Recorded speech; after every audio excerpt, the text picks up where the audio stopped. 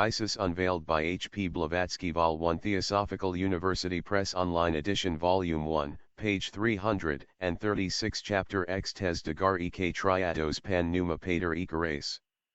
/te, lyd. Demands, 20. The more powerful souls perceive truth through themselves, and are of a more inventive nature. Such souls are saved through their own strength, according to the oracle. Proclus in Ial. Since the soul perpetually runs and passes through all things in a certain space of time, which being performed, it is presently compelled to run back again through all things, and unfold the same web of generation in the world. For as often as the same causes return, the same effects will in like manner be returned. Facin. Dime. AN, 129, Chaldean Oracles. If not to some peculiar end assigned, studies the specious trifling of the mind. Young. From the moment when the fetal embryo is formed until the old man, gasping his last, drops into the grave, neither the beginning nor the end is understood by scholastic science, all before us is a blank, all after us chaos. For it there is no evidence as to the relations between spirit, soul, and body, either before or after death.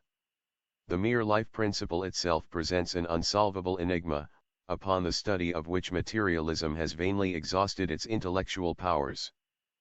In the presence of a corpse the skeptical physiologist stands dumb when asked by his pupil whence came the former tenant of that empty box, and whither it has gone. The pupil must either, like his master, rest satisfied with the explanation that protoplasm made the man, and force vitalized and will now consume his body, or he must go outside the walls of his college and the books of its library to find an explanation of the mystery. It is sometimes as interesting as instructive to follow the two great rivals, science and theology, in their frequent skirmishes. Not all of the sons of the Church are as unsuccessful in their attempts at advocacy as the poor Abbé Moignot, of Paris.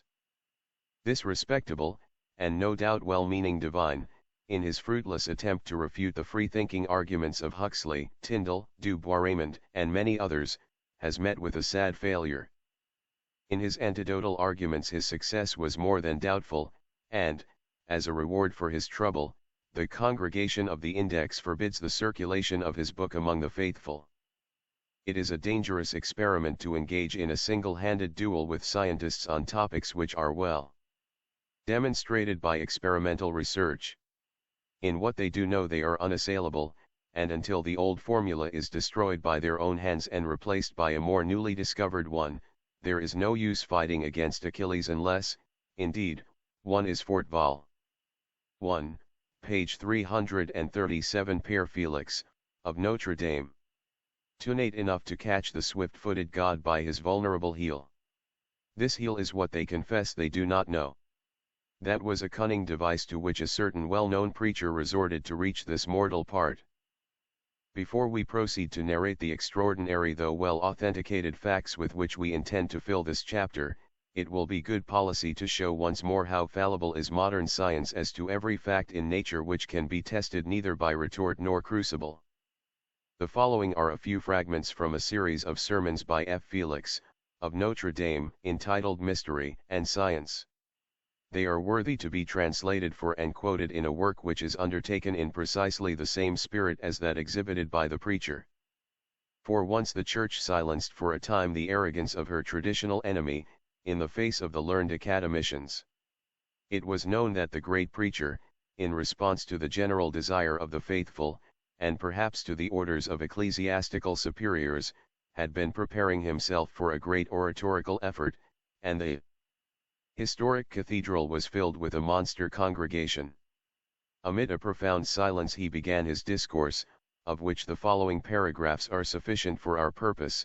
A portentous word has been pronounced against us to confront progress with Christianity science. Such is the formidable evocation with which they try to appall us.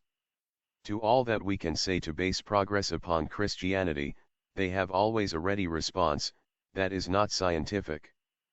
We say revelation, revelation is not scientific.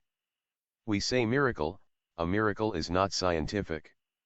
Thus antichristianism, faithful to its tradition, and now more than ever, pretends to kill us by science. Principle of darkness, it threatens us with light. It proclaims itself the light. 100 times I asked myself, what is, then, that terrible science which is making ready to devour us? Is it mathematical science? But we also have our mathematicians. Is it physics? Astronomy? Physiology? Geology? But we number in Catholicism astronomers, physicists, geologists and physiologists, who make somewhat of a figure in the scientific world, who have their place in the academy and their name in history.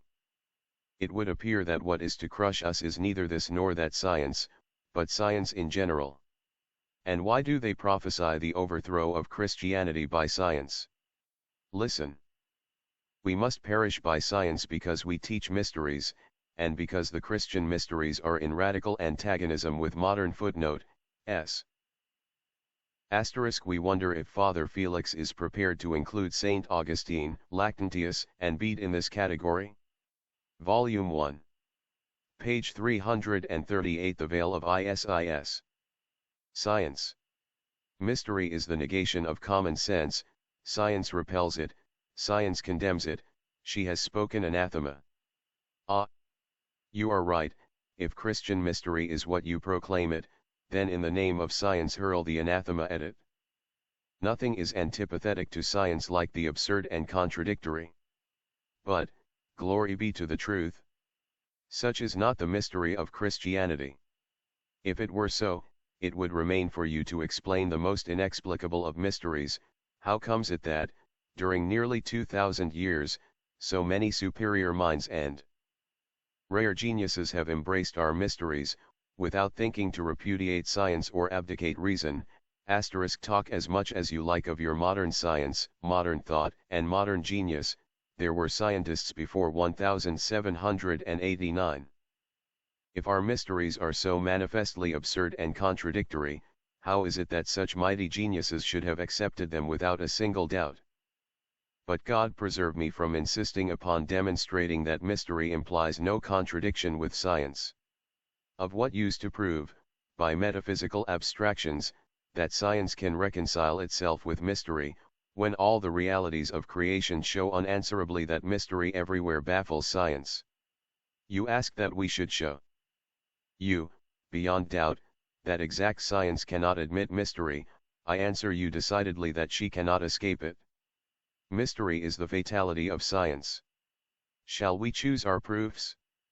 First, then, look around at the purely material world, from the smallest atom to the most majestic sun. There, if you try to embrace in the unity of a single law all these bodies and their movements, if you seek the word which explains, in this vast panorama of the universe, this prodigious harmony, where all seems to obey the empire of a single force, you pronounce a word to express it, and say attraction. Yes, attraction, this is the sublime epitome of the science of the heavenly bodies. You say that throughout space these bodies recognize and attract each other, you say that they attract in proportion to their mass, and in inverse ratio with the squares of their distances. And, in fact, until the present moment, nothing has happened to give the lie to this assertion, but everything has confirmed a formula which now reigns sovereign in the empire of hypothesis, and therefore it must henceforth enjoy the glory of being an invincible truism. Gentlemen, with all my heart I make my scientific obeisances to the sovereignty of attraction.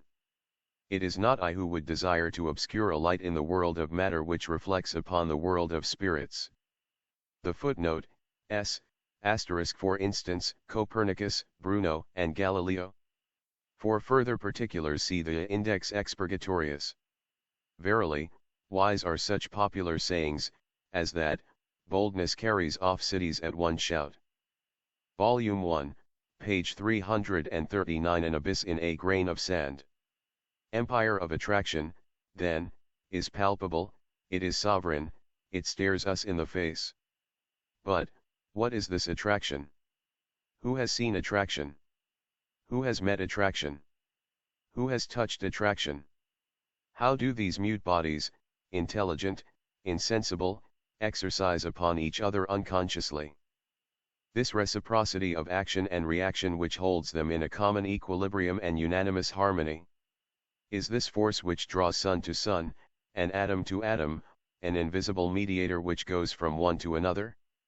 And, in such case, what is this mediator? Whence comes to itself this force which mediates, and this power which embraces, from which the sun can no more escape than the atom? But is this force nothing different from the elements themselves which attract each other? Mystery. Mystery. Yes, gentlemen, this attraction which shines with such brightness throughout the material world, remains to you at bottom an impenetrable mystery. Well, because of its mystery, will you deny its reality, which touches you, and its domination, which subjugates you? And again, remark if you please, mystery is so much at the foundation of all science that if you should desire to exclude mystery, you would be compelled to suppress science itself. Imagine whatever science you will, follow the magnificent sweep of its deductions when you arrive at its parent source, you come face to face with the unknown. Who has been able to penetrate the secret of the formation of a body, the generation of a single atom? What is there, I will not say at the center of a sun, but at the center of an atom? Who has sounded to the bottom the abyss in a grain of sand? The grain of sand, gentlemen, has been studied 4,000 years by science. She has turned and returned it, she divides it and subdivides it, she torments it with her experiments, she vexes it with her questions to snatch from it the final word as to its secret constitution. She asks it, with an insatiable curiosity, shall I divide thee infinitesimally? Then, suspended over this abyss, science hesitates, she stumbles, she feels dazzled, she becomes dizzy, and, in despair says, I do not know. But if you are so fatally ignorant of the genesis and hidden nature of a grain of sand, how should you have an intuition as to the generation of a single living being? Whence in the living being does life come? Where does it commence? What is the life principle? Footnote S. Asterisk. This statement, neither Herbert Spencer nor Huxley will be likely to traverse. But Father Felix seems insensible of his own debt to science. If he had said this in February, 1600, he might have shared the fate of poor Bruno. Le Mystère et la Science, Conferences, P. Félix de Notre Dame, des Museaux, Houtsfen. Meiji. Volume 1, page 340. The Veil of Isis. Can the scientists answer the eloquent monk? Can they escape from his pitiless logic?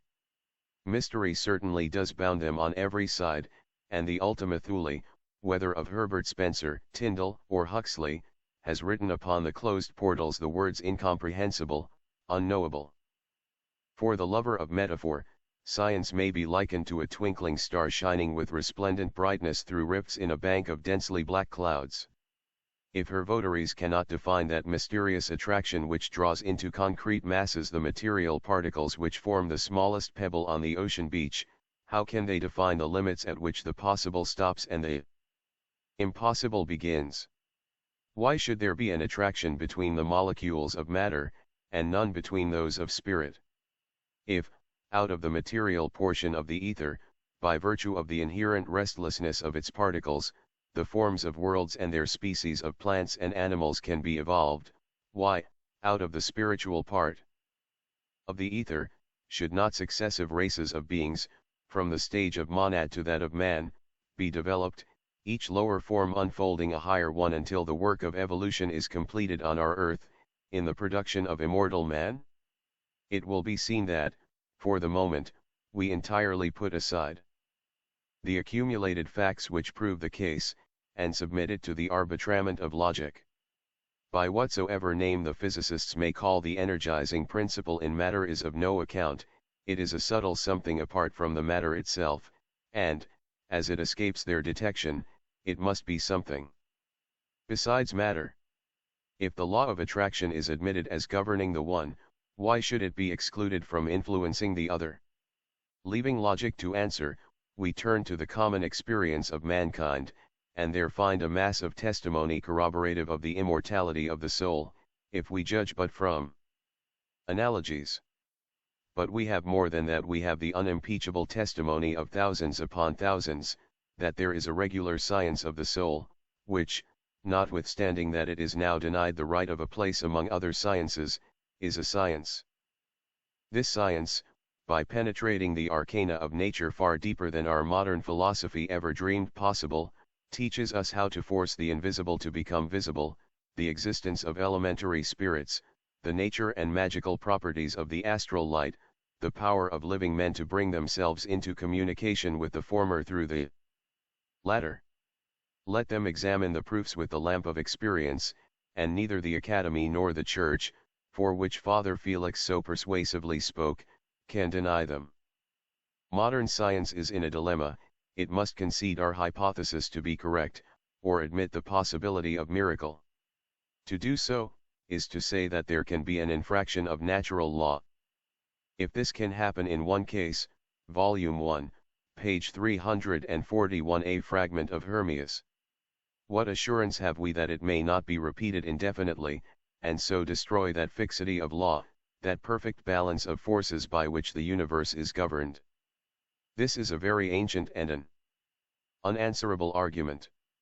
To deny the appearance, in our midst, of supersensual beings, when they have been seen, at various times and in various countries, by not merely thousands, but millions of persons, is unpardonable obstinacy. To say that, in any one instance, the apparition has been produced by a miracle, fatal to the fundamental principle of science. What will they do? What can they do, when they shall have awakened from the benumbing stupor of their pride, but collect the facts, and try to enlarge the boundaries of their field of investigations? The existence of spirit in the common mediator, the ether, is denied by materialism, while theology makes of it a personal God. The Kabbalist holds that both are wrong, saving that in ether, the elements represent but matter, the blind cosmic forces of nature, and spirit, the intelligence which directs them. The Hermetic, Orphic, and Pythagorean cosmogonical doctrines, as well as those of Sanchoniathon and Beresis, are all based upon one irrefutable formula, viz., that the ether and chaos, or, in the Platonic language, mind and matter, were the two primeval and eternal principles of the universe, utterly independent of anything else.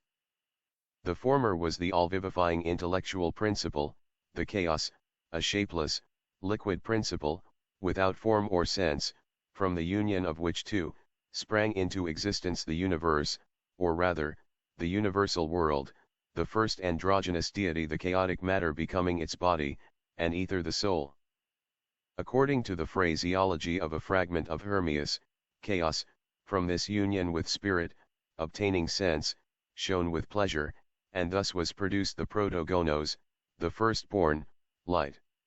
This is the universal Trinity, based on the metaphysical conceptions of the ancients, who, reasoning by analogy, made of man, who is a compound of intellect and matter, the microcosm of the macrocosm, or great universe.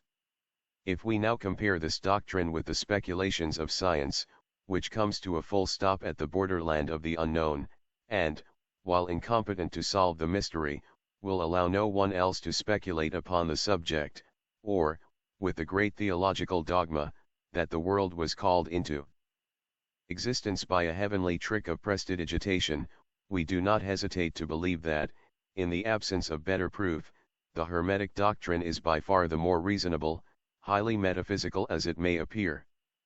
The universe is there, and we know that we exist, but how did it come, and how did we appear in it? Denied an answer by the rep footnote, s. Damascius, in the Theogony, calls it the disposer of all things. Corey, Ancient Fragments, p. 314. Foot Volume 1, page 342. The Veil of Isis. Representatives of physical learning, and excommunicated and anathematized for our blasphemous curiosity by the spiritual usurpers, what can we do, but turn for information to the sages who meditated upon the subject ages before the molecules of our philosophers aggregated in ethereal space. This visible universe of spirit and matter, they say, is but the concrete image of the ideal abstraction. It was built on the model of the first divine idea. Thus our universe existed from eternity in a latent state. The soul animating this purely spiritual universe is the central sun, the highest deity itself. It was not himself who built the concrete form of his idea, but his first begotten, and as it was constructed on the geometrical figure of the dodecahedron *, the first begotten was pleased to employ 12,000 years in its creation. The latter number is expressed in the Tyrrhenian cosmogony, which shows man created in the 6th millennium. This agrees with the Egyptian theory of 6,000 years, and with the Hebrew computation. Sanchoniathon, in his cosmogony, declares that when the wind, spirit, became enamored of its own principles, the chaos, an intimate union took place, which connection was called pothos, and from this sprang the seed of all. And the chaos knew not its own production, for it was senseless, but from its embrace with the wind was generated mot, or the ilus, mud. From this proceeded the spores of creation and the generation of the universe. The ancients, who named but 4 elements, made of ether a 5th one. On account of its essence being made divine by the unseen presence, it was considered as a medium between this world and the next. They held that when the directing intelligences retired from any portion of ether, one of the 4 kingdoms which they are bound to superintend, the space was left in possession of evil. An adept who prepared to converse with the invisibles, had to know well his ritual, and be perfectly acquainted with the conditions required for the perfect equilibrium of the 4 elements in the astral light. First of all, he must purify the essence, and within the circle in which he sought to attract the pure spirits, equilibrize the elements, so as to prevent the ingress of the elementaries into their respective spheres. But woe to the imprudent inquirer who ignorantly trespasses upon forbidden ground, danger will beset him at every step. He evokes powers that he cannot control, he arouses sentries which allow only their masters to pass. For, in the words of the immortal Rosicrucian, once that thou hast resolved to become a cooperator with the spirit of *s. Plato, Timaeus. Suidas, v. Tyrrhenia. The reader will understand that by years is meant ages, not mere periods of 12 lunar months each. See the Greek translation by Philobiblius. Corey, Ancient Fragments. Volume 1, page 343. The Book of Life. The living God, take care not to hinder him in his work, for, if thy heat exceeds the natural proportion, thou hast stirred the wrath of the moist * natures, and they will stand up against the central fire, and the central fire against them, and there will be a terrible division in the chaos. The spirit of harmony and union will depart from the elements, disturbed by the imprudent hand, and the currents of blind forces will become immediately infested by numberless creatures of matter and instinct, the bad demons of the theurgists, the devils of theology, the gnomes, salamanders, sylphs, and undines will assail the rash performer under multifarious aerial forms. Unable to invent anything, they will search your memory to its very depths, hence the nervous exhaustion and mental oppression of certain sensitive natures at spiritual circles. The elementals will bring to light long-forgotten remembrances of the past, forms, images, sweet mementos, and familiar sentences, long since faded from our own remembrance, but vividly preserved in the inscrutable depths of our memory and on the astral tablets of the imperishable Book of Life. Every organized thing in this world, visible as well as invisible, has an element appropriate to itself. The fish lives and breathes in the water, the plant consumes carbonic acid, which for animals and men produces death. Some beings are fitted for rarefied strata of air, others exist only in the densest. Life, to some, is dependent on sunlight, to others, upon darkness, and so the wise economy of nature adapts to each existing condition some living form. These analogies warrant the conclusion that, not only is there no unoccupied portion of universal nature, but also that for each thing that has life, special conditions are furnished, and, being furnished, they are necessary. Now, assuming footnote, s. Asterisk we give the spelling and words of this Kabbalist who lived and published his works in the 17th century. Generally he is considered as one of the most famous alchemists among the Hermetic philosophers. The most positive of materialistic philosophers agree that all that exists was evolved from ether, hence, air, water, earth, and fire. The four primordial elements must also proceed from ether and chaos. The first duad, all the imponderables, whether now known or unknown, proceed from the same source. Now, if there is a spiritual essence in matter, and that essence forces it to shape itself into millions of individual forms, why is it illogical to assert that each of these spiritual kingdoms in nature is peopled with beings evolved out of its own material? Chemistry teaches us that in man's body there are air, water, earth, and heat, or fire. Air is present in its components, water in the secretions, earth in the inorganic constituents, and fire in the animal heat. The Kabbalist knows by experience that an elemental spirit contains only one, and that each one of the four kingdoms has its own peculiar elemental spirits, man being higher than they. The law of evolution finds its illustration in the combination of all four in him. Volume 1, page 344. The Veil of Isis. That there is an invisible side to the universe, the fixed habit of nature warrants the conclusion that this half is occupied, like the other half, and that each group of its occupants is supplied with the indispensable conditions of existence.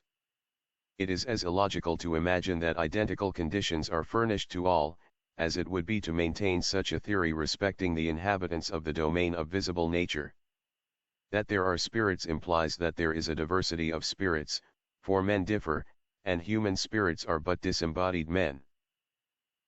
To say that all spirits are alike, or fitted to the same atmosphere, or possessed of like powers, or governed by the same attractions electric, magnetic, otic, astral, it matters not which, is as absurd as though one should say that all planets have the same nature, or that all animals are amphibious, or all men can be nourished on the same food. It accords with reason to suppose that the grossest natures among the spirits will sink to the lowest depths of the spiritual atmosphere, in other words, be found nearest to the earth. Inversely, the purest would be farthest away. In what, were we to coin a word, we should call the psychomatics of occultism, it is as unwarrantable to assume that either of these grades of spirits can occupy the place, or subsist in the conditions, of the other, as in hydraulics it would be to expect that two liquids of different densities could exchange their markings on the scale of Bohm's hydrometer. Gores, describing a conversation he had with some Hindus of the Malabar coast, reports that upon asking them whether they had ghosts among them, they replied, "Yes, but we know them to be bad. Spirits, good ones, can hardly ever appear at all. They are principally the spirits of suicides and murderers, or of those who die violent deaths. They constantly flutter about and appear as phantoms. Night-time is favorable to them, they seduce the feeble-minded and tempt others in 1,000 different ways." Porphyry presents to us some hideous facts whose verity is substantiated in the experience of every student of magic. "The soul," says he, "having even after death a certain affection for its body, an affinity proportioned to the violence with which their union was broken, we see many spirits hovering in despair about their earthly remains, we even see them eagerly seeking the putrid remains of other bodies, but above all freshly spilled blood, which seems to impart to them for the moment some of the faculties of life." Footnote, S. Gores, Mystique, Lib 3, p. 63. The ancients called the soul the spirits of bad people, the soul was the larva and lemur. Good human spirits became gods. Porphyry, De Sacrificiis. Chapter on the True Cultus. Volume 1, page 345. Apuleius on the soul. Let spiritualists who doubt the theurgist, try the effect of about half a pound of freshly drawn human blood at their next materializing seance. The gods and the angels, says Iamblichus, appear to us among peace and harmony, the bad demons, in tossing everything in confusion. As to the ordinary souls, we can perceive them more rarely, etc. Asterisk. The human soul, the astral body, is a demon that our language may name genius, says Apuleius. She is an immortal god, though in a certain sense she is born at the same time as the man in whom she is. Consequently, we may say that she dies in the same way that she is born. The soul is born in this world upon leaving another world, anima mundi, in which her existence precedes the one we all know, on earth. Thus, the gods who consider her proceedings in all the phases of various existences and as a whole, punish her sometimes for sins committed during an anterior life. She dies when she separates herself from a body in which she crossed this life as in a frail bark. And this is, if I mistake not, the secret meaning of the tumulary inscription, so simple for the initiate, to the gods Manes who lived. But this kind of death does not annihilate the soul, it only transforms it into a lemur. Lemurs are the Manes or ghosts, which we know under the name of Lares. When they keep away and show us a beneficent protection, we honor in them the protecting divinities of the family hearth, but, if their crimes sentence them to air, we call them larvae. They become a plague for the wicked, and the vain terror of the good. This language can hardly be called ambiguous, and yet, the reincarnationists quote Apuleius in corroboration of their theory that man passes through a succession of physical human births upon this planet, until he is finally purged from the dross of his nature. But Apuleius distinctly says that we come upon this earth from another one, where we had an existence, the recollection of which has faded away. As the watch passes from hand to hand and room to room in a factory, one part being added here and another there, until the delicate machine is perfected, according to the design conceived in the mind of the master before the work was begun, so, according to ancient philosophy, the first divine conception of man takes shape little by little, in the several departments of the universal workshop, and the perfect human being finally appears on our scene. This philosophy teaches that nature never leaves her work unfinished. Footnote S. Asterisk Mysteries of the Egyptians. 2nd century, AD. Du Dieu de Socrate, Apul. Class, pp. 143 to 145, Volume 1, page 346. The Veil of Isis. If baffled at the first attempt, she tries again. When she evolves a human embryo, the intention is that a man shall be perfected physically, intellectually, and spiritually. His body is to grow mature, wear out, and die, his mind unfold, ripen, and be harmoniously balanced, his divine spirit illuminate and blend easily with the inner man. No human being completes its grand cycle, or the circle of necessity, until all these are accomplished. As the laggards in a race struggle and plod in their first quarter while the victor darts past the goal, so, in the race of immortality, some souls outspeed all the rest and reach the end, while their myriad competitors are toiling under the load of matter, close to the starting point. Some unfortunates fall out entirely, and lose all chance of the prize, some retrace their steps and begin again. This is what the Hindu dreads above all things: transmigration and reincarnation, only on other and inferior planets, never on this one. But there is a way to avoid it, and Buddha taught it in his doctrine of poverty, restriction of the senses, perfect indifference to the objects of this earthly vale of tears, freedom from passion, and frequent intercommunication with the Atma. Soul contemplation. The cause of reincarnation is ignorance of our senses, and the idea that there is any reality in the world, anything except abstract existence. From the organs of sense comes the hallucination we call contact, from contact, desire, from desire, sensation, which also is a deception of our body, from sensation, the cleaving to existing bodies, from this cleaving, reproduction, and from reproduction, disease, decay, and death. Thus, like the revolutions of a wheel, there is a regular succession of death and birth, the moral cause of which is the cleaving to existing objects, while the instrumental cause is karma, the power which controls the universe, prompting it to activity, merit and demerit. It is, therefore, the great desire of all beings who would be released from the sorrows of successive birth, to seek the destruction of the moral cause, the cleaving to existing objects, or evil desire.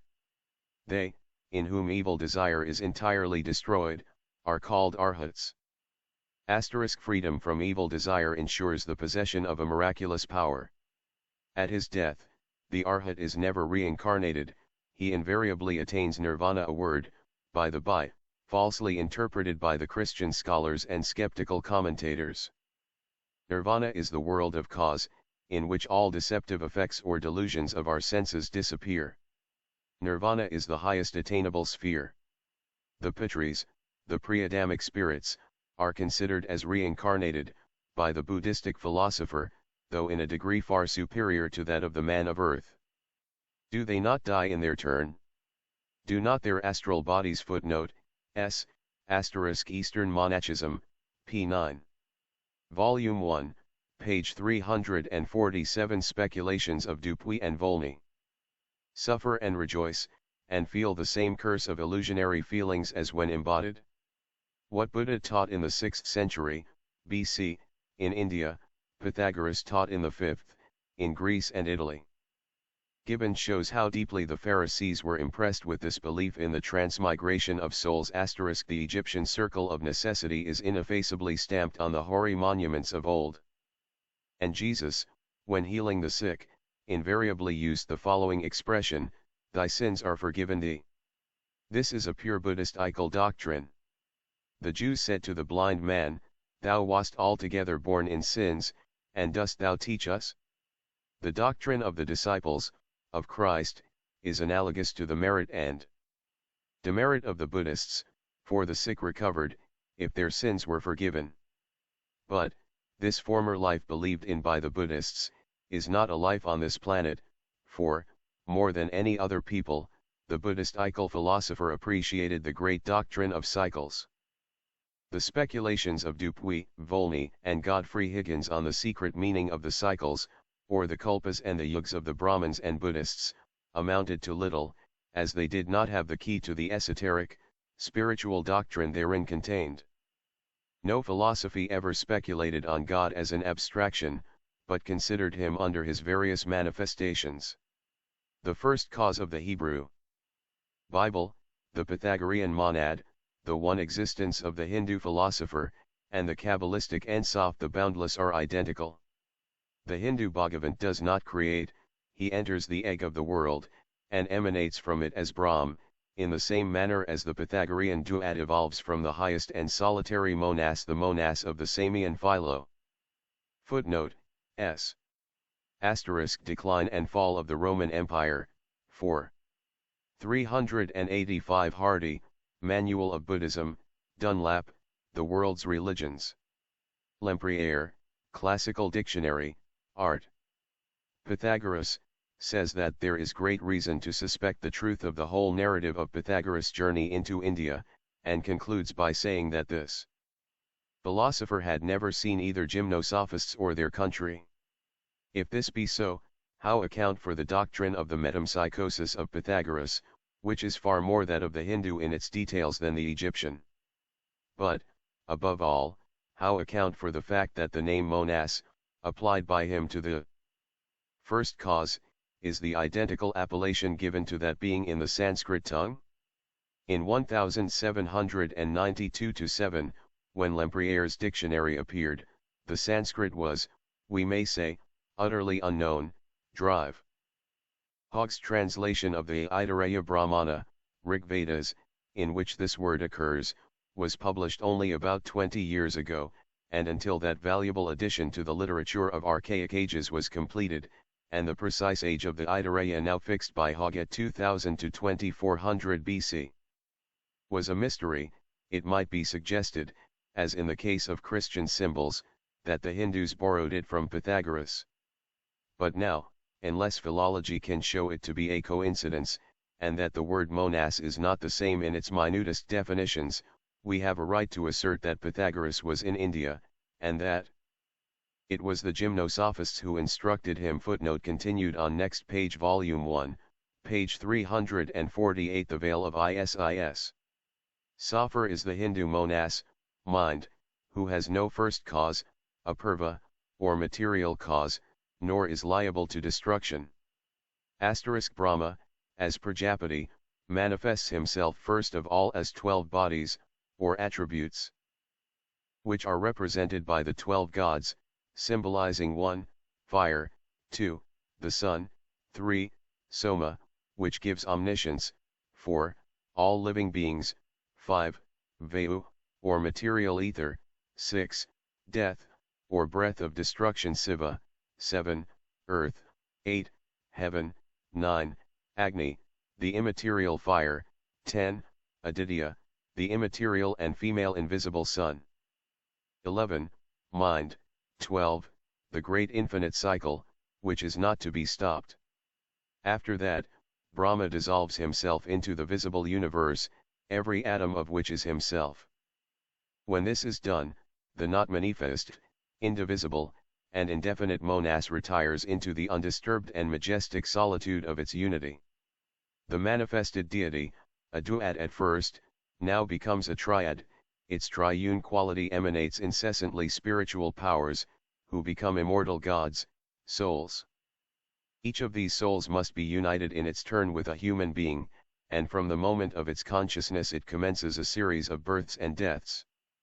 An Eastern artist has attempted to give pictorial expression to the Kabbalistic doctrine of the cycles.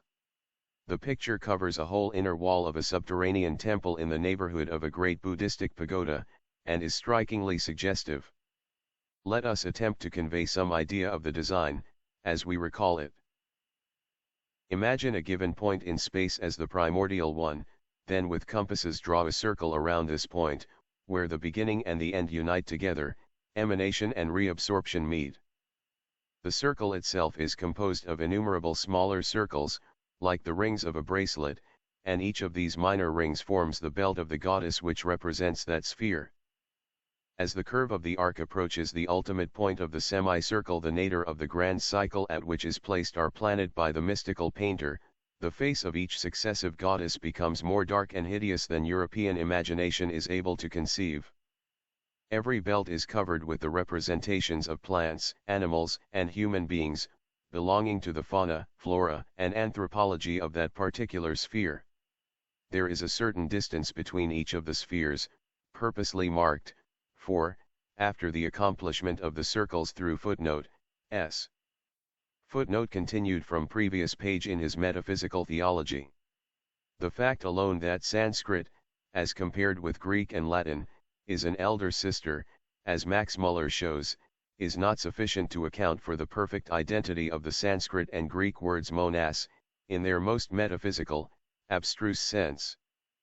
The Sanskrit word deva, God, has become the Latin deus, and points to a common source, but we see in the Zoroastrian Zendavesta the same word, meaning diametrically the opposite, and becoming deva, or evil spirit, from which comes the word devil.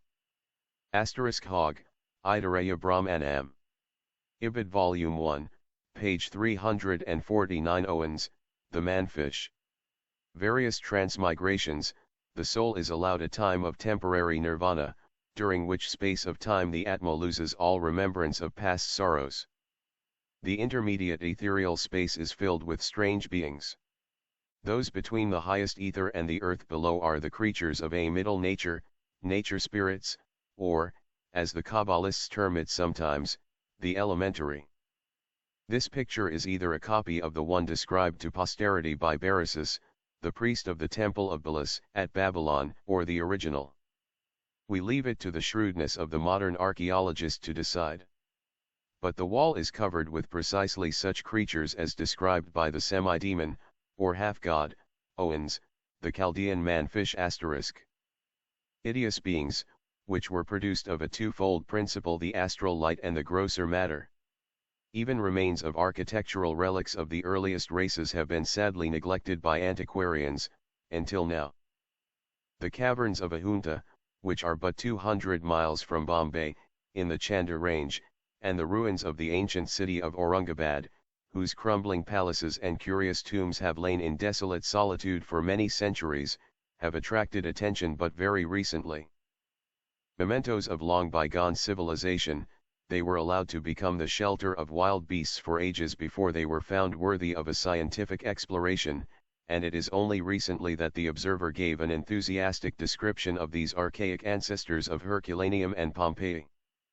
After justly blaming the local government which has provided a bungalow where the traveler may find shelter and safety, but that is all, it proceeds to narrate the wonders to be seen in this retired spot, in the following words: in a deep glen away up the mountain there is a group of cave temples which are the most wonderful caverns on the earth.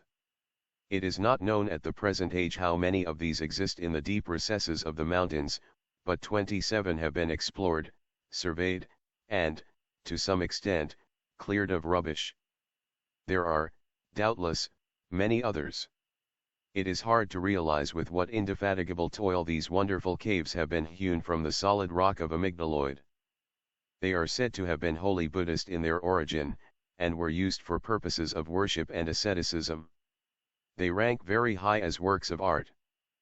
They extend over 500 feet along a high cliff, and are carved in the most curious manner, exhibiting, in a wonderful degree, the taste, talent, and persevering industry of the Hindu sculptors. Footnote, S. Barasis, fragment preserved by Alex. Polyhistor, Corey, of the Cosmogony and the Deluge.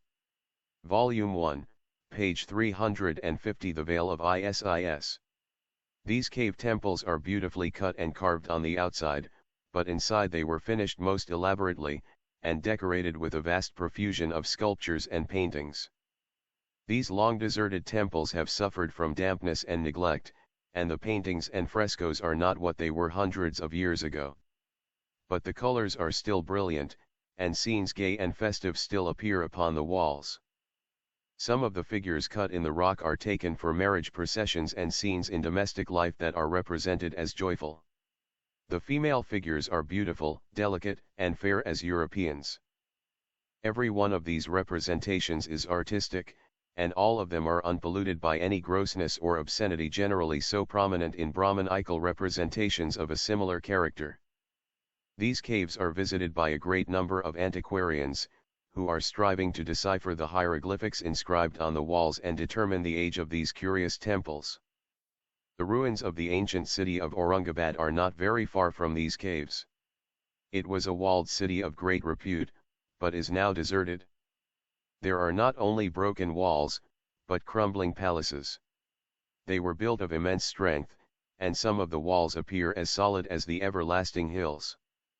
There are a great many places in this vicinity where there are Hindu remains, consisting of deep caves and rock-cut temples. Many of these temples are surrounded by a circular enclosure, which is often adorned with statues and columns. The figure of an elephant is very common, placed before or beside the opening of a temple, as a sort of sentinel. Hundreds and thousands of niches are beautifully cut in the solid rock, and when these temples were thronged with worshippers, each niche had a statue or image, usually in the florid style of these oriental sculptures. It is a sad truth that almost every image here is shamefully defaced and mutilated. It is often said that no Hindu will bow down to an imperfect image, and that the Mahometans, knowing this, purposely mutilated all these images to prevent the Hindus from worshipping them. This is regarded by the Hindus as sacrilegious and blasphemous, awakening the keenest animosities, which every Hindu inherits from his father, and which centuries have not been able to efface. Here also are the remains of buried cities, sad ruins generally without a single inhabitant.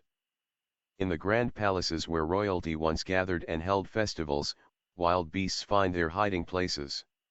In several places the track of the railway has been constructed over or through these ruins, and the material has been used for the bed of the road.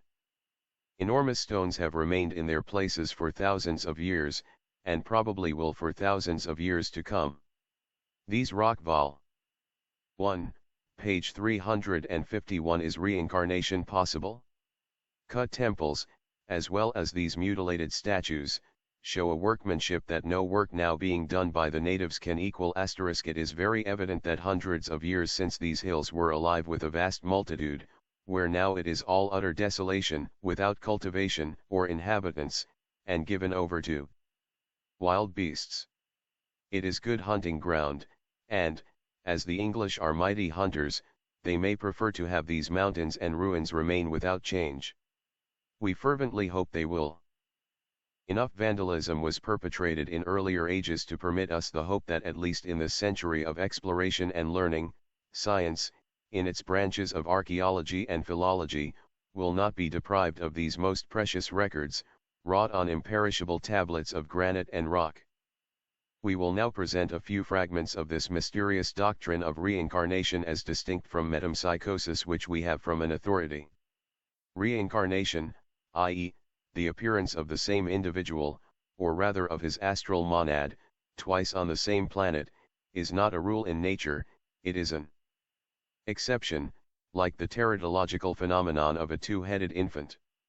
It is preceded by a violation of the laws of harmony of nature, and happens only when the latter, seeking to restore its disturbed equilibrium, violently throws back into earth life the astral monad which had been tossed out of the circle of necessity by crime or accident.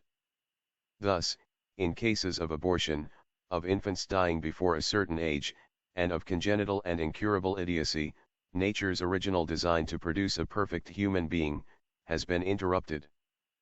Therefore, while the gross matter of each of these several entities is suffered to disperse itself at death, through the vast realm of being, the immortal spirit and astral monad of the individual, the latter having been set apart to animate a frame and the former to shed its divine light on the corporeal organization, must try a second time to carry out the purpose of the creative intelligence.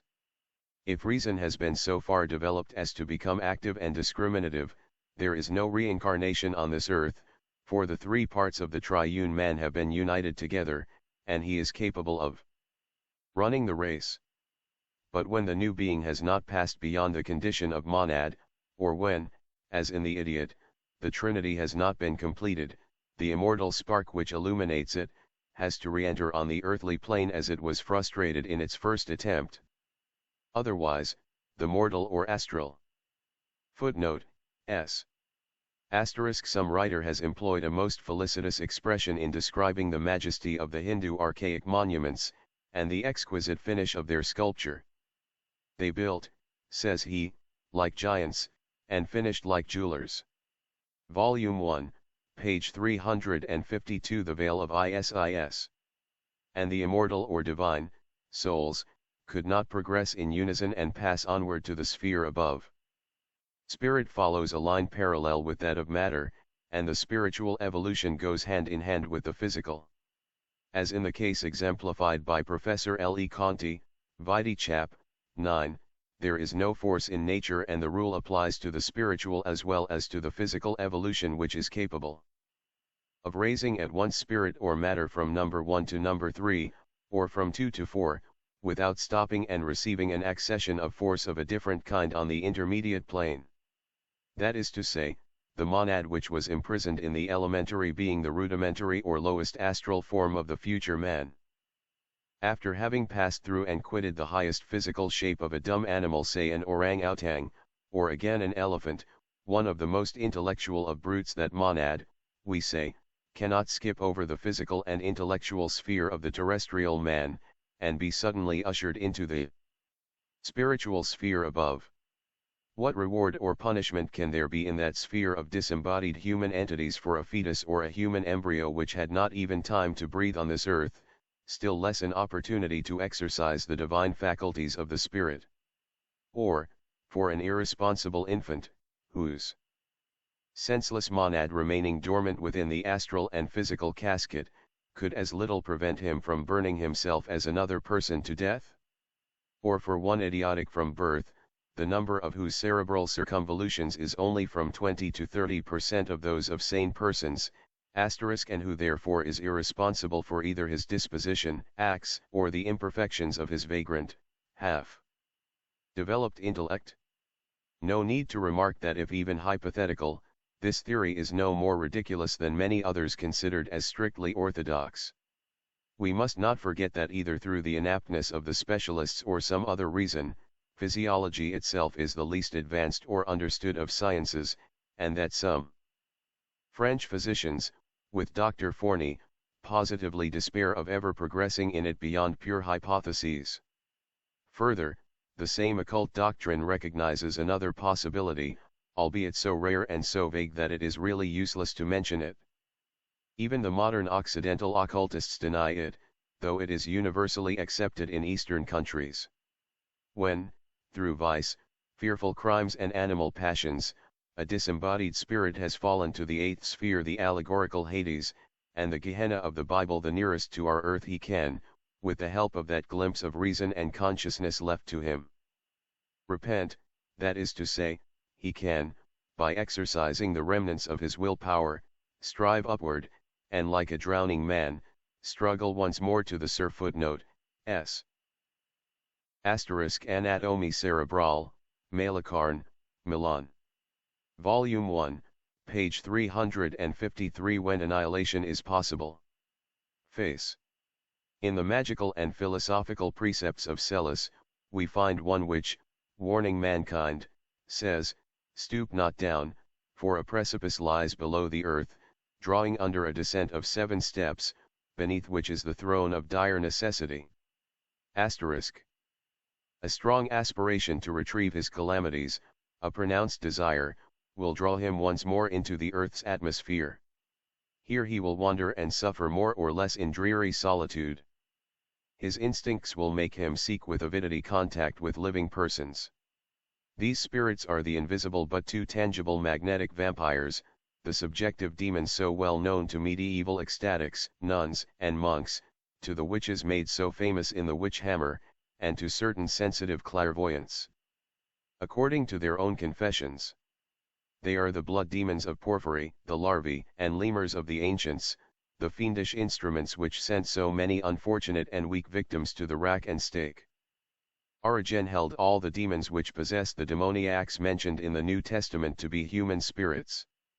It is because Moses knew so well what they were, and how terrible were the consequences to weak persons who yielded to their influence, that he enacted the cruel, murderous law against such would-be witches, but Jesus, full of justice and divine love to humanity, healed instead of killing them. Subsequently our clergy, the pretended exemplars of Christian principles, followed the law of Moses, and quietly ignored the law of him whom they call their one living God, by burning dozens of thousands of such pretended witches. Which mighty name, which in the past contained the promise of ignominious death, and in the present has but to be pronounced to raise a whirlwind of ridicule, a tornado of sarcasms. How is it then that there have always been men of intellect and learning, who never thought that it would disgrace their reputation for learning, or lower their dignity, to publicly affirm the possibility of such a thing as a witch, in the correct acceptation of the word? One such fearless champion was Henry More, the learned scholar of Cambridge, of the 17th century. It is well worth our while to see how cleverly he handled the question. It appears that about the year 1678, a certain divine, named John Webster, wrote criticisms and interpretations of Scripture, against the existence of witches, and other superstitions. Finding the work a weak and impertinent piece, Drive. More criticized it in a letter to Glanville, the author of Saggismus Triumphatus, and as an appendix sent a footnote, S. Celis, 6, Pete. 2, Corey, Chaldean Oracles. Volume 1, page 354. The Veil of Isis. Treatise on Witchcraft and Explanations of the Word Witch, itself. This document is very rare, but we possess it in a fragmentary form in an old manuscript, having seen it mentioned besides only in an insignificant work of 1820, on apparitions, for it appears that the document itself was long since out of print. The words witch and wizard, according to Dr. Moore, signify no more than a wise man or a wise woman.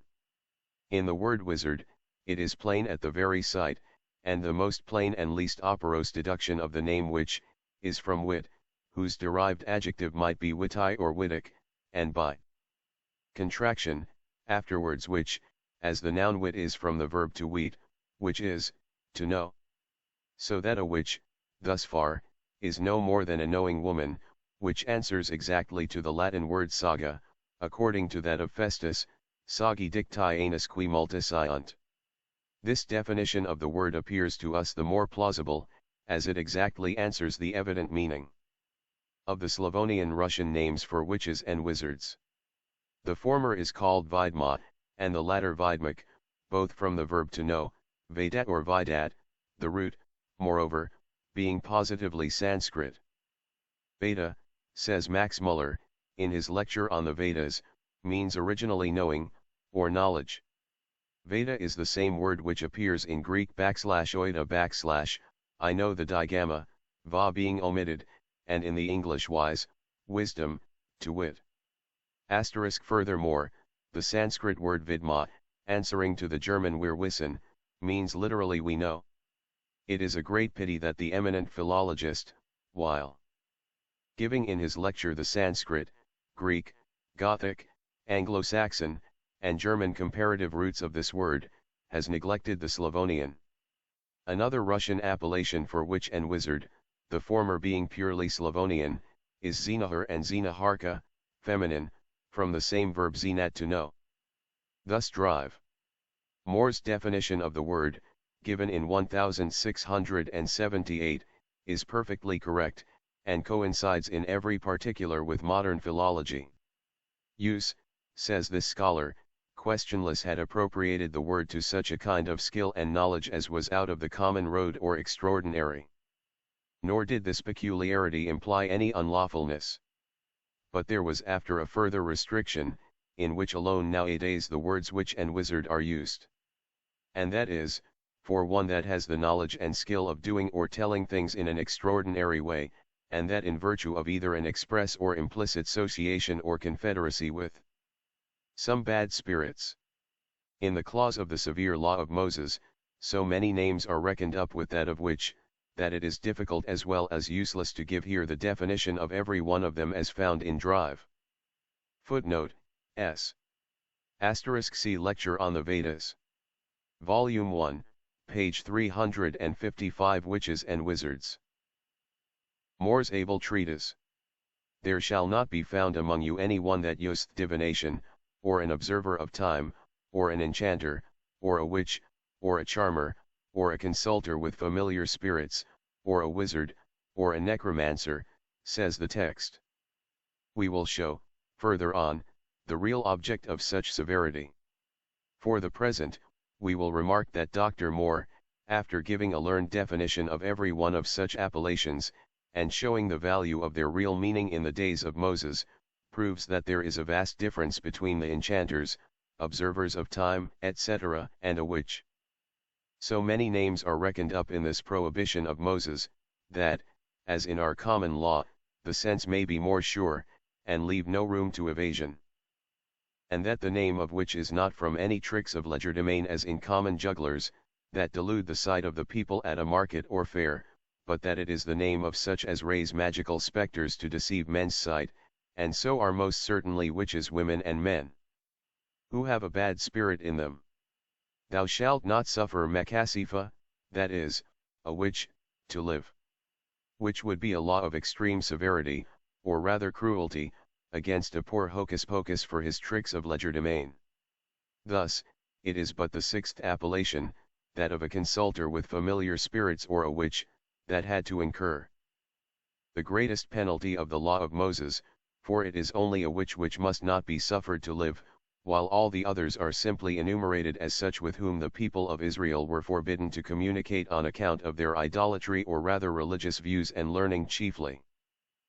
This sixth word is shad-ob, which our English translation renders, a consulter with familiar spirits, but which the Septuagint translates, in gastrimethos, one that has a familiar spirit inside him, one possessed with the spirit of divination, which was considered to be Python by the Greeks, and Abite by the Hebrews, the old serpent, in its esoteric meaning the spirit of concupiscence and matter, which, according to the Kabbalists, is always an elementary human spirit of the eighth sphere. Shul Abite, I conceive, says Henry Moore, is to be understood of the witch herself who asks counsel of her or his familiar. The reason of the name Abite was taken first from that spirit that was in the body of the party, and swelled it to a protuberancy, the voice always seeming to come out as from a bottle, for which reason they were named ventriloquists. Ob signifies as much as Pytho, which at first took its name from the Pythiivates, a spirit that tells hidden things, or things to come. In Acts 16:16, Pneuma Pathonos, when Paul being grieved, turned, and said to that spirit, I command thee, in the name of Jesus Christ, to come out of her, and he came out at the same hour. Therefore, the words obsessed or possessed are synonyms of the word witch, nor could this. Volume 1, page 356 The Veil of Isis. Pytho of the eighth sphere come out of her, unless it was a spirit distinct from her. And so it is that we see in Leviticus XX 27, a man also or woman that hath a familiar spirit, or that is a wizard, an irresponsible gignoni, shall surely be put to death, they shall stone them with stones, their blood shall be upon them. A cruel and unjust law beyond doubt, and one which gives the lie to a recent utterance of spirits, by the mouth of one of the most popular inspirational mediums of the day, to the effect that modern philological research proves that the Mosaic law never contemplated the killing of the poor mediums or witches of the Old Testament, but that the words, "Thou shalt not suffer a witch to live," meant to live by their mediumship, that is, to gain their livelihood. An interpretation no less ingenious than novel. Certainly, nowhere short of the source of such inspiration could we find such philological profundity. Shut the door in the face of the daemon, says the Kabbalah, and he will keep running away from you, as if you pursued him, which means, that you must not give a hold on you to such spirits of obsession, by attracting them into an atmosphere of congenial sin.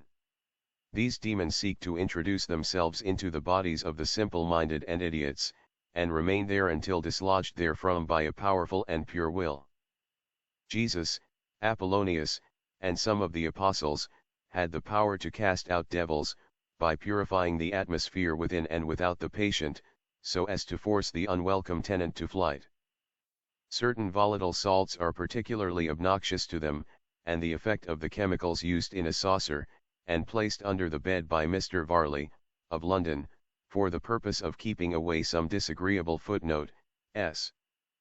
In order to avoid being contradicted by some spiritualists, we give verbatim the language in question, as a specimen of the unreliability of the oracular utterances of certain spirits.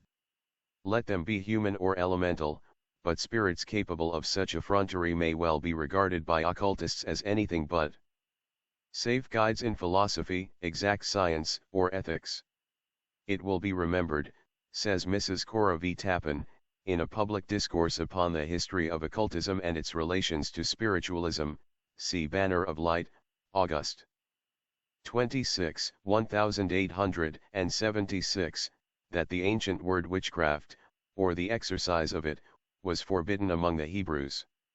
The translation is that no witch should be allowed to live. That has been supposed to be the literal interpretation, and acting upon that, your very pious and devout ancestors put to death, without adequate testimony, numbers of very intelligent, wise, and sincere persons, under the condemnation of witchcraft. It has now turned out that the interpretation or translation should be, that no witches should be allowed to obtain a living by the practice of their art. That is, it should not be made a profession. May we be so bold as to inquire of the celebrated speaker, through whom or according to what authority such a thing has ever turned out? Mr. Cromwell F. Varley, the well-known electrician of the Atlantic Cable Company, communicates the result of his observations, in the course of a debate at the footnote continued on next page vol. 1, page 357. The sacred sleep of ***** physical phenomena at night, are corroborative of this great truth. Pure or even simply inoffensive human spirits fear nothing, for having rid themselves of terrestrial matter, terrestrial compounds can affect them in no wise, such spirits are like a breath. Not so with the earth-bound souls and the natur spirits. It is for these carnal terrestrial larvae, degraded human spirits, that the ancient Kabbalists entertained a hope of reincarnation. But when, or how? At a fitting moment, and if helped by a sincere desire for his amendment and repentance by some strong, sympathizing person, or the will of an adept, or even a desire emanating from the erring spirit himself, provided it is powerful enough to make him throw off the burden of sinful matter. Losing all consciousness, the once bright monad is caught once more into the vortex of our terrestrial evolution, and it repasses the subordinate kingdoms, and again breathes as a living child. To compute the time necessary for the completion of this process would be impossible. Since there is no perception of time in eternity, the attempt would be a mere waste of labor. As we have said, but few Kabbalists believe in it, and this doctrine originated with certain astrologers. While casting up the nativities of certain historical personages renowned for some peculiarities of disposition, they found the conjunction of the planets answering perfectly to remarkable oracles and prophecies about other persons born ages later. Observation, and what would now be termed remarkable coincidences, added to revelation during the sacred sleep of the neophyte, disclosed the dreadful truth. So horrible is the thought that even those who ought to be convinced of it prefer ignoring it, or at least avoid speaking on the subject. This way of obtaining oracles was practiced in the highest antiquity. In India, this sublime lethargy is called the sacred sleep of ******. It is an oblivion into which the subject is thrown by certain magical processes, supplemented by draughts of the juice of the soma. The body of the sleeper remains for several days in a condition resembling death, and by the power of the adept is purified of its earthliness and made fit. Footnote continued from previous page. Psychological Society of Great Britain, which is reported in the Spiritualist, London, April 14, 1876, pages 174, 175. He thought that the effect of free nitric acid in the atmosphere was able to drive away what he calls unpleasant spirits. He thought that those who were troubled by unpleasant spirits at home, would find relief by pouring 1 ounce of vitriol upon 2 ounces of finely powdered niter in a saucer and putting the mixture under the bed. Here is a scientist, whose reputation extends over 2 continents, who gives a recipe to drive away bad spirits. And yet the general public mocks as a superstition the herbs and incenses employed by Hindus, Chinese, Africans, and other races to accomplish the self-same purpose. Volume 1, page 358. The veil of Isis. To become the temporary receptacle of the brightness of the immortal agoids. In this state the torpid body is made to reflect the glory of the upper spheres, as a burnished mirror does the rays of the sun.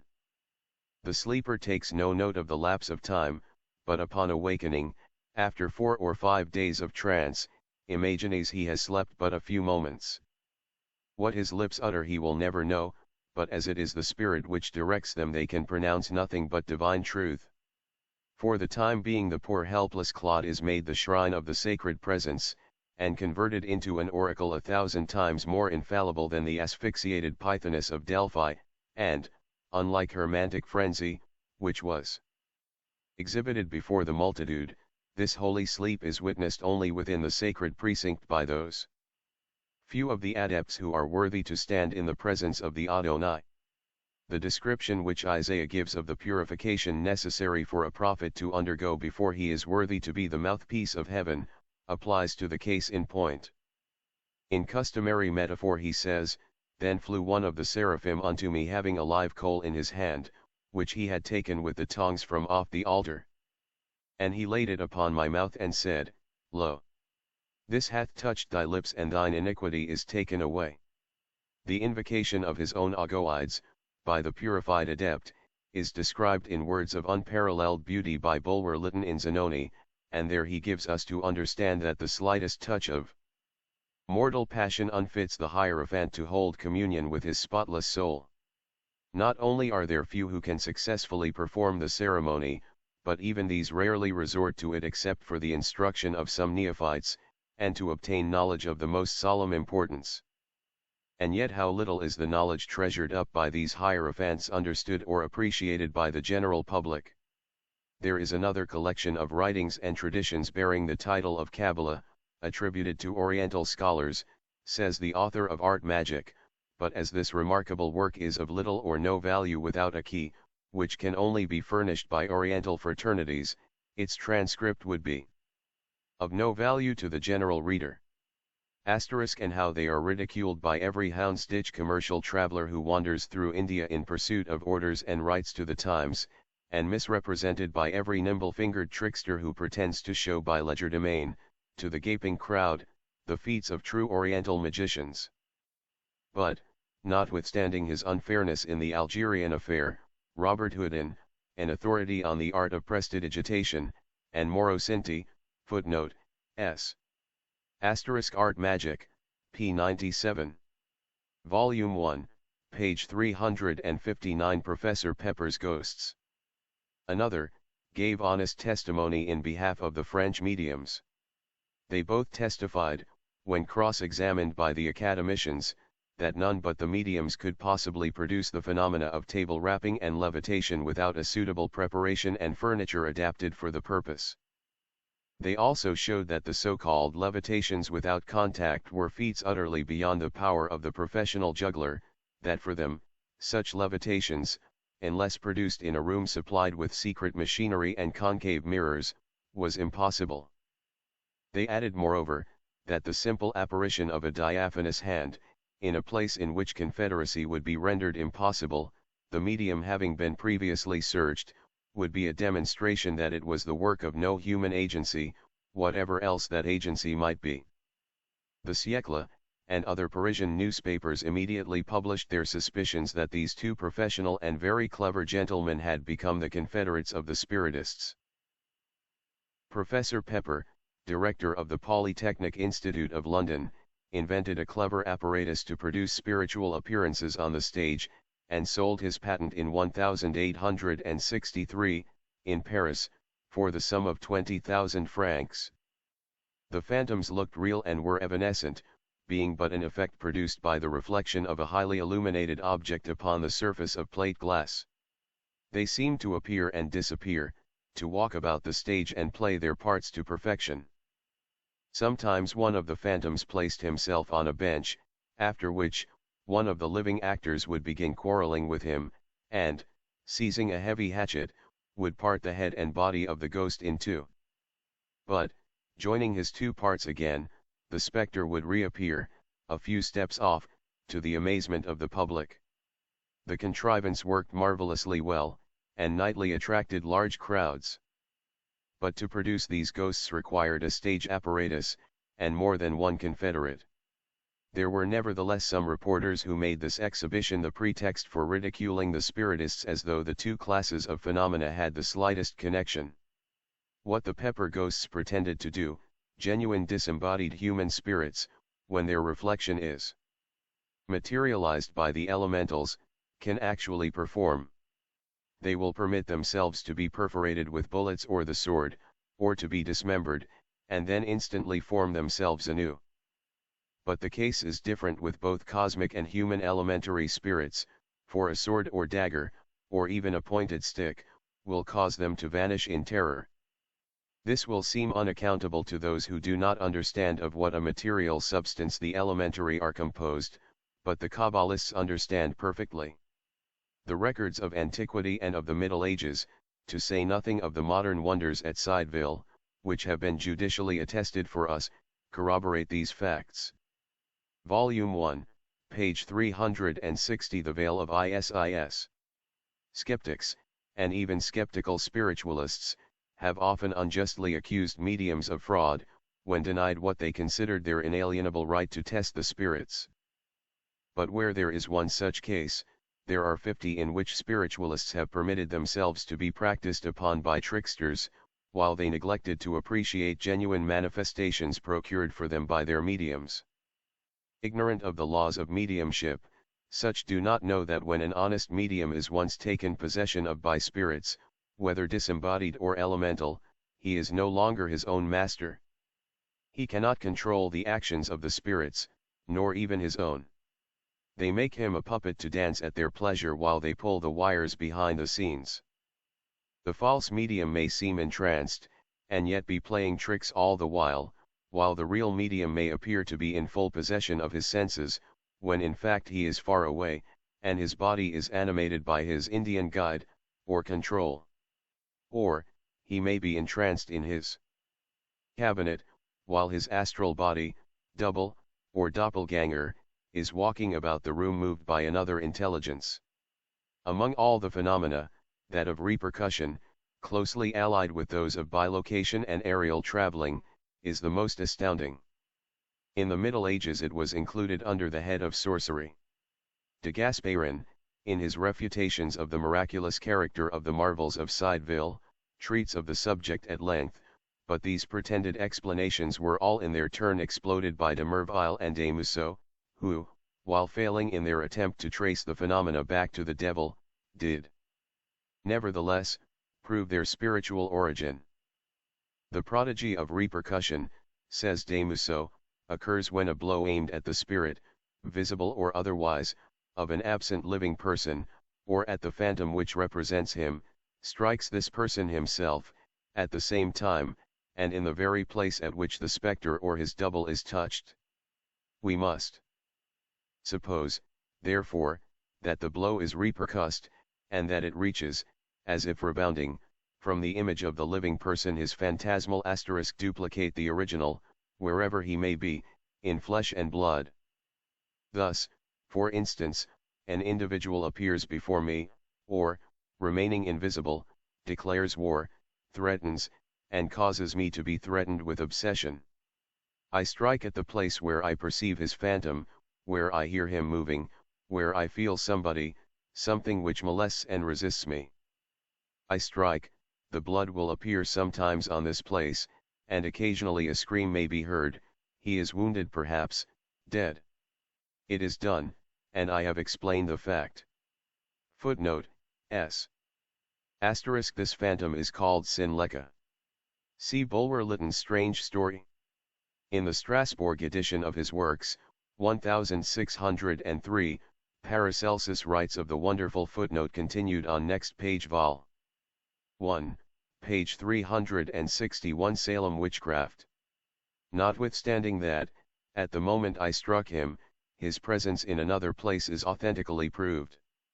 I saw plainly the phantom hurt upon the cheek or shoulder, and this same wound is found precisely on the living person, repercussed upon his cheek or shoulder.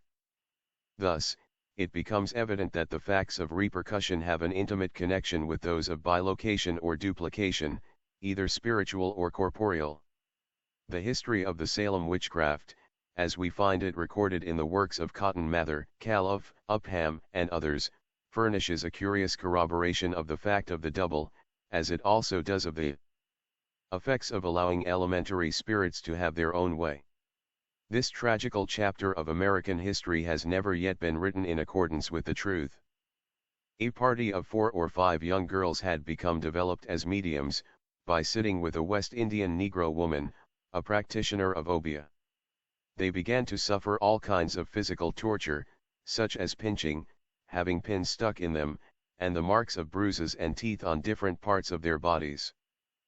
They would declare that they were hurt by the specters of various persons, and we learn from the celebrated narrative of Deodat Lawson, London, 1704, that some of them confessed that they did afflict the sufferers, i.e., these young girls, according to the time and manner they were accused thereof, and, being asked what they did to afflict them, some said that they pricked pins into poppets, made with rags, wax, and other materials. One that confessed after the signing of her death warrant, said she used to afflict them by clutching and pinching her hands together, and wishing in what part and after what manner she would have them afflicted, and it was done.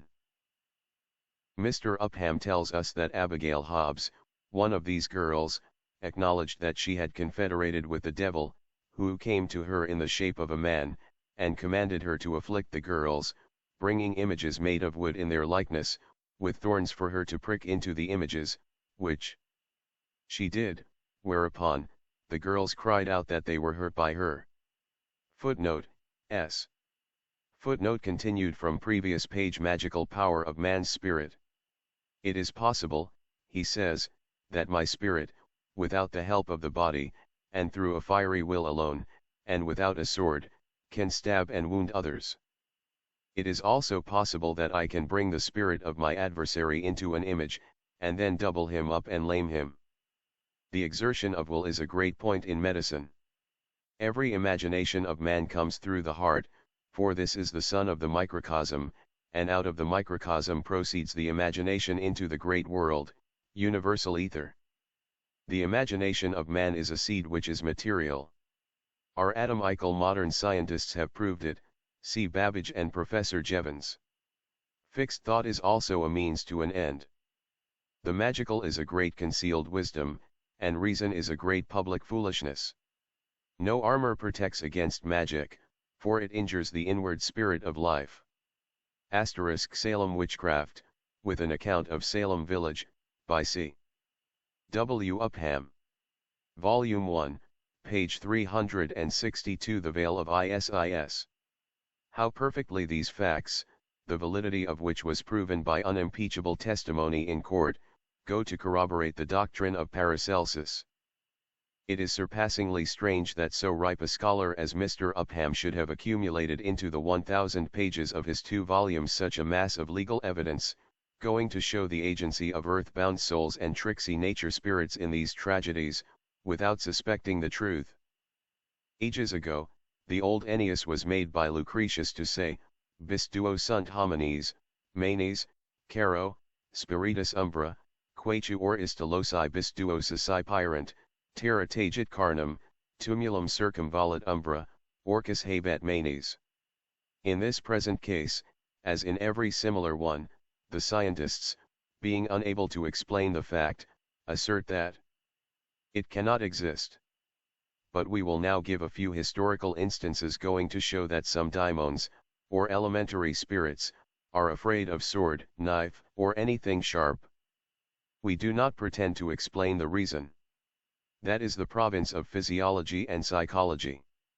Unfortunately, physiologists have not yet been able to even establish the relations between speech and thought, and so, have handed it over to the metaphysicians, who, in their turn, according to Forney, have done nothing. Done nothing, we say. But claimed everything. No fact could be presented to some of them, that was too large for these learned gentlemen to at least try to stuff into their pigeonholes, labeled with some fancy Greek name, expressive of everything else but the true nature of the phenomenon. Alas, alas! My son, exclaims the wise Mufti, of Aleppo, to his son Ibrahim, who choked himself with the head of a huge fish. When will you realize that your stomach is smaller than the ocean? Or, as Mrs. Catherine Crowe remarks in her Night Side of Nature, when will our scientists admit that their intellects are no measure of God Almighty's designs? We will not ask which of the ancient writers mention facts of seemingly supernatural nature, but rather which of them does not. In Homer, we find Ulysses evoking the spirit of his friend, the soothsayer Tiresias. Preparing for the ceremony of the Festival of Blood, Ulysses draws his sword, and thus frightens away the thousands of phantoms attracted by the sacrifice. The friend himself, the so long expected Tiresias, dares not approach him so long as Ulysses holds the dreaded weapon in his hand. Aeneas prepares to descend to the kingdom of the shadows, and as soon as they approach its entrance, the Sibyl who footnote, S. Odyssey, A82. Volume 1, page 363. Bad spirits fear the sword. Guides him, utters her warning to the Trojan hero, and orders him to draw his sword and clear himself a passage through the dense crowd of flitting forms, to conveyed viam, vaginae eripiferum. Glanville gives a wonderful narrative of the apparition of the drummer of Tidworth, which happened in 1661, in which the Sinleka, or double, of the drummer-sorcerer was evidently very much afraid of the sword. Selous, in his work, gives a long story of his sister-in-law being thrown into a most fearful state by an elementary daimon taking possession of her. She was finally cured by a conjurer, a foreigner named Anaphalanges, who began by threatening the invisible occupant of her body with a naked sword, until he finally dislodged him. Selous introduces a whole catechism of demonology, which he gives in the following terms: as far as we remember, you want to know, ask the conjurer, whether the bodies of the spirits can be hurt by sword or any other weapon. Yes, they can. Any hard substance striking them can make them sensible to pain, and though their bodies be made neither of solid nor firm substance, they feel it the same, for in beings endowed with sensibility it is not their nerves only which possess the faculty of feeling, but likewise also the spirit which resides in them. The body of a spirit can be sensible in its whole, as well as in each one of its parts. Without the help of any physical organism the spirit sees, hears, and if you touch him feels your touch. If you divide him in two, he will feel the pain as would any living man, for he is matter still, though so refined as to be generally invisible to our eye.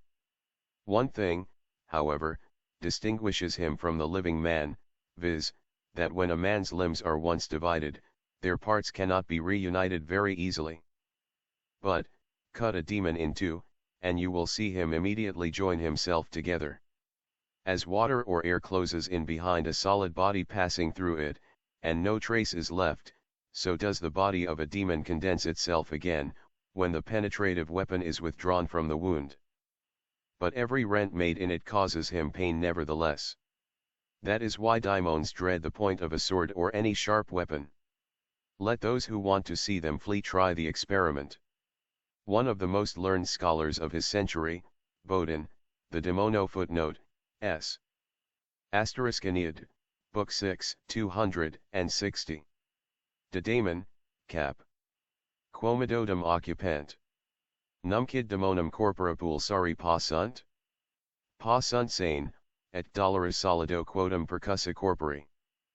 Ubi secator, mox in se iterum recreator et coalescit dictu velocius demonicus spiritus in se revertitur. Volume 1, page 364. The Veil of Isis. Logian, held the same opinion, that both the human and cosmical elementaries were sorely afraid of swords and daggers. It is also the opinion of Porphyry, Iamblichus, and Plato. Plutarch mentions it several times. The practicing theurgists knew it well and acted accordingly, and many of the latter assert that the demons suffer from any rent made in their bodies. Bodin tells us a wonderful story to this effect, in his work on the demons, p. 292. I remember, says the author, that in 1557 an elemental demon, one of those who are called thundering, fell down with the lightning, into the house of Pudat, the shoemaker, and immediately began flinging stones all about the room. We picked up so many of them that the landlady filled a large chest full, after having securely closed the windows and doors and locked the chest itself. But it did not prevent the demon in the least from introducing other stones into the room, but without injuring any one for all that. Latomi, who was then quarter president, came to see what was the matter. Immediately upon his entrance, the spirit knocked the cap off his head and made him run away. It had lasted for over 6 days, when M. Jean Mournes, counselor at the Presidial, came to fetch me to see the mystery.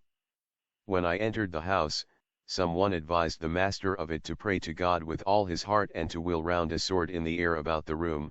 He did so.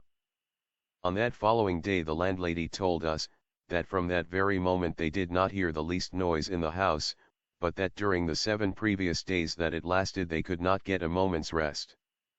The books on the witchcraft of the Middle Ages are full of such narratives. The very rare and interesting work of Glanville, called Saggismus Triumphatus, ranks with that of Bodin, above mentioned, as one of the best. But we must give space now to certain narratives of the more ancient philosophers, who explain at the same time that they describe. And first in rank for wonders comes Proclus. His list of facts, most of which he supports by the citation of witnesses sometimes well-known philosophers, is staggering. He records many instances in his time of dead persons who were found to have changed their recumbent positions in the sepulchre, for one of either sitting or standing, which he attributes to their being larvae, and which he says is related by the ancients of Aristeus, Epimenides, and Hermodorus. He gives 5 such cases from the history of Clearchus, the disciple of Aristotle. 1. Cleonymus, the Athenian. 2. Polycritus, an illustrious man among the Aeolians. It is related by the historian Nomachus, that Polycritus died, and returned in the 9th month after his death. Hiero, the Ephesian, and other footnote, s. Asterisk a magistrate of the district. Volume 1, page 365. The thrilling tale of Philonia. Historians, says his translator, Taylor, testify to the truth of this. 3. In Nicopolis, the same happened to one Uranus. The latter revived on the 15th day after his burial, and lived for some time after that, leading an exemplary life. 4. Rufus, a priest of Thessalonica, restored to life the 3rd day after his death, for the purpose of performing certain sacred ceremonies according to promise. He fulfilled his engagement, and died again to return no more. 5. This is the case of one Philonia, who lived under the reign of Philip. She was the daughter of Demostratus and Charito of Amphipolis. Married against her wish to one Craterus, she died soon after. But in the 6th month after her death, she revived, as Proclus says, through her love of a youth named Machates, who came to her father Demostratus, from Pella. She visited him for many nights successively, but when this was finally discovered, she, or rather the vampire that represented her, died of rage. Previous to this she declared that she acted in this manner according to the will of terrestrial demons. Her dead body was seen at this second death by everyone in the town, lying in her father's house. On opening the vault, where her body had been deposited, it was found empty by those of her relatives, who being incredulous upon that point, went to ascertain the truth. The narrative is corroborated by the epistles of Hipparchus and those of Aridius to Philip. Says Proclus, many other of the ancients have collected a history of those that have apparently died, and afterward revived. Among these is the natural philosopher Democritus. In his writings concerning Hades, he affirms that in a certain case under discussion death was not, as it seemed, an entire desertion of the whole life of the body, but a cessation caused by some blow, or perhaps a wound, but the bonds of the soul yet remained rooted about the marrow, and the heart contained in its profundity the empyrema of life, and this remaining, it again acquired the life, which had been extinguished, in consequence of being adapted to animation. He says again, that it is possible for the soul to depart from and enter into the body, is evident from him, who, according to Clearchus, used a soul-attracting wand on a sleeping boy, and who persuaded Aristotle, as Clearchus relates in his treatise on sleep, that the soul may be separated from the body, and that it enters into a body and uses it as a lodging. 4. Striking the boy with the wand, he drew out, and, as it were, led his soul, for the purpose of evincing that the body was immovable. Footnote, s. This appalling circumstance was authenticated by the prefect of the city, and the proconsul of the province laid the report before the emperor. The story is modestly related by Mrs. Catherine Crowe, see Night Side of Nature, p. 335. Volume 1, page 366. The Veil of Isis. Blee when the soul, astral body, was at a distance from it, and that it was preserved uninjured, but the soul being again led into the body by means of the wand, after its entrance, narrated every particular.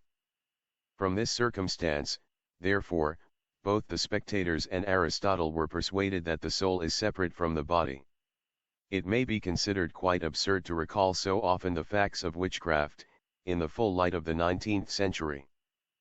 But the century itself is getting old, and as it gradually approaches the fatal end, it seems as if it were falling into dotage. Not only does it refuse to recollect how abundantly the facts of witchcraft were proven, but it refuses to realize what has been going on for the last 30 years, all over the wide world. After a lapse of several thousand years we may doubt the magic powers of the Thessalonian priests and their sorceries, as mentioned by Pliny, we may throw discredit upon the information given us by Suidas, who narrates Medea's journey through the air, and thus forget that magic was the highest knowledge of natural philosophy. But how are we to dispose of the frequent occurrence of precisely such journeys through the air when they happen before our own eyes, and are corroborated by the testimony of hundreds of apparently sane persons? If the universality of a belief be a proof of its truth, few facts have been better established than that of sorcery.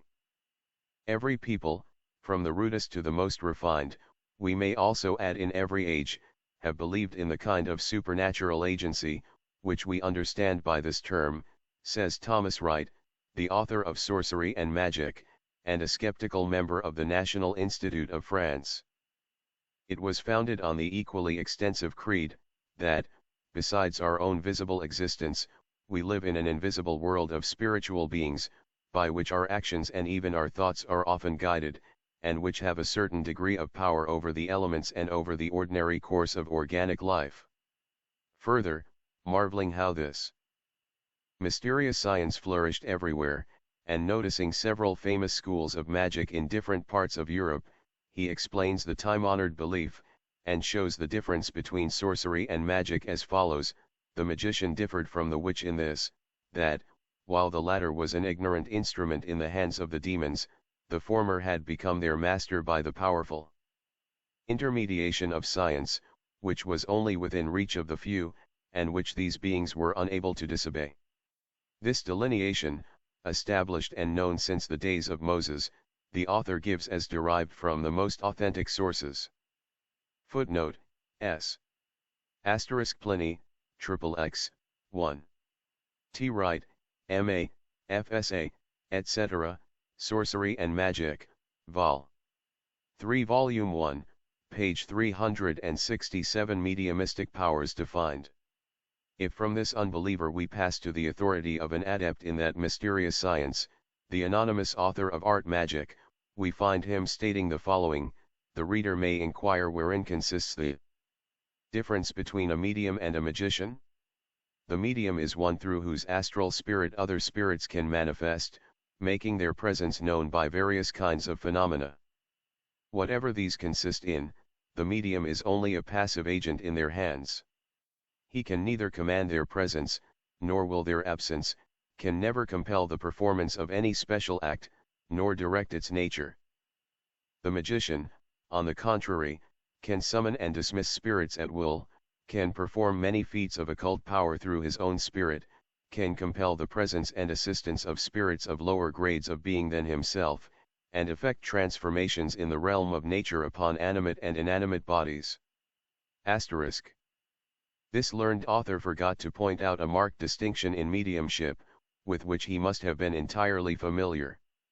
Physical phenomena are the result of the manipulation of forces through the physical system of the medium, by the unseen intelligences, of whatever class. In a word, physical mediumship depends on a peculiar organization of the physical system. Spiritual mediumship, which is accompanied by a display of subjective, intellectual phenomena, depends upon a like peculiar organization of the spiritual nature of the medium.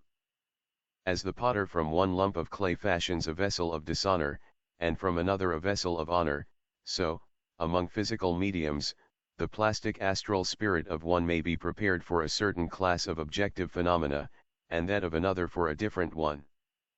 Once so prepared, it appears difficult to alter the phase of mediumship, as when a bar of steel is forged into a certain shape, it cannot be used for any other than its original purpose without difficulty. As a rule, mediums who have been developed for one class of phenomena rarely change to another, but repeat the same performance ad infinitum.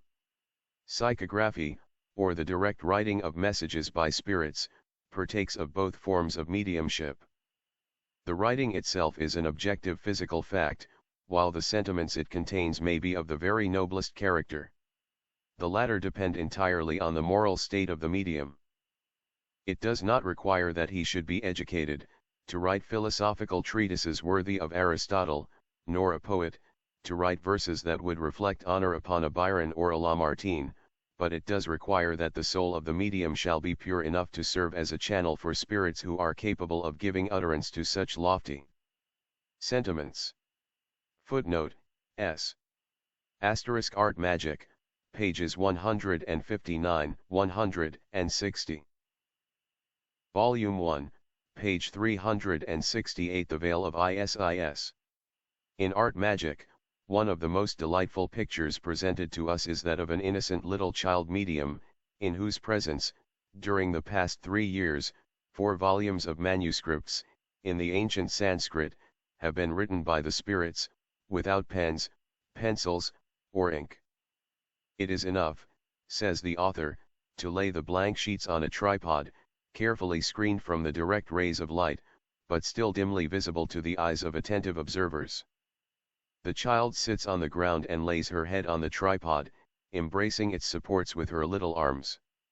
In this attitude she most commonly sleeps for an hour, during which time the sheets lying on the tripod are filled up with exquisitely formed characters in the ancient Sanskrit. This is so remarkable an instance of psychographic mediumship, and so thoroughly illustrates the principle we have above stated, that we cannot refrain from quoting a few lines from one of the Sanskrit writings, the more so as it embodies that portion of the Hermetic philosophy relating to the antecedent state of man, which elsewhere we have less satisfactorily described. Man lives on many earths before he reaches this. Myriads of worlds swarm in space where the soul in rudimental states performs its pilgrimages, ere he reaches the large and shining planet named the Earth, the glorious function of which is to confer self-consciousness. At this point only is he man, at every other stage of his vast, wild journey he is but an embryonic being, a fleeting, temporary shape of matter, a creature in which a part, but only a part, of the high, imprisoned soul shines forth, a rudimental shape, with rudimental functions, ever living, dying, sustaining a flitting spiritual existence.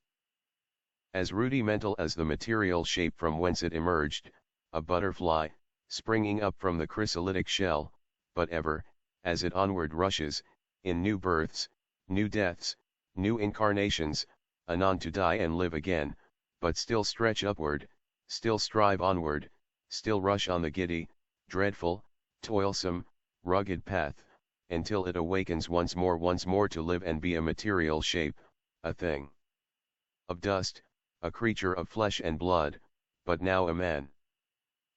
We witnessed once in India a trial of psychical skill between a holy Gaussian and a sorcerer, which recurs to us in this connection. We had been discussing the relative powers of the fakir's pitris, pre-Adamite spirits, and the juggler's invisible allies. A trial of skill was agreed upon, and the writer was chosen as a referee. We were taking our noonday rest, beside a small lake in northern India. Upon the surface of the glassy water floated innumerable aquatic flowers, and large shining leaves. Each of the contestants plucked a leaf.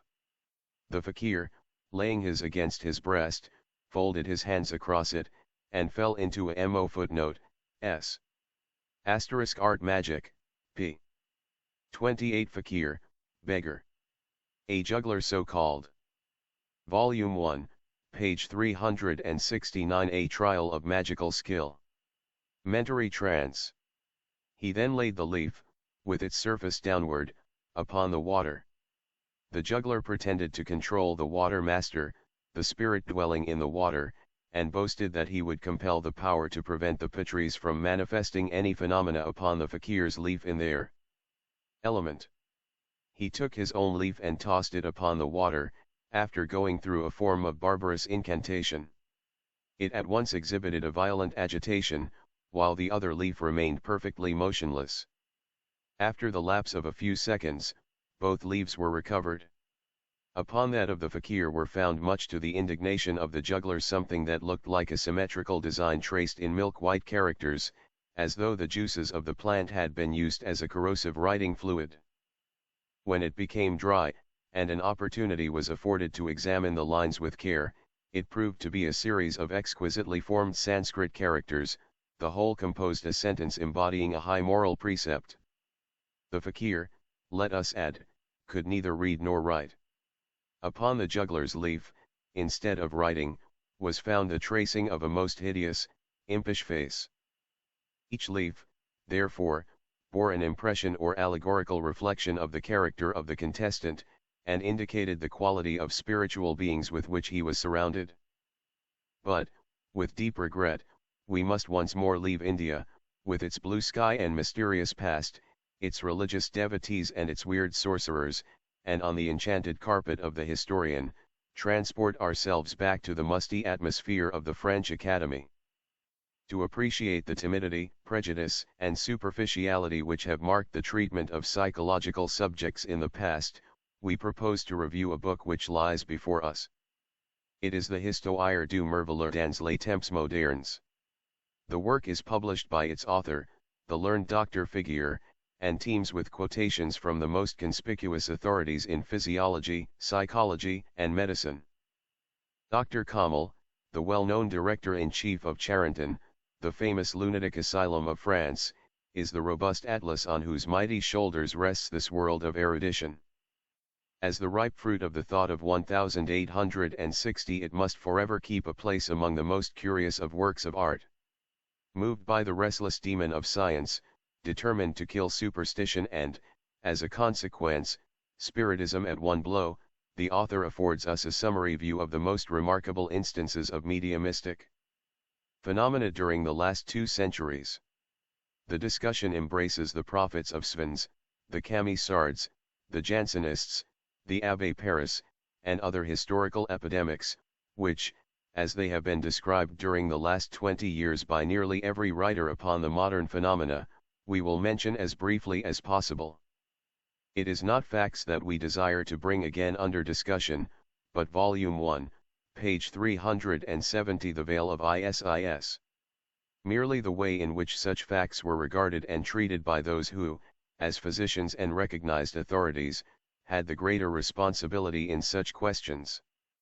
If this prejudiced author is introduced to our readers at this time, it is only because his work enables us to show what occult facts and manifestations may expect from orthodox science. When the most world-renowned psychological epidemics are so treated, what will induce a materialist to seriously study other phenomena as well authenticated and as interesting, but still less popular? It be remembered that the reports made by various committees to their respective academies at that time, as well as the records of the judicial tribunals, are still in existence, and may be consulted for purposes of verification. It is from such unimpeachable sources that Dr. Figuier compiled his extraordinary work. We must give, at least, in substance, the unparalleled arguments with which the author seeks to demolish every form of supernaturalism, together with the commentaries of the demonological de Musso, who, in one of his works pounces upon his skeptical victim like a tiger upon his prey. Between the two champions, the materialist and the bigot, the unbiased student may glean a good harvest. We will begin with the convulsionaires of Svens, the epidemic of whose astounding phenomena occurred during the latter part of 1700. The merciless measures adopted by the French Catholics to extirpate the spirit of prophecy from an entire population, is historical, and needs no repetition here. The fact alone that a mere handful of men, women, and children, not exceeding 2,000 persons in number, could withstand for years king's troops, which, with the militia, amounted to 60,000 men, is a miracle in itself. The marvels are all recorded, and the procès-verbaux of the time preserved in the archives of France until this day. There is in existence an official report among others, which was sent to Rome by the ferocious Abbé Chela, the prior of Laval, in which he complains that the evil one is so powerful, that no torture, no amount of inquisitory exorcism, is able to dislodge him from the Svenoi. He adds, that he closed their hands upon burning coals, and they were not even singed, that he had wrapped their whole persons in cotton soaked with oil, and had set them on fire, and in Many cases did not find one blister on their skins, that balls were shot at them, and found flattened between the skin and clothes, without injuring them, etc., etc. Accepting the whole of the above as a solid groundwork for his learned arguments, this is what Dr. Figuier says: toward the close of the 17th century, an old maid imports into Svens the spirit of footnote, s. Asterisk Moeurs et pratiques des demons. Volume 1, page 371. French spoken by babes at the breast. Prophecy. She communicates it, to young boys and girls, who transpire it in their turn, and spread it in the surrounding atmosphere. Women and children become the most sensitive to the infection, Vol 2, p. 261. Men, women, and babies speak under inspiration, not in ordinary patois, but in the purest French, a language at that time utterly unknown in the country. Children of 12 months, and even less, as we learn from the procès-verbaux, who previously could hardly utter a few short syllables, spoke fluently, and prophesied. 8,000 prophets, says Figuier, were scattered over the country. Doctors and eminent physicians were sent for. Half of the medical schools of France, among others, the faculty of Montpellier, hastened to the spot. Consultations were held, and the physicians declared themselves delighted, lost in wonder and admiration, upon hearing young girls and boys, ignorant and illiterate, deliver discourses on things they had never learned. Asterisk the sentence pronounced by Figuier against these treacherous professional brethren, for being so delighted with the young prophets, is that they did not understand, themselves, what they saw. Many of the prophets forcibly communicated their spirit to those who tried to break the spell. A great number of them were between 3 and 12 years of age, still others were at the breast, and spoke French distinctly and correctly. These discourses, which often lasted for several hours, would have been impossible to the little orators, were the latter in their natural or normal state. Now, asks the reviewer, what was the meaning of such a series of prodigies, all of them freely admitted in Figuier's book? No meaning at all.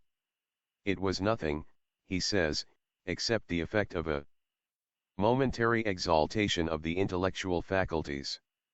These phenomena, he adds, are observable in many of the cerebral affections. Momentary exaltation, lasting for many hours in the brains of babies under 1 year old, not weaned yet, speaking good French before they had learned to say one word in their own patois. Oh, miracle of physiology! Prodigy ought to be thy name, exclaims Desmuseaux. Dr. Kammel, in his work on insanity, remarks Figuier, when reporting on the ecstatic theomania of the Calvinists, concludes that the disease must be attributed in the simpler cases to hysteria, and in those of more serious character to epilepsy. We rather incline to the opinion, says Figuier, that it was a disease sui generis, and in order footnote, s. Asterisk Histoire du Merveilleux dans les temps modernes, vol. 2, p. 262. Ibid, p. 265. Ibid, pages 267, 401, 402. Ibid, pages 266, etc., 400. Ibid, p. 403. Vol. 1, page 372. The Veil of Isis. To have an appropriate name for such a disease, we must be satisfied with the one of the trembling convulsionaries of Svens. Asterisk Theomania and hysteria, again. The medical corporations must themselves be possessed with an incurable atomomania, otherwise why should they give out such absurdities for science, and hope for their acceptance? Such was the fury for exorcising and roasting, continues Figuier, that monks saw possessions by demons everywhere when they felt in need of miracles to either throw more light on the omnipotency of the devil, or keep their dinner pot boiling at the convent. For this sarcasm the pious Desmuseaux expresses a heartfelt gratitude to Figuier, for, as he remarks, he is in France one of the first writers whom we find, to our surprise, not denying the phenomena which have been made long since undeniable. Moved by a sense of lofty superiority and even disdain for the method used by his predecessors, Dr. Figuier desires his readers to know that he does not follow the same path as they. We will not reject, says he, as being unworthy of credit, facts only because they are embarrassing for our system. On the contrary, we will collect all of the facts that the same historical evidence has transmitted to us, and which, consequently, are entitled to the same credence, and it is upon the whole mass of such facts that we will base the natural explanation, which we have to offer, in our turn, as a sequel to those of the savants who have preceded us on this subject. Thereupon, Dr. Figuier proceeds. He takes a few steps, and, placing himself right in the midst of the convulsionaries of Saint Medard, he invites his readers to scrutinize, under his direction, prodigies which are for him but simple effects of nature. But before we proceed, in our turn, to show Dr. Figuier's opinion, we must refresh the reader's memory as to what the Jansenist miracles comprised, according to historical evidence. Abbé Paris was a Jansenist, who died in 1727. Immediately after his decease, the most surprising phenomena began to occur at his tomb. The churchyard was crowded from morning till night. Jesuits, exasperated at seeing heretics perform wonders in healing, and other works, got from the magistrates an order to close all access to the tomb of the abbé. But, notwithstanding every opposition, the wonders lasted for over 20 years. Bishop Douglas, who went to Paris for that sole purpose in 1749, visited the place, and he reports that the miracles were still going on among the convulsionaries. When every endeavor to stop them failed, the Catholic clergy were forced to admit their reality, but screen them. Footnote S. Histoire du Merveilleux, Vol. I. p. 397 Ibid, pages 26 to 27. Ibid, p. 238.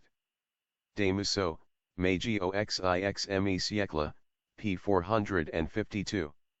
Volume 1, page 373. The Miracles of M.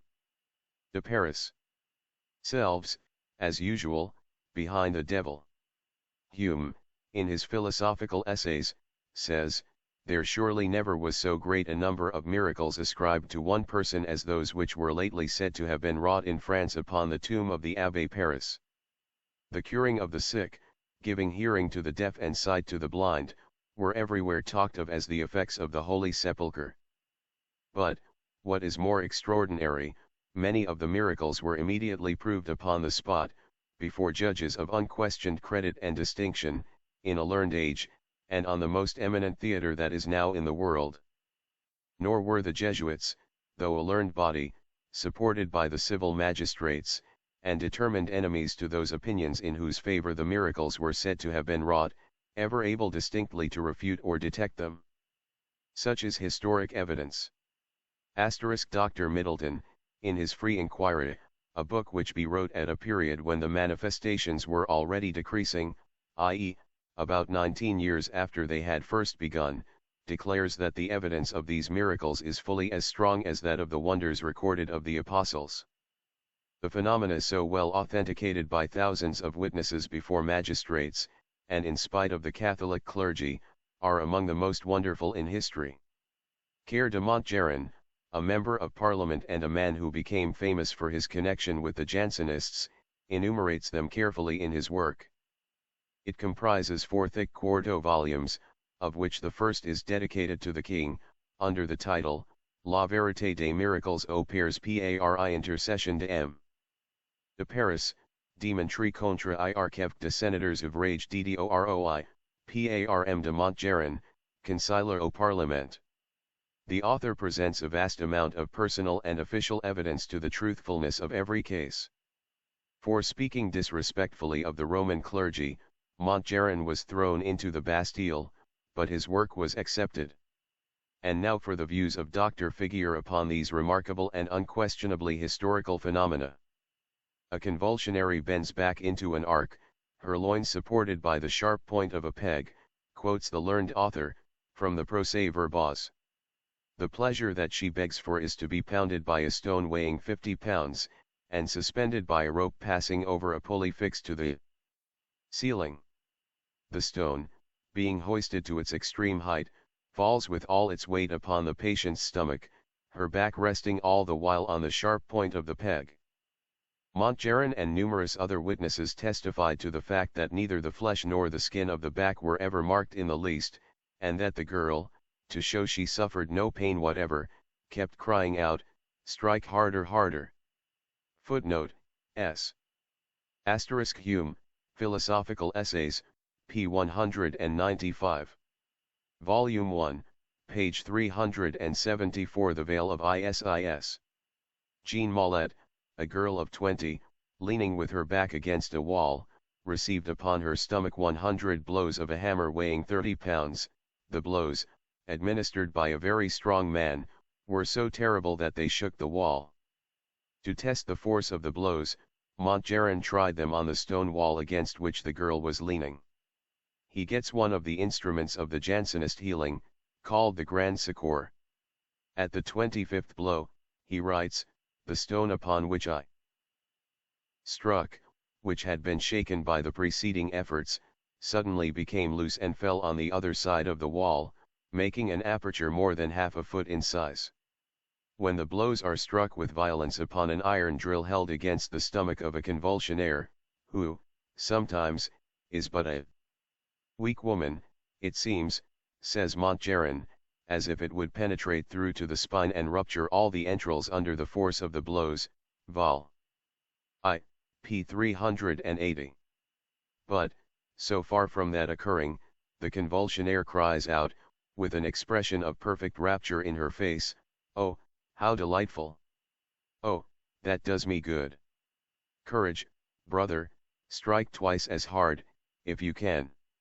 It now remains, continues Drive. Figure, to try to explain the strange phenomena which we have described.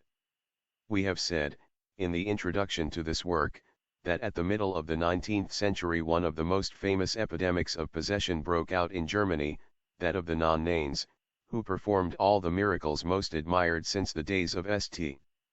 Medard, and even some greater ones, who turned somersaults, who climbed dead walls, and spoke foreign languages. Asterisk the official report of the wonders, which is more full than that of Figure, adds such further particulars as that the affected persons would stand on their heads for hours together, and correctly describe distant events, even such as were happening in the homes of the committee men, as it was subsequently verified. Men and women were held suspended in the air, by an invisible force, and the combined efforts of the committee were insufficient to pull them down. Old women climbed perpendicular walls 30 feet in height with the agility of wildcats, etc., etc. Now, one should expect that the learned critic, the eminent physician and psychologist, who not only credits such incredible phenomena but himself describes them minutely, and connotive, so to say, would necessarily startle the reading public with some explanation so extraordinary that his scientific views would cause a real hegira to the unexplored fields of psychology. Well, he does startle us, for to all this he quietly footnote, s. Asterisk Histoire du Merveilleux, p. 401 Volume 1, page 375 Curious Properties of Marriage. Observes, recourse was had to marriage to bring to a stop these disorders of the convulsionaires. Asterisk for once de Musso had the best of his enemy, marriage, do you understand this, he remarks. Marriage cures them of this faculty of climbing dead walls like so many flies, and of speaking foreign languages. Oh! The curious properties of marriage in those remarkable days. It should be added, continues Figure, that with the fanatics of St. Medard, the blows were never administered except during the convulsive crisis, and that, therefore, as Dr. Kammel suggests, meteorism of the abdomen, the state of spasm of the uterus of women, of the alimentary canal in all cases, the state of contraction, of erethism, aftergescence of the corneous envelopes of the muscular Coats which protect and cover the abdomen, chest, and principal vascular masses and the osseous surfaces, may have singularly contributed toward reducing, and even destroying, the force of the blows. The astounding resistance that the skin, the areolar tissue, the surface of the bodies and limbs of the convulsionaires offered to things which seem as if they ought to have torn or crushed them, is of a nature to excite more surprise. Nevertheless, it can be explained. This resisting force, this insensibility, seems to partake of the extreme changes in sensibility which can occur in the animal economy during a time of great exaltation. Anger, fear, in a word, every passion, provided that it be carried to a paroxysmal point, can produce this insensibility. Let us remark, besides, rejoins Drive. Comte, quoted by Figuier, that for striking upon the bodies of the convulsionaires use was made either of massive objects with flat or rounded surfaces, or of cylindrical and blunt shapes. The action of such physical agents is not to be compared, in respect to the danger which attaches to it, with that of cords, supple or flexible instruments, and those having a sharp edge. In fine, the contact and the shock of the blows produced upon the convulsionaires the effect of a salutary shampooing, and reduced the violence of the tortures of hysteria. The reader will please observe that this is not intended as a joke, but is the sober theory of one of the most eminent of French physicians, hoary with age and experience, the director-in-chief of the government insane asylum at Charenton. Ready, the above explanation might lead the reader to a strange suspicion. We might imagine, perhaps, that Drive footnote, s. Asterisk ibid, vol. 2, pages 410, 411. Ibid, p. 407. Volume 1, page 376. The Veil of Isis. Comte has kept company with the patients under his care a few more years than was good for the healthy action of his own brain. Besides, when Figuier talks of massive objects, of cylindrical and blunt shapes, he surely forgets the sharp swords, pointed iron pegs, and the hatchets, of which he himself gave a graphic description on page 409 of his first volume. The brother of Elie Marion is shown by him striking his stomach and abdomen with the sharp point of a knife, with tremendous force, his body the while resisting as if it were made of iron. Arrived at this point, de Musso loses patience, and indignantly exclaims: "Was the learned physician quite awake when writing the above sentences? If, perchance, the doctors Kammel and Figuier should seriously maintain their assertions and insist on their theory, we are ready to answer them as follows: we are perfectly willing to believe you. But before such a superhuman effort of condescension, will you not demonstrate to us the truth of your theory in a more practical manner? Let us, for example, develop in you a violent and terrible passion, anger, rage if you choose. You shall permit us for a single moment to be in your sight irritating, rude, and insulting. Of course, we will be so only at your request and in the interest of science and your cause. Our duty under the contract will consist in humiliating and provoking you to the last extremity. Before a public audience, who shall know nothing of our agreement, but whom you must satisfy as to your assertions, we will insult you. We will tell you that your writings are an ambuscade to truth, an insult to common sense, a disgrace which paper only can bear, but which the public should chastise. We will add that you lie to science, you lie to the ears of the ignorant and stupid fools gathered around you, open-mouthed, like the crowd around a peddling quack. And when, transported beyond yourself, your face ablaze, and anger tumefying, you shall have displaced your fluids, when your fury has reached the point of bursting, we will cause your turgescent muscles to be struck with powerful blows, your friends shall show us the most insensible places, we will let a perfect shower, an avalanche of stones fall upon them, for so was treated the flesh of the convulsed women whose appetite for such blows could never be satisfied. But, in order to procure for you the gratification of a salutary shampooing as you deliciously express it, your limbs shall only be pounded with objects having blunt surfaces and cylindrical shapes, with clubs and sticks devoid of suppleness, and, if you prefer it, neatly turned in a lathe. So liberal is de Musso, so determined to accommodate his antagonists with every possible chance to prove their theory, that he offers them Volume 1, page 377, a liberal offer. The choice to substitute for themselves in the experiment their wives, mothers, daughters, and sisters, since, he says, you have remarked that the weaker sex is the strong and resistant sex in these disconcerting trials. Useless to remark that de Musso's challenge remained unanswered. Chapter 11 Contents. Isis Unveiled by H. P. Blavatsky, Volume 1, Theosophical University Press, Online Edition, Volume 1, page 378, Chapter 11. Strange condition of the human mind, which seems to require that it should long exercise itself in error, before it dare approach the truth. Magendie. La vérité que j'ai défense est impréante surtout les monuments du passé pour comprendre l'histoire. Il faut étudier les symboles anciens, les signes sacres du sacerdoce, et l'art de guérir dans les temps primitifs, art oublié aujourd'hui. Baron du Potet. It is a truth perpetually, that accumulated facts, lying in disorder, begin to assume some order if an hypothesis is thrown among them. Herbert Spencer. And now we must search magical history for cases similar to those given in the preceding chapter.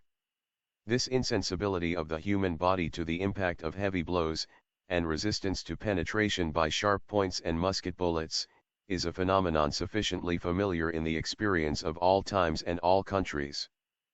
While science is entirely unable to give any reasonable explanation of the mystery, the question appears to offer no difficulty to mesmerists, who have well studied the properties of the fluid. The man, who by a few passes over a limb can produce a local paralysis so as to render it utterly insensible to burns, cuts, and the prickings of needles, need be but very little astonished at the phenomena of the Jansenists. As to the adepts of magic, especially in Siam and the East Indies, they are too familiar with the properties of the Akasa, the mysterious life fluid, to even regard the insensibility of the convulsionaires as a very great phenomenon. The astral fluid can be compressed about a person so as to form an elastic shell, absolutely non-penetrable by any physical object, however great the velocity with which it travels. In a word, this fluid can be made to equal and even excel in resisting power, water and air. In India, Malabar, and some places of Central Africa, the conjurers will freely permit any traveler to fire his musket or revolver at them, without touching the weapon themselves or selecting the balls. In Lang's travels among Taimani, the Kurankos, and the Sulimus, occurs a description by an English traveler, the first white man to visit the tribe of the Sulimus, near the sources of the Dialiba, of a very curious scene. A body of picked soldiers fired upon a chief who had nothing to defend himself with but certain talismans.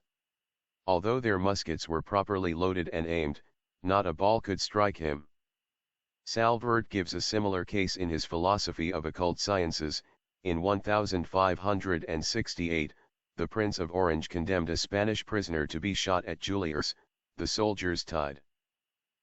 Volume 1, page 379, Robert Houdin in Algeria. Him to a tree and fired, but he was invulnerable. They at last stripped him to see what armor he wore, but found only an amulet. When this was taken from him, he fell dead at the first shot. This is a very different affair from the dexterous trickery resorted to by Houdin in Algeria. He prepared balls himself of tallow, blackened with soot, and by sleight of hand exchanged them for the real bullets, which the Arab sheiks supposed they were placing in the pistols. The simple-minded natives, knowing nothing but real magic, which they had inherited from their ancestors, and which consists in each case of some one thing that they can do without knowing why or how, and seeing Houdin, as they thought, accomplish the same results in a more impressive manner, fancied that he was a greater magician than themselves. Many travelers, the writer included, have witnessed instances of this invulnerability where deception was impossible. A few years ago, there lived in an African village, an Abyssinian who passed for a sorcerer. Upon one occasion a party of Europeans, going to Sudan, amused themselves for an hour or two in firing at him with their own pistols and muskets, a privilege which he gave them for a trifling fee. As many as 5 shots were fired simultaneously, by a Frenchman named Langlois, and the muzzles of the pieces were not above 2 yards distant from the sorcerer's breast. In each case, simultaneously with the flash, the bullet would appear just beyond the muzzle, quivering in the air, and then, after describing a short parabola, fall harmlessly to the ground. A German of the party, who was going in search of ostrich feathers, offered the magician a 5-franc piece if he would allow him to fire his gun with the muzzle touching his body. The man at first refused, but, finally, after appearing to hold conversation with somebody inside the ground, consented. The experimenter carefully loaded, and pressing the muzzle of the weapon against the sorcerer's body, after a moment's hesitation, fired. The barrel burst into fragments as far down as the stock, and the man walked off unhurt. This quality of invulnerability can be imparted to persons both by living adepts and by spirits. In our own time several well-known mediums have frequently, in the presence of the most respectable witnesses, not only handled blazing coals and actually placed their face upon a fire without singeing a hair, but even laid flaming coals upon the heads and hands of bystanders, as in the case of Lord Lindsay and Lord Adair. The well-known story of the Indian chief, who confessed to Washington that at Braddock's defeat he had fired his rifle at him 17 times at short range without being able to touch him, will recur to the reader in this connection. In fact, many great commanders have been believed by their soldiers to bear what is called a charmed life, and Prince Volume 1, page 380 The Veil of Isis. Emil von Sayn-Wittgenstein, a general of the Russian army, is said to be one of these. This same power which enables one to compress the astral fluid so as to form an impenetrable shell around one, can be used to direct, so to speak, a bolt of the fluid against a given object, with fatal force. Many a dark revenge has been taken in that way, and in such cases the coroner's inquest will never disclose anything but sudden death, apparently resulting from heart disease, an apoplectic fit, or some other natural, but still not veritable cause. Many persons firmly believe that certain individuals possess the power of the evil eye. The malachio, or jettatura, is a belief which is prevalent throughout Italy and southern Europe. The Pope is held to be possessed perchance unconsciously of that disagreeable gift. There are persons who can kill toads by merely looking at them, and can even slay individuals. The malign ants of their desire brings evil forces to a focus, and the death-dealing bolt is projected, as though it were a bullet from a rifle. In 1864, in the French province of l'Evar, near the little village of Brignoles, lived a peasant named Jacques Pelissier, who made a living by killing birds by simple willpower. His case is reported by the well-known Drive d'Alger, at whose request the singular hunter gave exhibitions to several scientific men, of his method of proceeding. The story is told as follows: at about 15 or 20 paces from us, I saw a charming little meadow lark which I showed to Jacques. "Watch him well, monsieur," said he is mine. Instantly stretching his right hand toward the bird, he approached him gently. The meadow lark stops, raises and lowers his pretty head, spreads his wings, but cannot fly. At last he cannot make a step further and suffers himself to be taken, only moving his wings with a feeble fluttering. I examine the bird. His eyes are tightly closed and his body has a corpse-like stiffness. Although the pulsations of the heart are very distinct, it is a true cataleptic sleep, and all the phenomena incontestably prove a magnetic action. 14 little birds were taken in this way. Within the space of an hour, none could resist the power of Master Jacques, and all presented the same cataleptic sleep, a sleep which, moreover, terminates at the will of the hunter, whose humble slaves these little birds have become. 100 times, perhaps, I asked Jacques to restore life and movement to his prisoners, to charm them only halfway, so that they might hop along the ground, and then again bring them completely under the charm. All my requests were exactly complied with, and not one single failure was made by this remarkable Nimrod, who finally said to me, "If you wish it, I will kill those which you designate without touching them." I pointed out two for the experiment, and, at 25 or vol. 1, page 381 Serpent and Beast Taming. 30 paces distance, he accomplished in less than 5 minutes what he had promised. A most curious feature of the above case is, that Jacques had complete power only over sparrows, robins, goldfinches, and meadowlarks. He could sometimes charm skylarks, but, as he says, they often escape me. This same power is exercised with greater force by persons known as wild beast tamers. On the banks of the Nile, some of the natives can charm the crocodiles out of the water, with a peculiarly melodious, low whistle, and handle them with impunity, while others possess such powers over the most deadly snakes. Travelers tell of seeing the charmers surrounded by multitudes of the reptiles which they dispatch at their leisure. Bruce, Hasselquist, and Femperrier testify to the fact that they have seen in Egypt, Morocco, Arabia, and especially in the Sennar, some natives utterly disregarding the bites of the most poisonous vipers, as well as the stings of scorpions. They handle and play with them, and throw them at will into a state of stupor. In vain do the Latin and Greek writers, says Salverd, assure us that the gift of charming venomous reptiles was hereditary in certain families from time immemorial, that in Africa the same gift was enjoyed by the Scilli, that the Marses in Italy, and the Ophiocines in Cyprus possessed it.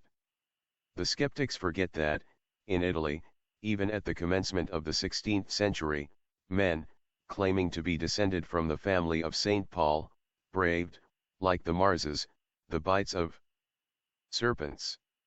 Doubts upon this subject, he goes on to say, were removed forever at the time of the expedition of the French into Egypt, and the following relation is attested by thousands of eyewitnesses.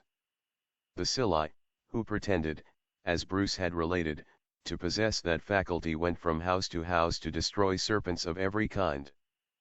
A wonderful instinct drew them at first toward the place in which the serpents were hidden. Furious, howling, and foaming, they seized and tore them asunder with their nails and teeth. Let us place, says Salverd, inveterate skeptic himself, to the account of charlatanism, the howling and the fury. Still, the instinct which warned the Scilli of the presence of the serpents, has in it some. Footnote, S. Vilcroz, L.E. Dr. H.D. Alger, 19 million Argentine pesos, 1861. Pierart, Vol. 4, pages 254 to 257. Bruce, Travels to Discover the Sources of the Nile, Vol. X, pages 402 to 447, Hasselquist, Voyage in the Levant, Vol. I, pages 92 to 100, Lempriere, Voyage dans l'Empire de Maroc, etc., and 1790, pages 4243. Salverd, La philosophie de l'homme age. De l'influence sur les animaux, Vol. I Volume 1, page 382. The Veil of Isis. Thing more real. In the Antilles, the Negroes discover, by its odor, a serpent which they do not see. In Egypt, the same tact, formerly possessed, is still enjoyed by men brought up to it from infancy, and born as with an assumed hereditary gift to hunt serpents, and to discover them even at a distance too great for the effluvia to be perceptible to the dull organs of a European. The principal fact above all others, the faculty, or rendering dangerous animals powerless, merely by touching them, remains well verified, and we shall, perhaps, never understand better the nature of this secret, celebrated in antiquity, and preserved to our time by the most ignorant of men. Music is delightful to every person. Low whistling, a melodious chant, or the sounds of a flute will invariably attract reptiles in countries where they are found. We have witnessed and verified the fact repeatedly. In Upper Egypt, whenever our caravan stopped, a young traveler, who believed he excelled on the flute, amused the company by playing. The camel drivers and other Arabs invariably checked him, having been several times annoyed by the unexpected appearance of various families of the reptile tribe, which generally shirk an encounter with men. Finally, our caravan met with a party, among whom were professional serpent charmers, and the virtuoso was then invited, for experiment's sake, to display his skill. No sooner had he commenced, than a slight rustling was heard, and the musician was horrified at suddenly seeing a large snake appear in dangerous proximity with his legs. The serpent, with uplifted head and eyes fixed on him, slowly, and, as if unconsciously, crawled, softly undulating its body, and following his every movement. Then appeared at a distance another one, then a third, and a fourth, which were speedily followed by others, until we found ourselves quite in a select company. Several of the travelers made for the backs of their camels, while others sought refuge in the cantonier's tent. But it was a vain alarm. The charmers, 3 in number, began their chants and incantations, and, attracting the reptiles, were very soon covered with them from head to foot. As soon as the serpents approached the men, they exhibited signs of torpor, and were soon plunged in a deep catalepsy. Their eyes were half closed and glazed, and their heads drooping. There remained but one recalcitrant, a large and glossy black fellow, with a spotted skin. This meloman of the desert went on gracefully nodding and leaping, as if it had danced on its tail all its life, and keeping time to the notes of the flute. This snake would not be enticed by the charming of the Arabs, but kept slowly moving in the direction footnote, s. Thébat de Chanvalin, Voyage à la Martinique. Salverd, Philosophy of Magic. Vol. 1, page 383. Fakirs and Crocodiles. Of the flute player, who at last took to his heels. The modern Sicilian then took out of his bag a half-withered plant, which he kept waving in the direction of the serpent.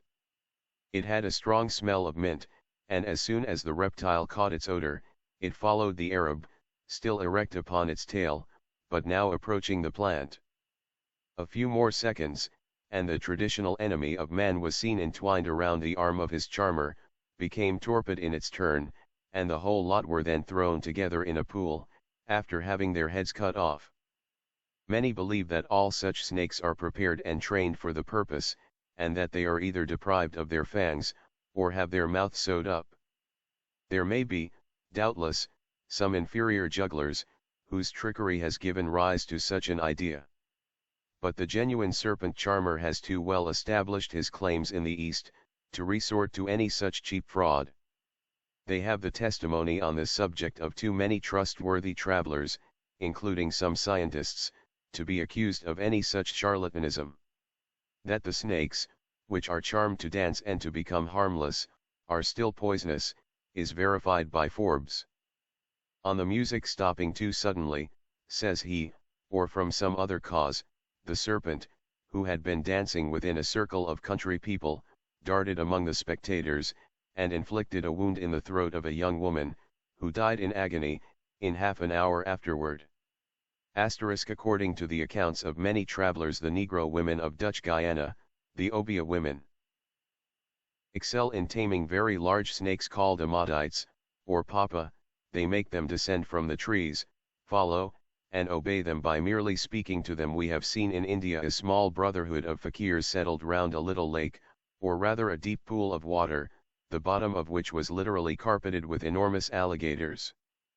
These amphibious monsters crawl out, and warm themselves in the sun, a few feet from the fakirs, some of whom may be motionless, lost in prayer and contemplation.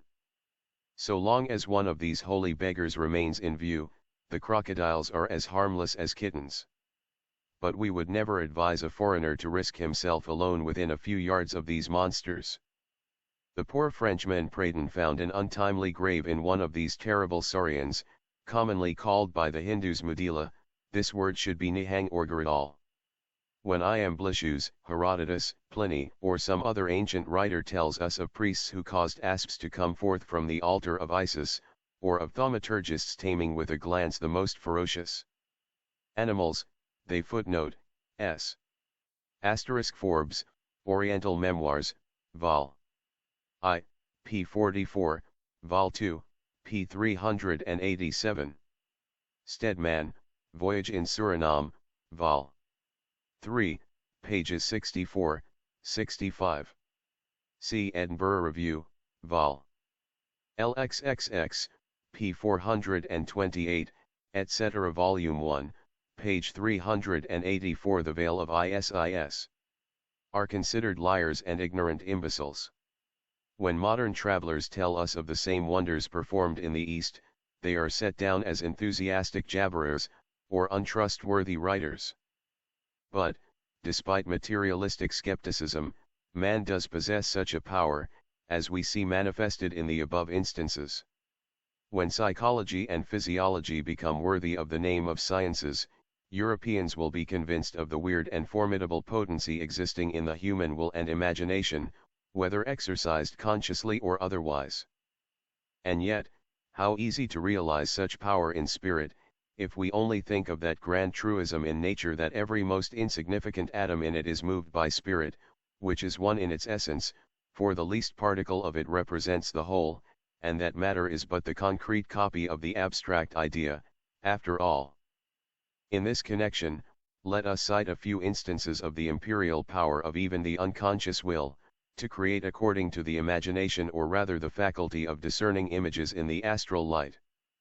We have but to recall the very familiar phenomenon of stigmata, or birthmarks, where effects are produced by the involuntary agency of the maternal imagination under a state of excitement.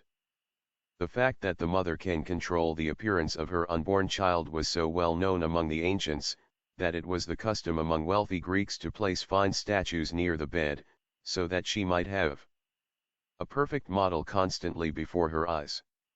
The cunning trick by which the Hebrew patriarch Jacob caused ring-streaked and speckled calves to be dropped, is an illustration of the law among animals, and Aracante tells of 4 successive litters of puppies, born of healthy parents, some of which, in each litter, were well formed, whilst the remainder were without anterior extremities and had hare lip. The works of Geoffroy Saint Hilaire, Berdache, and Elam, contain accounts of great numbers of such cases, and in Dr. Prosper Lucas's important volume, Sur vie hereditaire nature lie, there are many. Elam quotes from Pritchard an instance where the child of a Negro and white was marked with black and white color upon separate parts of the body. He adds, with laudable sincerity, these are singularities of which, in the present state of science, no explanation can be given. It is a pity that his example was not more generally imitated. Among the ancients Empedocles, Aristotle, Pliny, Hippocrates, Galen, Marcus Damascenus, and others give us accounts quite as wonderful as our contemporary authors. In a work published in London, in 1659, a powerful argument is footnote, s. Elam, of Physician's Problems, p. 25. The Immortality of the Soul, by Henry Moore. Fellow of Christ's College, Cambridge. Volume 1, page 385. Various teratological phenomena. Made in refutation of the materialists by showing the potency of the human mind upon the subtle forces of nature. The author, Dr. Moore, views the fetus as if it were a plastic substance, which can be fashioned by the mother to an agreeable or disagreeable shape, to resemble some person or in part several persons, and to be stamped with the effigies, or as we might more properly call it, astrograph, of some object vividly presented to her imagination. These effects may be produced by her voluntarily or involuntarily, consciously or unconsciously, feebly or forcibly, as the case may be. It depends upon her ignorance or knowledge of the profound mysteries of nature. Taking women in the mass, the marking of the embryo may be considered more accidental than the result of design, and as each person's atmosphere in the astral light is peopled with the images of his or her immediate family, the sensitive surface of the fetus, which may almost be likened to the collodionized plate of a photograph, is as likely as not to be stamped with the image of a near or remote ancestor, whom the mother never saw, but which, at some critical moment, came as it were into the focus of nature's camera. Says Dr. Illam, near me is seated a visitor from a distant continent, where she was born and educated. The portrait of a remote aunt's stress, far back in the last century, hangs upon the wall. In every feature, one is an accurate presentment of the other, although the one never left England, and the other was an American by birth and half-parentage. The power of the imagination upon our physical condition, even after we arrive at maturity, is evinced in many familiar ways. In medicine, the intelligent physician does not hesitate to accord to it a curative or morbific potency greater than his pills and potions. He calls it the vis medicatrix naturae, and his first endeavor is to gain the confidence of his patient so completely, that he can cause nature to extirpate the disease. Fear often kills, and grief has such a power over the subtle fluids of the body as not only to derange the internal organs but even to turn the hair white. Ficinus mentions the signature of the fetus with the marks of cherries and various fruits, colors, hairs, and excrescences, and acknowledges that the imagination of the mother may transform it into a resemblance of an ape, pig, or dog, or any such animal. Marcus Damascenus tells of a girl covered with hair and, like our modern Julia Pastrana, furnished with a full beard, Gulielmus Paradinus, of a child whose skin and nails resembled those of a bear, Baldinus Rancius of one born with a turkey's wattles, Parius, of one with a head like a frog, and Avicenna, of chickens with hawks' heads. In this latter case, which perfectly exemplifies the power of the same imagination in animals, the embryo must have been stamped at the instant of conception when the hen's imagination saw a hawk either in fact or in fancy. This is evident, Volume 1, page 386 The Veil of Isis. For Dr. Moore, who quotes this case on the authority of Avicenna, remarks very appropriately that, as the egg in question might have been hatched 100 miles distant from the hen, the microscopic picture of the hawk impressed upon the embryo must have enlarged and perfected itself with the growth of the chicken quite independently of any subsequent influence from the hen. Cornelius Gemma tells of a child that was born with his forehead wounded and running with blood, the result of his father's threats toward his mother.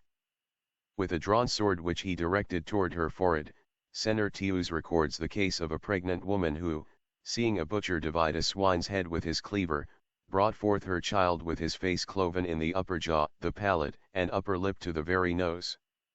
In Van Helmont's De Injectis Materialibus, some very astonishing cases are reported. The wife of a tailor at Mechlin was standing at her door and saw a soldier's hand cut off in a quarrel, which so impressed her as to bring on premature labor, and her child was born with only one hand, the other arm bleeding. In 1602, the wife of Marcus de Vogelier, a merchant of Antwerp, seeing a soldier who had just lost his arm, was taken in labor and brought forth a daughter with one arm struck off and bleeding as in the first case. Van Helmont gives a third example of another woman who witnessed the beheading of 13 men by order of the Duc d'Alva. The horror of the spectacle was so overpowering that she suddenly fell into labor and brought forth a perfectly formed infant, only the head was wanting, but the neck bloody as their bodies she beheld that had their heads cut off. And that which does still advance the wonder is, that the hand, arm, and head of these infants were none of them to be found. If it was possible to conceive of such a thing as a miracle in nature, the above cases of the sudden disappearance of portions of the unborn human body might be designated. We have looked in vain through the latest authorities upon human physiology for any sufficient theory to account for the least remarkable of fetal signatures. The most they can do is to record instances of what they call spontaneous varieties of type, and then fall back either upon M.R. Proctor's curious coincidences or upon such candid confessions of ignorance as are to be found in authors not entirely satisfied with the sum of human knowledge. Magendie acknowledges that, despite scientific researches, comparatively little is known of fetal life. At page 518 of the American edition of his Précis Élémentaire de Physiologie he instances a case where the umbilical cord was ruptured and perfectly cicatrized, and asks how was the footnote, s. Asterisk Dr. H. Moore, Immortality of the Soul, p. 393. Volume 1, page 387 Imagination of the Mother. Circulation carried on in this organ. On the next page, he says, nothing is at present known respecting the use of digestion in the fetus, and respecting its nutrition, propounds this query. What, then, can we say of the nutrition of the fetus? Physiological works contain only vague conjectures on this point. On page 520, the following language occurs: in consequence of some unknown cause, the different parts of the fetus sometimes develop themselves in a preternatural manner. With singular inconsistency with his previous admissions of the ignorance of science upon all these points which we have quoted, he adds, there is no reason for believing that the imagination of the mother can have any influence in the formation of these monsters. Besides, productions of this kind are daily observed in the offspring of other animals and even in plants. How perfect an illustration is this of the methods of scientific men! The moment they pass beyond their circle of observed facts, their judgment seems to become entirely perverted. Their deductions from their own researches are often greatly inferior to those made by others who have to take the facts at second hand. The literature of science is constantly furnishing examples of this truth, and when we consider the reasoning of materialistic observers upon psychological phenomena, the rule is strikingly manifest. Those who are soul-blind are as constitutionally incapable of distinguishing psychological causes from material effects as the color-blind are to select scarlet from black. Elam, without being in the least a spiritualist, nay, though an enemy to it, represents the belief of honest scientists in the following expressions: it is certainly inexplicable how matter and mind can act and react one upon the other. The mystery is acknowledged by all to be insoluble, and will probably ever remain so. The great English authority upon the subject of malformation is The Science and Practice of Medicine, by W.M. Aitken, M.D., Edinburgh, and Professor of Pathology in the Army Medical School, the American edition of which, by Professor Meredith Clymer, M.D., of the University of Pennsylvania, has equal weight in the United States. At page 233 of Vol. I we find the subject treated at length. The author says, the superstition, absurd notions, and strange causes assigned to the occurrence of such malformations, are now fast disappearing before the lucid expositions of those famous anatomists who have made the development and growth of the ovum a subject of special study. It is sufficient to mention here the names: J. Muller, Radlike, Bischoff, St. Hilaire, Burdake, Alan Thompson, G. and W. Vrlich, Wolf, Meckel, Simpson, Rokitansky, and von Amann as sufficient evidence that the truths of science will in time dispel the mists of ignorance and superstition. 1 Wood Vol. 1, page 388 The Veil of Isis. Think, from the complacent tone adopted by this eminent writer, that we were in possession if not of the means of readily solving this intricate problem, at least of a clue to guide us through the maze of our difficulties. But, in 1872, after profiting by all the labors and ingenuity of the illustrious pathologists above enumerated, we find him making the same confession of ignorance as that expressed by Magendie in 1838. Nevertheless, says he, much mystery still enshrouds the origin of malformation. The origin of them may be considered in two main issues, namely, 1. Are they due to original malformation of the germ? 2. Or, are they due to subsequent deformities of the embryo by causes operating on its development? With regard to the first issue, it is believed that the germ may be originally malformed, or defective, owing to some influence proceeding either from the female, or from the male, as in case of repeated procreation of the same kind of malformation by the same parents, deformities on either side being transmitted as an inheritance. Being unsupplied with any philosophy of their own to account for the lesions, the pathologists, true to professional instinct, resort to negation. That such deformity may be produced by mental impressions on pregnant women there is an absence of positive proof, they say. Moles, mother's marks, and cutaneous spots as ascribed to morbid states of the coats of the ovum. A very generally recognized cause of malformation consists in impeded development of the fetus, the cause of which is not always obvious, but is for the most part concealed. Transient forms of the human fetus are comparable to persistent forms of many lower animals. Can the learned professor explain why? Hence malformations resulting from arrest of development often acquire an animal-like appearance. Exactly, but why do not pathologists inform us why it is so? Any anatomist who has made the development and growth of the embryo and fetus a subject of special study, can tell, without much brain work, what daily experience and the evidence of his own eyes show him, viz., that up to a certain period, the human embryo is a facsimile of a young batrachian in its first remove from the spawn a tadpole. But no physiologist or anatomist seems to have had the idea of applying to the development of the human being from the first instant of its physical appearance as a germ to its ultimate formation and birth the Pythagorean esoteric doctrine of metempsychosis, so erroneously interpreted by critics.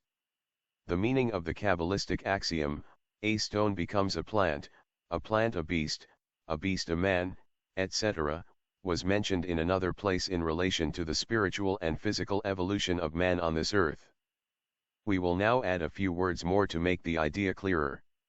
What is the primitive shape of the future man? A grain, a corpus vol. 1, page 389 Prenatal conditions. Cli, say some physiologists, a molecule, an ovum of the ovum, say others. If it could be analyzed by the spectroscope or otherwise, of what ought we to expect to find it composed? Analogically, we should say, of a nucleus of inorganic matter, deposited from the circulation at the germinating point, and united with a deposit of organic matter. In other words, this infinitesimal nucleus of the future man is composed of the same elements as a stone, of the same elements as the earth, which the man is destined to inhabit. Moses is cited by the Kabbalists as authority for the remark, that it required earth and water to make a living being, and thus it may be said that man first appears as a stone. At the end of 3 or 4 weeks the ovum has assumed a plant-like appearance, one extremity having become spheroidal and the other tapering, like a carrot. Upon dissection it is found to be composed, like an onion, of very delicate laminae or coats, enclosing a liquid. The laminae approach each other at the lower end, and the embryo hangs from the root of the umbilicus almost like a fruit from the bough. The stone has now become changed, by metempsychosis, into a plant. Then the embryonic creature begins to shoot out, from the inside outward, its limbs, and develops its features. The eyes are visible as 2 black dots, the ears, nose, and mouth form depressions, like the points of a pineapple, before they begin to project. The embryo develops into an animal-like fetus the shape of a tadpole, and like an amphibious reptile lives in water, and develops from it. Its monad has not yet become either human or immortal, for the Kabbalists tell us that that only comes at the 4th hour. One by one the fetus assumes the characteristics of the human being, the first flutter of the immortal breath passes through his being, he moves, nature opens the way for him, ushers him into the world, and the divine essence settles in the infant frame, which it will inhabit until the moment of physical death, when man becomes a spirit. This mysterious process of a 9 months formation the Kabbalists call the completion of the individual cycle of evolution. As the fetus develops from the liquor amnii in the womb, so the earths germinate from the universal ether, or astral fluid, in the womb of the universe. These cosmic children, like their pygmy inhabitants, are first nuclei, then ovules, then gradually mature, and becoming mothers in their turn, develop mineral, vegetable, animal, and human forms. From center to circumference, from the imperceptible vesicle to the uttermost conceivable bounds of the cosmos, These glorious thinkers, the Kabbalists, trace cycle merging into cycle, containing and contained in an endless series. The embryo evolving in its prenatal sphere, the individual in his family, the family in the state in mankind, the earth in our system, Vol. 1, page 390. The veil of Isis. That system in its central universe, the universe in the cosmos, and the cosmos in the first cause, the boundless and endless. So runs their philosophy of evolution, all are but parts of one stupendous whole, whose body nature is, and God the soul. Worlds without number lie in this bosom like children. While unanimously agreeing that physical causes, such as blows, accidents, and bad quality of food for the mother, affect the fetus in a way which endangers its life, and while admitting again that moral causes, such as fear, sudden terror, violent grief, or even extreme joy, may retard the growth of the fetus or even kill it, many physiologists agree with Magendie in saying, there is no reason for believing that the imagination of the mother can have any influence in the formation of monsters, and only because productions of this kind are daily observed in the production of other animals and even in plants. In this opinion he is supported by the leading teratologists of our day. Although Geoffroy Saint-Hilaire gave its name to the new science, its facts are based upon the exhaustive experiments of Bichat, who, in 1802, was recognized as the founder of analytical and philosophical anatomy.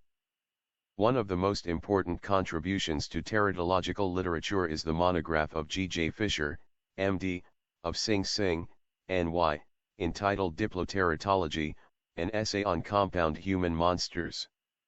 This writer classifies monstrous fetal growths into their genera and species, accompanying the cases with reflections suggested by their peculiarities.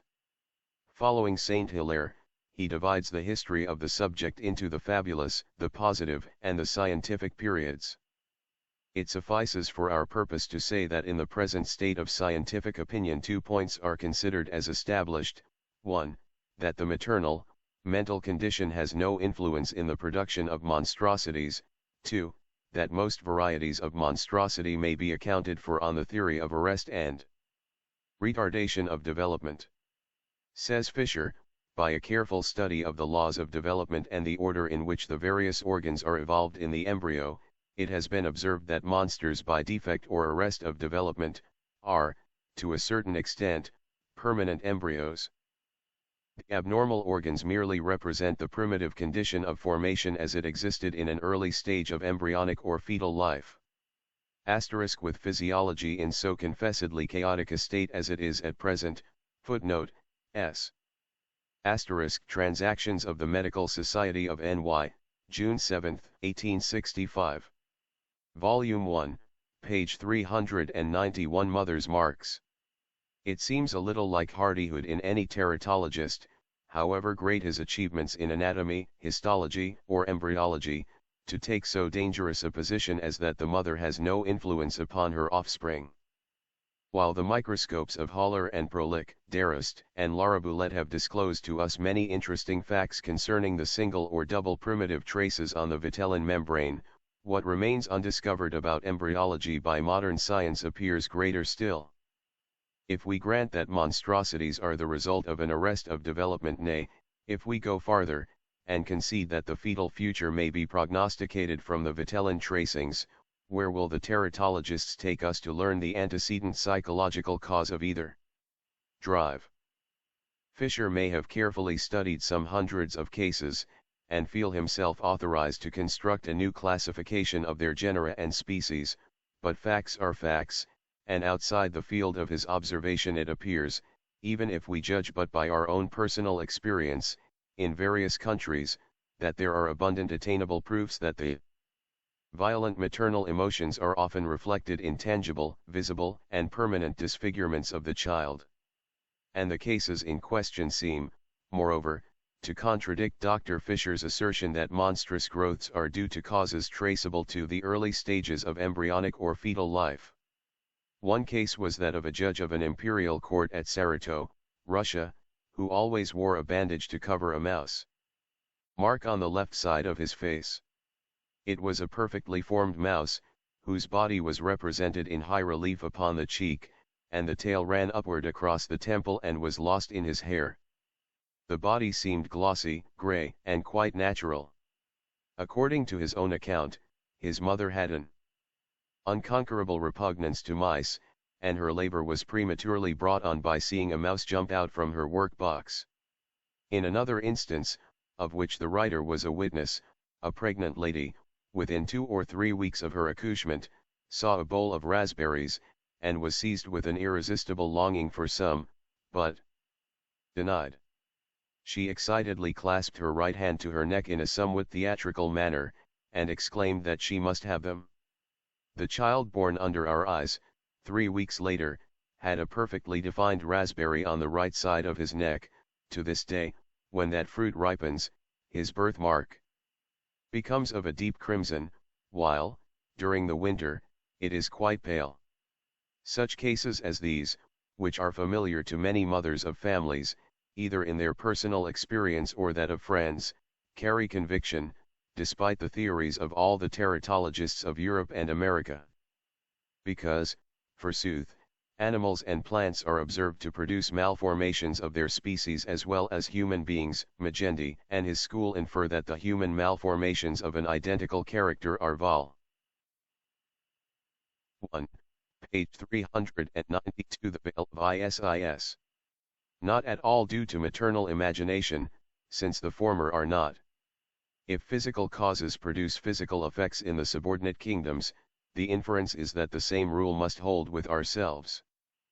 But an entirely original theory was broached by Professor Armour, of the Long Island Medical College, in the course of a discussion recently held in the Detroit Academy of Medicine.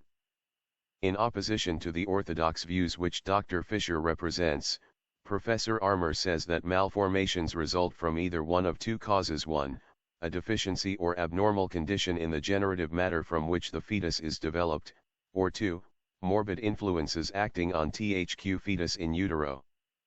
He maintains that the generative matter represents in its composition every tissue, structure, and form, and that there may be such a transmission of acquired structural peculiarities as would make the generative matter incapable of producing a healthy and equally developed offspring. On the other hand, the generative matter may be perfect in itself, but being subjected to morbid influences during the process of gestation, the offspring will, of necessity, be monstrous. To be consistent, this theory must account for diploteratological cases, double-headed or double-membered monsters, which seems difficult. We might, perhaps, admit that in defective generative matter, the head of the embryo might not be represented, or any other part of the body be deficient, but, it hardly seems as if there could be 2, 3, or more representatives of a single member. Again, if the generative matter have hereditary taint, it seems as if all the resulting progeny should be equally monstrous, whereas the fact is that in many cases the mother has given birth to a number of healthy children before the monster made its appearance, all being the progeny of one father. Numerous cases of this kind are quoted by Dr. Fisher.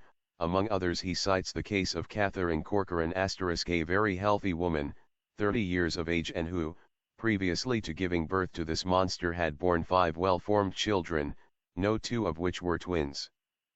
It had a head at either extremity, 2 chests, with arms complete, 2 abdominal and 2 pelvic cavities united end to end, with 4 legs placed 2 at either side, where the union between the 2 occurred. Certain parts of the body, however, were not duplicated, and therefore this cannot be claimed as a case of the growing together of twins. Another instance is that of Maria Teresa Parodi. This woman, who had previously given birth to 8 well-formed children, was delivered of a female infant the upper part of which only was double. Instances in footnote S. * Dublin Quarterly Journal of Medical Science, Vol. 15, p. 263, 1853. Recherches d'anatomie transcendante et pathologique, etc., Paris, 1832. Volume 1, page 393. Professor Armour's theory. which before and after the production of a monster the children were perfectly healthy are numerous, and if, on the other hand, the fact that monstrosities are as common with animals as they are with mankind is a generally accepted argument against the popular theory that these malformations are due to the imagination of the mother, and that other fact that there is no difference between the ovarian cell of a mammifer and man, be admitted, what becomes of Professor Armour's theory? In such a case an instance of an animal malformation is as good as that of a human monster, and this is what we read in Drive. Samuel L. Mitchell's paper on two-headed serpents, a female snake was killed, together with her whole brood of young ones, amounting to 120, of these 3 were monsters. One with 2 distinct heads, one with a double head and only 3 eyes, and one with a double skull, furnished with 3 eyes, and a single lower jaw, this last had 2 bodies. Surely the generative matter which produced these 3 monsters was identical with that which produced the other 117? Thus the Armour theory is as imperfect as all the rest. The trouble proceeds from the defective method of reasoning usually adopted, induction, a method which claims to collect by experiment and observation all the facts within its reach, the former being rather that of collecting and examining experiments and drawing conclusions therefrom, and, according to the author of Philosophical Inquiry, as this conclusion cannot be extended beyond what is warranted by the experiments, the induction is an instrument of proof and limitation.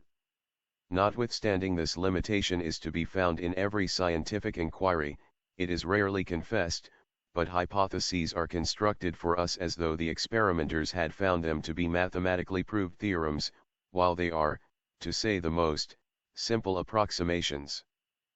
For a student of occult philosophy, who rejects in his turn the method of induction on account of these perpetual limitations, and fully adopts the Platonic division of causes, namely, the efficient, the formal, the material, and the final, as well as the Eleatic method of examining any given proposition.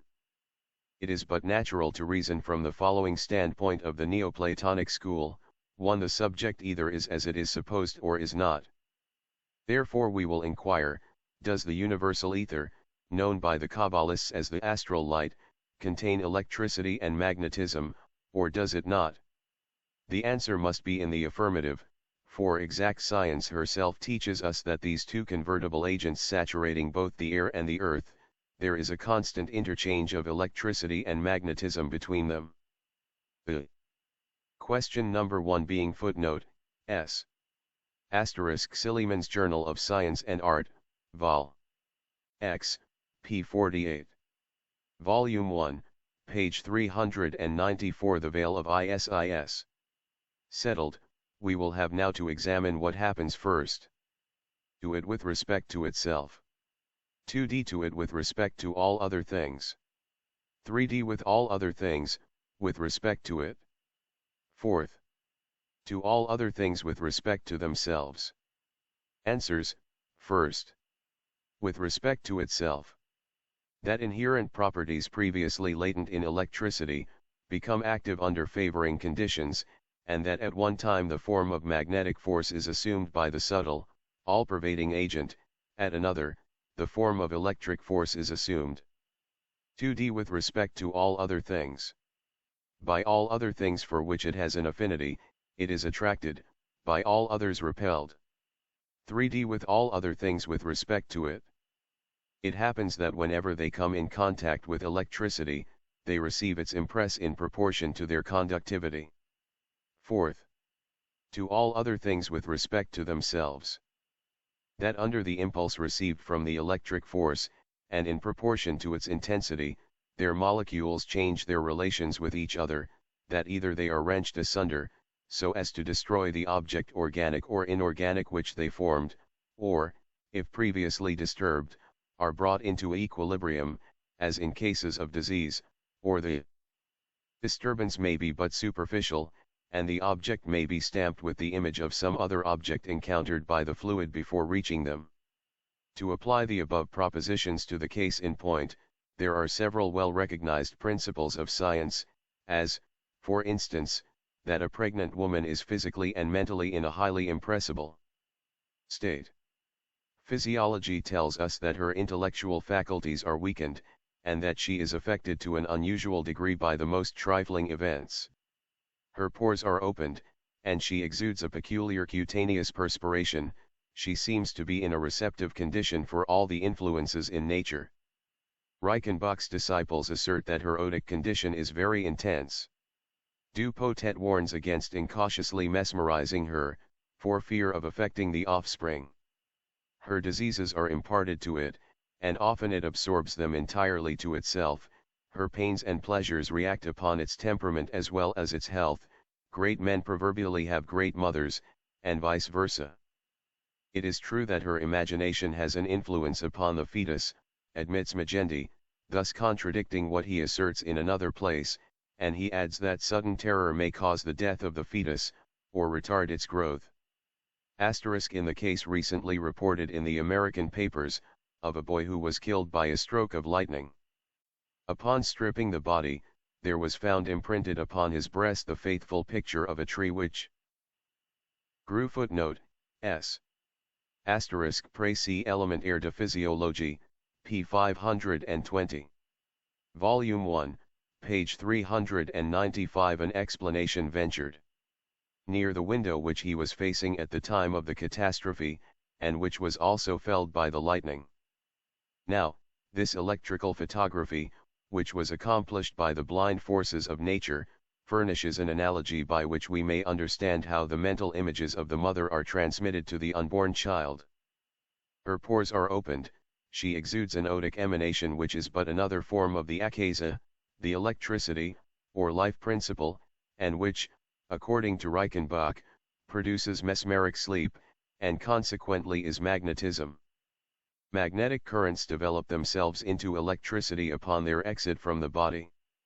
An object making a violent impression on the mother's mind, its image is instantly projected into the astral light, or the universal ether, which Jevons and Babbage, as well as the authors of The Unseen Universe, tell us is the repository of the spiritual images of all forms, and even human thoughts. Her magnetic emanations attract and unite themselves with the descending current which already bears the image upon it. It rebounds, and repercussing more or less violently, impresses itself upon the fetus, according to the very formula of physiology which shows how every maternal feeling reacts on the offspring. Is this Kabbalistic theory more hypothetical or incomprehensible than the teratological doctrine taught by the disciples of Geoffroy Saint-Hilaire? The doctrine, of which Magendie so justly observes, is found convenient and easy from its vagueness and obscurity, and which pretends to nothing less than the creation of a new science, the theory of which reposes on certain laws not very intelligible, as that of arresting, that of retarding, that of similar or eccentric position, especially the great law, as it is called, of self for self. Eliphas Levi, who is certainly one of the best authorities on certain points among Kabbalists, says, pregnant women are, more than others, under the influence of the astral light, which assists in the formation of their child, and constantly presents to them the reminiscences of forms with which it is filled. It is thus that very virtuous women deceive the malignity of observers by equivocal resemblances. They often impress upon the fruit of their marriage an image which has struck them in a dream, and thus are the same physiognomies perpetuated from age to age. The Kabbalistic use of the pentagram can therefore determine the countenance of unborn infants, and an initiated woman might give to her son the features of Nereus or Achilles, as well as those of Louis XV. Or Napoleon. If it should confirm another theory than that of Dr. Fischer, he should be the last to complain, for as he himself makes the confession, which footnote, s, *ibid, p. 521. Dogme et Ritual de la Haute Magie, p. 175. Volume 1, page 396. The Veil of Isis.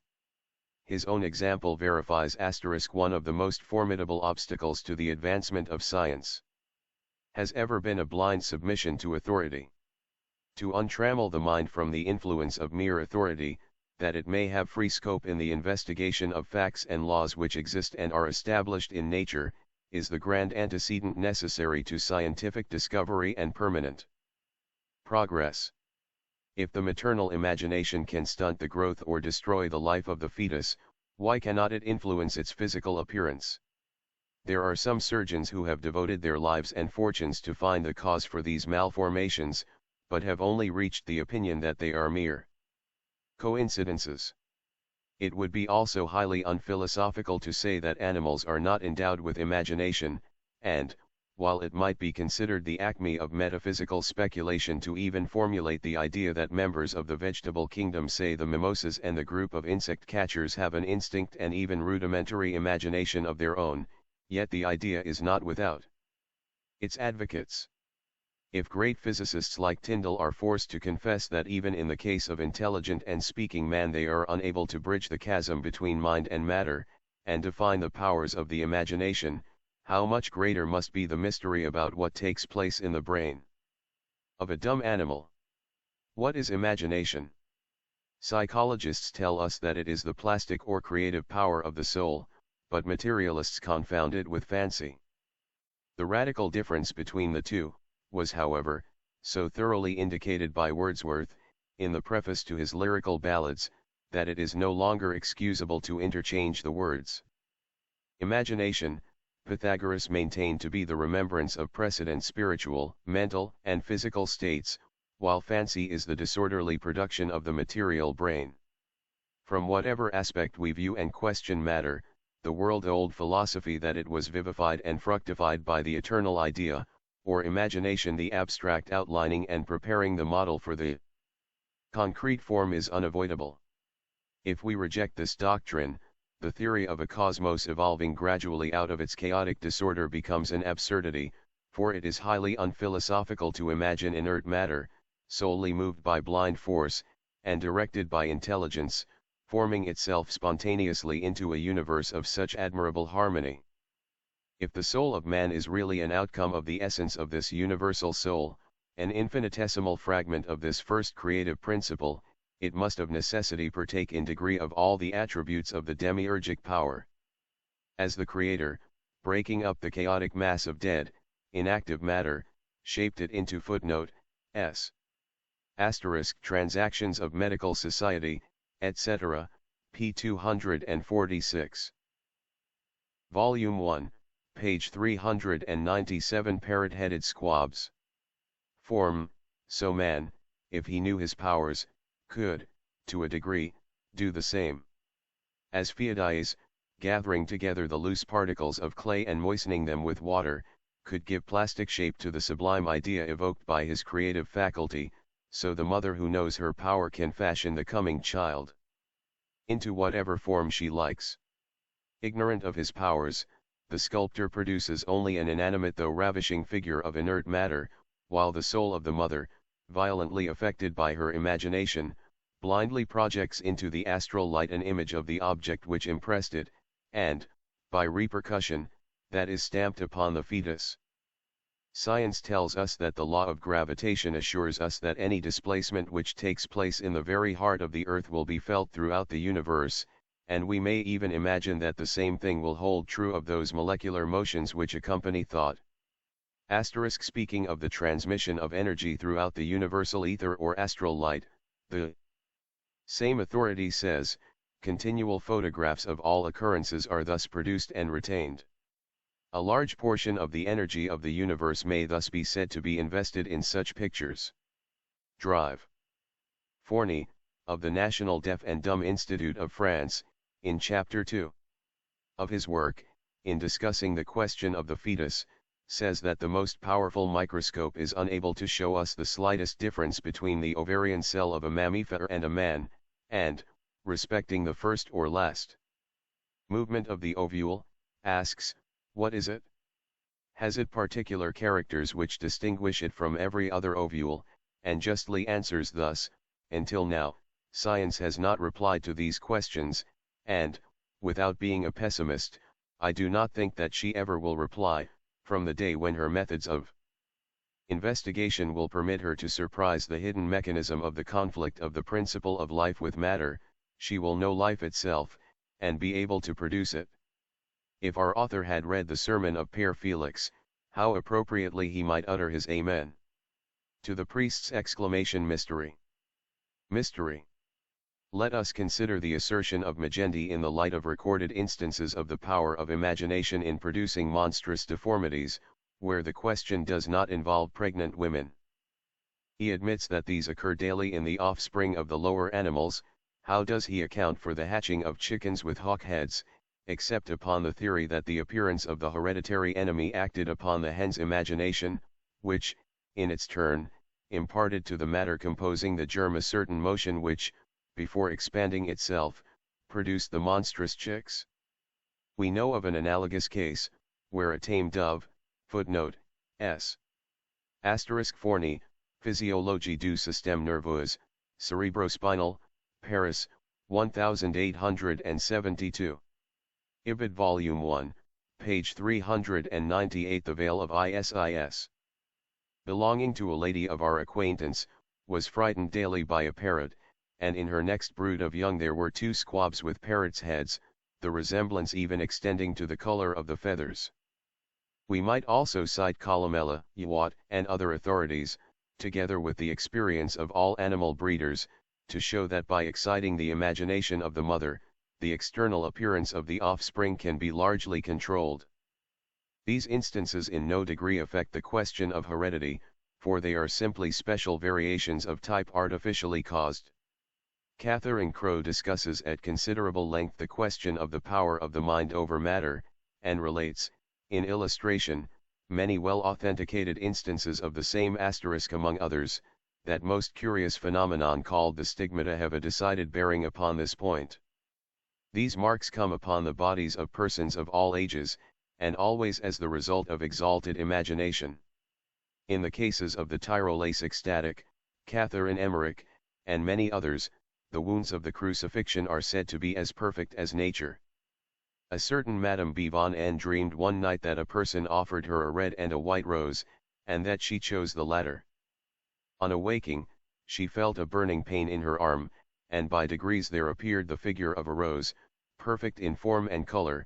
It was rather raised above the skin. The mark increased in intensity till the 8th day, after which it faded away, and by the 14th, was no longer perceptible. 2 young ladies, in Poland, were standing by an open window during a storm. A flash of lightning fell near them, and the gold necklace on the neck of one of them was melted. A perfect image of it was impressed upon the skin, and remained throughout life. The other girl, appalled by the accident to her companion, stood transfixed with horror for several minutes, and then fainted away. Little by little the same mark of a necklace as had been instantaneously imprinted upon her friend's body, appeared upon her own, and remained there for several years, when it gradually disappeared.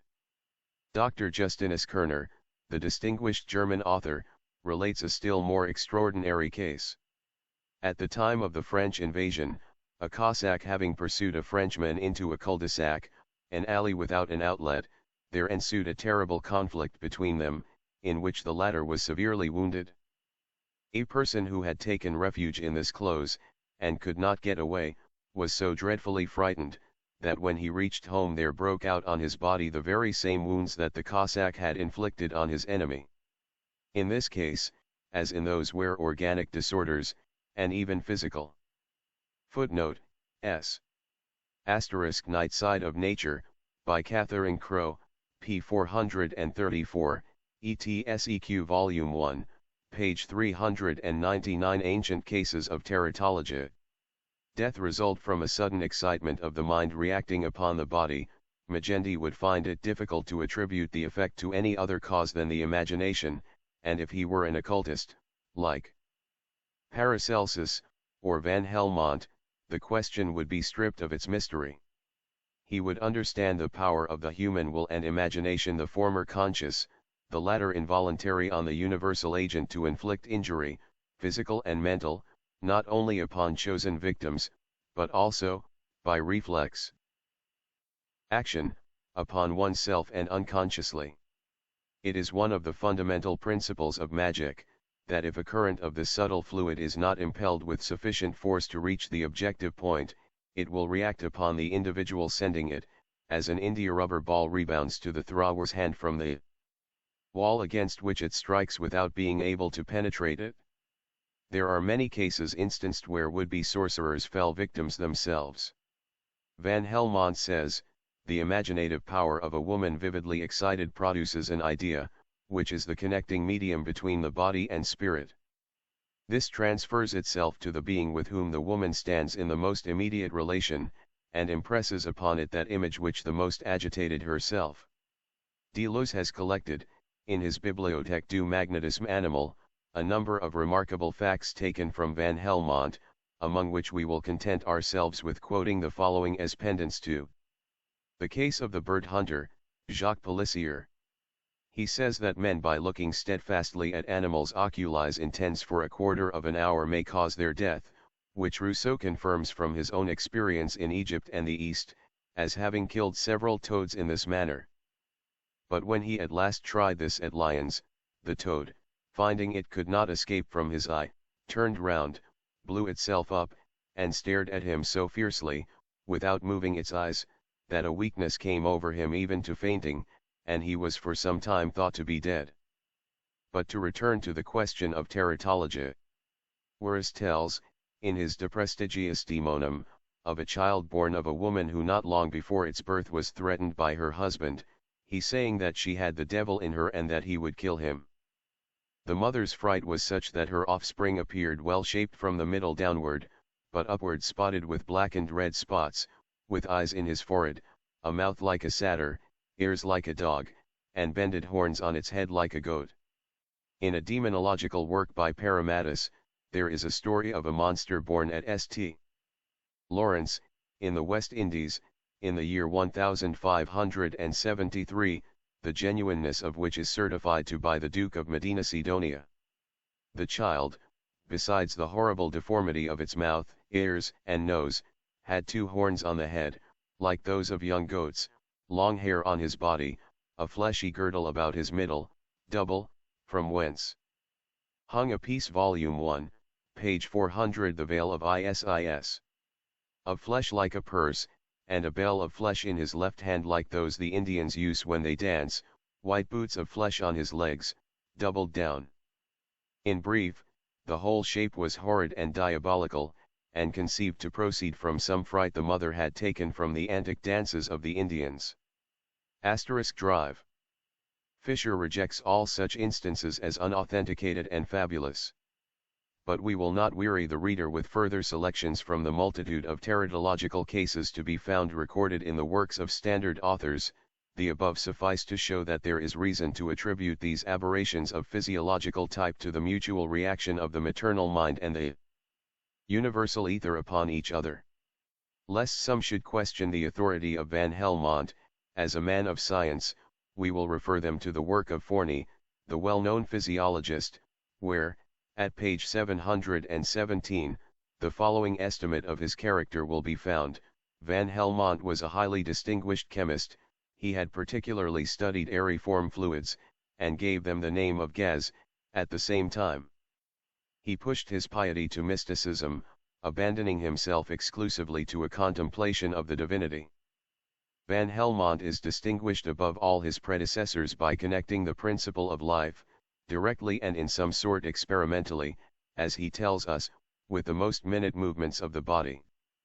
It is the incessant action of this entity, in no way associated by him with the material elements, but forming a distinct individuality, that we cannot understand. Nevertheless, it is upon this entity that a famous school has laid its principal foundation. Van Helmont's principle of life, or archeus, is neither more nor less than the astral light of all the Kabbalists, and the universal ether of modern science. If the more unimportant signatures of the fetus are not due to the imagination of the mother, to what other cause would Magendie attribute the formation of horny scales, the horns of goats and the hairy coats of animals, which we have seen in the above instances marking monstrous progeny? Surely there were no latent germs of these distinguishing features of the animal kingdom capable of being developed under a sudden impulse of the maternal fancy. In short, The only possible explanation is the one offered by the adepts in the occult sciences. Before leaving the subject, we wish to say a few words more respecting the cases where the head, arm, and hand were instantly dissolved, though it was evident that in each instance the entire body of the child had been perfectly formed. Of what is a child's body composed at its birth? The chemists will tell us that it comprises a dozen pounds of solidified gas, and a few ounces of ashy residuum, some water, oxygen. Footnote, S. Asterisk Henry Moore, Immortality of the Soul, p. 399. Volume 1, page 401. The Extreme Limits of Nature. Hydrogen, nitrogen, carbonic acid, a little lime, magnesia, phosphorus, and a few other minerals, that is all. Whence came they? How were they gathered together? How were these particles which Mr. Proctor tells us are drawn in from the depths of space surrounding us on all sides, formed and fashioned into the human being? We have seen that it is useless to ask the dominant school of which Magendie is an illustrious representative, for he confesses that they know nothing of the nutrition, digestion, or circulation of the fetus, and physiology teaches us that while the ovule is enclosed in the Graafian vesicle, it forms an integral part of the general structure of the mother. Upon the rupture of the vesicle, it becomes almost as independent of her for what is to build up the body of the future being as the germ in a bird's egg after the mother has dropped it in the nest. There certainly is very little in the demonstrated facts of science to contradict the idea that the relation of the embryonic child to the mother is much different from that of the tenant to the house, upon whose shelter he depends for health, warmth, and comfort. According to Democritus, the soul results from the aggregation of atoms, and Plutarch describes his philosophy as follows, that there are substances infinite in number, indivisible, undisturbed, which are without differences, without qualities, and which move in space, where they are disseminated, that when they approach each other, they unite, interlock, and form by their aggregation water, fire, a plant, or a man. That all these substances, which he calls atoms by reason of their solidity, can experience neither change nor alteration. But, adds Plutarch, we cannot make a color of that which is colorless, nor a substance or soul of that which is without soul and without quality. Professor Balfour Stewart says that this doctrine, in the hands of John Dalton, has enabled the human mind to lay hold of the laws which regulate chemical changes, as well as to picture to itself what is there taking place. After quoting, with approbation, Bacon's idea that men are perpetually investigating the extreme limits of nature, he then erects a standard which he and his brother philosophers would do well to measure their behavior by. Surely we ought, says he, to be very cautious before we dismiss any branch of knowledge or train of thought as essentially unprofitable. Brave words, these. But how many are the men of science who put them into practice? Footnote, S. Asterisk by the word soul, neither Democritus nor the other philosophers understood the nous or pneuma, the divine immaterial soul, but the psyche, or astral body, that which Plato always terms the second mortal soul. Balfour Stewart, Doctor of Laws, F.R.S., The Conservation of Energy, p. 133. Volume 1, page 402. The Veil of Isis. Democritus of Abdera shows us space crammed with atoms, and our contemporary astronomers allow us to see how these atoms form into worlds, and afterward into the races, our own included, which people them.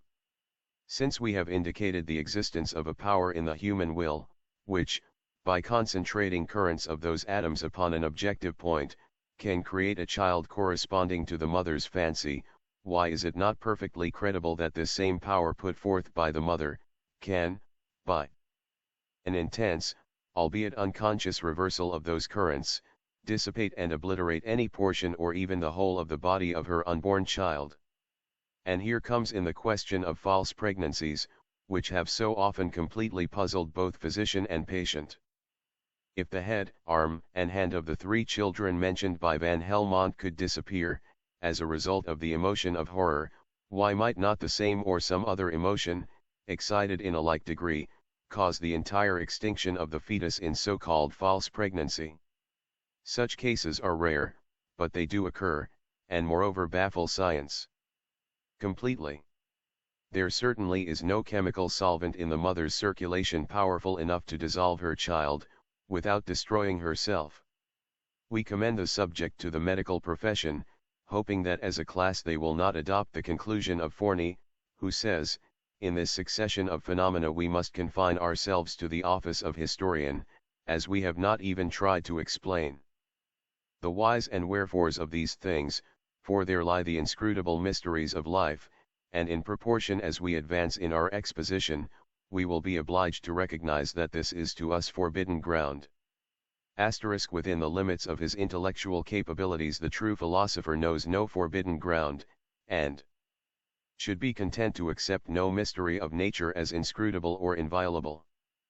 No student of Hermetic philosophy, nor any spiritualist, will object to the abstract principle laid down by Hume that a miracle is impossible, for to suppose such a possibility would make the universe governed through special instead of general laws. This is one of the fundamental contradictions between science and theology. The former, reasoning upon universal experience, maintains that there is a general uniformity of the course of nature, while the latter assumes that the governing mind can be invoked to suspend general law to suit special emergencies. Says John Stuart Mill, if we do not already believe in supernatural agencies, no miracle can prove to us their existence. The miracle itself, considered merely as an extraordinary fact, may be satisfactorily certified by our senses or by testimony, but nothing can ever prove that it is a miracle. Footnote S. Forney, Physiologie du système nerveux, p. 16. A System of Logic. 8th ed., 1872, vol. 2, p. 165. Volume 1, page 403. Professor Corson on the Invasion of Science.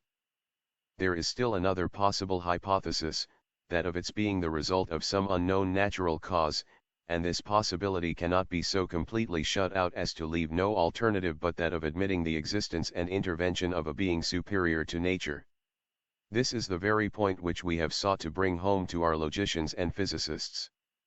As Mr. Mill himself says, we cannot admit a proposition as a law of nature, and yet believe a fact in real contradiction to it. We must disbelieve the alleged fact, or believe that we were mistaken in admitting the supposed law. Mr.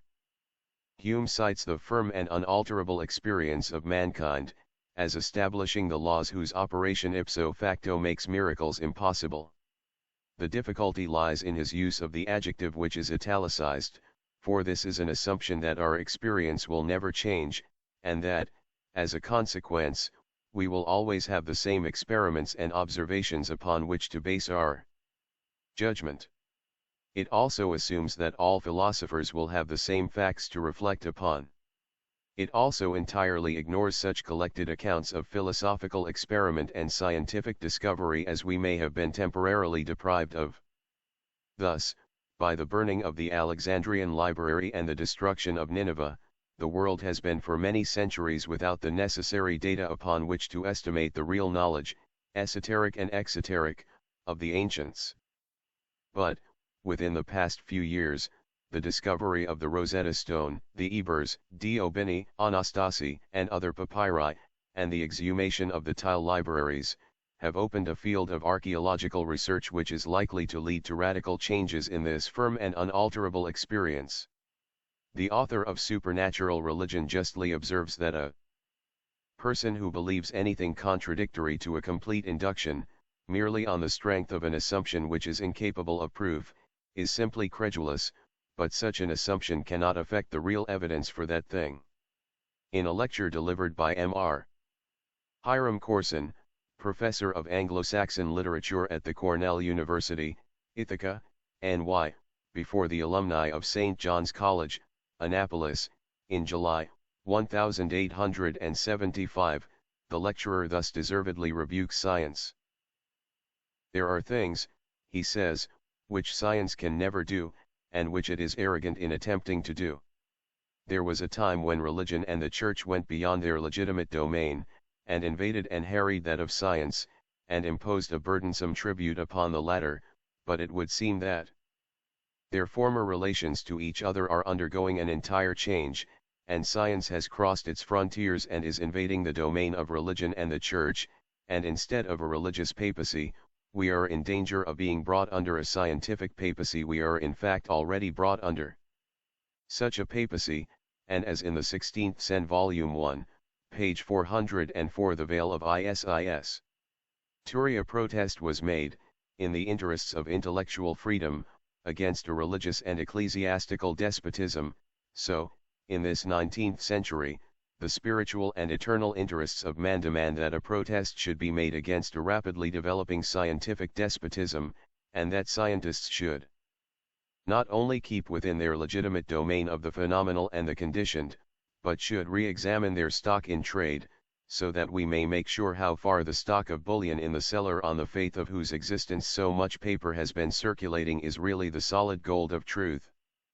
If this is not done in science as well as in ordinary business, scientists are apt to put their capital at too high a figure, and accordingly carry on a dangerously inflated business.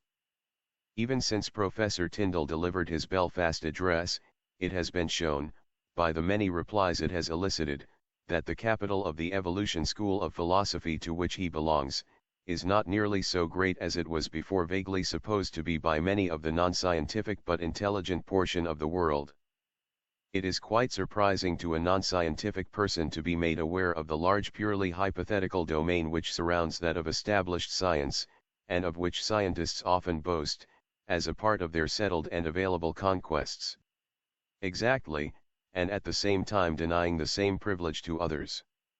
They protest against the miracles of the Church, and repudiate, with as much logic, modern phenomena. In view of the admission of such scientific authorities as drive humans and others that modern science is passing through a transitional period, it would seem that it is time that people should cease to consider certain things incredible only because they are marvelous, and because they seem to oppose themselves to what we are accustomed to consider universal laws. There are not a few well-meaning men in the present century who, desiring to avenge the memory of such martyrs of science as Agrippa, Palissy, and Cardan, nevertheless fail, through lack of means, to understand their ideas rightly. They erroneously believe that the Neoplatonists gave more attention to transcendental philosophy than to exact science. The failures that Aristotle himself so often exhibits, remarks Professor Draper, are no proof of the unreliability of his method, but rather of its trustworthiness. They are failures arising from want of a sufficiency of facts. What facts? We might inquire. A man of science cannot be expected to admit that these facts can be furnished by occult science, since he does not believe in the latter. Nevertheless, the future may demon. Footnote, S. Draper, Conflict Between Religion and Science, p. 22. Volume 1, page 405 The Growing Body of Truth. Straight this verity. Aristotle has bequeathed his inductive method to our scientists, but until they supplement it with the universals of Plato, they will experience still more failures than the great tutor of Alexander. The universals are a matter of faith only so long as they cannot be demonstrated by reason and based on uninterrupted experience. Who of our present-day philosophers can prove by this same inductive method that the ancients did not possess such demonstrations as a consequence of their esoteric studies? Their own negations, unsupported as they are by proof, sufficiently attest that they do not always pursue the inductive method they so much boast of. Obliged as they are to base their theories, nolens volens, on the groundwork of the ancient philosophers, their modern discoveries are but the shoots put forth by the germs planted by the former. And yet even these discoveries are generally incomplete, if not abortive.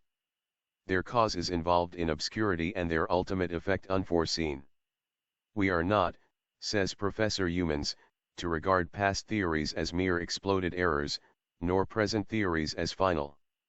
The living and growing body of truth has only mantled its old integuments in the progress to a higher and more vigorous state. This language, applied to modern chemistry by one of the first philosophical chemists and most enthusiastic scientific writers of the day, shows the transitional state in which we find modern science, but what is true of chemistry is true of all its sister sciences. Since the advent of spiritualism, physicians and pathologists are more ready than ever to treat great philosophers like Paracelsus and Van Helmont as superstitious quacks and charlatans, and to ridicule their notions about the archeus, or anima mundi, as well as the importance they gave to a knowledge of the machinery of the stars. And yet, how much of substantial progress has medicine effected since the days when Lord Bacon classed it among the conjectural sciences? Such philosophers as Democritus, Aristotle, Euripides, Epicurus, or rather his biographer, Lucretius, Aeschylus, and other ancient writers, whom the materialists so willingly quote as authoritative opponents of the dreamy Platonists, were only theorists, not adepts. The latter, when they did write, either had their works burned by Christian mobs or they worded them in a way to be intelligible only to the initiated. Who of their modern detractors can warrant that he knows all about what they knew? Diocletian alone burned whole libraries of works upon the secret arts. Not a manuscript treating on the art of making gold and silver escaped the wrath of this unpolished tyrant. Arts and civilization had attained such a development at what is now termed the archaic ages that we learn, footnote, s. Edward L. Humans, M.D., A Class Book of Chemistry, p. 4. Volume 1, page 406. The Veil of Isis. Through Champollion, that Athothai, the second king of the First Dynasty, wrote a work on anatomy, and the king Necho on astrology and astronomy. Blantaeus and Synchris were two learned geographers of those pre-Mosaic days. Aelian speaks of the Egyptian Iashus, whose memory was venerated for centuries for his wonderful achievements in medicine. He stopped the progress of several epidemics, merely with certain fumigations. A work of Apollonides, surnamed Oripios, is mentioned by Theophilus, Patriarch of Antioch, entitled The Divine Book, and giving the secret biography and origin of all the gods of Egypt, and Ammianus Marcellinus speaks of a secret work in which was noted the precise age of the bull Apis, a key to many a mystery and cyclic calculation. What has become of all these books, and who knows the treasures of learning they may have contained? We know but one thing for a certainty, and that is, that pagan and Christian vandals destroyed such literary treasures wherever they could find them, and that the Emperor Alexander Severus went all over Egypt to collect the sacred books on mysticism and mythology, pillaging every temple, and that the Ethiopians, old as were the Egyptians in arts and sciences, claimed a priority of antiquity as well as of learning over them, as well they might, for they were known in India at the earliest dawn of history. We also know that Plato learned more secrets in Egypt than he was allowed to mention, and that, according to Champollion, all that is really good and scientific in Aristotle's works so prized in our day by our modern inductionists is due to his divine master, and that, as a logical sequence, Plato, having imparted the profound secrets he had learned from the priests of Egypt to his initiated disciples orally, who in their turn passed it from one generation to another of adepts, the latter know more of the occult powers of nature than our philosophers of the present day. And here we may as well mention the works of Hermes Trismegistus. Who, or how many have had the opportunity to read them as they were in the Egyptian sanctuaries? In his Egyptian Mysteries, Iamblichus attributes to Hermes 1,100 books, and Seleucus reckons no less than 20,000 of his works. Before the period of Menes, Eusebius saw but 42 of these in his time, he says, and the last of the 6 books on medicine treated on that art as practiced in the darkest ages, asterisk and footnote, s. Asterisk Sprengel, in his History of Medicine, makes Van Helmont appear as if disgusted with the charlatanry and ignorant presumption of Paracelsus. The works of this latter, says Sprengel, which he, Van Helmont, had attentively read, aroused in him the spirit of reformation, but they alone did not suffice for him, because his erudition and judgment were infinitely superior to those of that author, and he despised this mad egoist, this ignorant and ridiculous vagabond, who often seemed to have fallen into insanity. This assertion is perfectly false. We have the writings of Hell footnote continued on next page volume 1, page 407 Groping in the Dark. Diodorus says that it was the oldest of the legislators Naves, the third successor of Menes, who received them from Hermes. Of such manuscripts as have descended to us, most are but Latin retranslations of Greek translations, made principally by the Neoplatonists from the original books preserved by some adepts. Mark Aelius Ficinus, who was the first to publish them in Venice, in 1488, has given us mere extracts, and the most important portions seem to have been either overlooked, or purposely omitted as too dangerous to publish in those days of auto-da-fe. And so it happens now, that when a Kabbalist who has devoted his whole life to studying occultism, and has conquered the great secret, ventures to remark that the Kabbalah alone leads to the knowledge of the absolute in the infinite, and the indefinite in the finite, he is laughed at by those who, because they know the impossibility of squaring the circle as a physical problem, deny the possibility of its being done in the metaphysical sense. Psychology, according to the greatest authorities on the subject, is a department of science hitherto almost unknown. Physiology, according to Forney, one of its French authorities, is in so bad a condition as to warrant his saying in the preface to his erudite work Physiologie du système nerveux, that we perceive at last that not only is the physiology of the brain not worked out, but also that no physiology whatever of the nervous system exists. Chemistry has been entirely remodeled within the past few years, therefore, like all new sciences, the infant cannot be considered as very firm on its legs. Geology has not yet been able to tell anthropology how long man has existed. Astronomy, the most exact of sciences, is still speculating and bewildered about cosmic energy, and many other things as important. In anthropology, Mr. Wallace tells us, there exists a wide difference of opinion on some of the most vital questions respecting the nature and origin of man. Medicine has been pronounced by various eminent physicians to be nothing better than scientific guesswork. Everywhere incompleteness, nowhere perfection. When we look at these earnest men groping around in the dark to find the missing links of their broken chains, they seem to us like persons starting from a common, fathomless abyss by divergent paths. Each of these ends at the brink of a chasm which they cannot explore. On the footnote, footnote continued from previous page Mont himself to refute it. In the well-known dispute between two writers, Goclenius, a professor in Marburg, who supported the great efficacy of the sympathetic salve discovered by Paracelsus, for the cure of every wound, and Father Robert, a Jesuit, who condemned all these cures, as he attributed them to the devil, Van Helmont undertook to settle the dispute. The reason he gave for interfering was that all such disputes affected Paracelsus as their discoverer and himself as his disciple, see De Magnetica Vulner, and 1. C. p. 705. Volume 1, page 408 The Veil of Isis. One hand they lack the means to descend into its hidden depths, and on the other they are repulsed at each attempt by jealous sentries, who will not let them pass. And so they go on watching the lower forces of nature and from time to time initiating the public into their great discoveries. Did they not actually pounce upon vital force and catch her playing in her game of correlation with chemical and physical forces? Indeed they did. But if we ask them whence this vital force?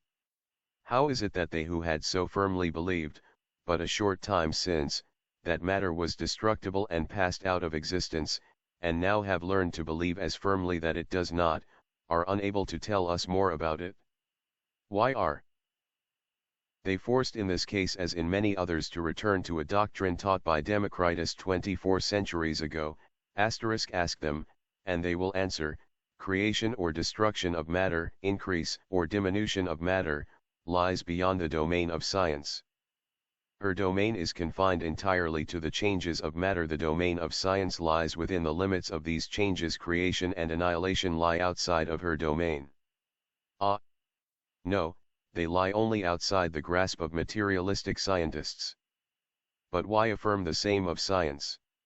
And if they say that force is incapable of destruction, except by the same power which created it, then they tacitly admit the existence of such a power, and have therefore no right to throw obstacles in the way of those who, bolder than themselves, try to penetrate beyond, and find that they can only do so by lifting the veil of Isis.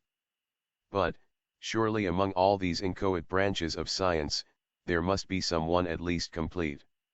It seems to us that we heard a great clamor of applause, as the voice of many waters, over the discovery of protoplasm. But, alas!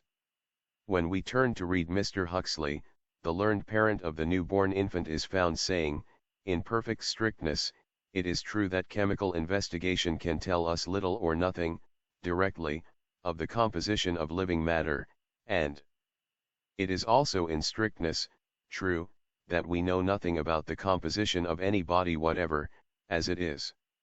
This is a sad confession, indeed. It appears, then, that the Aristotelian method of induction is a failure in some cases, after all. This also seems to account for the fact that this model philosopher, with all his careful study of particulars before rising to universals, taught that the earth was in the center of the universe, while Plato, who lost himself in footnote s. Democritus said that, as from nothing, nothing could be produced, so there was not anything that could ever be reduced to nothing. J. L. E. Conti, Correlation of Vital with Chemical and Physical Forces, Appendix. Volume 1, page 409. The Sodalian Oath.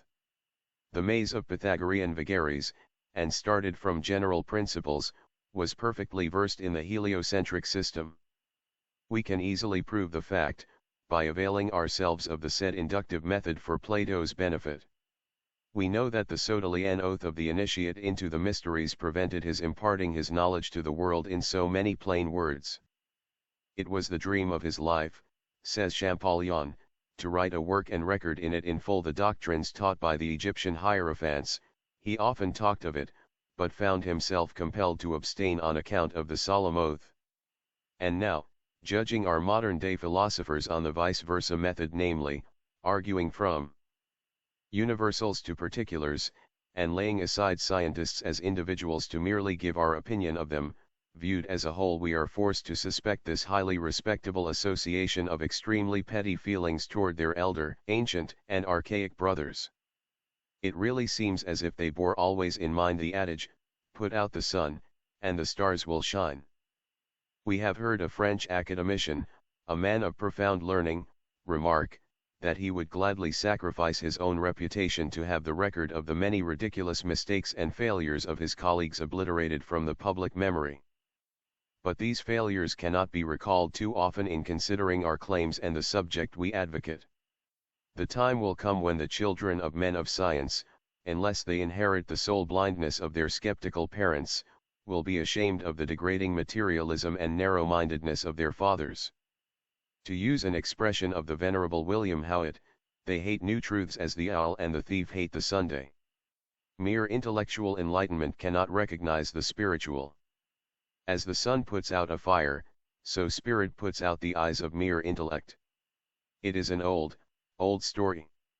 From the days when the preacher wrote, "The eye is not satisfied with seeing, nor the ear filled with hearing," scientists have deported themselves as if the saying were written to describe their own mental condition. How faithfully Lecky, himself a rationalist, unconsciously depicts this propensity in men of science to deride all new things, in his description of the manner in which educated men receive an account of a miracle having taken place. They receive it, says he, with an absolute and even derisive incredulity, which dispenses with all examination of the evidences. Moreover, so saturated do they become with the fashionable skepticism after once having fought their way into the academy, that they turn about and enact the role of persecutors in their turn. It is a curiosity of science, says Howitt, that Benjamin Franklin, who had himself experienced the ridicule of his countrymen for his attempts to identify lightning and Elec Vol. 1, page 410. The veil of Isis. Tricity, should have been one of the Committee of Savants, in Paris, in 1778, who examined the claims of mesmerism, and condemned it as absolute quackery. If men of science would confine themselves to the discrediting of new discoveries, there might be some little excuse for them on the score of their tendency to a conservatism begotten of long habits of patient scrutiny, but they not only set up claims to originality not warranted by fact, but contemptuously dismiss all allegations that the people of ancient times knew as much and even more than themselves. Pity that in each of their laboratories there is not suspended this text from Ecclesiastes: is there anything whereof it may be said, see, this is new? It hath been already of old time, which was before us. In the verse which follows the one here quoted, the wise man says, there is no remembrance of former things, so that this utterance may account for every new denial. Mr. Meldrum may exact praise for his meteorological observation of cyclones in the Mauritius, and Mr. Baxendale, of Manchester, talk learnedly of the convection currents of the earth, and Dr. Carpenter and Commander Maury map out for us the equatorial current, and Professor Henry show us how the moist wind deposits its burden to form rivulets and rivers, only to be again rescued from the ocean and returned to the hilltops. But hear what Kahileth says, the wind goeth toward the south, and turneth about unto the north, it whirleth about continually, and the wind returneth again according to his circuits. All the rivers run into the sea, yet the sea is not full, unto the place from whence the rivers come, thither they return again.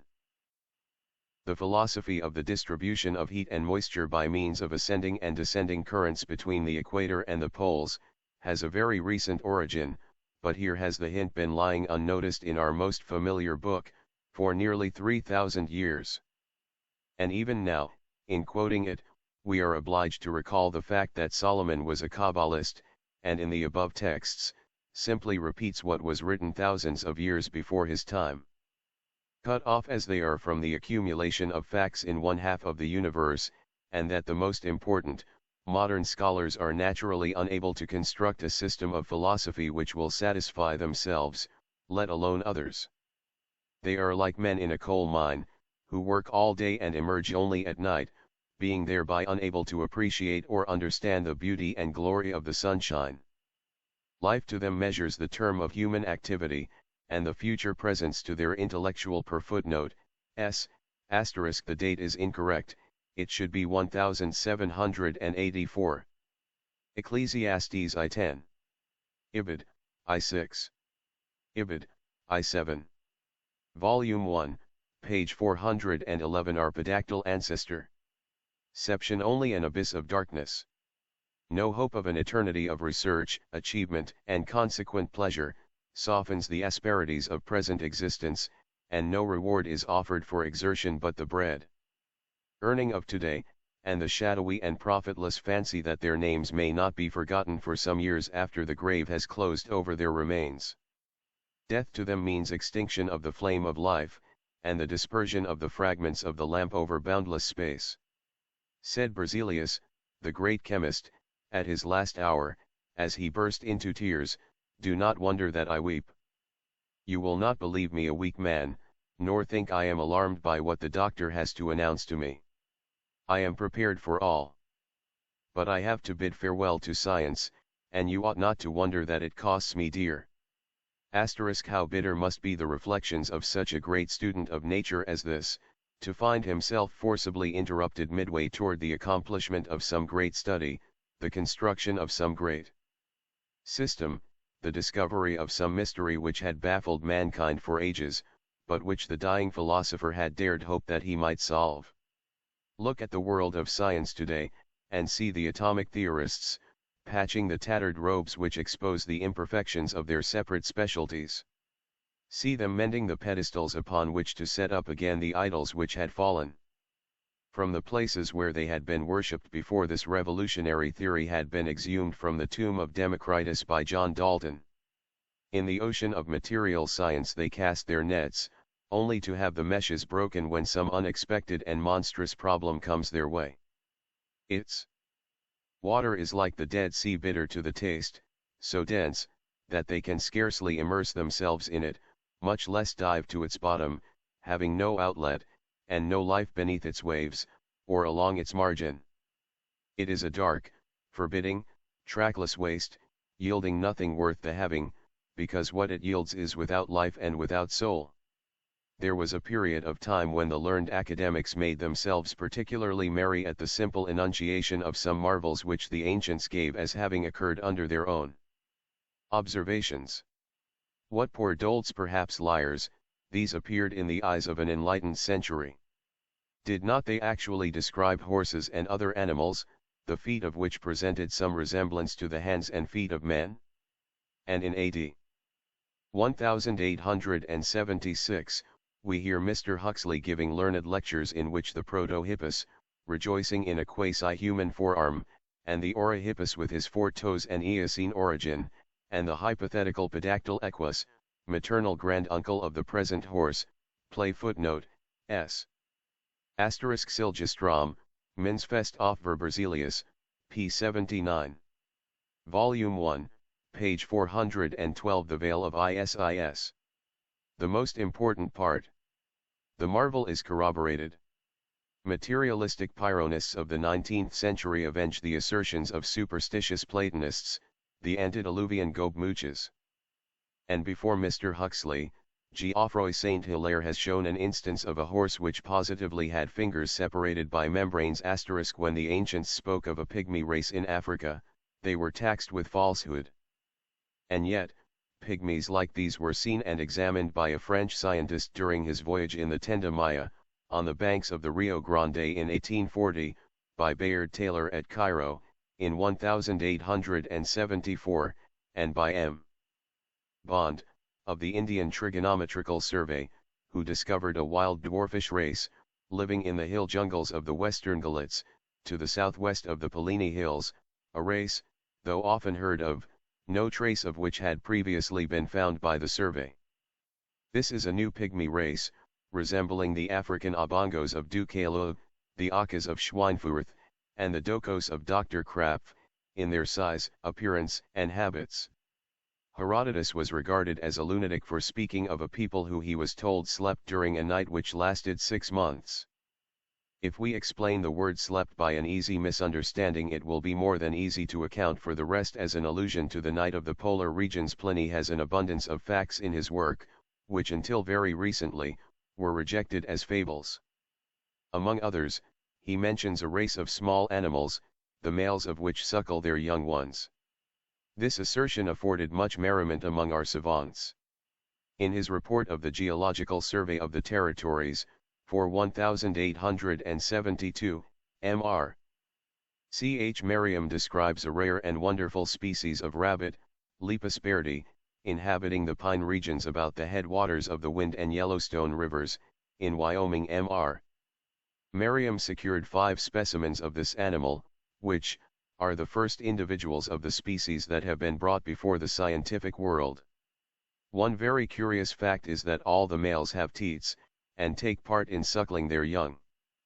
Adult males had large teats full of milk, and the hair around the nipple of one was wet, and stuck to it, showing that, when taken, he had been engaged in nursing his young.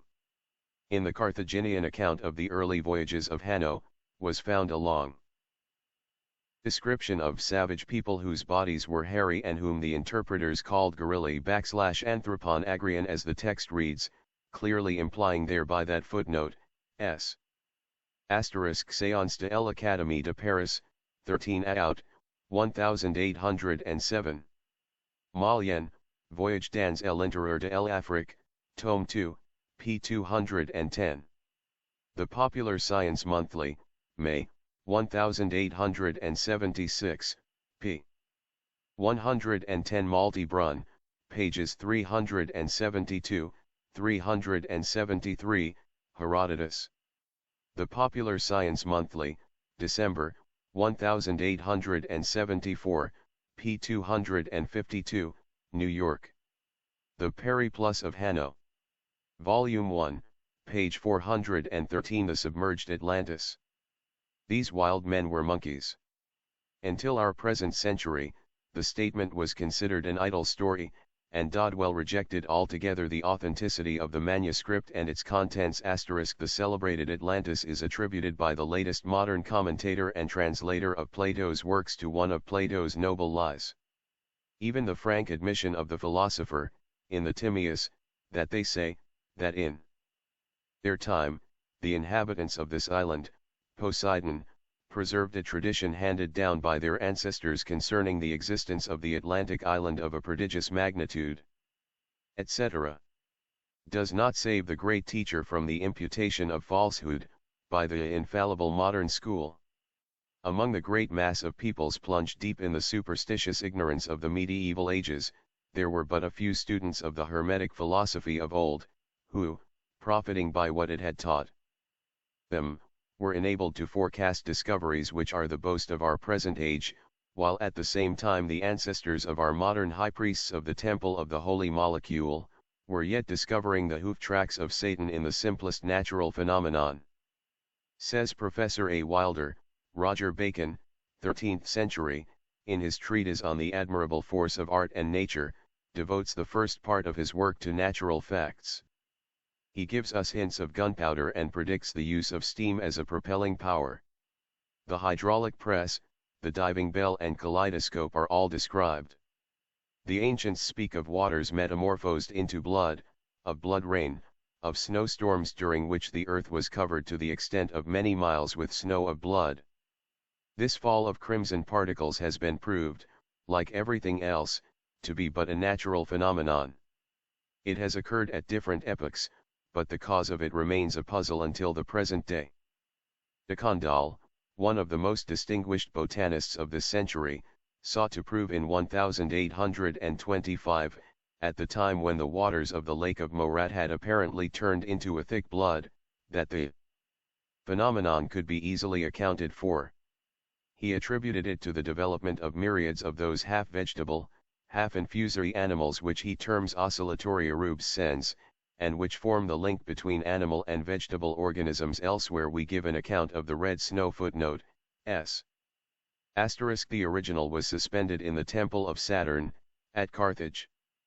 Falconer gave 2 dissertations on it, and agrees with Bougainville in referring it to the 6th century before the Christian era. See Corey's Ancient Fragments. Professor Jowett. On the Atlantic Island, from Marcellus, Ethiopic History. Alchemy, or the Hermetic Philosophy. See Review Encyclopedic, Vol. XXXIII, p. 676. Volume 1, page 414. The Veil of Isis, which Captain Ross observed in the Arctic regions. Many memoirs have been written on the subject by the most eminent naturalists, but no 2 of them agree in their hypotheses. Some call it pollen powder of a species of pine, others, small insects, and Professor Agard confesses very frankly that he is at a loss to either account for the cause of such phenomena, or to explain the nature of the red substance. The unanimous testimony of mankind is said to be an irrefutable proof of truth, and about what was ever testimony more unanimous than that for thousands of ages among civilized people as among the most barbarous, there has existed a firm and unwavering belief in magic?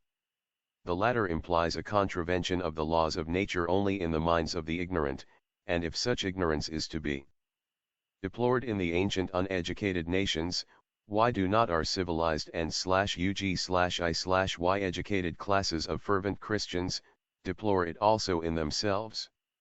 The mysteries of the Christian religion have been no more able to stand a crucial test than biblical miracles. Magic alone, in the true sense of the word, affords a clue to the wonders of Aaron's rod, and the feats of the Magi of Pharaoh, who opposed Moses, and it does that without either impairing the general truthfulness of the authors of the Exodus, or claiming more for the prophet of Israel than for others, or allowing the possibility of a single instance in which a miracle can happen in contravention of the laws of nature.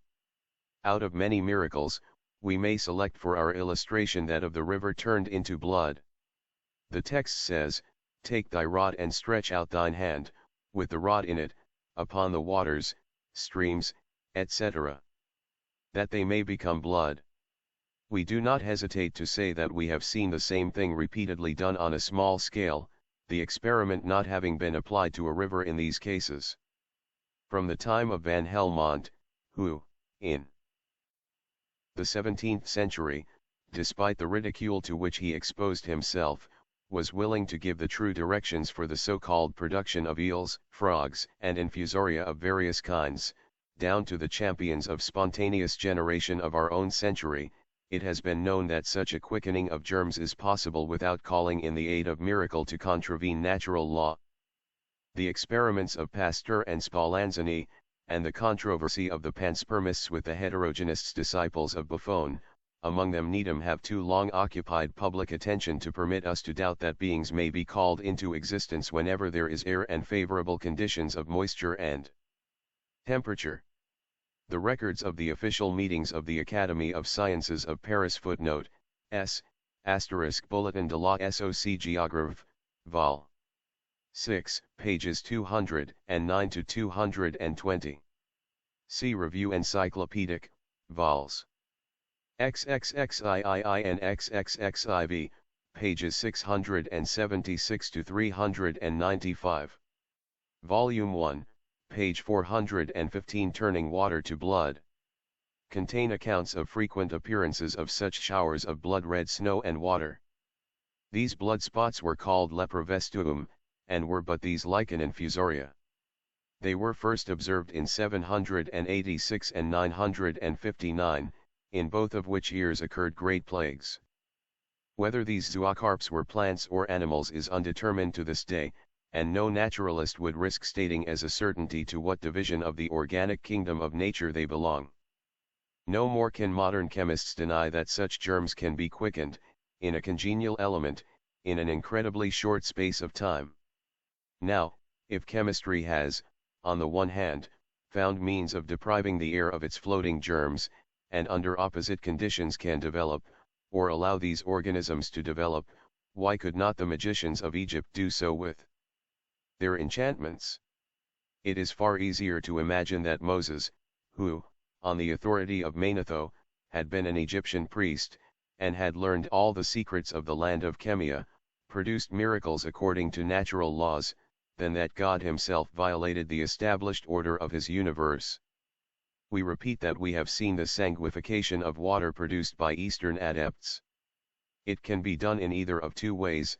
In one case the experimenter employed a magnetic rod strongly electrified, which he passed over a quantity of water in a metallic basin, following a prescribed process, which we have no right to describe more fully at present. The water threw up in about 10 hours a sort of reddish froth, which after 2 hours more became a kind of lichen, like the Lepraria kermesina of Baron Wrangel. It then changed into a blood-red jelly, which made of the water a crimson liquid that, 24 hours later, swarmed with living organisms. The second experiment consisted in thickly strewing the surface of a sluggish brook, having a muddy bottom, with the powder of a plant that had been dried in the sun, and subsequently pulverized. Although this powder was seemingly carried off by the stream, some of it must have settled to the bottom, for on the following morning the water thickened at the surface and appeared covered with what de Condal describes as oscillatory eruptions, of a crimson-red color, and which he believes to be the connecting link between vegetable and animal life. Taking the above into consideration, we do not see why the learned alchemists and physicists, we say of the Mosaic period, should not also have possessed the natural secret of developing in a few hours myriads of a kind of these bacteria, whose spores are found in the air, the water, and most vegetable and animal tissues. The rod plays as important a part in the hands of Aaron and Moses as it did in all so-called magic mummeries of Kabbalist magicians in the Middle Ages, that are now considered superstitious foolery and charlatanism. The rod of Paracelsus, his Kabbalistic trident, and the famous wands of Albertus Magnus, Volume 1, page 416. The veil of Isis.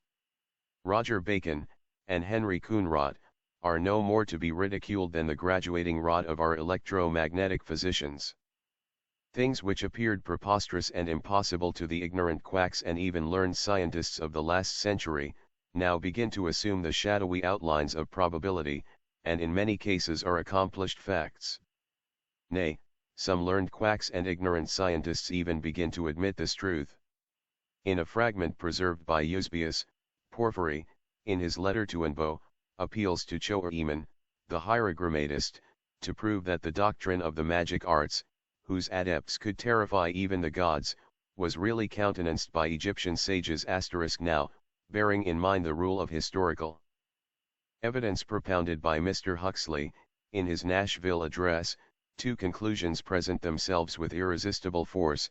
First, Porphyry, being in such unquestioned repute as a highly moral and honorable man, not given to exaggeration in his statements, was incapable of telling a lie about this matter, and did not lie, and second, that being so learned in every department of human knowledge about which he treats, it was most unlikely that he should be imposed upon as regards the magic arts, and he was not imposed upon. Therefore, the doctrine of chances supporting the theory of Professor Huxley, compels us to believe, 1. That there was really such a thing as magic arts, and, 2. That they were known and practiced by the Egyptian magicians and priests, whom even Sir David Brewster concedes to have been men of profound scientific attainments. Footnote, S. Asterisk Porphyry, Epistola ad Unbo, A.P. Euseb. Prep. Evangel, v10, I Amblishus, de Mysteriis a Egypt, Porphyrii, Epistola ad Unebonem a Egyptium. Porphyry, says the classical dictionary of Lempriere, was a man of universal information, and, according to the testimony of the ancients, he excelled his contemporaries in the knowledge of history, mathematics, music, and philosophy. Chapter 12 Contents. Isis Unveiled by H. P. Blavatsky, Vol. 1, Theosophical University Press, Online Edition, Volume 1, page 417. Chapter 12. You never hear the really philosophical defenders of the doctrine of uniformity speaking of impossibilities in nature. They never say what they are constantly charged with saying, that it is impossible for the builder of the universe to alter his work. No theory upsets them, the English clergy. Let the most destructive hypothesis be stated only in the language current among gentlemen, and they look it in the face. Tyndall, Lecture on the Scientific Use of the Imagination. The world will have a religion of some kind, even though it should fly for it to the intellectual whoredom of spiritualism. Tyndall, Fragments of Science. But first on earth as vampires sent thy corpse shall from its tomb be rent, and suck the blood of all thy race. Lord Byron, Gower. We are now approaching the hallowed precincts of that Janus god, the molecular Tyndall. Let us enter them barefoot. As we pass the sacred addita of the Temple of Learning, we are nearing the blazing sun of the Huxleyocentric system. Let us cast down our eyes, lest we be blinded.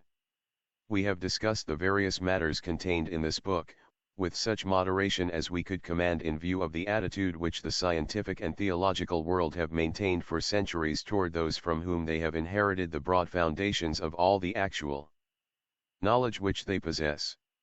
When we stand at one side, and, as a spectator, see how much the ancients knew, and how much the moderns think they know, we are amazed that the unfairness of our contemporary schoolmen should pass undetected.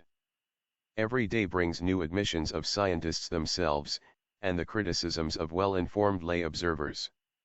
We find the following illustrative paragraph in a daily paper.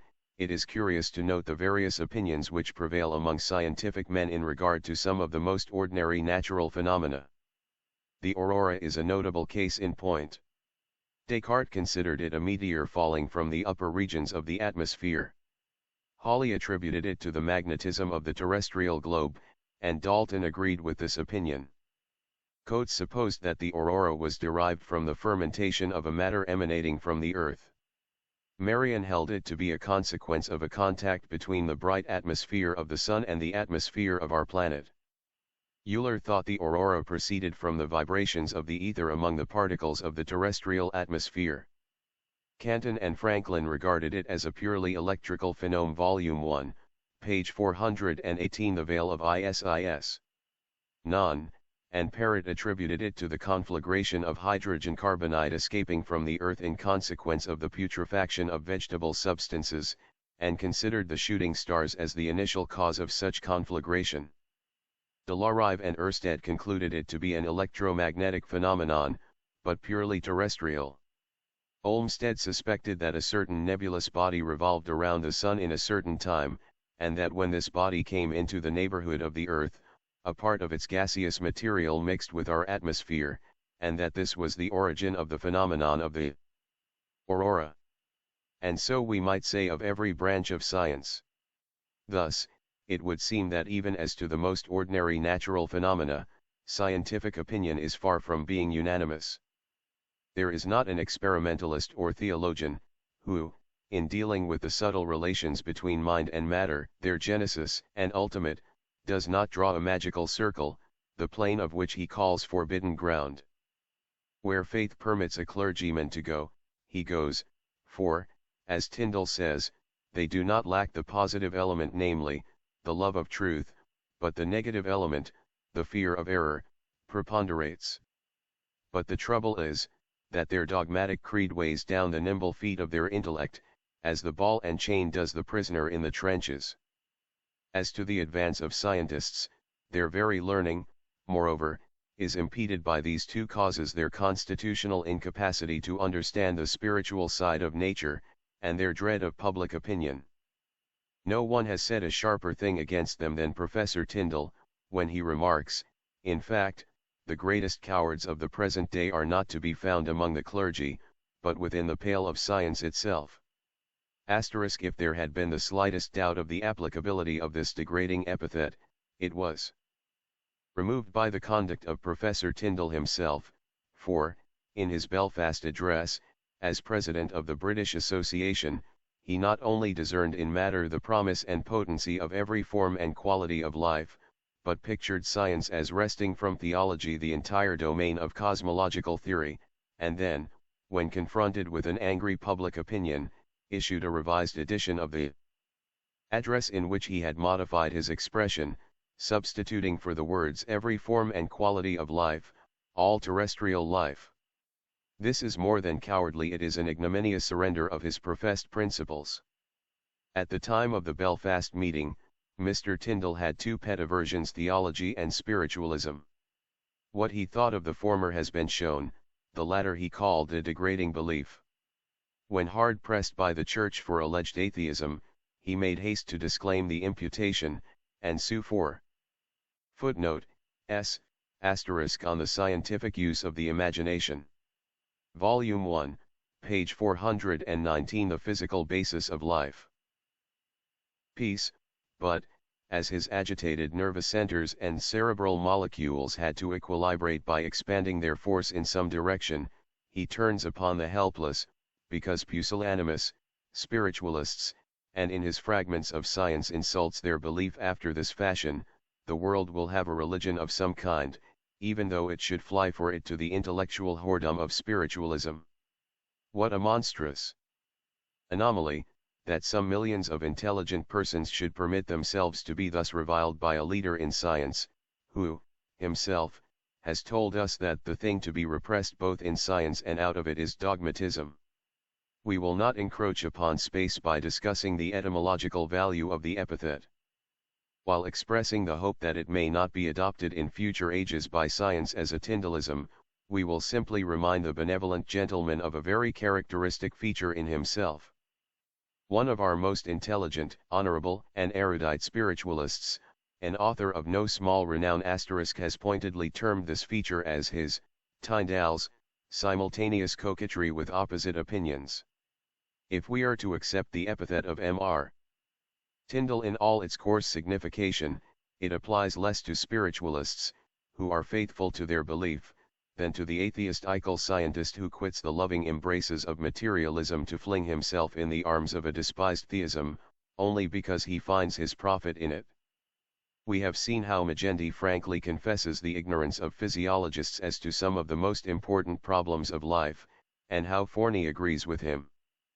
Professor Tyndall admits that the evolution hypothesis does not profess to solve, the ultimate mystery.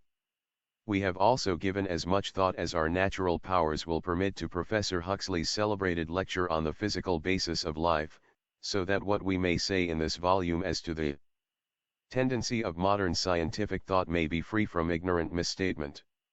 Compressing his theory within the closest possible limits, it may be formulated thus: out of cosmic matter all things are created, dissimilar forms result from different permutations and combinations of this matter, matter has devoured spirit, hence spirit does not exist, thought is a property of matter, existing forms die.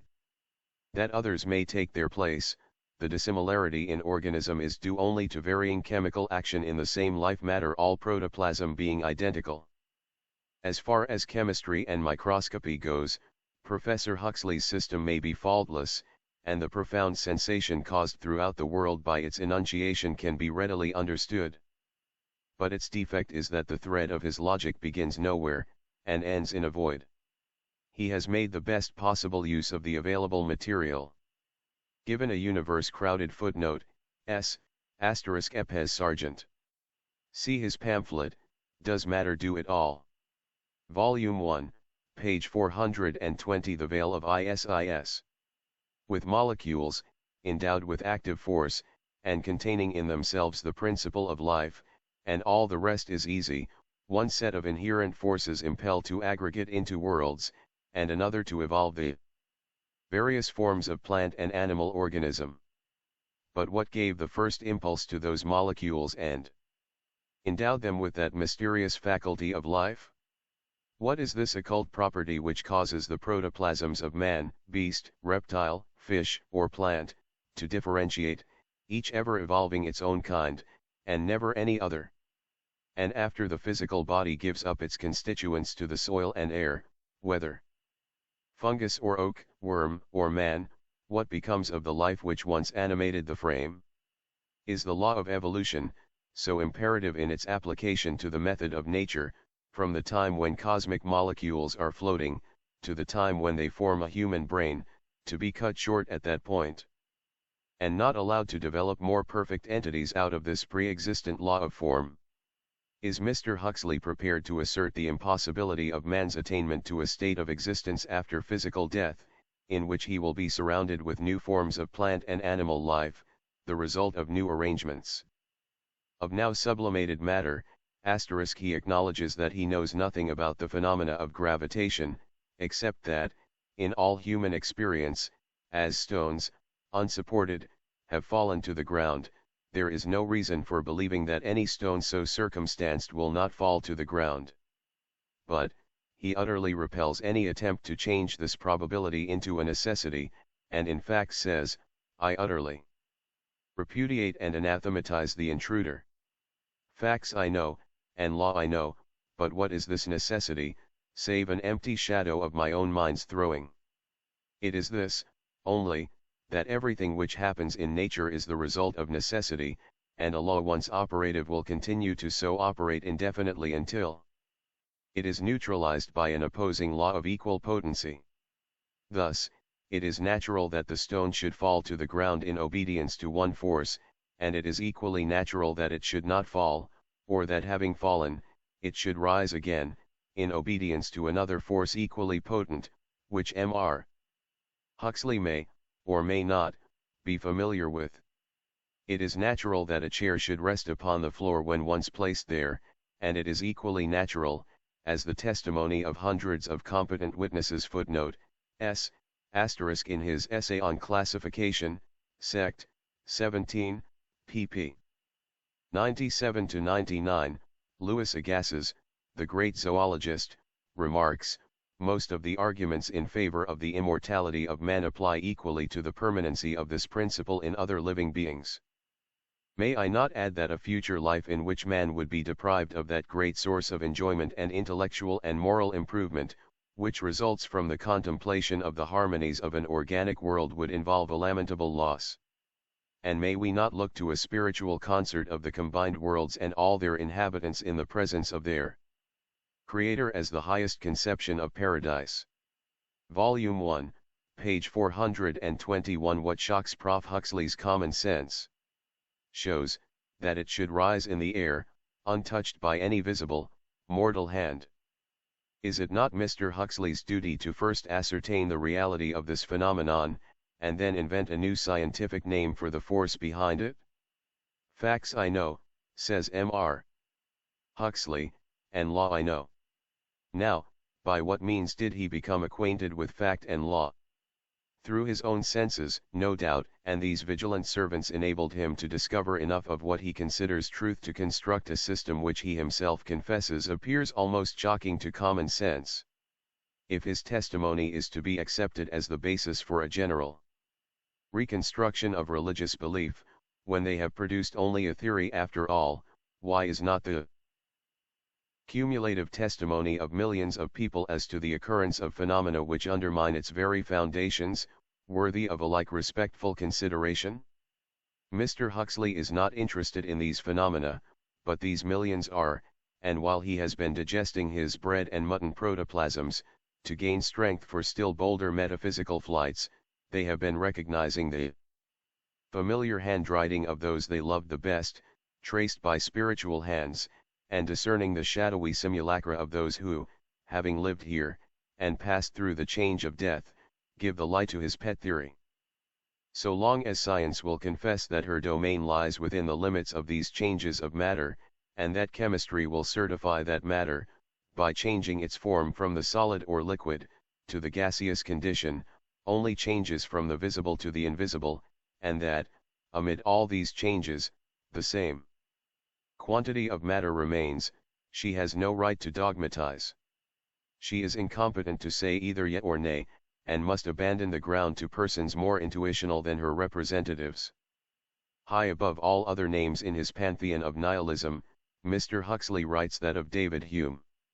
He esteems that philosopher's great service to humanity to be his irrefragable demonstration of the limits of philosophical inquiry, outside which lie the fundamental doctrines of spiritualism, and other isms. It is true that the 10th chapter of Hume's Inquiry concerning human understanding was so highly esteemed by its author, that he considered that with the wise and learned it would be an everlasting check to all kinds of superstitious delusion, which with him was simply a convertible term to represent a belief in some phenomena previously unfamiliar and by him arbitrarily classified as miracle. But, as Mr. Wallace justly observes, Hume's apothegm, that a miracle is a violation of the laws of nature, is imperfect, for in the first place it assumes that we know all the laws of nature, and, second, that an unusual phenomenon is a miracle.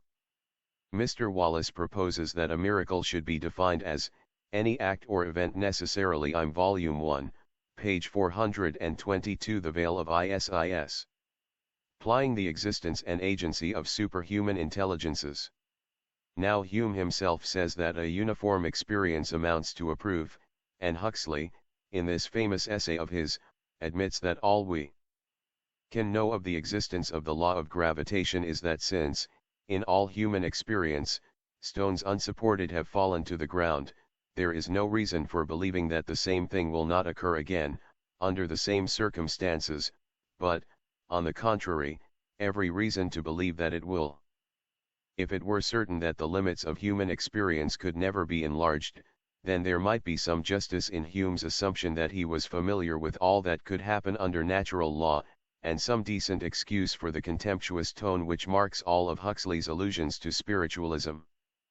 But, as it is evident from the writings of both these philosophers, that they are ignorant of the possibilities of psychological phenomena, too much caution cannot be used in according weight to their dogmatic assertions. One would really suppose that a person who should permit himself such rudeness of criticism upon spiritualistic manifestations had qualified himself for the office of censor by an adequate course of study, but, in a letter addressed to the London Dialectical Society, Mr. Huxley, after saying that he had no time to devote to the subject, and that it does not interest him, makes the following confession, which shows us upon what slight foundation modern scientists sometimes form very positive opinions. The only case of spiritualism, he writes, I ever had the opportunity of examining into for myself, was as gross an imposture as ever came under my notice. What would this protoplasmic philosopher think of a spiritualist who, having had but one opportunity to look through a telescope, and upon that sole occasion had had some deception played upon him by a tricky assistant at the observatory, should forthwith denounce astronomy as a degrading belief. This fact shows that scientists, as a rule, are useful only as collectors of physical facts. Their generalizations from them are often feebler and far more illogical than those of their lay critics. And this also is why they misrepresent ancient doctrines. Professor Balfour Stewart pays a very high tribute to the philosophical intuition of Heraclitus, the Ephesian, who lived 5 centuries before our era, the crying philosopher who declared that fire was the great cause, and that all things were in a perpetual flux. It seems clear, says the professor, that Heraclitus must have had a vivid conception of the innate restlessness and energy of the universe, a conception allied in character to, and only less precise than that of modern philosophers who regard matter as essentially dynamical. He considers the expression fire as very vague, and quite naturally, for the evidence is wanting to show that either Prof. Balfour Stewart, who seems less in Volume 1, page 423 the Trinity of Fire cline to materialism than some of his colleagues, or any of his contemporaries understand in what sense the word fire was used. His opinions about the origin of things were the same as those of Hippocrates. Both entertain the same views of a supreme power and, therefore, if their notions of primordial fire, regarded as a material force, in short, as one akin to Leibniz's dynamism, were less precise than those of modern philosophers, a question which remains to be settled yet. On the other hand, their metaphysical views of it were far more philosophical and rational than the one-sided theories of our present-day scholars. Their ideas of fire were precisely those of the later fire philosophers, the Rosicrucians, and the earlier Zoroastrians. They affirmed that the world was created of fire, the divine spirit of which was an omnipotent and omniscient God. Science has condescended to corroborate their claims as to the physical question. Fire, in the ancient philosophy of all times and countries, including our own, has been regarded as a triple principle.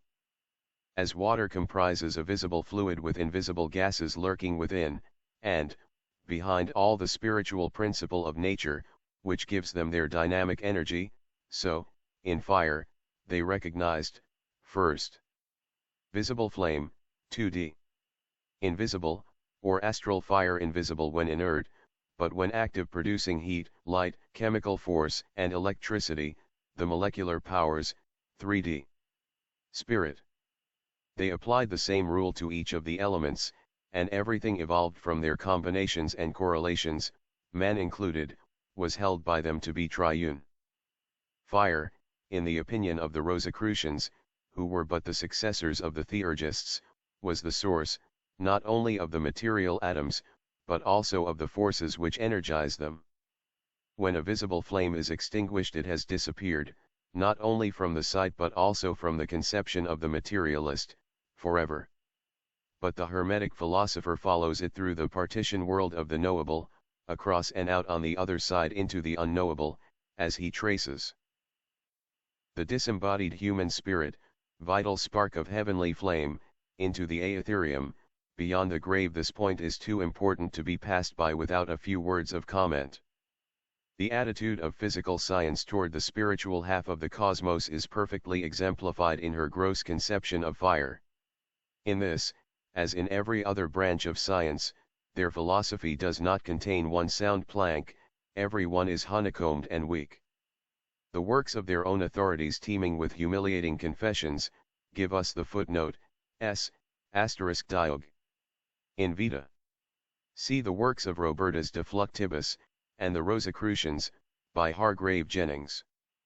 Volume 1, page 424. The Veil of Isis. Right to say that the floor upon which they stand is so unstable, that at any moment some new discovery, by one of their own number, may knock away the props and let them all fall in a heap together. They are so anxious to drive spirit out of their conceptions that, as Balfour Stewart says, there is a tendency to rush into the opposite extreme, and to work physical conceptions to an excess. He utters a timely warning in adding, let us be cautious that, in avoiding Scylla, we do not rush into Charybdis. For the universe has more than one point of view, and there are possibly regions which will not yield their treasures to the most determined physicists, armed only with kilograms and meters and standard clocks. In another place he confesses, we know nothing, or next to nothing, of the ultimate structure and properties of matter, whether organic or inorganic.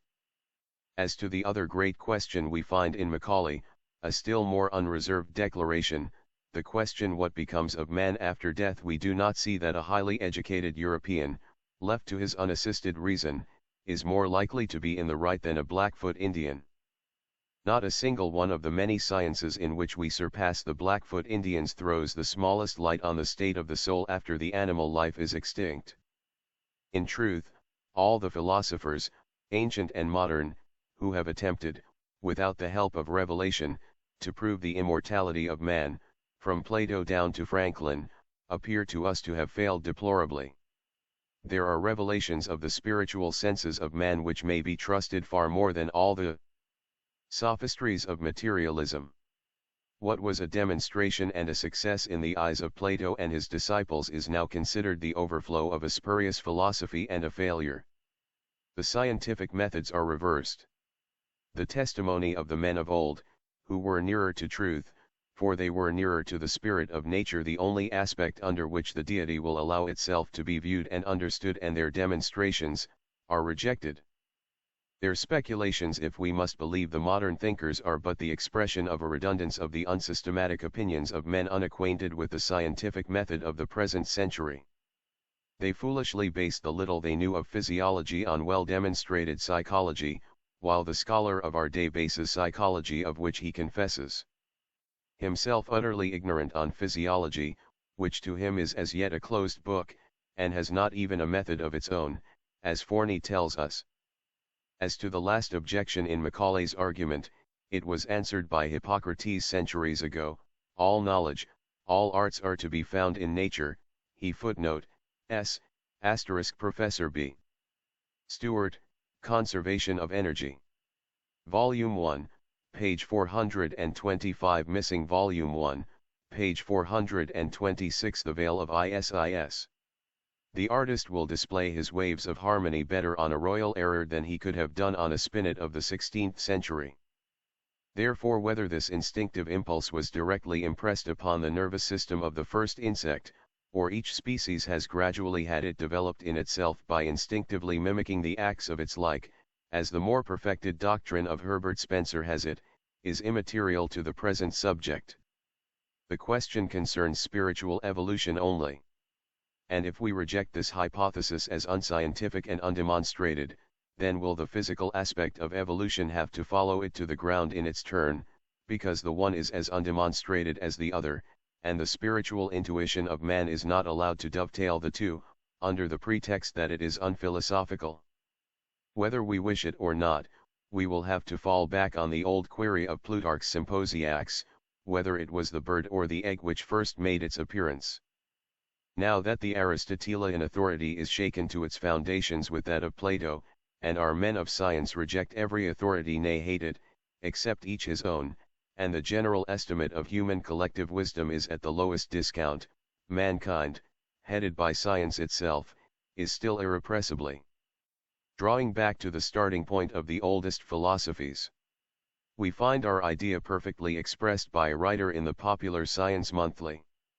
The gods of sex and specialties, says Osgood Mason, may perhaps be failing of their accustomed reverence, but, in the meantime, there is dawning on the world, with a softer and serener light, the conception, imperfect though it still may be, of a conscious, originating, all-pervading active soul, the Oversoul, the cause, the deity, unrevealed through human form or speech, but filling and inspiring every living soul in the wide universe according to its measure, whose temple is nature, and whose worship is admiration. This is pure Platonism. Buddhism, and the exalted but just views of the earliest Aryans in their deification of nature. And such is the expression of the ground thought of every theosophist, Kabbalist, and occultist in general, and if we compare it with the quotation from Hippocrates, which precedes the above, we will find in it exactly the same thought and spirit. To return to our subject. The child lacks reason, it being as yet latent in him, and meanwhile he is inferior to the animal as to instinct proper. He will burn or drown himself before he learns that fire and water destroy and are dangerous for him, while the kitten will avoid both instinctively. The little instinct the child possesses fades away as reason, step by step, develops itself.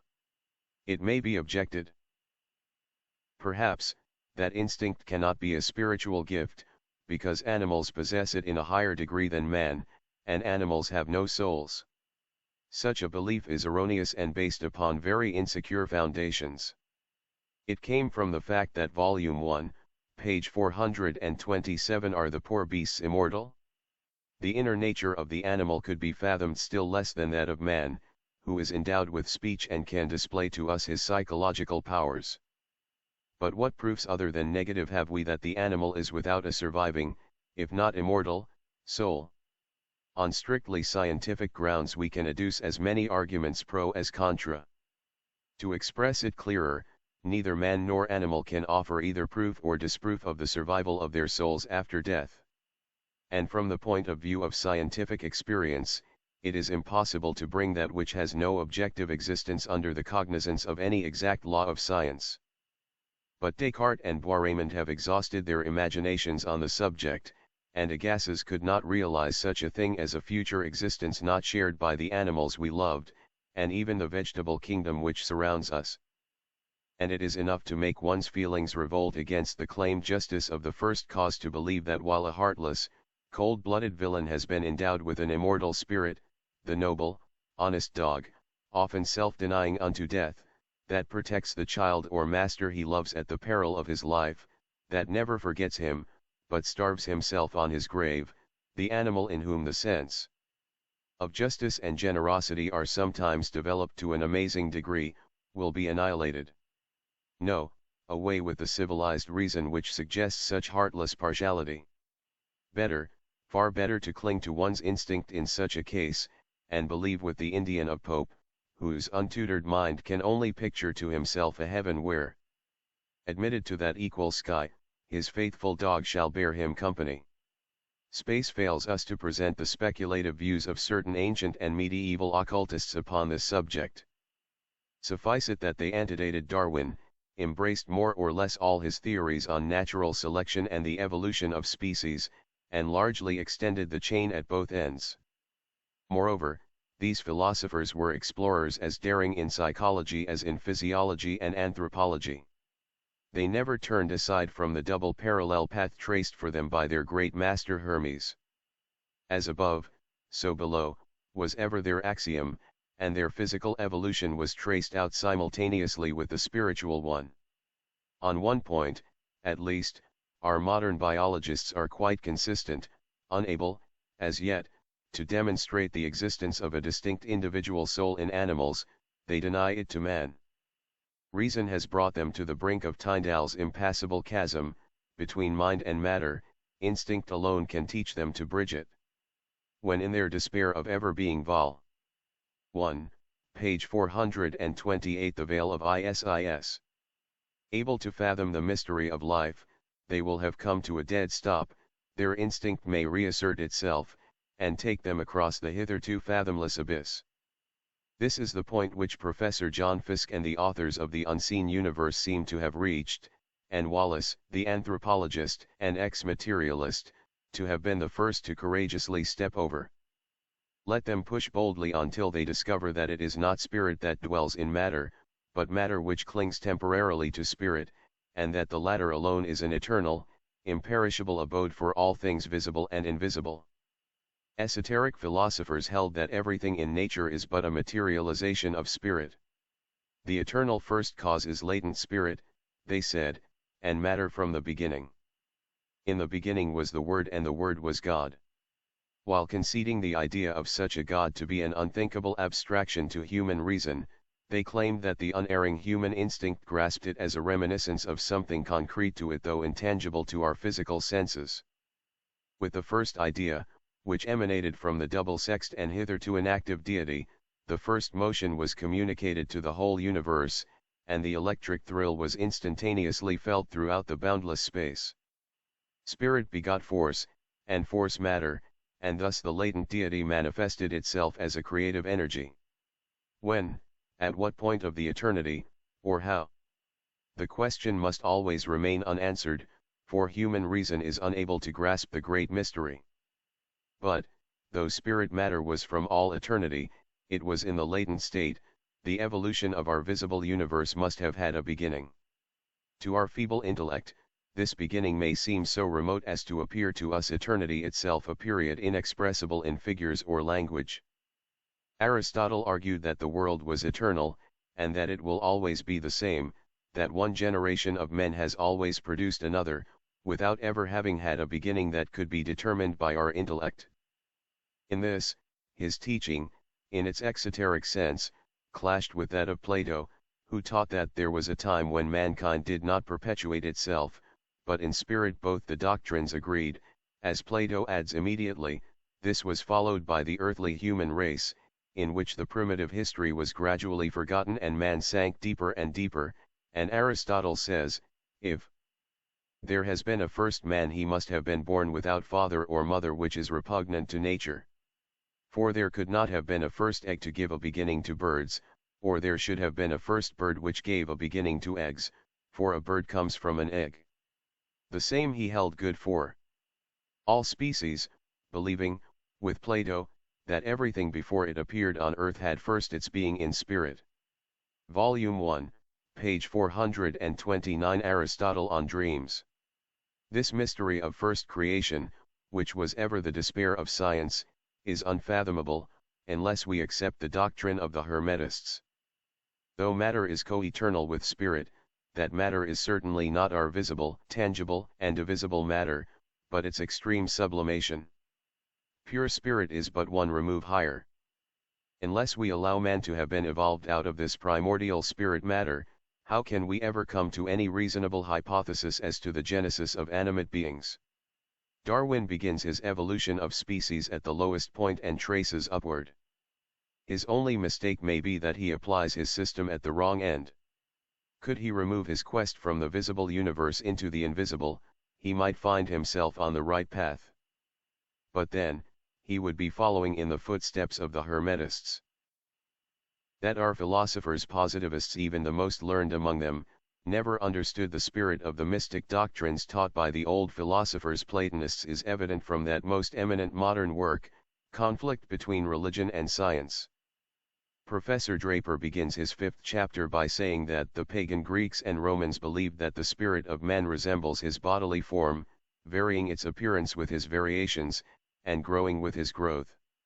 What the ignorant masses thought is a matter of little consequence, though even they could never have indulged in such speculations taken à la lettre. As to Greek and Roman philosophers of the Platonic school, they believed no such thing of the spirit of man, but applied the above doctrine to his soul, or psychical nature, which, as we have previously shown, is not the divine spirit. Aristotle, in his philosophical deduction on dreams, shows this doctrine of the twofold soul, or soul and spirit, very plainly. It is necessary for us to ascertain in what portion of the soul dreams appear, he says. All the ancient Greeks believed not only a double, but even a triple soul to exist in man. And even Homer we find terming the animal soul, or the astral soul, called by Mr. Draper spirit, Thumus, and the divine one vows the name by which Plato also designated the higher spirit. The Hindu Jainas conceive the soul, which they call Jiva, to have been united from all eternity to even two sublimated ethereal bodies, one of which is invariable and consists of the divine powers of the higher mind, the other variable and composed of the grosser passions of man, his sensual affections, and terrestrial attributes. When the soul becomes purified after death, it joins its Vaikarika, or divine spirit, and becomes a god. The followers of the Vedas, the learned Brahmins, explain the same doctrine in the Vedanta. The soul, according to their teaching, as a portion of the divine universal spirit or immaterial mind, is capable of uniting itself with the essence of its highest entity. The teaching is X Volume 1, page 430. The Veil of Isis. Implicit, the Vedanta affirms that whoever attains the thorough knowledge of his God becomes a god while yet in his mortal body, and acquires supremacy over all things. Quoting from the Vedaic theology the verse which says, "There is in truth but one deity, the Supreme Spirit, he is of the same nature as the soul of man," Mr. Draper shows the Buddhistic doctrines as reaching Eastern Europe through Aristotle. We believe the assertion unwarranted, for Pythagoras, and after him Plato, taught them long before Aristotle. If subsequently the later Platonists accepted in their dialectics the Aristotelian arguments on emanation, it was merely because his views coincided in some respect with those of the Oriental philosophers. The Pythagorean number of harmony and Plato's esoteric doctrines on creation are inseparable from the Buddhistic doctrine of emanation, and the great aim of the Pythagorean philosophy, namely, to free the astral soul from the fetters of matter and sense, and make it thereby fit for an eternal contemplation of spiritual things, is a theory identical with the Buddhistic doctrine of final absorption. It is the nirvana, interpreted in its right sense, a metaphysical tenet that just begins to be suspected now by our latest Sanskrit scholars. If the doctrines of Aristotle have exercised on the later Neoplatonists such a dominating influence, how is it that neither Plotinus, nor Porphyry, nor Proclus ever accepted his theories on dreams and prophetic soul visions? While Aristotle held that most of those who prophesy have diseases of madness *, thus furnishing some American plagiarists and specialists with a few reasonable ideas to disfigure the views of Porphyry, hence those of Plotinus, were quite the reverse. In the most vital questions of metaphysical speculations Aristotle is constantly contradicted by the Neoplatonists. Furthermore, either the Buddhistic nirvana is not the nihilistic doctrine, as it is now represented to be, or the Neoplatonists did not accept it in this sense. Surely Mr. Draper will not take upon himself to affirm that either Plotinus, Porphyry, Iamblichus, or any other philosopher of their mystic school, did not believe in the soul's immortality. To say that either of them sought ecstasy as a foretaste of absorption into the universal mundane soul, in the sense in which the Buddhist nirvana is understood by every Sanskrit scholar, is to wrong these philosophers. Nirvana is not, as Mr. Draper has it, a reabsorption in the universal force, eternal rest and bliss, but, when taken literally by the said scholars, means the blowing out, the extinction, complete annihilation, and not absorption. No one, so far as we know, has ever taken. Footnote, S, * Diatibus in Problemat, section 21. See Max Muller, The Meaning of Nirvana. Volume 1, page 431. Lempriere's inconsistency. Upon himself to ascertain the true metaphysical meaning of this word, which is not to be found, even in the Lankavatara, * which gives the different interpretations of the nirvana by the Brahmins Tirthakas. Therefore, for one who reads this passage in Mr. Draper's work, and bears in mind but the usually accepted meaning of the nirvana, will naturally suppose that Plotinus and Porphyry were nihilists. Such a page in the conflict gives us a certain right to suppose that either one, the learned author desired to place Plotinus and Porphyry on the same plane with Giordano Bruno, of whom he makes, very erroneously, an atheist, or, 2, that he never took the trouble of studying the lives of these philosophers and their views. Now, for one who knows Professor Draper, even by reputation, the latter supposition is simply absurd. Therefore, we must think, with deep regret, that his desire was to misrepresent their religious aspirations. It is decidedly an awkward thing for modern philosophers, whose sole aim seems to be the elimination of the ideas of God and the immortal spirit from the mind of humanity, to have to treat with historical impartiality the most celebrated of the pagan Platonists. To have to admit, on the one hand, their profound learning, their genius, their achievements in the most abstruse philosophical questions, and therefore their sagacity, and, on the other, their unreserved adhesion to the doctrine of immortality, of the final triumph of spirit over matter, and their implicit faith in God and the gods, or spirits, in the return of the dead, apparitions, and other spiritual matters, is a dilemma from which academical human nature could not reasonably be expected to extricate itself so easily.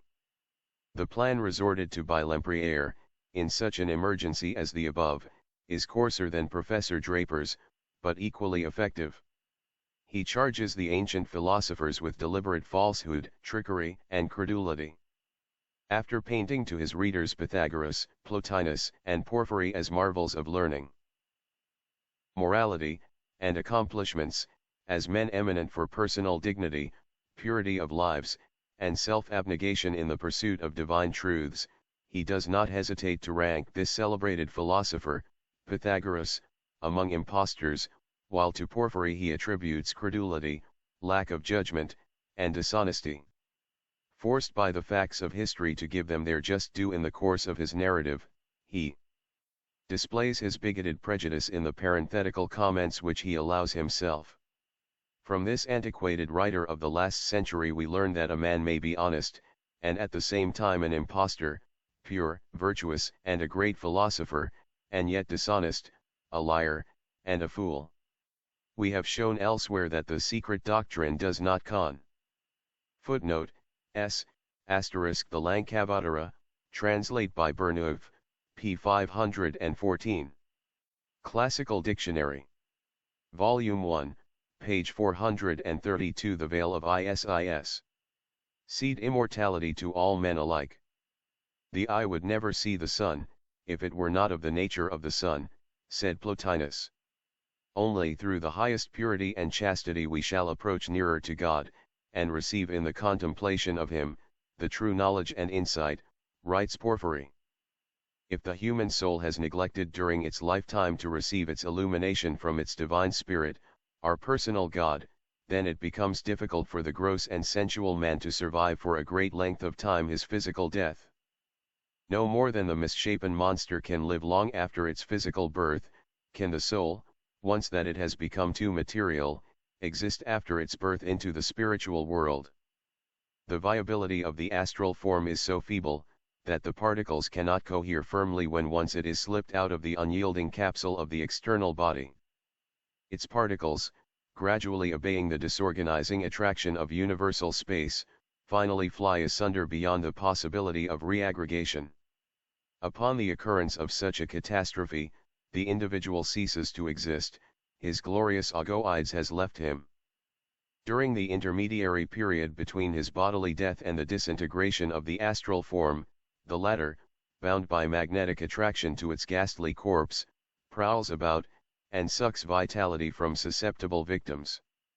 The man, having shut out of himself every ray of the divine light, is lost in darkness, and, therefore, clings to the earth and the earthy. No astral soul, even that of a pure, good, and virtuous man, is immortal in the strictest sense. From elements it was formed, to elements it must return. Only, while the soul of the wicked vanishes, and is absorbed without redemption, that of every other person, even moderately pure, simply changes its ethereal particles for still more ethereal ones, and, while there remains in it a spark of the divine, the individual man, or rather, his personal ego, cannot die. After death, says Proclus, the soul, the spirit, continueth to linger in the aerial body, astral form, till it is entirely purified from all angry and voluptuous passions. Then doth it put off by a second dying the aerial body as it did the earthly one. Whereupon, the ancients say that there is a celestial body always joined with the soul, and which is immortal, luminous, and star-like. But, we will now turn from our digression to further consider the question of reason and instinct. The latter, according to the ancients, proceeded from the divine, the former from the purely human. 1. The instinct is the product of the senses, a sagaciousness shared by the lowest animals, even those who have no reason. It is the aestheticon. The other is the product of the reflective faculties, noeticon, denoting judiciousness and human intellectuality. Therefore, An animal devoid of reasoning powers has in its inherent instinct an unerring faculty which is but that spark of the divine which lurks in every particle of inorganic vol. 1. Page 433 Adam, Eve, and Lilith. Matter itself materialized spirit. In the Jewish Kabbalah, the second and third chapters of Genesis are explained thus: when the second Adam is created out of the dust, matter has become so gross that it reigns supreme. Out of its lusts evolves woman, and Lilith has the best of spirit. The Lord God, walking in the garden in the cool of the day, the sunset of spirit, or divine light obscured by the shadows of matter, curses not only them who have committed the sin, but even the ground itself, and all living things, the tempting serpent matter above all. Who but the Kabbalists are able to explain this seeming act of injustice? How are we to understand this cursing of all created things, innocent of any crime? The allegory is evident. The curse inheres in matter itself.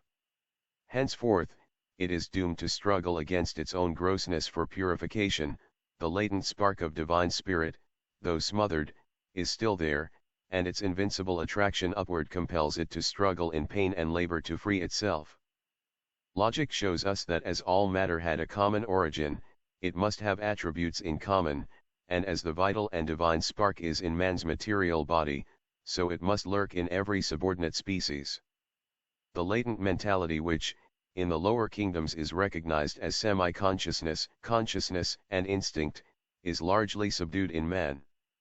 Reason, the outgrowth of the physical brain, develops at the expense of instinct the flickering reminiscence of a once divine omniscient spirit. Reason, the badge of the sovereignty of physical man over all other physical organisms, is often put to shame by the instinct of an animal. As his brain is more perfect than that of any other creature, its emanations must naturally produce the highest results of mental action, but reason avails only for the consideration of material things. It is incapable of helping its possessor to it. Knowledge of spirit. In losing instinct, man loses his intuitional powers, which are the crown and ultimatum of instinct. Reason is the clumsy weapon of the scientist's intuition, the unerring guide of the seer. Instinct teaches plant and animal their seasons for the procreation of their species, and guides the dumb brute to find his appropriate remedy in the hour of sickness. Reason, the pride of man, fails to check the propensities of his matter, and brooks no restraint upon the unlimited gratification of his senses. Far from leading him to be his own physician, its subtle sophistries lead him too often to his own destruction. Nothing is more demonstrable than the proposition that the perfection of matter is reached at the expense of instinct. The zoophyte attached to the submarine rock, opening its mouth to attract the food that floats by, shows, proportionately with its physical structure, more instinct than the whale. The ant, with its wonderful architectural, social, and political. Volume 1, page 434. The veil of ISIS abilities is inexpressibly higher in the scale than the subtle royal tiger watching its prey. With awe and wonder, exclaims Du Bois-Reymond, must the student of nature regard that microscopic molecule of nervous substance which is the seat of the laborious, constructive, orderly, loyal, dauntless soul of the ant. Like everything else which has its origin in psychological mysteries, instinct has been too long neglected in the domain of science. We see what indicated the way to man to find relief for all his physical ailings, says Hippocrates. It is the instinct of the earlier races, when cold reason had not as yet obscured man's inner vision. Its indication must never be disdained, for it is to instinct alone that we owe our first remedies.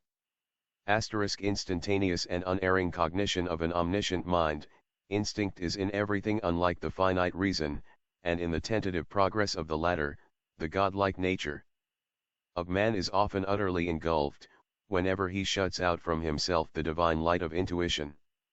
The one crawls, the other flies. Reason is the power of the man, intuition the prescience of the woman. Plotinus, the pupil of the great Ammonius Saccas, the chief founder of the Neoplatonic school, taught that human knowledge had three ascending steps: opinion, science, and illumination. he explained it by saying that the means or instrument of opinion is sense, or perception, of science, dialectics, of illumination, intuition, or divine instinct. To the last, reason is subordinate, it is absolute knowledge founded on the identification of the mind with the object known. Prayer opens the spiritual side of man, for prayer is desire, and desire develops will, the magnetic emanations proceeding from the body at every effort whether mental or physical produce self. Magnetization and ecstasy. Plotinus recommended solitude for prayer, as the most efficient means of obtaining what is asked, and Plato advised those who prayed to remain silent in the presence of the divine ones, till they remove the cloud from thy eyes, and enable thee to see by the light which issues from themselves. Apollonius always isolated himself from men during the conversation he held with God, and whenever he felt the necessity for divine contemplation and prayer, he wrapped himself, head and all, in the drapery of his white woolen mantle. When thou prayest, enter into thy closet, and when thou hast shut thy door, pray to thy Father in secret, says the Nazarene, the pupil of the Essenes. Every human being is born with the rudiment of the inner sense called intuition, which may be developed into what the Scotch know footnote, s, asterisk C. Cabanis, Histoire de la Médecine. Vol. 1, page 435. Intuition supports our faith in God. As second sight. All the great philosophers, who, like Plotinus, Porphyry, and Iamblichus employed this faculty, taught the doctrine. There is a faculty of the human mind, writes Iamblichus, which is superior to all which is born or begotten. Through it we are enabled to attain union with the superior intelligences, to being transported beyond the scenes of this world, and to partaking the higher life and peculiar powers of the heavenly ones. Were there no inner sight or intuition, the Jews would never have had their Bible, nor the Christians. Jesus. What both Moses and Jesus gave to the world was the fruit of their intuition or illumination. What their subsequent elders and teachers allowed the world to understand was dogmatic misrepresentations, too often blasphemy. To accept the Bible as a revelation and nail belief to a literal translation, is worse than absurdity. It is a blasphemy against the divine majesty of the unseen. If we had to judge of the deity, and the world of spirits, by its human interpreters, now that philology proceeds with giant strides on the fields of comparative religions, belief in God and the soul's immortality could not withstand the attacks of reason for 1 century more. That which supports the faith of man in God and a spiritual life to come is intuition, that divine outcome of our inner self, which defies the mummeries of the Roman Catholic priest, and his ridiculous idols, the 1001 ceremonies of the Brahmin and his idols, and the Jeremiads of the Protestant preacher, and his desolate and arid creed, with no idols, but a boundless hell and damnation hooked on at the end. Were it not for this intuition, undying though often wavering because so clogged with matter, human life would be a parody and humanity a fraud. This ineradicable feeling of the presence of someone outside and inside ourselves is one that no dogmatic contradictions, nor external form of worship can destroy in humanity. Let scientists and clergy do what they may. Moved by such thoughts of the boundlessness and impersonality of the deity, Gautama Buddha, the Hindu Christ, exclaimed, as the 4 rivers which fall in the Ganges lose their names as soon as they mingle their waters with the holy river, so all who believe in Buddha cease to be Brahmins, Kshatriyas, Vaishyas, and Sudras. The Old Testament was compiled and arranged from oral tradition, the masses never knew its real meaning, for Moses was ordered to impart the hidden truths but to his 70 elders on whom the Lord put of the Spirit which was upon the legislator. Maimonides, whose authority and whose knowledge of the sacred history can hardly be rejected, says, whoever shall find out the true sense of the book of Genesis ought to take care not to divulge it. If a person should discover the volume 1, page 436 the veil of Isis, true meaning of it by himself, or by the aid of another, then he ought to be silent, or, if he speaks of it, he ought to speak of it but obscurely and in an enigmatical manner.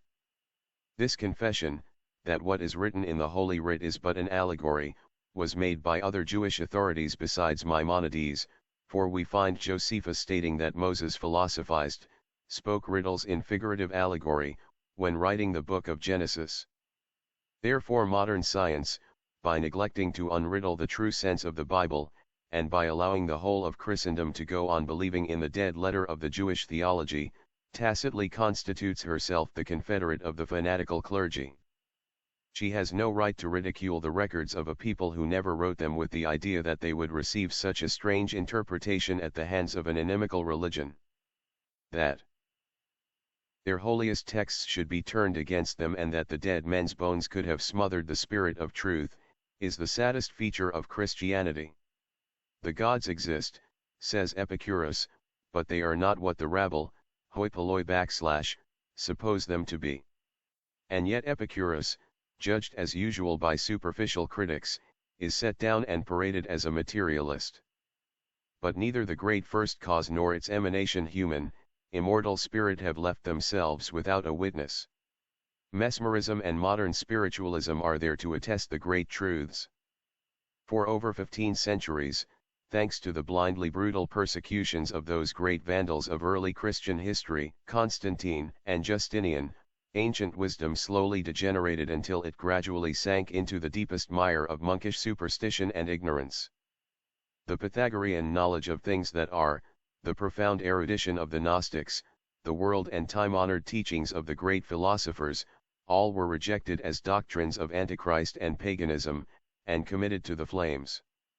With the last 7 wise men of the Orient, the remnant group of the Neoplatonists, Hermias, Priscianus, Diogenes, Eulalieus, Damascius, Simplicius, and Isidorus, who fled from the fanatical persecutions of Justinian, to Persia, the reign of wisdom closed. The books of Thoth, or Hermes Trismegistus, which contain within their sacred pages the spiritual and physical history of the creation and progress of our world, were left to mold in oblivion and contempt for ages. They found no interpreters in Christian Europe. The Philhellethians, or wise lovers of the truth, were no more, they were replaced by the light fleers, the tonsured and hooded monks of papal Rome, who dread truth, in whatever shape and from whatever quarter it appears, if it but clashes in the least with their dogmas. As to skeptics, this is what Professor Alexander Wilder remarks of Volume 1, page 437, The Reincarnation of Buddha. Them and their followers, in his sketches on Neoplatonism and alchemy, a century has passed since the compilers of the French encyclopedia infused skepticism into the blood of the civilized world, and made it disreputable to believe in the actual existence of anything that cannot be tested in crucibles or demonstrated by critical reasoning. Even now, it requires candor as well as courage to venture to treat upon a subject which has been for many years discarded and contemned, because it has not been well or correctly understood. The person must be bold who accounts the Hermetic philosophy to be other than a pretense of science, and so believing, demands for its enunciation a patient hearing. Yet its professors were once the princes of learned investigation, and heroes among common men. Besides, nothing is to be despised which men have reverently believed, and disdain for the earnest convictions of others is itself the token of ignorance, and of an ungenerous mind.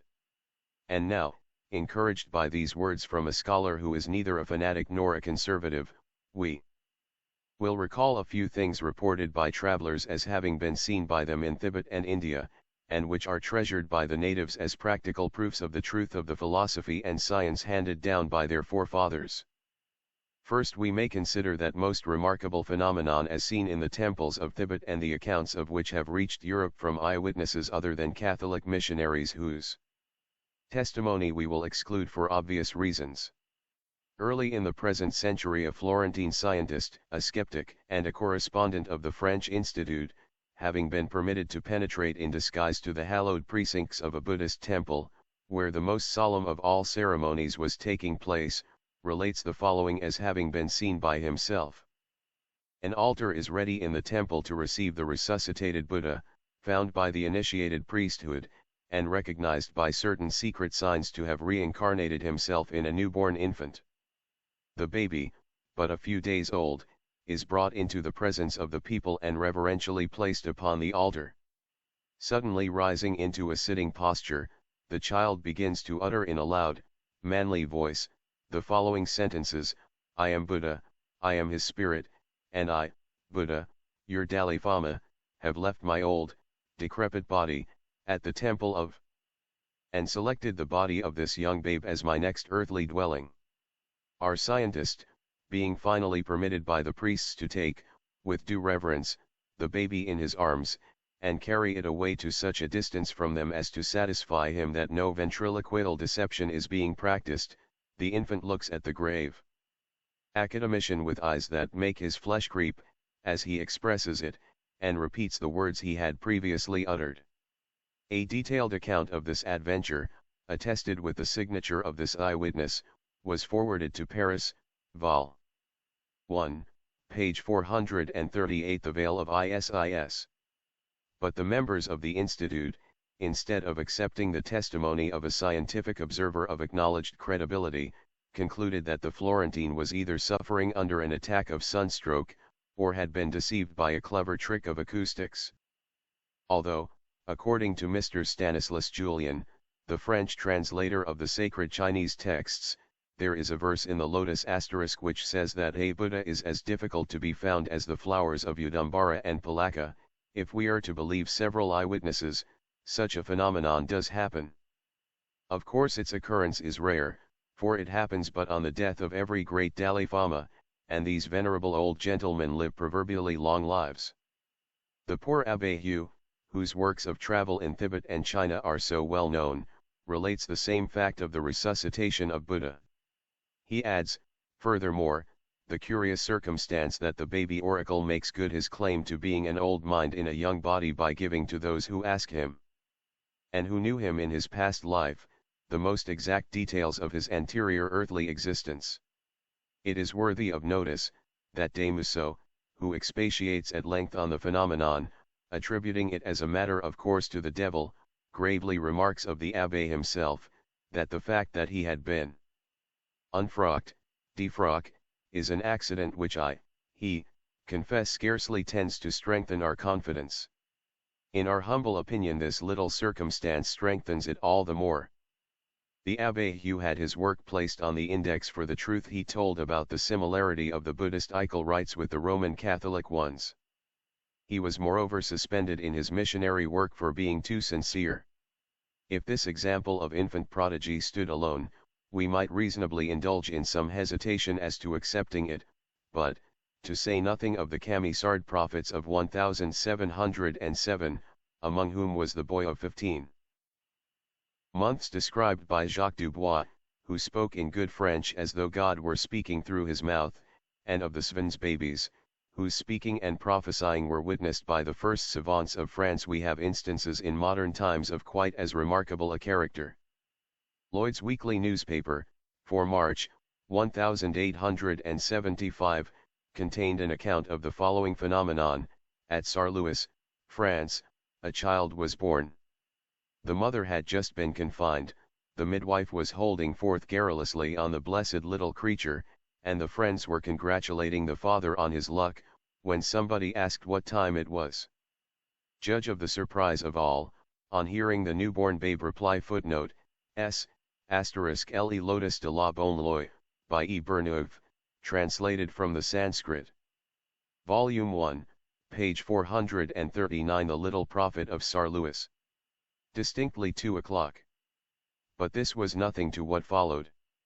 The company were looking on the infant, with speechless wonder and dismay, when it opened its eyes, and said, I have been sent into the world to tell you that 1875 will be a good year, but that 1876 will be a year of blood. Having uttered this prophecy, it turned on its side and expired, aged half an hour.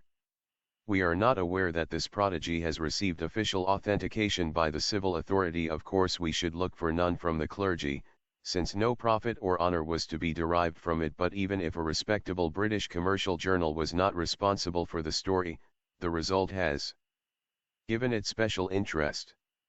The year 1876, just past, we write in February, 1877, was emphatically, and, from the standpoint of March, 1875, unexpectedly a year of blood.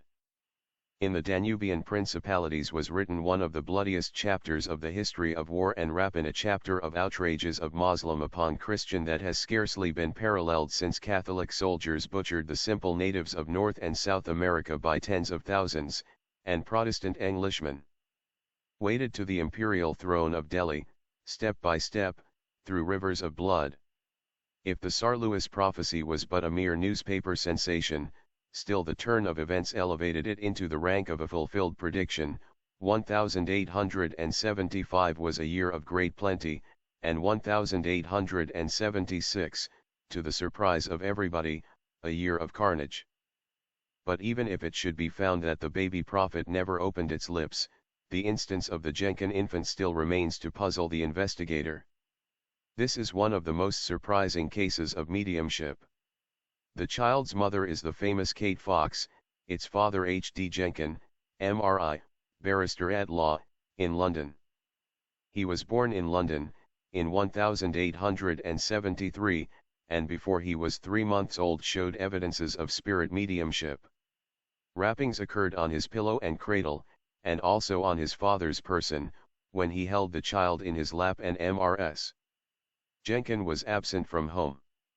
2 months later, a communication of 20 words, exclusive of signature, was written through his hand. A gentleman, a Liverpool solicitor, named J. Wason, was present at the time, and united with the mother and nurse in a certificate which was published in the London Medium and Daybreak of May 8, 1874. The professional and scientific rank of Mr. Jenkin make it in the highest degree improbable that he would lend himself to a deception. Moreover, the child was within such easy reach of the Royal Institution, of which his father is a member, that Professor Tyndall and his associates had no excuse for neglecting to examine and inform the world about this psychological phenomenon. The sacred baby of Thibet being so far away, they find their most convenient plan to be a flat denial, with hints of sunstroke and acoustical vol. 1, page 440. The Veil of Isis. Machinery. As for the London baby, the affair is still easier. Let them wait until the child has grown up and learned to write, and then deny the story point blank. In addition to other travelers, the Abbé Hugh gives us an account of that wonderful tree of Thibet called the Kaunboom, that is to say, the tree of the 10,000 images and characters. It will grow in no other latitude, although the experiment has sometimes been tried, and it cannot even be multiplied from cuttings. The tradition is that it sprang from the hair of one of the avatars, the Lama Tsongkhapa, one of the incarnations of Buddha. But we will let the Abbé Hugh tell the rest of the story. Each of its leaves, in opening, bears either a letter or a religious sentence, written in sacred characters, and these letters are, of their kind, of such a perfection that the type foundries of Dai contain nothing to excel them. Open the leaves, which vegetation is about to unroll, and you will there discover, on the point of appearing, the letters or the distinct words which are the marvel of this unique tree. Turn your attention from the leaves of the plant to the bark of its branches, and new characters will meet your eyes. Do not allow your interest to flag. Raise the layers of this bark, and still other characters will show themselves below those whose beauty had surprised you. 4. Do not fancy that these superposed layers repeat the same printing. No, quite the contrary, for each lamina you lift presents to view its distinct type. How, then, can we suspect jugglery? I have done my best in that direction to discover the slightest trace of human trick, and my baffled mind could not retain the slightest suspicion. We will add to M. Hugh's narrative the statement that the characters which appear upon the different portions of the Kaunboom are in the Sansar, or language of the sun, characters, ancient Sanskrit, and that the sacred tree, in its various parts, contains in extenso the whole history of the creation, and in substance the sacred books of Buddhism. In this respect, it bears the same relation to Buddhism as the pictures in the temple of Dendera, in Egypt, due to the ancient faith of the pharaohs. The latter are briefly described by Professor W. B. Carpenter, President of the British Association, in his Manchester lecture on Egypt. He makes it clear that the Jewish book of Genesis is nothing more than an expression of the early Jewish ideas, based upon the pictorial records of the Egyptians among whom they lived. But he does not make it clear, except inferentially, whether he believes either the Dendera pictures or the Mosaic account to be an allegory or a pretended historical narrative. How a scientist who had devoted himself to the most superficial investigation of the subject can venture to assert that the ancient Egyptians had the same ridiculous notions about the world's instantaneous creation? Vol. 1, page 441. The Magical Moon of Thibet. As the early Christian theologians, passes comprehension. How can he say that because the Dendera picture happens to represent their cosmogony in one allegory, they intended to show the scene as occurring in 6 minutes or 6 millions of years? It may as well indicate allegorically 6 successive epochs or eons, or eternity, as 6 days. Besides, the books of Hermes certainly give no color to the charge, and the Avesta specifically names 6 periods, each embracing thousands of years, instead of days. Many of the Egyptian hieroglyphics contradict Dr. Carpenter's theory, and Champollion has avenged the ancients in many particulars. From what is gone before, it will, we think, be made clear to the reader that the Egyptian philosophy had no room for any such crude speculations. If the Hebrews themselves ever believed them, their cosmogony viewed man as the result of evolution, and his progress to be marked by immensely lengthened cycles. But to return to the wonders of Thibet. Speaking of pictures, the one described by Hugh as hanging in a certain lamasery may fairly be regarded as one of the most wonderful in existence. It is a simple canvas without the slightest mechanical apparatus attached, as the visitor may prove by examining it at his leisure. It represents a moonlit landscape, but the moon is not at all motionless and dead, quite the reverse, for, according to the Abbé, one would say that our moon herself, or at least her living double, lighted the picture.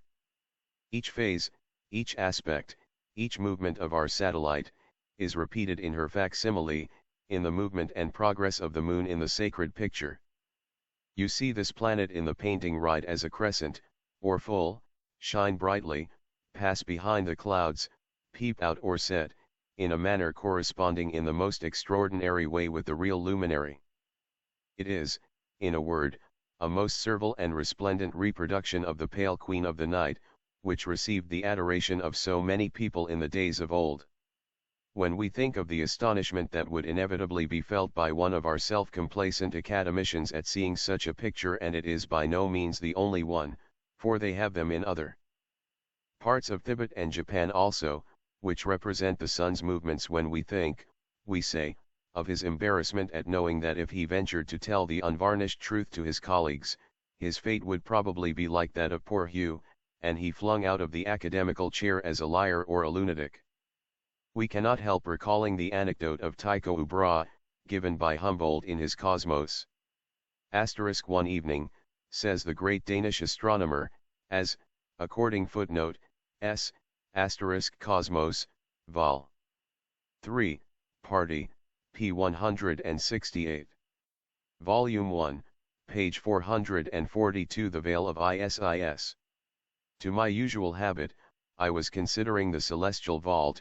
To my indescribable amazement, I saw, close to the zenith, in Cassiopeia, a radiant star of extraordinary size. Struck with astonishment, I knew not whether I could believe my own eyes. Some time after that, I learned that in Germany, cartmen and other persons of the lower classes had repeatedly warned the scientists that a great apparition could be seen in the sky, which fact afforded both the press and public one more opportunity to indulge in their usual raillery against the men of science, who, in the cases of several antecedent comets, had not predicted their appearance. From the days of the earliest antiquity, the Brahmins were known to be possessed of wonderful knowledge in every kind of magic arts. From Pythagoras, the first philosopher who studied wisdom with the gymnosophists, and Plotinus, who was initiated into the mystery of uniting oneself with the deity through abstract contemplation, down to the modern adepts, it was well known that in the land of the Brahmins and Gautama Buddha the sources of hidden wisdom are to be sought after. It is for future ages to discover this grand truth, and accept it as such, whereas now it is degraded as a low superstition. What did anyone, even the greatest scientists, know of India, Tibet, and China, until the last quarter of this century?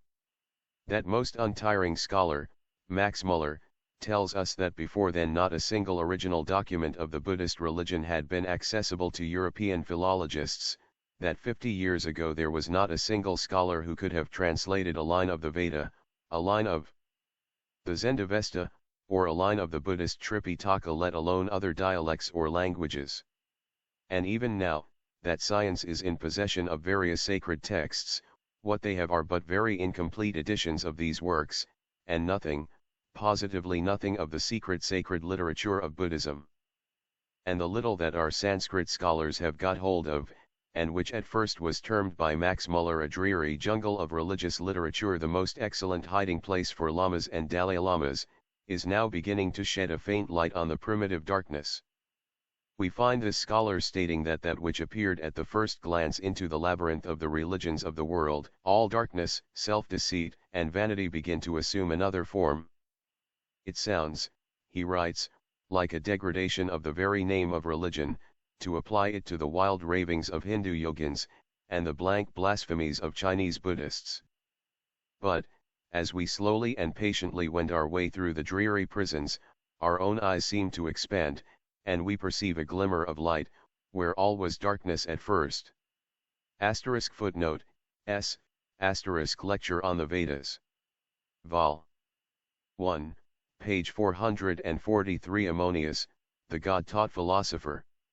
As an illustration of how little even the generation which directly preceded our own was competent to judge the religions and beliefs of the several 100 million Buddhists, Brahmins, and Parsas, let the student consult the advertisement of a scientific work published in 1828 by a Professor Dunbar, the first scholar who has undertaken to demonstrate that the Sanskrit is derived from the Greek.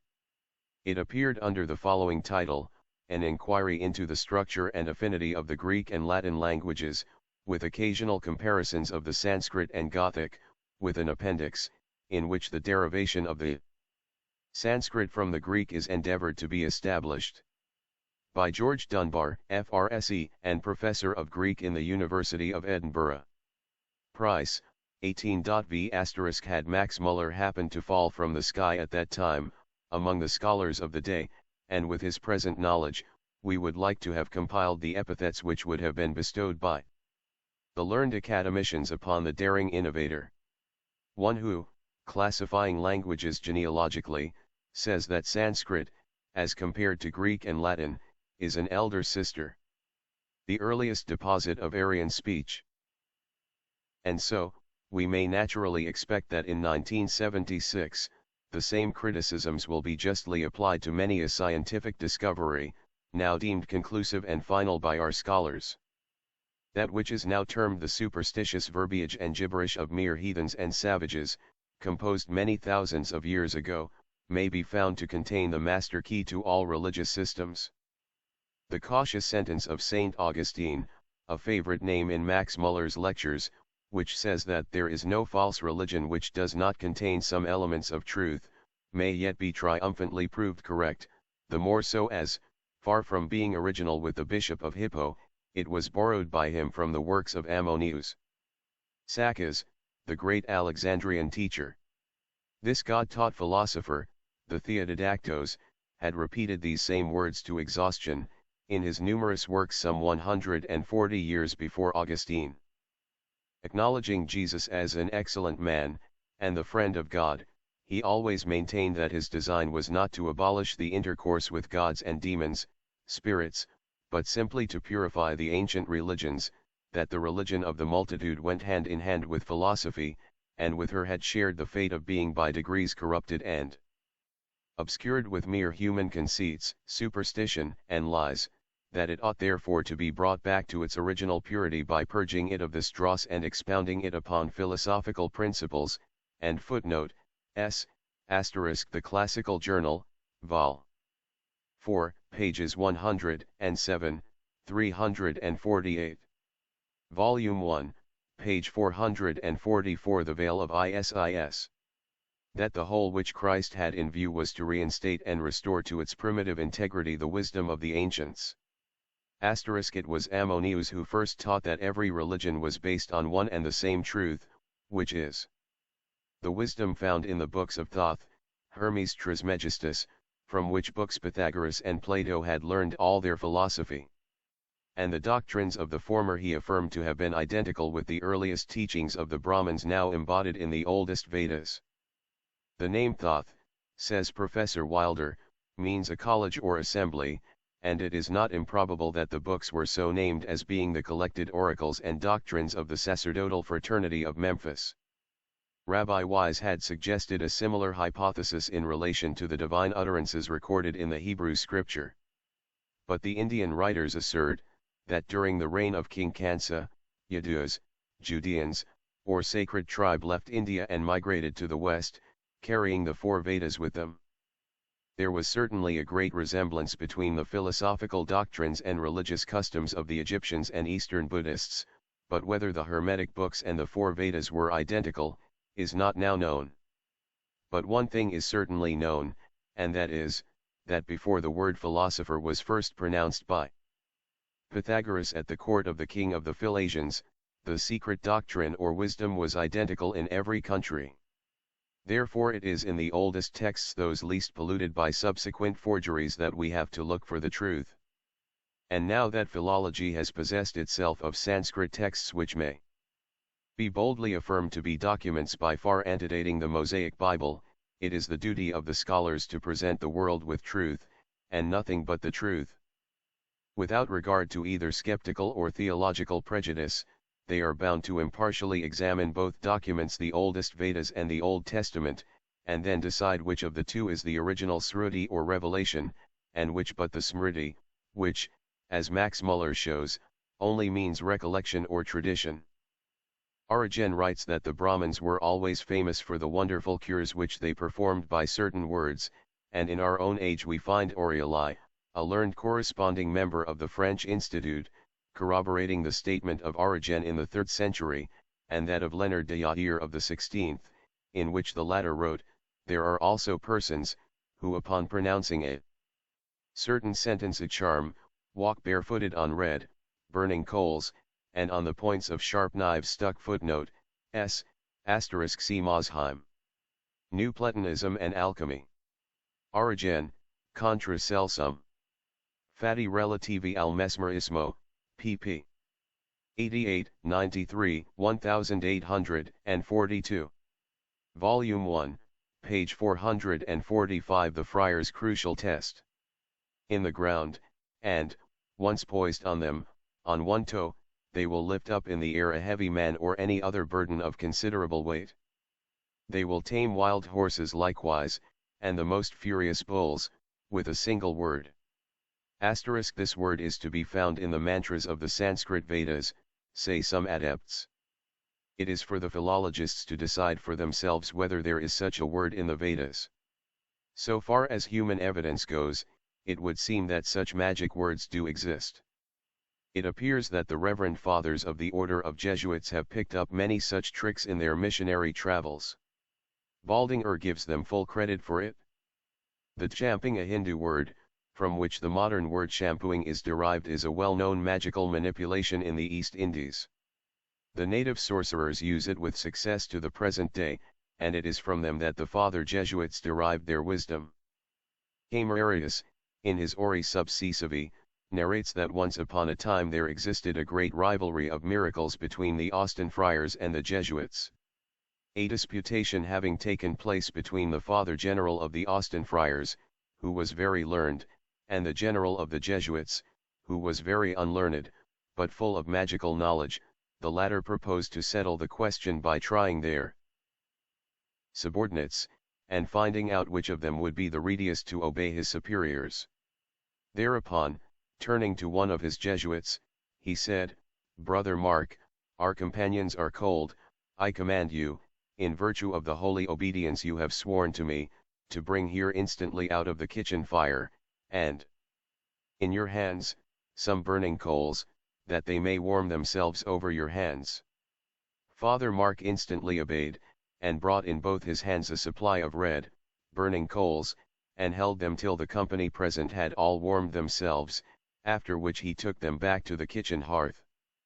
The general of the Austin friars found himself crestfallen, for none of his subordinates would obey him so far as that. The triumph of the Jesuits was thus accomplished. If the above is looked upon as an anecdote unworthy of credence, we will inquire of the reader what we must think of some modern mediums, who perform the same while entranced. The testimony of several highly respectable and trustworthy witnesses, such as Lord Adair and Mr. S.C. Hall, is unimpeachable. Spirits, the spiritualists will argue. Perhaps so, in the case of American and English fireproof mediums, but not so in Tibet and India.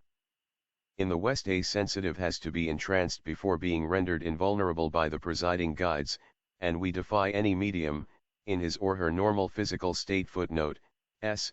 Leonard de Vere, 1. 2, et. 2, La Magie au 19e siècle, p. 332. Volume 1, page 446. The Veil of Isis. To bury the arms to the elbows in glowing coals. But in the East, whether the performer be a holy lama or a mercenary sorcerer, the latter class being generally termed jugglers, he needs no preparation or abnormal state to be able to handle fire, red-hot pieces of iron, or melted lead. We have seen in southern India these jugglers keep their hands in a furnace of burning coals until the latter were reduced to cinders. During the religious ceremony of Sivaratri, or the vigil night of Siva, when the people spend whole nights in watching and praying, some of the Sivaites called in a Tamil juggler, who produced the most wonderful phenomena by simply summoning to his help a spirit whom they call Kuti Satan, the little demon. But, far from allowing people to think he was guided or controlled by this gnome, for it was a gnome, if it was anything, the man, while crouching over his fiery pit, proudly rebuked a Catholic missionary, who took his opportunity to inform the bystanders that the miserable sinner had sold himself to Satan. Without removing his hands and arms from the burning coals within which he was coolly refreshing them, the Tamil only turned his head and gave one arrogant look at the flushed missionary. "My father and my father's father," he said, "had this little one at their command. For 2 centuries the Kuti is a faithful servant in our home, and now, sir, you would make people believe that he is my master. But they know better." After this, he quietly withdrew his hands from the fire, and proceeded with other performances. As for the wonderful powers of prediction and clairvoyance possessed by certain Brahmins, they are well known to every European resident of India. If these upon their return to civilized countries, laugh at such stories, and sometimes even deny them outright, they only impugn their good faith, not the fact. These Brahmins live principally in sacred villages, and secluded places, principally on the western coast of India. They avoid populated cities, and especially Europeans, and it is but rarely that the latter can succeed in making themselves intimate with the seers. It is generally thought that the circumstance is due to their religious observance of the caste, but we are firmly convinced that in many cases this is not so. Years, perhaps centuries, will roll away before the real reason is ascertained. As to the lower castes, some of which are termed by the missionaries devil worshippers, notwithstanding the pious efforts on the part of the Catholic missionaries to spread in Europe heart-rending reports of the misery of these people sold to the arch-enemy, and like efforts, perhaps only a trifle less ridiculous and absurd, of Protestant missionaries, the word devil, in the sense understood by Christians, is a nonentity for them. They believe in good and bad spirits, but they neither worship nor dread the devil. Their worship is simply a ceremonial precaution. Volume 1, page 447. Driving away bad spirits. Against terrestrial and human spirits, whom they dread far more than the millions of elementals of various forms. They use all kinds of music, incense, and perfumes, in their efforts to drive away the bad spirits, the elementary. In this case, they are no more to be ridiculed than the well-known scientist, a firm spiritualist, who suggested the keeping of vitriol and powdered niter in the room to keep away unpleasant spirits, and no more than he. Are they wrong in so doing, for the experience of their ancestors, extending over many thousands of years, has taught them how to proceed against this vile spiritual horde? That they are human spirits is shown by the fact that very often they try to humor and propitiate the larvae of their own daughters and relatives, when they have reason to suspect that the latter did not die in the odor of sanctity and chastity. Such spirits they name cani, bad virgins. The case was noticed by several missionaries, Rev. E. Lewis * among others. But these pious gentlemen usually insist upon it that they worship devils, whereas, they do nothing of the sort, for they merely try to remain on good terms with them in order to be left unmolested. They offer them cakes and fruit, and various kinds of food which they liked while alive, for many of them have experienced the wickedness of these returning dead ones, whose persecutions are sometimes dreadful. On this principle likewise they act toward the spirits of all wicked men. They leave on their tombs, if they were buried, or near the place where their remains were burnt, food and liquors, with the object of keeping them near these places, and with the idea that these vampires will be prevented thereby from returning to their homes. This is no worship, it is rather a spiritualism of a practical sort. Until 1861, there prevailed a custom among the Hindus of mutilating the feet of executed murderers, under the firm belief that thereby the disembodied soul would be prevented from wandering and doing more mischief. Subsequently, they were prohibited, by the police, from continuing the practice. Another good reason why the Hindus should not worship the devil is that they have no word to convey such a meaning. They call these spirits putam, which answers rather to our spook, or malicious imp. Another expression they use is pei and the Sanskrit pasaju, both meaning ghosts or returning ones, perhaps goblins, in some cases. The putam are the most terrible, for they are literally haunting spooks, who return on earth to torment the living. They are believed to visit generally the places where their bodies were burnt. The fire or Siva spirits are identical with the Rosicrucian gnomes and salamanders, for they are pictured as dwarfs of a fiery appearance, living in. Footnote, S. * The Tinevil Lishanars, p. 43. Volume 1, page 448. The Veil of Isis. Earth and Fire. The Ceylonese demon called Dual is a stout smiling female figure with a white Elizabethan frill around the neck and a red jacket. As Dr. Wharton justly observes, there is no character more strictly Oriental than the dragons of romance and fiction. They are intermixed with every tradition of early date and of themselves confer a species of illustrative evidence of origin. In no writings are these characters more marked, than in the details of Buddhism, these record particulars of the Nagas, or kingly snakes, inhabiting the cavities under the earth, corresponding with the abodes of Tiresias and the Greek seers, a region of mystery and darkness, wherein revolves much of the system of divination and oracular response, connected with inflation, or a sort of possession, designating the spirit of Python himself, the dragon serpent slain by Apollo. But the Buddhists no more believe in the devil of the Christian system, that is, an entity as distinct from humanity as the deity itself, than the Hindus. Buddhists teach that there are inferior gods who have been men either on this or another planet, but still who were men. They believe in the Nagas, who had been sorcerers on earth, bad people, and who give the power to other bad and yet living men to blight all the fruit they look upon, and even human lives. When a Sinhalese has the reputation that if he looks on a tree or on a person both will wither and die, he is said to have the Nagaraja, or king serpent on him. The whole endless catalogue of bad spirits are not devils in the sense the Christian clergy wants us to understand, but merely spiritually incarnated sins, crimes, and human thoughts, if we may so express it. The blue, green, yellow, and purple god demons, like the inferior gods of Ugandir, are more of the kind of presiding genii, and many are as good and beneficent as the Nat deities themselves, although the Nats reckon in their numbers giants, evil genii, and the like which inhabit the desert of Mount Ugandir.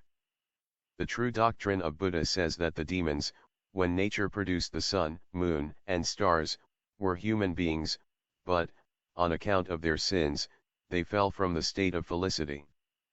If they commit greater sins, they suffer greater punishments, and condemned men are reckoned by them among the devils, while, on the contrary, demons who die, elemental spirits, and are born or incarnated as men, and commit no more sin, can arrive at the state of celestial felicity.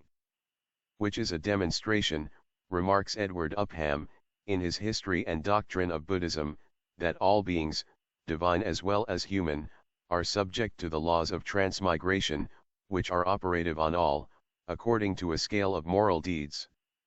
This faith then, is a complete test of a code of moral enactments and motives, applied to the regulation and government of man. Volume 1, page 449. Is vampirism a fact?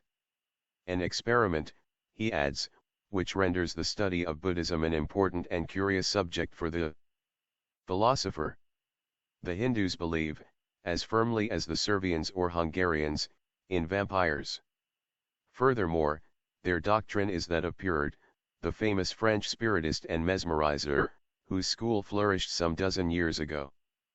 The fact of a spectre returning to suck human blood, says this doctor *, is not so inexplicable as it seems, and here we appeal to the spiritualists who admit the phenomenon of bicorpority or soul duplication.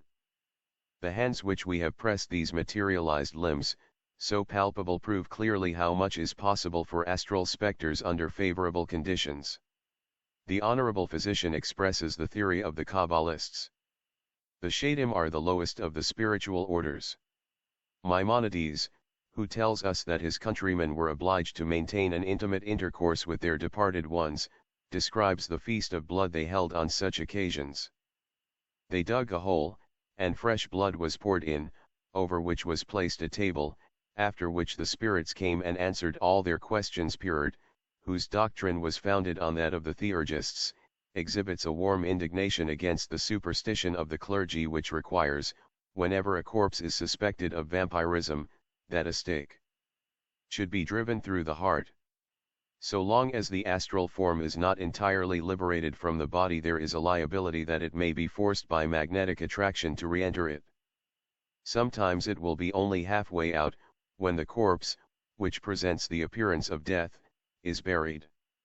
In such cases the terrified astral soul violently re-enters its casket, and then, one of two things happens: either the unhappy victim will writhe in the agonizing torture of suffocation, or, if he had been grossly material, he becomes a vampire.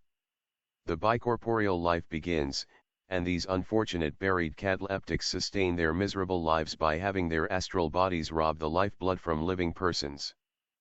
The ethereal form can go wherever it pleases, and so long as it does not break the link which attaches it to the body, it is at liberty to wander about, either visible or invisible, and feed on human victims.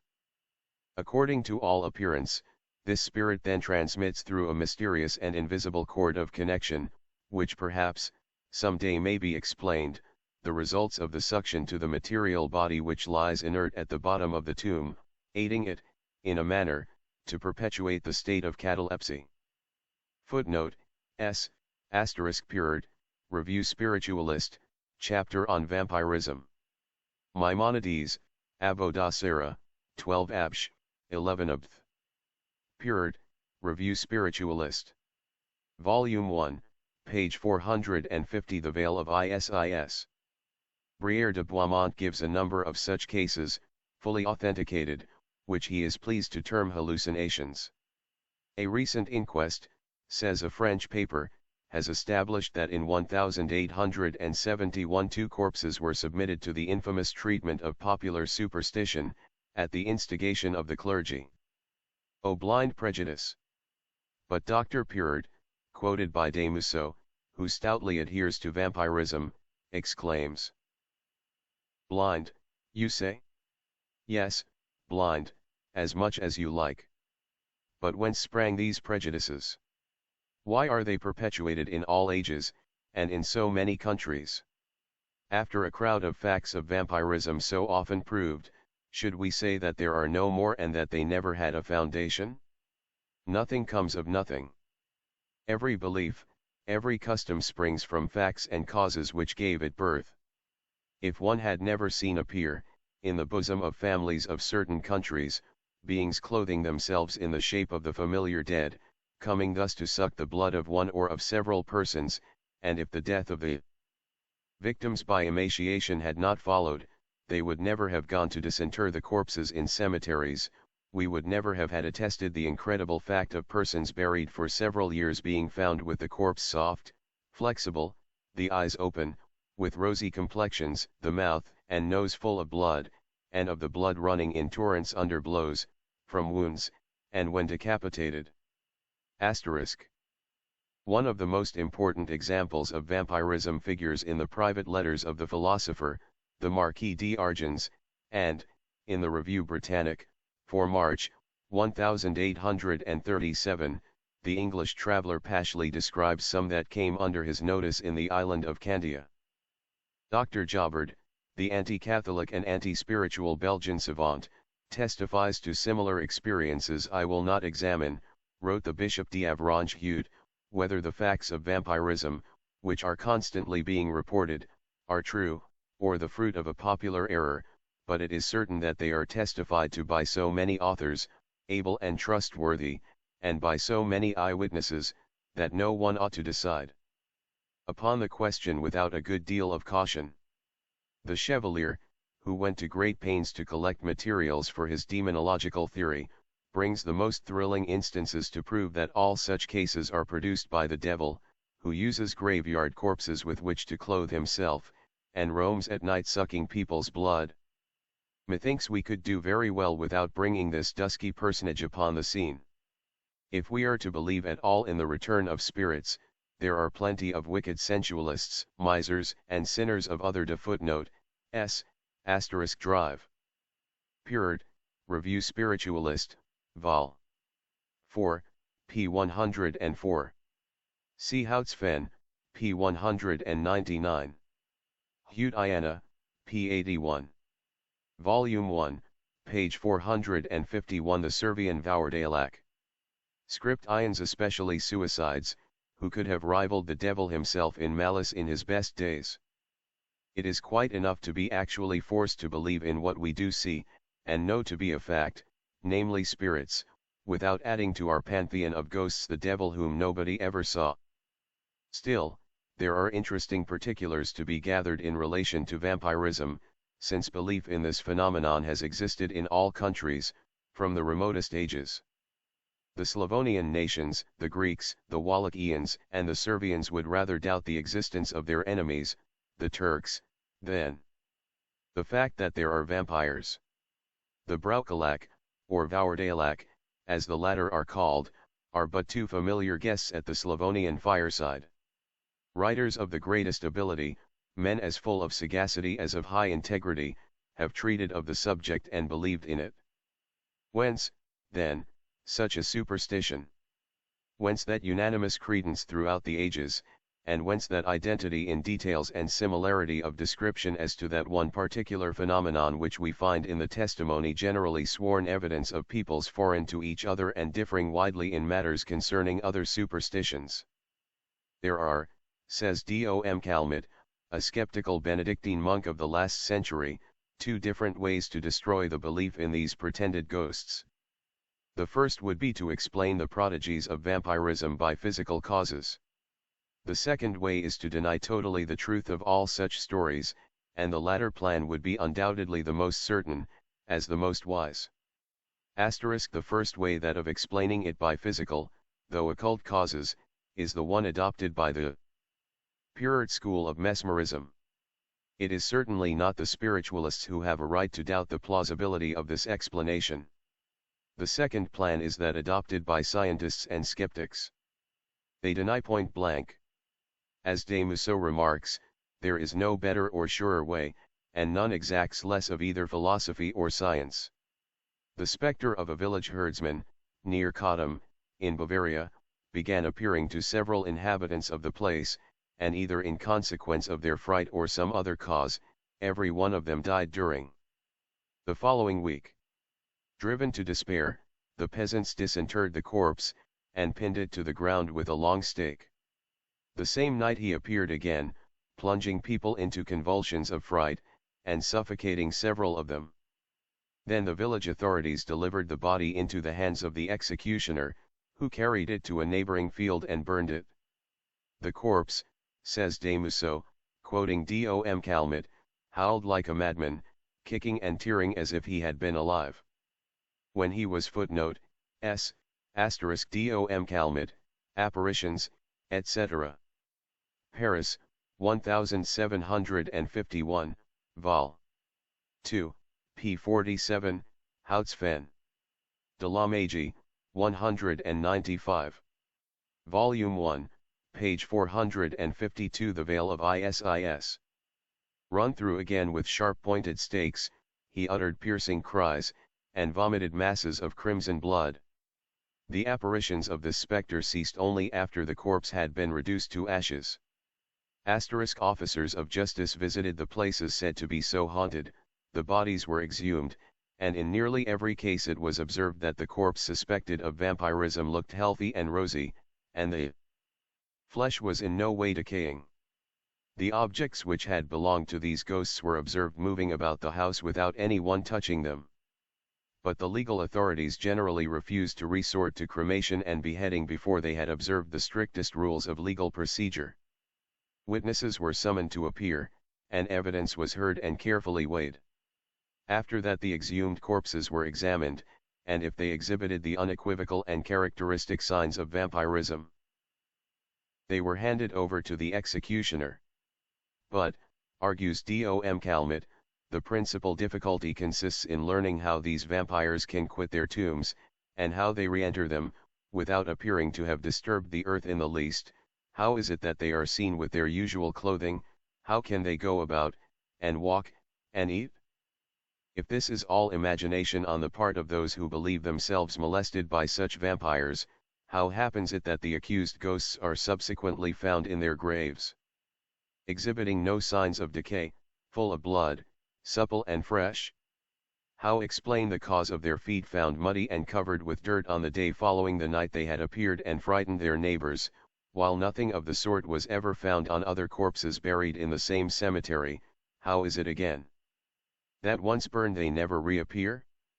And that these cases should happen so often in this country that it is found impossible to cure people from this prejudice, for, instead of being destroyed, daily experience only fortifies the superstition in the people, and increases belief in it. There is a phenomenon in nature unknown, and therefore rejected by physiology and psychology in our age of unbelief. This phenomenon is a state of half-death. Virtually, the body is dead, and, in cases of persons in whom matter does not predominate over spirit and wickedness not so great as to destroy spirituality, if left alone, their astral soul will disengage itself by gradual efforts, and, when the last link is broken, footnote, s, asterisk Houtsfen, p. 196. Ibid. See the same sworn testimony in official documents, de Elunspur. De Camis, H. Blanc, 1859. Plan, Paris. Dom Calmet, Apparat, Vol. 2, Chap, Sliv, p. 212. Volume 1, page 453. Absorbing the strength of the living, it finds itself separated forever from its earthly body. Equal magnetic polarity will violently repulse the ethereal man from the decaying organic mass. The whole difficulty lies in that one, the ultimate moment of separation between the two is believed to be that when the body is declared dead by science, and 2, a prevailing unbelief in the existence of either soul or spirit in man, by the same science. Purer tries to demonstrate that in every case it is dangerous to bury people too soon, even though the body may show undoubted signs of putrefaction. Poor dead cataleptics, says the doctor, buried as if quite dead, in cold and dry spots where morbid causes are incapable to effect the destruction of their bodies, their astral spirit enveloping itself with a fluidic body, ethereal, is prompted to quit the precincts of its tomb, and to exercise on living beings acts peculiar to physical life, especially that of nutrition, the result of which, by a mysterious link between soul and body, which spiritualistic science will explain some day, is forwarded to the material body lying still in its tomb, and the latter thus help to perpetuate its vital existence. These spirits, in their ephemeral bodies, have been often seen coming out from the graveyard. They are known to have clung to their living neighbors, and have sucked their blood.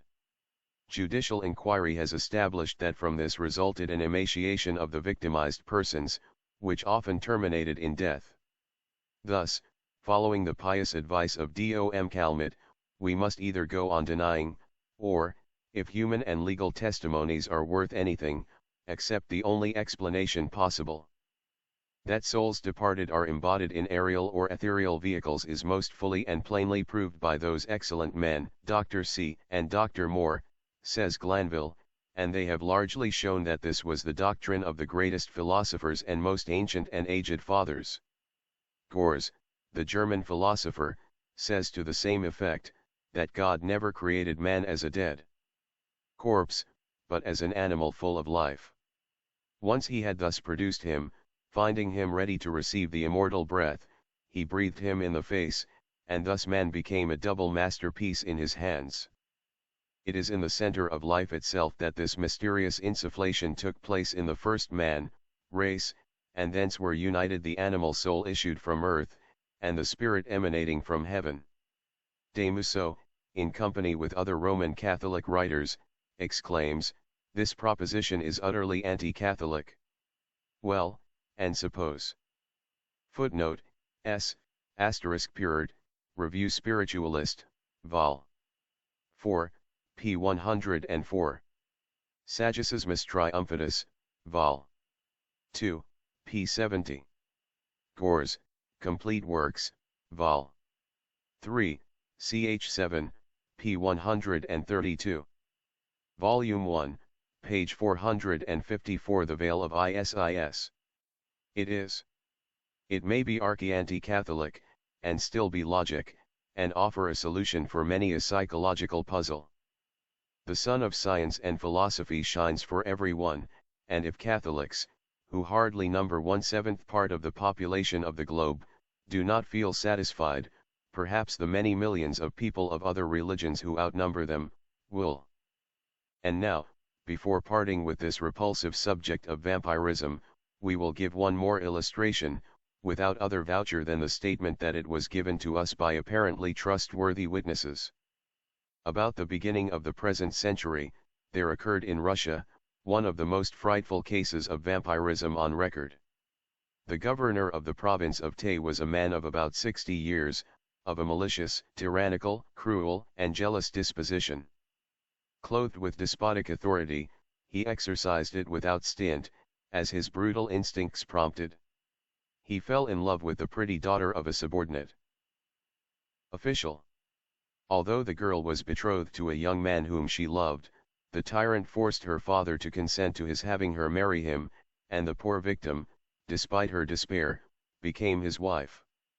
His jealous disposition exhibited itself. He beat her, confined her to her room for weeks together, and prevented her seeing anyone except in his presence. He finally fell sick and died. Finding his end approaching, he made her swear never to marry again, and with fearful oaths, threatened that, in case she did, he would return from his grave and kill her. He was buried in the cemetery across the river, and the young widow experienced no further annoyance, until, nature getting the better of her fears, she listened to the importunities of her former lover, and they were again betrothed. On the night of the customary betrothal feast, when all had retired, the old mansion was aroused by shrieks proceeding from her room. The doors were burst open, and the unhappy woman was found lying on her bed, in a swoon.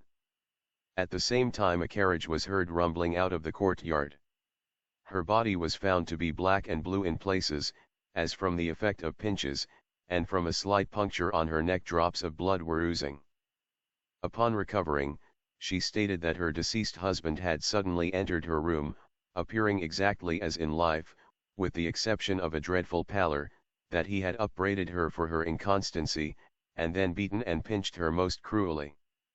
Her story was disbelieved, but the next morning, the guard stationed at the other end of the bridge which spans the river, reported that, just before midnight, a black coach and six had driven furiously past them, toward the town, without answering their challenge. The new governor, who disbelieved the story of the apparition, took nevertheless the precaution of doubling the guards across the bridge. Volume 1, page 455. The Vampire Governor of TCH. The same thing happened, however, night after night, the soldiers declaring that the toll bar at their station near the bridge would rise of itself, and the spectral equipage sweep by them despite their efforts to stop it. At the same time every night, the coach would rumble into the courtyard of the house, the watchers, including the widow's family, and the servants, would be thrown into a heavy sleep, and every morning the young victim would be found bruised, bleeding, and swooning as before. The town was thrown into consternation. The physicians had no explanations to offer, priests came to pass the night in prayer, but as midnight approached, all would be seized with the terrible lethargy. Finally, the archbishop of the province came, and performed the ceremony of exorcism in person, but the following morning the governor's widow was found worse than ever. She was now brought to death's door. The governor was finally driven to take the severest measures to stop the ever-increasing panic in the town. He stationed 50 Cossacks along the bridge, with orders to stop the spectre carriage at all hazards. Promptly at the usual hour, it was heard and seen approaching from the direction of the cemetery. The officer of the guard, and a priest bearing a crucifix, planted themselves in front of the toll bar, and together shouted, "In the name of God, and the Tsar, who goes there?" Out of the coach window was thrust a well-remembered head, and a familiar voice responded, "The Privy Councillor of State and Governor, see." At the same moment, the officer, the priest, and the soldiers were flung aside as by an electric shock, and the ghostly equipage passed by them, before they could recover breath. The archbishop then resolved, as a last expedient, to resort to the time-honored plan of exhuming the body, and pinning it to the earth with an oaken stake driven through its heart. This was done with great religious ceremony in the presence of the whole populace. The story is that the body was found gorged with blood, and with red cheeks and lips. At the instant that the first blow was struck upon the stake, a groan issued from the corpse, and a jet of blood spurted high into the air. The archbishop pronounced the usual exorcism, the body was reinterred, and from that time no more was heard of the vampire. How far the facts of this case may have been exaggerated by tradition, we cannot say. But we had it years ago from an eyewitness, and at the present day there are families in Russia whose elder members will recall the dreadful tale. As to the statement found in medical books that there are frequent cases of inhumation while the subjects are but in a cataleptic state, and the persistent denials of specialists that such things happen, except very rarely, we have but to turn to the daily press of every country to find. Volume 1, page 456. The Veil of Isis. The horrid fact substantiated. The Reverend H.R. Hauius, M.A., author of Ashes to Ashes, enumerates in his work, written in advocacy of cremation, some very distressing cases of premature burial. On page 46 occurs the following dialogue, "But do you know of many cases of premature burial?" Undoubtedly I do. I will not say that in our temperate climate they are frequent, but they do occur. Hardly a graveyard is opened but coffins are found containing bodies not only turned, but skeletons contorted in the last hopeless struggle for life underground. The turning may be due to some clumsy shaking of the coffin, but not the contortion. After this he proceeds to give the following recent cases. At Bergerac, Dordogne, in 1842, the patient took a sleeping draught but he woke not. They bled him, and he woke not.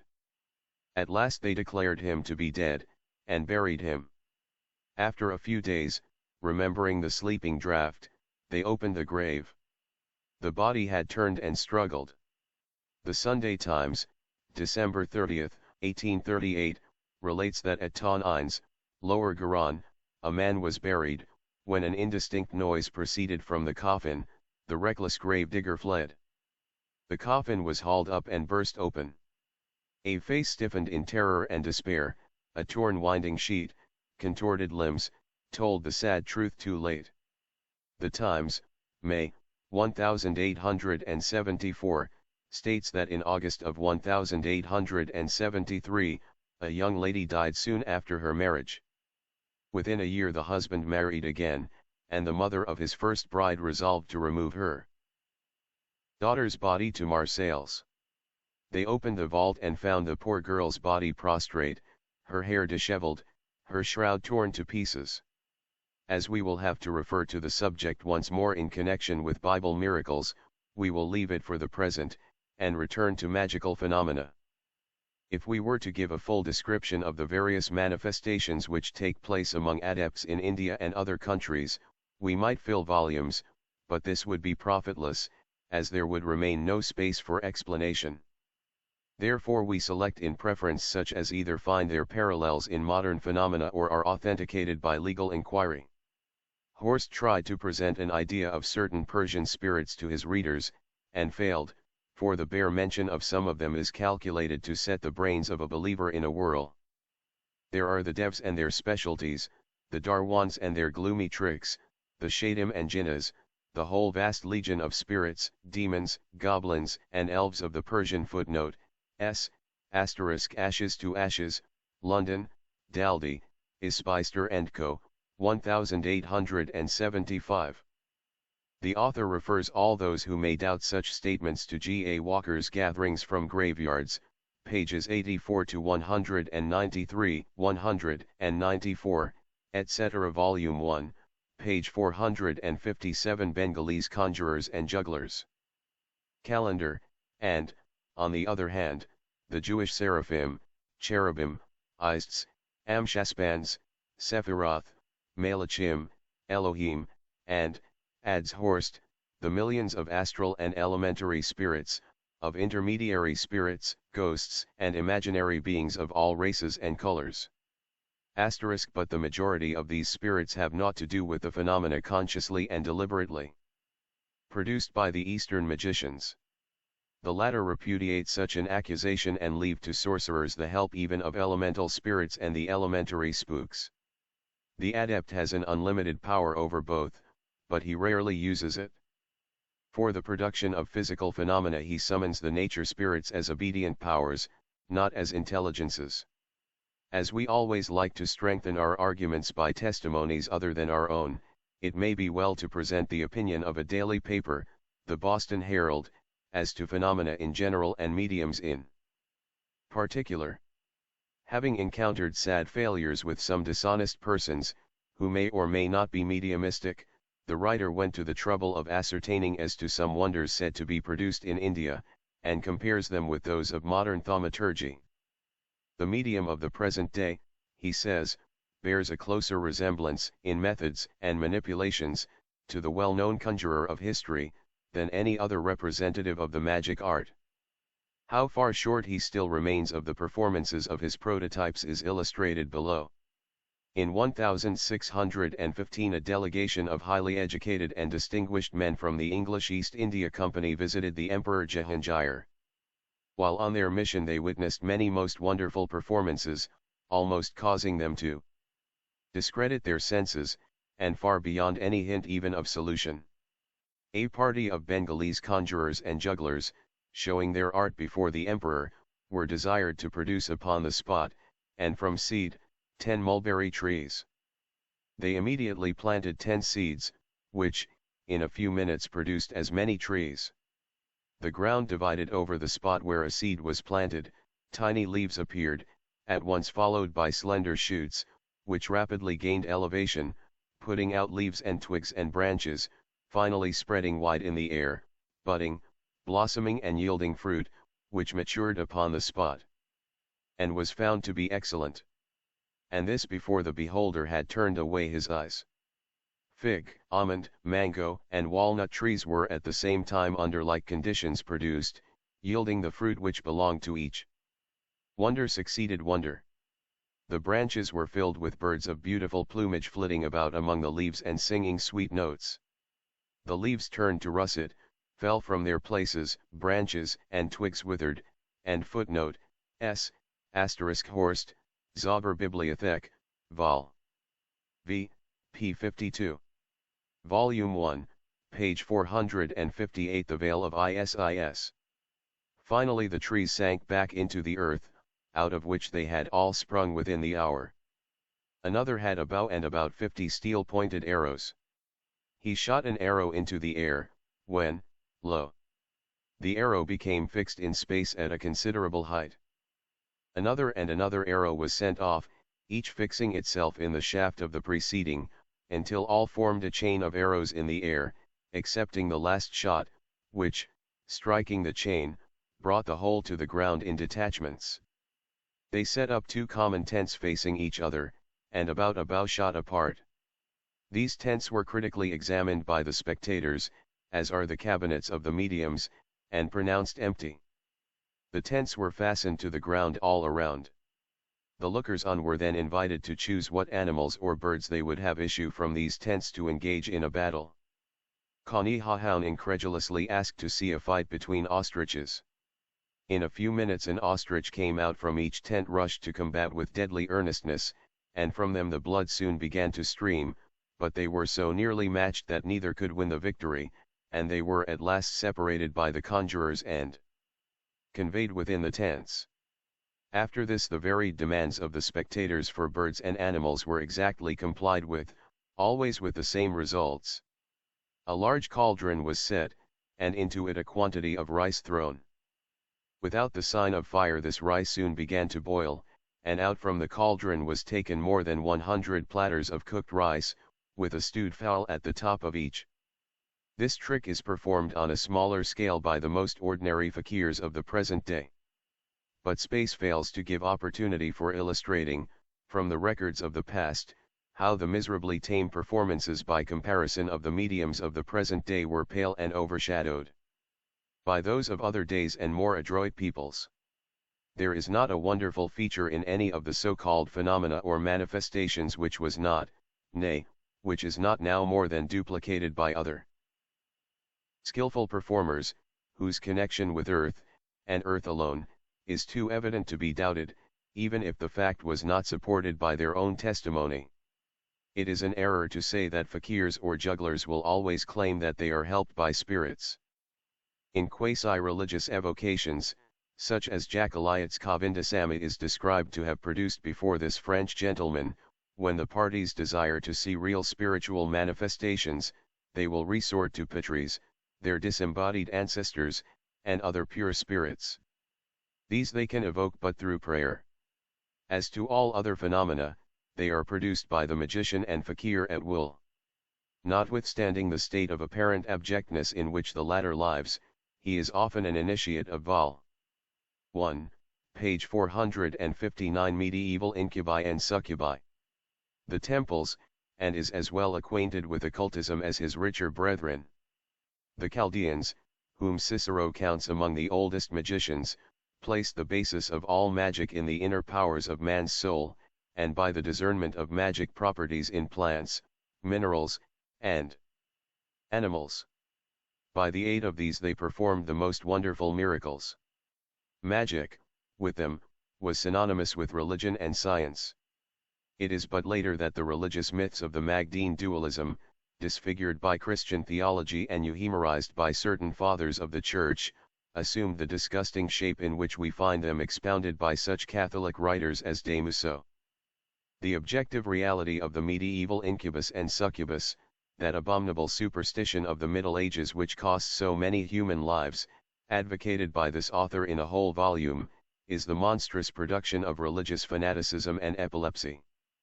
It can have no objective form, and to attribute its effects to the devil is blasphemy, implying that God, after creating Satan, would allow him to adopt such a course.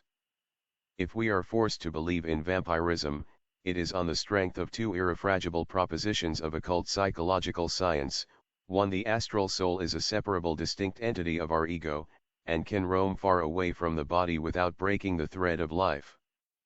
2. The corpse is not utterly dead, and while it can yet be re-entered by its tenant, the latter can gather sufficient material emanations from it to enable itself to appear in a quasi-terrestrial shape.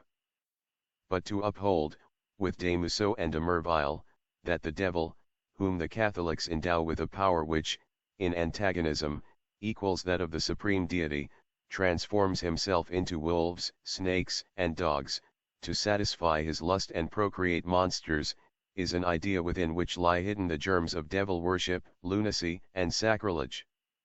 The Catholic Church, which not only teaches us to believe in this monstrous fallacy, but forces her missionaries to preach such a dogma, need not revolt against the devil worship of some PARC and South India sects. Quite the reverse, for when we hear these entities repeat the well-known proverb, "Keep friends with the demons, give them your property, your blood, your service, and you need not care about God, he will not harm you," we find him but consistent with his belief and reverential to the Supreme. His logic is sound and rational, he reveres God too deeply to imagine that he who created the universe and its laws is able to hurt him. Poor Adam, but the demons are there, they are imperfect, and therefore he has good reasons to dread them. Therefore, the devil, in his various transformations, can be but a fallacy. When we imagine that we see, and hear, and feel him, it is but too often the reflection of our own wicked, depraved, and polluted soul that we see, hear, and feel. Like attracts like, they say. Thus, according to the Volume 1, page 460, The Veil of Isis. Mood in which our astral form oozes out during the hours of sleep, according to our thoughts, pursuits, and daily occupations, all of which are fairly impressed upon the plastic capsule called the human soul, the latter attracts around itself spiritual beings congenial to itself. Hence some dreams and visions that are pure and beautiful, others fiendish and beastly. The person awakes, and either hastens to the confessional, or laughs in callous indifference at the thought. In the first case, he is promised final salvation, at the cost of some indulgences, which he has to purchase from the church, and perhaps a little taste of purgatory, or even of hell. What matter? Is he not safe to be eternal and immortal, do what he may? It is the devil. Away with him, with bell, book, and holy sprinkler. But the devil comes back, and often the true believer is forced to disbelieve in God, when he clearly perceives that the devil has the best of his creator and master. Then he is left to the second emergency. He remains indifferent, and gives himself up entirely to the devil. He dies, and the reader has learned the sequel in the preceding chapters. The thought is beautifully expressed by Dr. Ennemoser. Religion did not hear Europe and China strike root so deeply as among the Hindus, says he, arguing upon this superstition. The spirit of the Greeks and Persians was more volatile. The philosophical idea in the good and bad principle, and of the spiritual world, must have assisted tradition in forming visions of heavenly and hellish shapes, and the most frightful distortions, which in India were much more simply produced by a more enthusiastic fanaticism. There the seer received by divine light, here he lost himself in a multitude of outward objects, with which he confounded his own identity. Convulsions, accompanied by the mind's absence from the body, in distant countries, were here common, for the imagination was less firm, and also less spiritual.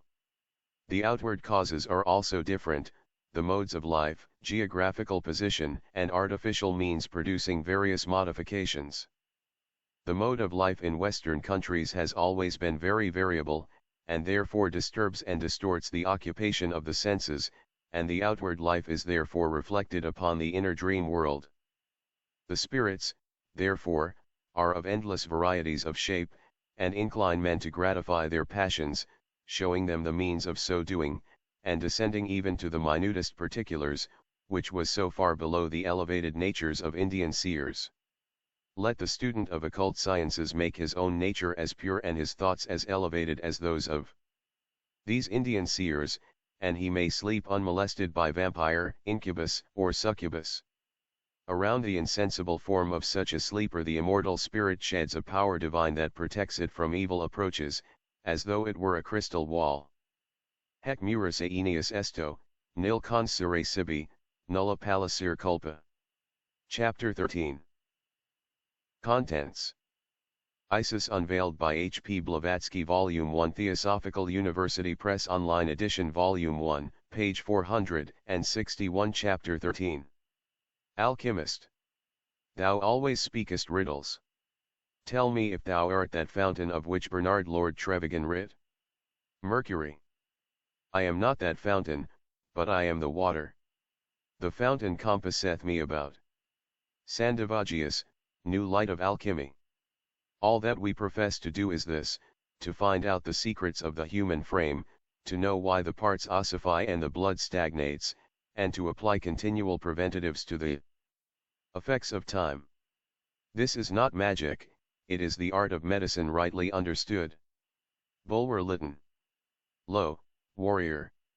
Now the cross of red points to the grave of the mighty dead, within it burns a wondrous light, to chase the spirits that love the night. That lamp shall burn unquenchably until the eternal doom shall be. No earthly flame blazed e'er so bright. Sir Walter Scott. There are persons whose minds would be incapable of appreciating the intellectual grandeur of the ancients, even in physical science, were they to receive the most complete demonstration of their profound learning and achievements. Notwithstanding the lesson of caution which more than one unexpected discovery has taught them, they still pursue their old plan of denying, and, what is still worse, of ridiculing that which they have no means of either proving or disproving. So, for instance, they will pooh-pooh the idea of talismans having any efficacy one way or the other. That the 7 spirits of the Apocalypse have direct relation to the 7 occult powers in nature, appears incomprehensible and absurd to their feeble intellects, and the bare thought of a magician claiming to work wonders through certain Kabbalistic rites convulses them with laughter.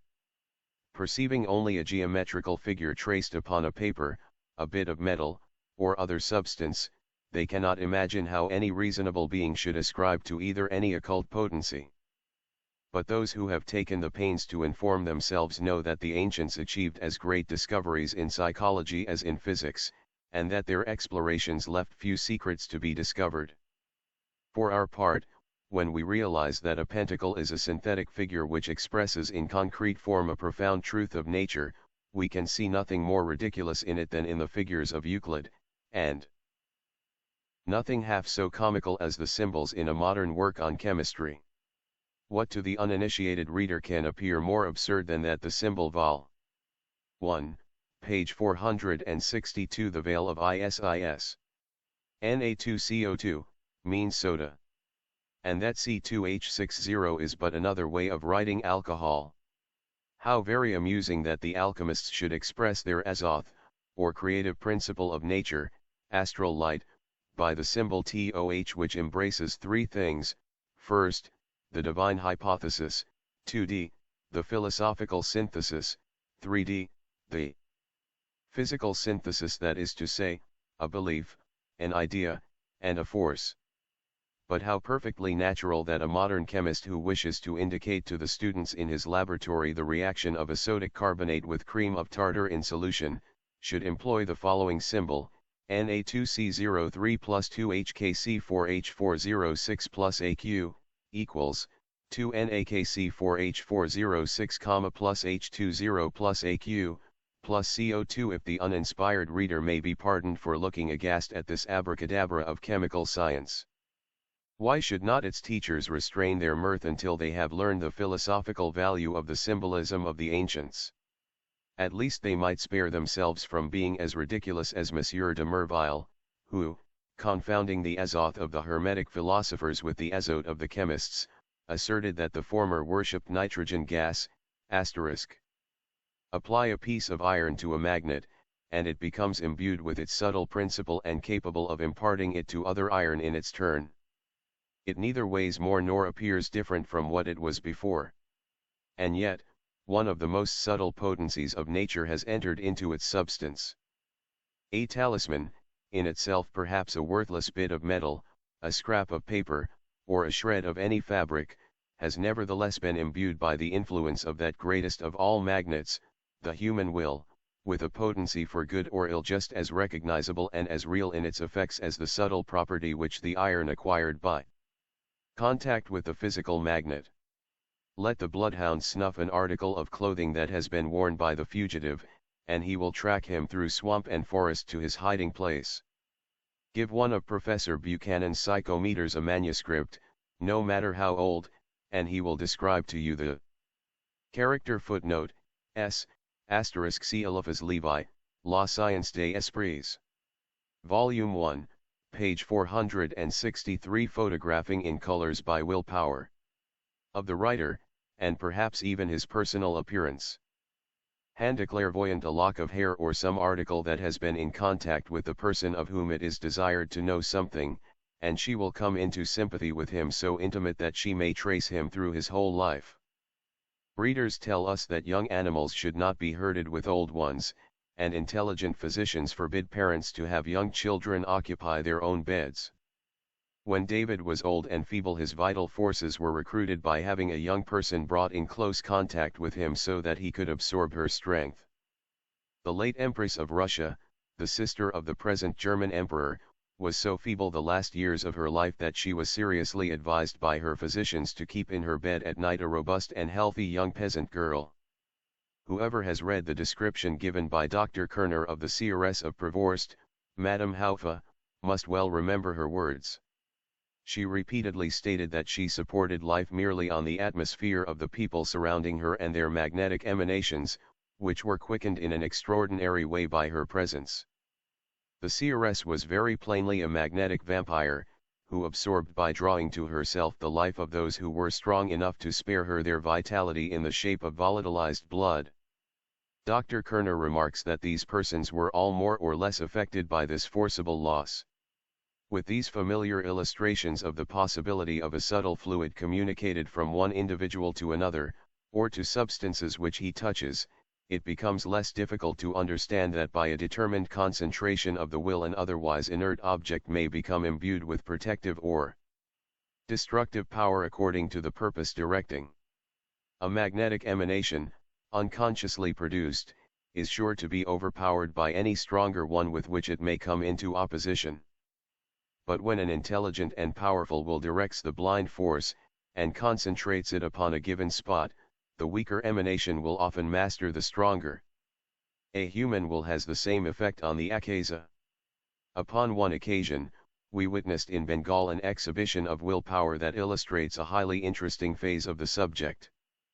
An adept in magic made a few passes over a piece of common tin, the inside of a dish cover, that lay conveniently by, and while regarding it attentively for a few moments, seemed to grasp the imponderable fluid by handfuls and throw it against the surface.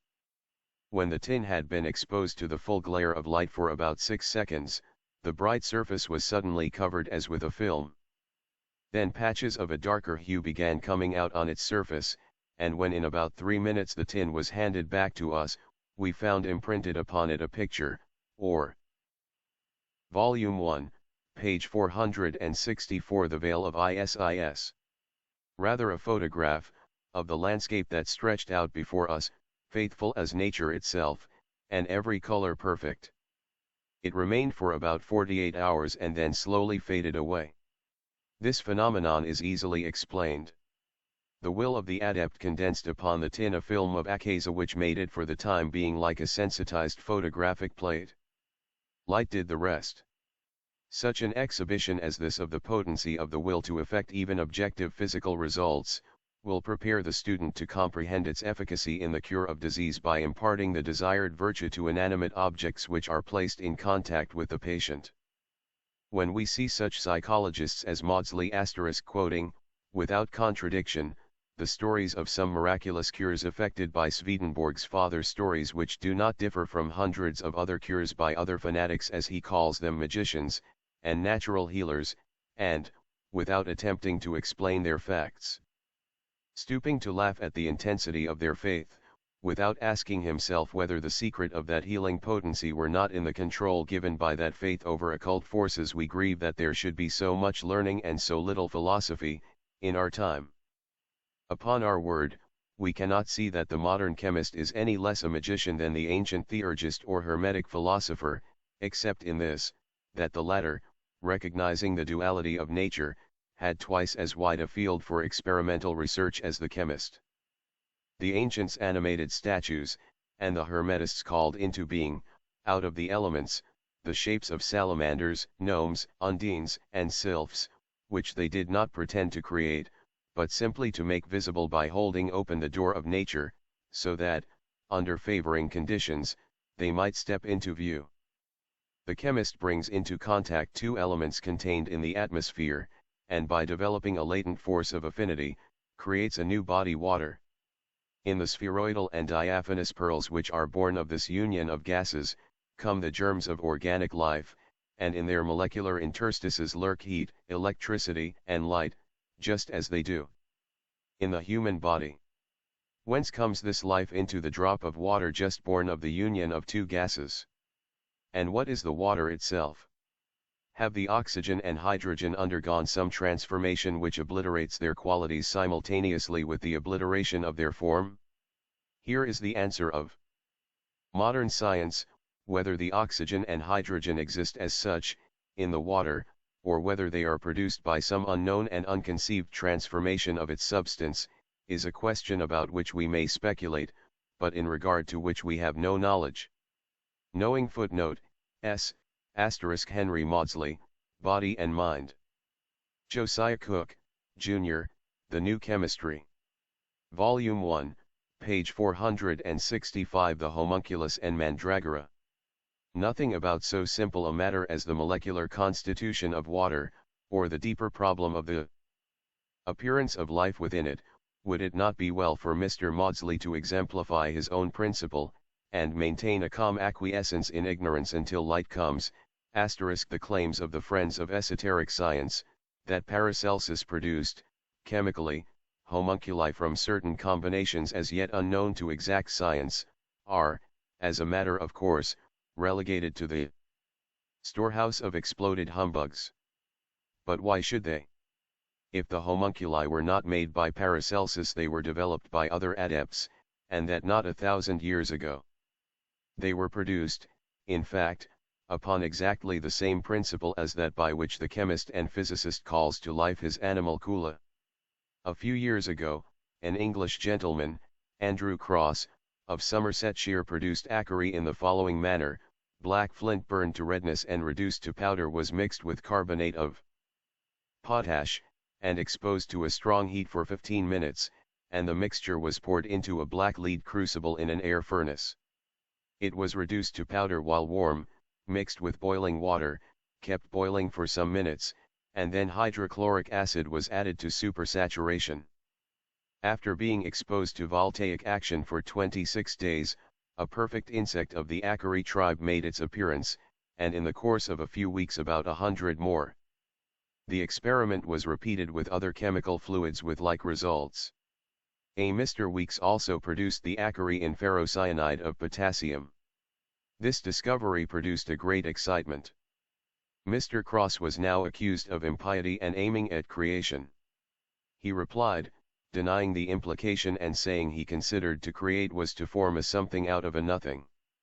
Another gentleman, considered by several persons as a man of great science, has told us repeatedly that he was on the eve of proving that even unfructified eggs could be hatched by having a negative electric current caused to pass through them. The mandrakes, theodim or love fruit, found in the field by Reuben, Jacob's son, which excited the fancy of Rachel, was the Kabbalistic mandragora, notwithstanding denial, and the verses which refer to it belong to the crudest passages, in their esoteric meaning, of the whole work. The mandrake is a plant having the rudimentary shape of a human creature, with a head, 2 arms, and 2 legs forming roots. The superstition that when pulled out of the ground it cries with a human voice, is not utterly baseless. It does produce a kind of squeaking sound, on footnote, S.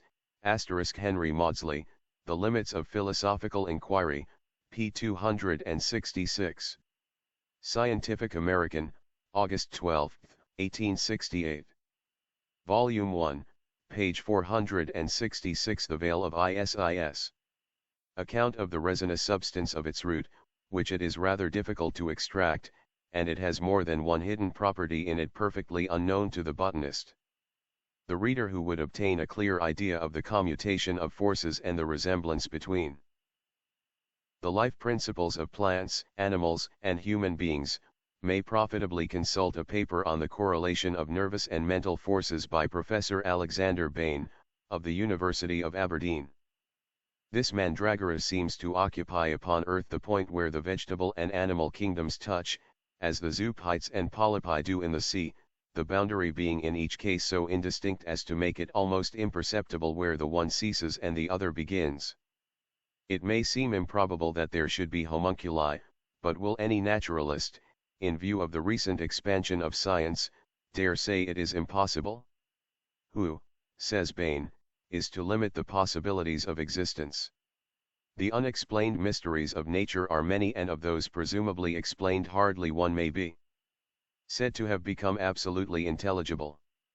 There is not a plant or mineral which has disclosed the last of its properties to the scientists.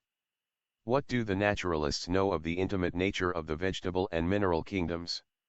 How can they feel confident that for every one of the discovered properties, there may not be many powers concealed in the inner nature of the plant or stone, and that they are only waiting to be brought in relation with some other plant, mineral, or force of nature to manifest themselves in what is termed a supernatural manner? Wherever Pliny, the naturalist, Aelian, and even Diodorus, who sought with such a laudable perseverance to extricate historical truth from its medley of exaggerations and fables, have attributed to some plant or mineral an occult property unknown to our modern botanists and physicists, their assertions have been laid aside without further ceremony as absurd, and no more referred to. It has been the speculation of men of science from time immemorial what this vital force or life principle is. To our mind the secret doctrine alone is able to furnish the clue. Exact science recognizes only 5 powers in nature, 1 molar, and 4 molecular, Kabbalists, 7, and in these 2 additional ones is enwrapped the whole mystery of life. One of these is immortal spirit, whose reflection is connected by invisible links even with inorganic matter, the other, we leave to everyone to discover for himself. Says Professor Joseph L. E. Conti, what is the nature of the difference between the living organism and the dead organism? We can detect none, physical or chemical. All the physical and chemical forces withdrawn from the common fund of nature, and embodied in the living organism, seem to be still embodied. Volume 1, page 467. A Magical Seance in Bengal. In the dead, until little by little it is returned by decomposition. Yet the difference is immense, is inconceivably great. What is the nature of this difference expressed in the formula of material science? What is that is gone, and whither is it gone? There is something here that science cannot yet understand. Yet it is just this loss which takes place in death, and before decomposition, which is in the highest sense vital force. Difficult, nay impossible, as it seems to science to find out the invisible, universal motor of all life, to explain its nature, or even to suggest a reasonable hypothesis for the same, the mystery is but half a mystery, not merely for the great adepts and seers, but even for true and firm believers in a spiritual world. To the simple believer, unblessed with a personal organism, the delicate, nervous sensitiveness of which would enable him as it enables a seer to perceive the visible universe reflected as in a clear glass in the invisible one, and, as it were, objectively, there remains divine faith. The latter is firmly rooted in his inner senses, in his unerring intuition, with which cold reason has naught to do. He feels it cannot play him false. Let human-born, erroneous dogmas, and theological sophistry contradict each other, let one crowd off the other, and the subtle casuistry of one creed fell to the ground, the crafty reasoning of another one, truth remains one, and there is not a religion, whether Christian or heathen, that is not firmly built upon the rock of ages, God and immortal spirit.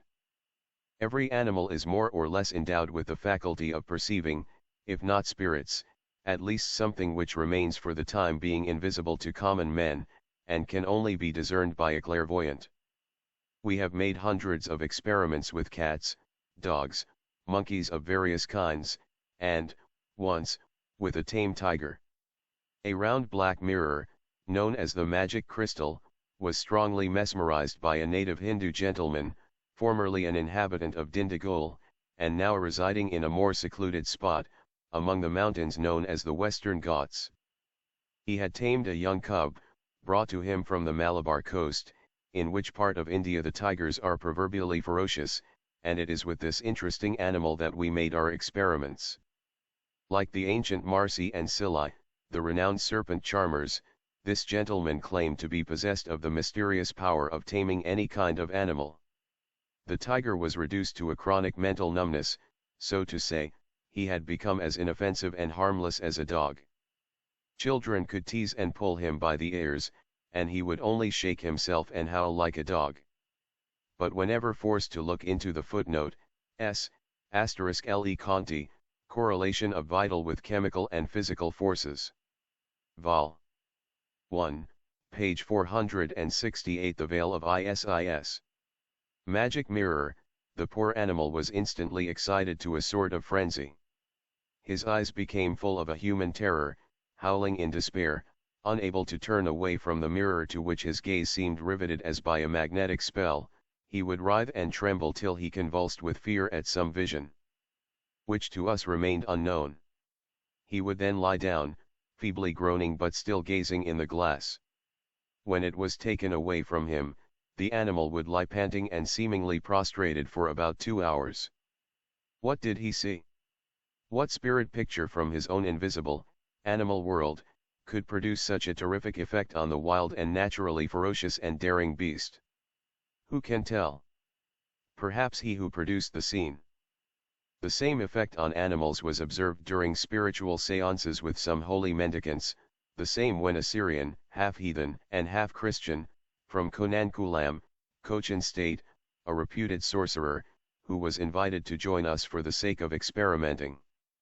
We were 9 persons in all, 7 men and 2 women, one of the latter a native. Besides us, there were in the room, the young tiger, intensely occupied on a bone, a wanderer, or lion monkey, which, with its black coat and snow-white goatee and whiskers, and cunning, sparkling eyes, looked the personification of mischief, and a beautiful golden aureole, quietly cleaning its radiant colored tail on a perch, placed near a large window of the veranda. In India, spiritual seances are not held in the dark, as in America, and no conditions, but perfect silence and harmony, are required. It was in the full glare of daylight streaming through the opened doors and windows, with a far-away buzz of life from the neighboring forests and jungles sending us the echo of myriads of insects, birds, and animals. We sat in the midst of a garden in which the house was built, and instead of breathing the stifling atmosphere of a seance room, we were amid the fire-colored clusters of the erythrina, the coral tree, inhaling the fragrant aromas of trees and shrubs, and the flowers of the bignonia, whose white blossoms trembled in the soft breeze. In short, we were surrounded with light, harmony, and perfumes.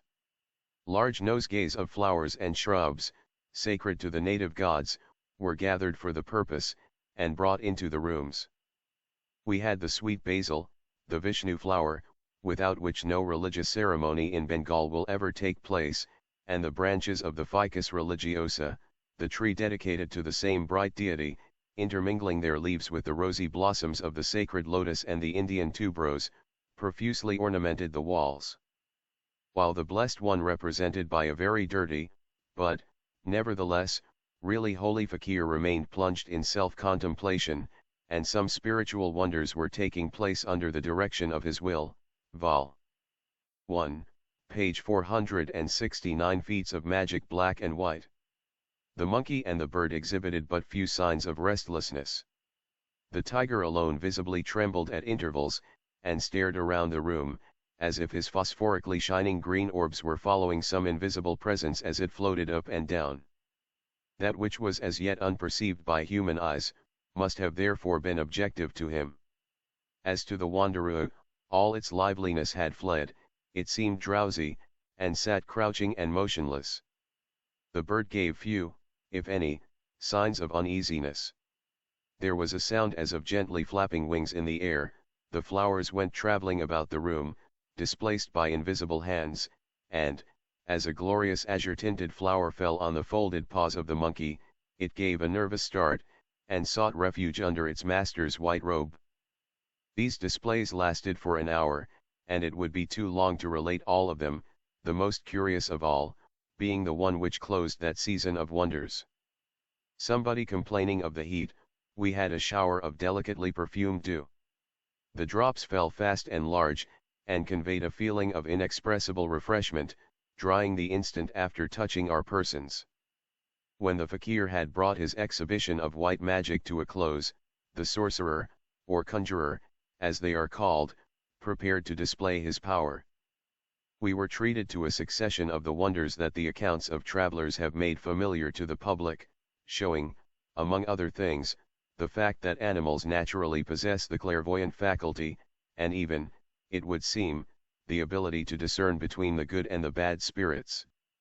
All of the sorcerer's feats were preceded by fumigations. He burned branches of resinous trees and shrubs, which sent up volumes of smoke. Although there was nothing about this calculated to affright an animal using only his natural eyes, the tiger, monkey, and bird exhibited an indescribable terror. We suggested that the animals might be frightened at the blazing brands, the familiar custom of burning fires round the camp to keep off wild beasts, recurring to our mind.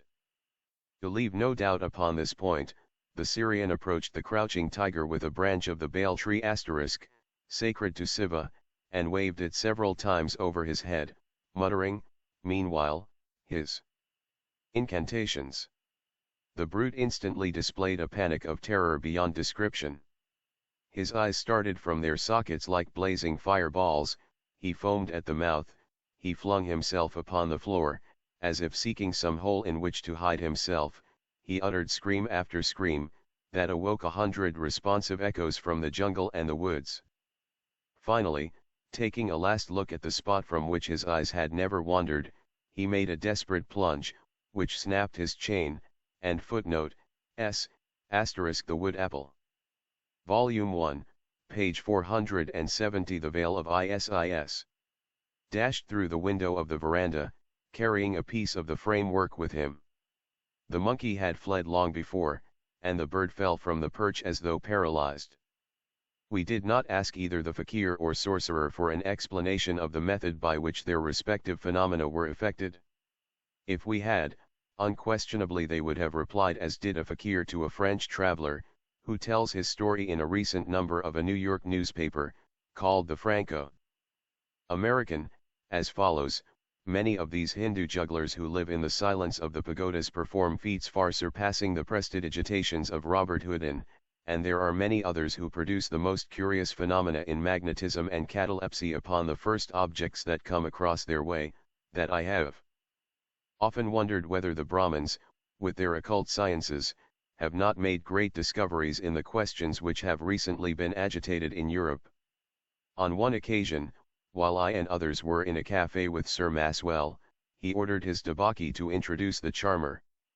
In a few moments a lean Hindu, almost naked, with an ascetic face and bronzed color entered. Around his neck, arms, thighs, and body were coiled serpents of different sizes. After saluting us, he said, "God be with you, I am Chibite Kondar, son of Chibite Gantnal Mava." "We desire to see what you can do," said our host. "I obey the orders of Siva, who has sent me here," replied the fakir, squatting down on one of the marble slabs. The serpents raised their heads and hissed, but without showing any anger. Then taking a small pipe, attached to a wick in his hair, he produced scarcely audible sounds, imitating the tailopica, a bird that feeds upon bruised coconuts. Here the serpents uncoiled themselves, and one after another glided to the floor. As soon as they touched the ground they raised about 1/3 of their bodies, and began to keep time to their master's music. Suddenly the fakir dropped his instrument and made several passes with his hands over the serpents, of whom there were about 10, all of the most deadly species of Indian cobra. His eye assumed a strange expression. We all felt an undefinable uneasiness, and sought to turn away our gaze from him. At this moment a small shokra monkey, whose business was to hand fire in a small brazier for lighting cigars, yielded to his influence, lay down, and fell asleep. 5 minutes passed thus, and we felt that if the manipulations were to continue a few seconds more we should all fall asleep. Kondar then rose, and making 2 more passes over the shokra, said to it, give footnote, s, asterisk incorrect, the Hindustani word for monkey is rukcharha. Probably chakra, a little native servant is meant. Volume 1, page 471. Turning a corpse into gold. The commander some fire. The young monkey rose, and without tottering, came and offered fire to its master. It was pinched, pulled about, till there was no doubt of its being actually asleep. Nor would it move from Sir Maswell's side till ordered to do so by the fakir. We then examined the cobras. Paralyzed by magnetic influence, they lay at full length on the ground. On taking them up we found them stiff as sticks. They were in a state of complete catalepsy. The fakir then awakened them, on which they returned and again coiled themselves round his body. We inquired whether he could make us feel his influence. He made a few passes over our legs, and instantly we lost the use of these limbs, we could not leave our seats. He released us as easily as he had paralyzed us. Chibait Kondar closed his séance by experimenting upon inanimate objects. By mere passes with his hands in the direction of the object to be acted upon, and without leaving his seat, he paled and extinguished lights in the furthest parts of the room, moved the furniture, including the divans upon which we sat, opened and closed doors. Catching sight of a Hindu who was drawing water from a well in the garden, he made a pass in his direction, and the rope suddenly stopped in its descent, resisting all the efforts of the astonished gardener. With another pass the rope again descended. I asked Chibait Kondar, do you employ the same means in acting upon inanimate objects that you do upon living creatures? He replied, I have only one means. What is it? The will. Man, who is the end of all intellectual and material forces, must dominate over all. The Brahmins know nothing besides this. Sanang Setsan, says Colonel Yule enumerates a variety of the wonderful acts which could be performed through the Dharani, mystic Hindu charms. Such were sticking a peg into solid rock, restoring the dead to life, turning a dead body into gold, penetrating everywhere as air does, in astral form, flying, catching wild beasts with the hand, reading thoughts, making water flow backward, eating tiles, sitting in the air with the legs doubled under, etc. Old legends ascribed to Simon Magus precisely the same powers. He made statues to walk, leaped into the fire without being burned, flew in the air, made bread of stones, changed his shape, assumed 2 faces at once, converted himself into a pillar, caused closed doors to fly open spontaneously, made the vessels in a house move of themselves, etc. The Jesuit Del Rio laments footnote, s, asterisk Book of Sir Marco Polo, vol. I, pages 306, 307. Volume 1, page 472. The Veil of Isis. That credulous princes, otherwise of pious repute, should have allowed diabolical tricks to be played before them, as for example, things of iron, and silver goblets, or other heavy articles, to be moved by bounds, from one end of the table to the other, without the use of a magnet, or of any attachment. We believe willpower the most powerful of magnets. The existence of such magical power in certain persons is proved, but the existence of the devil is a fiction, which no theology is able to demonstrate. There are certain men whom the Tartars honor above all in the world, says Friar recalled, viz., the Baksatai, who are a kind of idol priests. These are men from India, persons of deep wisdom, well conducted and of the gravest morals. They are usually with magic arts they exhibit many illusions, and predict future events. For instance, one of eminence among them was said to fly, but the truth, however, was as it proved, that he did not fly, but did walk close to the surface of the ground without touching it, and would seem to sit down without having any substance to support him. This last performance was witnessed by Ibn Battuta, at Delhi, adds Colonel Ewell, who quotes the friar in the book of Sir Marco Polo, in the presence of Sultan Muhammad Tughlaq, and it was professedly exhibited by a Brahmin at Madras in the present century, a descendant doubtless of those Brahmins whom Apollonius saw walking 2 cubits from the ground. It is also described by the worthy Francis Valentine, as a performance known and practiced in his own day in India. It is related, he says, that a man will first go and sit on 3 sticks put together so as to form a tripod, after which, first one stick, then a second, then a third shall be removed from under him, and the man shall not fall but shall still remain sitting in the air. Yet I have spoken with 2 friends who had seen this at one and the same time, and one of them, I may add, mistrusting his own eyes, had taken the trouble to feel about with a long stick if there were nothing on which the body rested, yet, as the gentleman told me, he could neither feel nor see any such thing. We have stated elsewhere that the same thing was accomplished last year, before the Prince of Wales and his suite.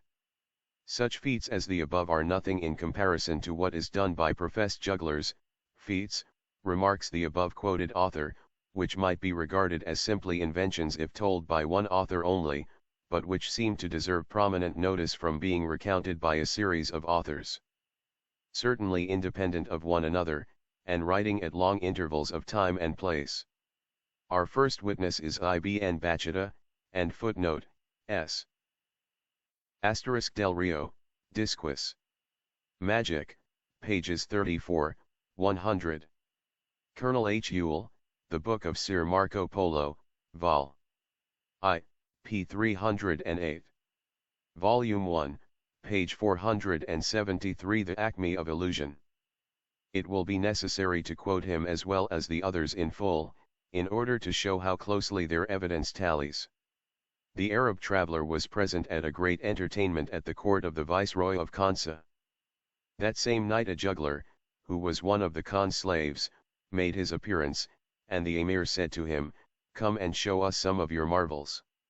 Upon this he took a wooden ball, with several holes in it, through which long thongs were passed, and laying hold of one of these, slung it into the air. It went so high that we lost sight of it altogether.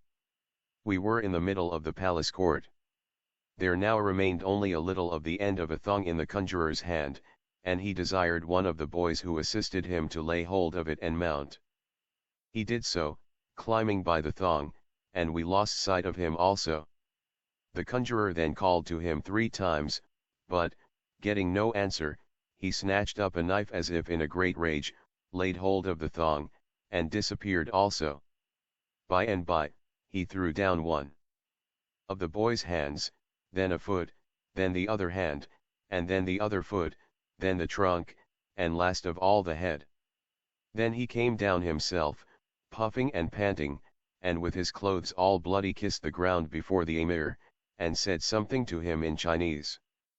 The Emir gave some order in reply, and our friend then took the lad's limbs, laid them together in their places, and gave a kick, when, presto! There was the boy, who got up and stood before us. All this astonished me beyond measure, and I had an attack of palpitation like that which overcame me once before in the presence of the Sultan of India, when he showed me something of the same kind. They gave me a cordial, however, which cured the attack. The Kaji of Garudin was next to me, and quoth he, "Wallah, 'tis my opinion there has been neither going up nor coming down, neither marring, nor mending. 'Tis all hocus pocus. And who doubts but that it is a hocus pocus, an illusion, or maya, as the Hindus express it? but when such an illusion can be forced on, say, 10,000 people at the same time, as we have seen it performed during a public festival, surely the means by which such an astounding hallucination can be produced merits the attention of science. When by such magic a man who stands before you, in a room, the doors of which you have closed and of which the keys are in your hand, suddenly disappears, vanishes like a flash of light, and you see him nowhere but hear his voice from different parts of the room addressing you and laughing at your perplexity, surely such an art is not unworthy either of Mr. Huxley or Dr. Carpenter. Is it not quite as well worth spending time over, as the lesser mystery why barnyard cocks crow at midnight? What Ibn Battuta, the Moor, saw in China about the year 1348, Colonel Yule shows Edward Melton. An Anglo-Dutch traveller, witnessing Volume 1, page 474 The Vale of Isis. In Batavia about the year 1670, one of the same gang, of conjurers, says Melton * took a small ball of cord, and grasping one end of the cord in his hand slung the other up into the air with such force that its extremity was beyond reach of our sight. He then climbed up the cord with indescribable swiftness. I stood full of astonishment, not conceiving where he had disappeared, when lo! A leg came tumbling down out of the air. A moment later a hand came down, etc. In short, all the members of the body came successively tumbling from the air and were cast together by the attendant into the basket. The last fragment of all was the head, and no sooner had that touched the ground than he who had snatched up all the limbs and put them in the basket, turned them all out again topsy-turvy.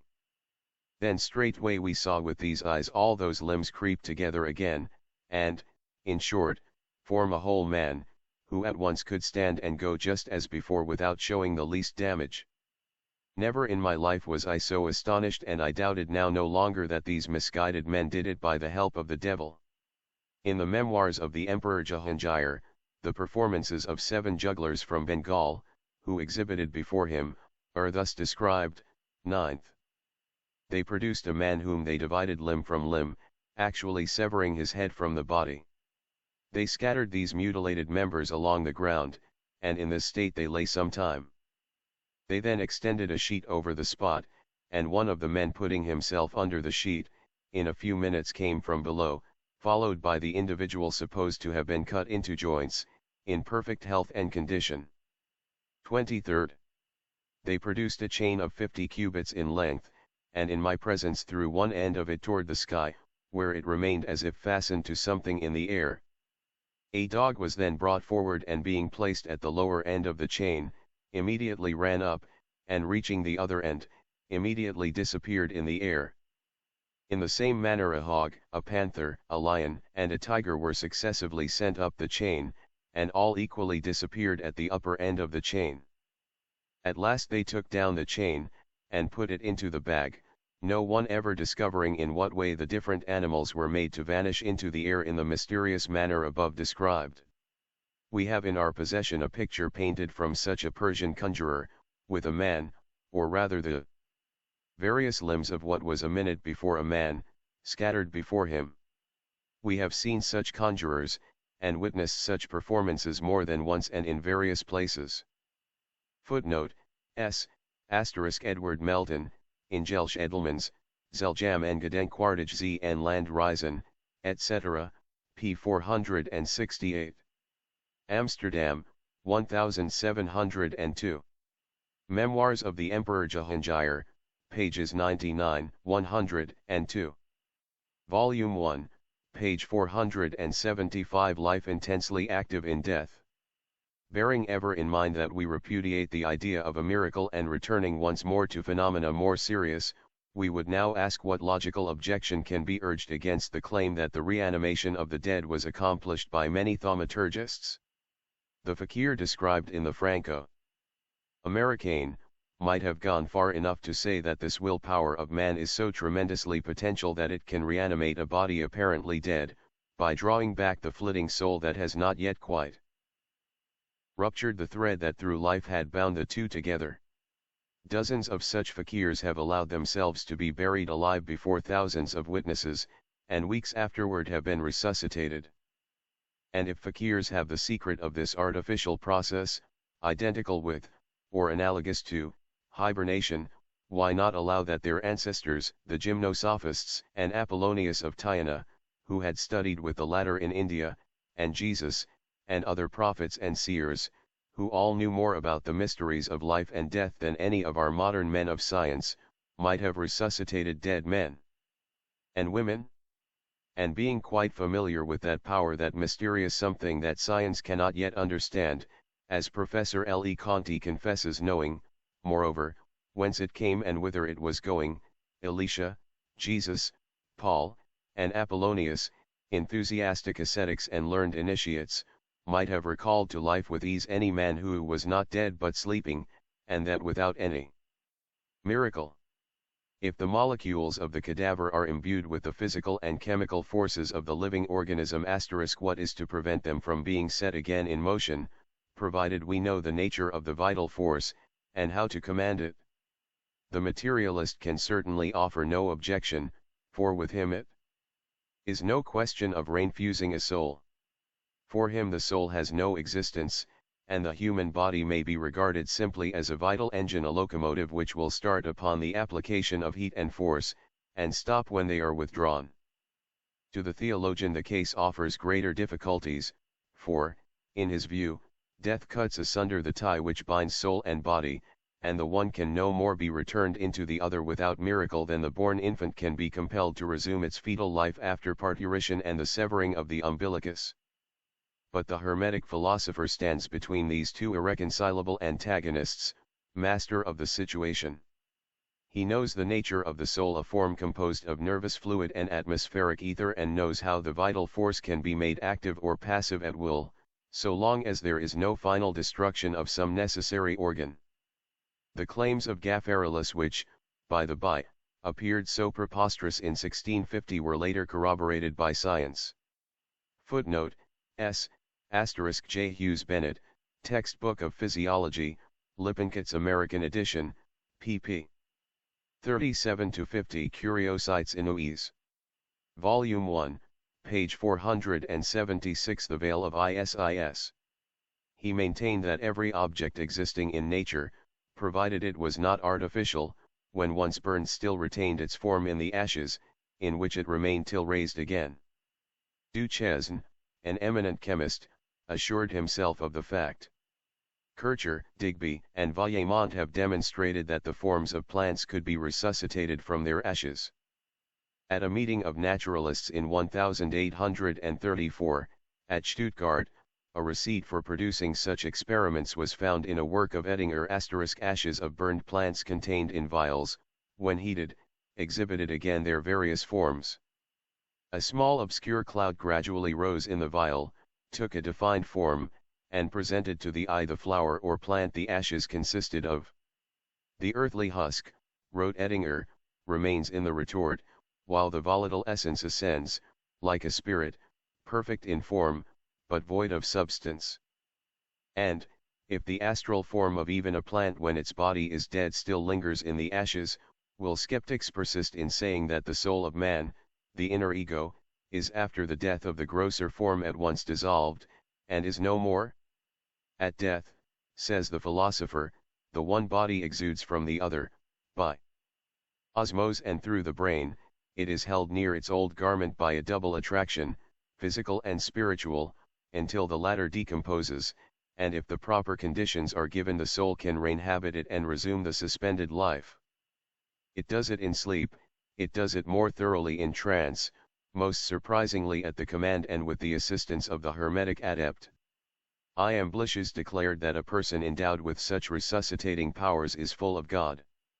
All the subordinate spirits of the upper spheres are at his command, for he is no longer a mortal, but himself a God. In his epistle to the Corinthians, Paul remarks that the spirits of the prophets are subject to the prophets. Some persons have the natural and some the acquired power of withdrawing the inner from the outer body, at will, and causing it to perform long journeys, and be seen by those whom it visits. Numerous are the instances recorded by unimpeachable witnesses of the doubles of persons having been seen and conversed with, hundreds of miles from the places where the persons themselves were known to be. Hermotimus, if we may credit Pliny and Plutarch, could at will fall into a trance, and then his second soul proceeded to any distant place he chose. The Abbé Tritheme, the famous author of Steganography, who lived in the 17th century, could converse with his friends by the mere power of his will. I can make my thoughts known to the initiated, footnote, s, asterisk thoughts on the birth and generation of things. See Crow, Night Side of Nature, p. 111. Pliny, History Nat. 7, c. 52, and Plutarch, Discourse Concerning Socrates Daemon, 22. Volume 1, page 477. The Burial and Resuscitation of Fakirs. He wrote, at a distance of many hundred miles, without word, writing, or cipher, by any messenger. The latter cannot betray me, for he knows nothing. If needs be, I can dispense with the messenger. If any correspondent should be buried in the deepest dungeon, I could still convey to him my thoughts as clearly and as frequently as I chose, and this quite simply, without superstition, without the aid of spirits. Cordanus could also send his spirit, or any messages he chose. When he did so, he felt as if a door was opened, and I myself immediately passed through it, leaving the body behind me. The case of a high German official, a Councillor Wiesermann, was mentioned in a scientific paper. He claimed to be able to cause any friend or acquaintance, at any distance, to dream of every subject he chose, or see any person he liked. His claims were proved good, and testified to on several occasions by skeptics and learned professional persons. He could also cause his double to appear wherever he liked, and be seen by several persons at one time, by whispering in their ears a sentence prepared and agreed upon beforehand by unbelievers, and for the purpose, his power to project the double was demonstrated beyond any cavil. According to Napier, Osborne, Major Laws, Kanouyat, Nikiforovich, and many other modern witnesses, fakirs are now proved to be able, by a long course of diet, preparation, and repose, to bring their bodies into a condition which enables them to be buried 6 feet underground for an indefinite period. Sir Claude Wade was present at the court of Runjit Singh, when the fakir, mentioned by the Honourable Captain Osborne, was buried alive for 6 weeks, in a box placed in a cell 3 feet below the floor of the room to prevent the chance of deception. A guard comprising 2 companies of soldiers had been detailed, and 4 sentries were furnished and relieved every 2 hours, night and day, to guard the building from intrusion. On opening it, says Sir Claude, we saw a figure enclosed in a bag of white linen fastened by a string over the head. The servant then began pouring warm water over the figure. The legs and arms of the body were shriveled and stiff, the face full, the head reclining on the shoulder like that of a corpse.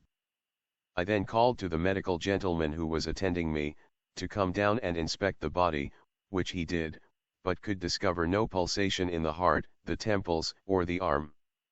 There was, however, a heat about the region of the brain, which no other part of the body exhibited. Regretting that the limits of our space forbid the quotation of the footnote, s, asterisk duress. VAR, V3, I, 8, C 43. Plutarch, Discourse Concerning Socrates Daemon, 22. Nas, Zeitschrift für Psychische Art, 1820. Osborne, Camp and Court of Runjit Singh, Braid, on Trance. Vol.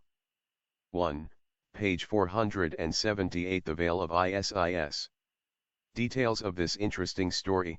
We will only add, that the process of resuscitation included bathing with hot water, friction, the removal of wax and cotton platelets from the nostrils and ears, the rubbing of the eyelids with ghee or clarified butter, and, what will appear most curious to many, the application of a hot wheaten cake, about an inch thick, to the top of the head.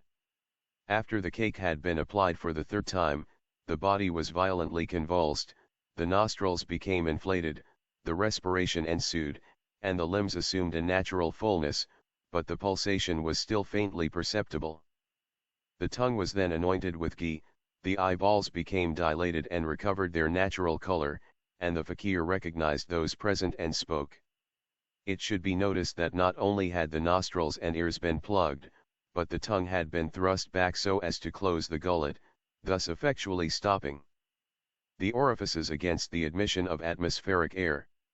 While in India, a fakir told us that this was done not only to prevent the action of the air upon the organic tissues, but also to guard against the deposit of the germs of decay, which in case of suspended animation would cause decomposition exactly as they do in any other meat exposed to air. There are also localities in which a fakir would refuse to be buried, such as the many spots in southern India infested with the white ants, which annoying termites are considered among the most dangerous enemies of man and his property. They are so voracious as to devour everything they find except perhaps metals. As to wood, there is no kind through which they would not burrow, and even bricks and mortar offer but little impediment to their formidable armies. They will patiently work through mortar, destroying it particle by particle, and a fakir, however holy himself, and strong his temporary coffin, would not risk finding his body devoured when it was time for his resuscitation. Then, here is a case, only one of many, substantiated by the testimony of two English noblemen, one of them an army officer and a Hindu prince, who was as great a skeptic as themselves. It places science in this embarrassing dilemma: it must either give the lie to many unimpeachable witnesses, or admit that if one fakir can resuscitate after 6 weeks, any other fakir can also, and if a fakir, why not a Lazarus, a Shunammite boy, or the daughter of Jairus, footnote, s, mrs. Catherine Crowe, in her Night Side of Nature, p. 118, gives us the particulars of a similar burial of a fakir, in the presence of General Ventura, together with the Maharaja, and many of his Sirdars. The political agent at Ludhiana was present when he was disinterred, 10 months after he had been buried. The coffin, or box, containing the fakir being buried in a vault, the earth was thrown over it and trod down, after which a crop of barley was sown on the spot, and sentries placed to watch it. The Maharaja, however, was so skeptical that in spite of all footnote continued on next page volume 1, page 479, when are the dead dead? And now, perhaps, it may not be out of place to inquire what assurance can any physician have, beyond external evidence, that the body is really dead? The best authorities agree in saying that there are none. Dr. Todd Thomson, of London says most positively that the immobility of the body, even its cadaverous aspect, the coldness of surface, the absence of respiration and pulsation, and the sunken state of the eye, are no unequivocal evidences that life is wholly extinct. Nothing but total decomposition is an irrefutable proof that life has fled forever and that the tabernacle is tenantless. Democritus asserted that there existed no certain signs of real death. Pliny maintained the same. Asclepiades, a learned physician and one of the most distinguished men of his day, held that the assurance was still more difficult in the cases of women than in those of men. Todd Thomson, above quoted, gives several remarkable cases of such a suspended animation. Among others he mentions a certain Francis Neville, a Norman gentleman, who twice apparently died, and was twice in the act of being buried. But, at the moment when the coffin was being lowered in the grave, he spontaneously revived. In the 17th century, Lady Russell, to all appearance died, and was about to be buried, but as the bell was tolling for her funeral, she sat up in her coffin and exclaimed, "It is time to go to church." Dimmerbroek mentions a peasant who gave no signs of life for 3 days, but when placed in his coffin, near the grave, revived and lived many years afterward. In 1836, a respectable citizen of Brussels fell into a profound lethargy on a Sunday morning. On Monday, as his attendants were preparing to screw the lid of the coffin, the supposed corpse sat up, rubbed his eyes, and called for his coffee and a newspaper. Such cases of apparent death are not very infrequently reported in the newspaper press. As we write, April, 1877, we find in a London letter to the New York Times, the following paragraph: Miss Annie Goodale, the actress, died 3 weeks ago. Up to yesterday she was not buried. The corpse is warm and limp, and the features as soft and mobile as when in life. Several physicians have examined her, and have ordered that the body shall be watched night and day. The poor lady is evidently in a trance, but whether she is destined to come to life it is impossible to say. Footnote S. Footnote continued from previous page. These precautions, he had him, twice in the 10 months, dug up and examined, and each time he was found to be exactly in the same state as when they had shut him up. * Todd, Appendix to Occult Science, Vol. I.A. Cornell. Cells, Lib 2, Cap. 6 History Nat, Lib 7, Cap. Lea Morning Herald, July 21, 1836. Volume 1, page 480. The Veil of Isis. Science regards man as an aggregation of atoms temporarily united by a mysterious force called the life principle. To the materialist, the only difference between a living and a dead body is, that in the one case, that force is active, in the other latent. When it is extinct or entirely latent, the molecules obey a superior attraction, which draws them asunder and scatters them through space. This dispersion must be death, if it is possible to conceive such a thing as death, where the very molecules of the dead body manifest an intense vital energy. If death is but the stoppage of a digesting, locomotive, and thought-grinding machine, how can death be actual and not relative, before that machine is thoroughly broken up and its particles dispersed? So long as any of them cling together, the centripetal vital force may overmatch the dispersive centrifugal action. Says Eliphas Levi, change attests movement, and movement only reveals life. The corpse would not decompose if it were dead, all the molecules which compose it are living and struggle to separate. And would you think that the spirit frees itself first of all to exist no more? That thought and love can die when the grossest forms of matter do not die? If the change should be called death, we die and are born again every day, for every day our forms undergo change. Asterisk. The Kabbalists say that a man is not dead when his body is entombed. Death is never sudden, for, according to Hermes, nothing goes in nature by violent transitions. Everything is gradual, and as it required a long and gradual development to produce the living human being, so time is required to completely withdraw vitality from the carcass. Death can no more be an absolute end, than birth a real beginning. Birth proves the pre-existence of the being, as death proves immortality, says the same French Kabbalist. While implicitly believing in the restoration of the daughter of Jairus, the ruler of the synagogue, and in other Bible miracles, well-educated Christians, who otherwise would feel indignant at being called superstitious, meet all such cases as that of Apollonius and the girl said by his biographer to have been recalled to life by him, with scornful skepticism. Diogenes Laertius, who mentions a woman restored to life by Empedocles, is treated with no more respect, and the name of pagan thaumaturgist, in the eyes of Christians, is but a synonym for impostor. Our scientists are at least 1 degree more rational, they embrace all Bible prophets and apostles, and the heathen miracle doers in 2 categories of hallucinated fools and deceitful tricksters. But Christians and materialists might, with a very little effort on their footnote, s. La Science des Esprits. Volume 1, page 481. Nature shuts the door behind us. Part, show themselves fair and logical at the same time.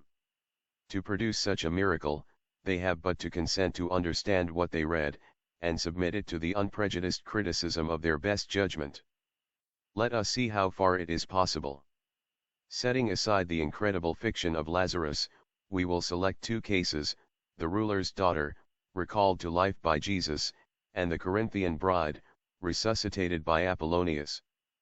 In the former case, totally disregarding the significant expression of Jesus, "She is not dead but sleepeth," the clergy force their God to become a breaker of his own laws and grant unjustly to one what he denies to all others, and with no better object in view than to produce a useless miracle. In the second case, notwithstanding the words of the biographer of Apollonius, so plain and precise that there is not the slightest cause to misunderstand them, they charge Philostratus with deliberate imposture. Who could be fairer than he, who less open to the charge of mystification, when, in describing the resuscitation of the young girl by the Tyanean sage, in the presence of a large concourse of people, the biographer says, "She had seemed to die." In other words, he very clearly indicates a case of suspended animation, and then adds immediately, "As the rain fell very fast on the young girl, while she was being carried to the pile, with her face turned upwards, this, also, might have excited her senses." Does this not show most plainly that Philostratus saw no miracle in that resuscitation? Does it not rather imply, if anything, the great learning and skill of Apollonius, who like Asclepiades had the merit of distinguishing at a glance between real and apparent death? A resuscitation, after the soul and spirit have entirely separated from the body, and the last electric thread is severed, is as impossible as for a once disembodied spirit to reincarnate itself once more on this earth, except as described in previous chapters. A leaf, once fallen off, does not reattach itself to the branch, says Eliphas Levi. The caterpillar becomes a butterfly, but the butterfly does not again return to the grub. Nature closes the door behind all that passes, and pushes life forward. Forms pass, thought remains, and does not recall that which it has once exhausted. Why should it be imagined that Asclepiades and Apollonius enjoyed exceptional powers for the discernment of actual death? Has any modern school of medicine this knowledge to impart to its students? Let their authorities answer for them. These prodigies of Jesus and Apollo *S*** vit. Apollon. Tyen, Lib 4, ch. 16. Salverd, Sciences Occultes, Vol. 2 La Science des Esprits. Volume 1, page 482. The Veil of Isis. News are so well attested that they appear authentic. Whether in either or both cases life was simply suspended or not, the important fact remains that by some power, peculiar to themselves, both the wonder-workers recalled the seemingly dead to life in an instant. Is it because the modern physician has not yet found the secret which the theurgists evidently possess that its possibility is denied? Neglected as psychology now is, and with the strangely chaotic state in which physiology is confessed to be by its most fair students, certainly it is not very likely that our men of science will soon rediscover the lost knowledge of the ancients. In the days of old, when prophets were not treated as charlatans, nor thaumaturgists as impostors, there were colleges instituted for teaching prophecy and occult sciences in general. Samuel is recorded as the chief of such an institution at Ramah, Elisha, also, at Jericho. The schools of Hazim, prophets, or seers, were celebrated throughout the country. Hillel had a regular academy, and Socrates is well known to have sent away several of his disciples to study Manticism. The study of magic, or wisdom, included every branch of science, the metaphysical as well as the physical, psychology and physiology in their common and occult phases, and the study of alchemy was universal, for it was both a physical and a spiritual science. Therefore why doubt or wonder that the ancients, who studied nature under its double aspect, achieved discoveries which to our modern physicists, who study but its dead letter, are a closed book. Thus, the question at issue is not whether a dead body can be resuscitated, for, to assert that would be to assume the possibility of a miracle, which is absurd, but, to assure ourselves whether the medical authorities pretend to determine the precise moment of death. The Kabbalists say that death occurs at the instant when both the astral body, or life principle, and the spirit part forever with the corporeal body. The scientific physician who denies both astral body and spirit, and admits the existence of nothing. More than the life principle, judges death to occur when life is apparently extinct. When the beating of the heart and the action of the lungs cease, and rigor mortis is manifested, and especially when decomposition begins, they pronounce the patient dead. But the annals of medicine teem with examples of suspended anima. Footnote s. It would be beneficial to humanity were our modern physicians possessed of the same inestimable faculty, for then we would have on record less horrid deaths after inhumation. Mrs. Catherine Crowe, in The Night Side of Nature, records in the chapter on cases of trances 5 such cases, in England alone, and during the present century.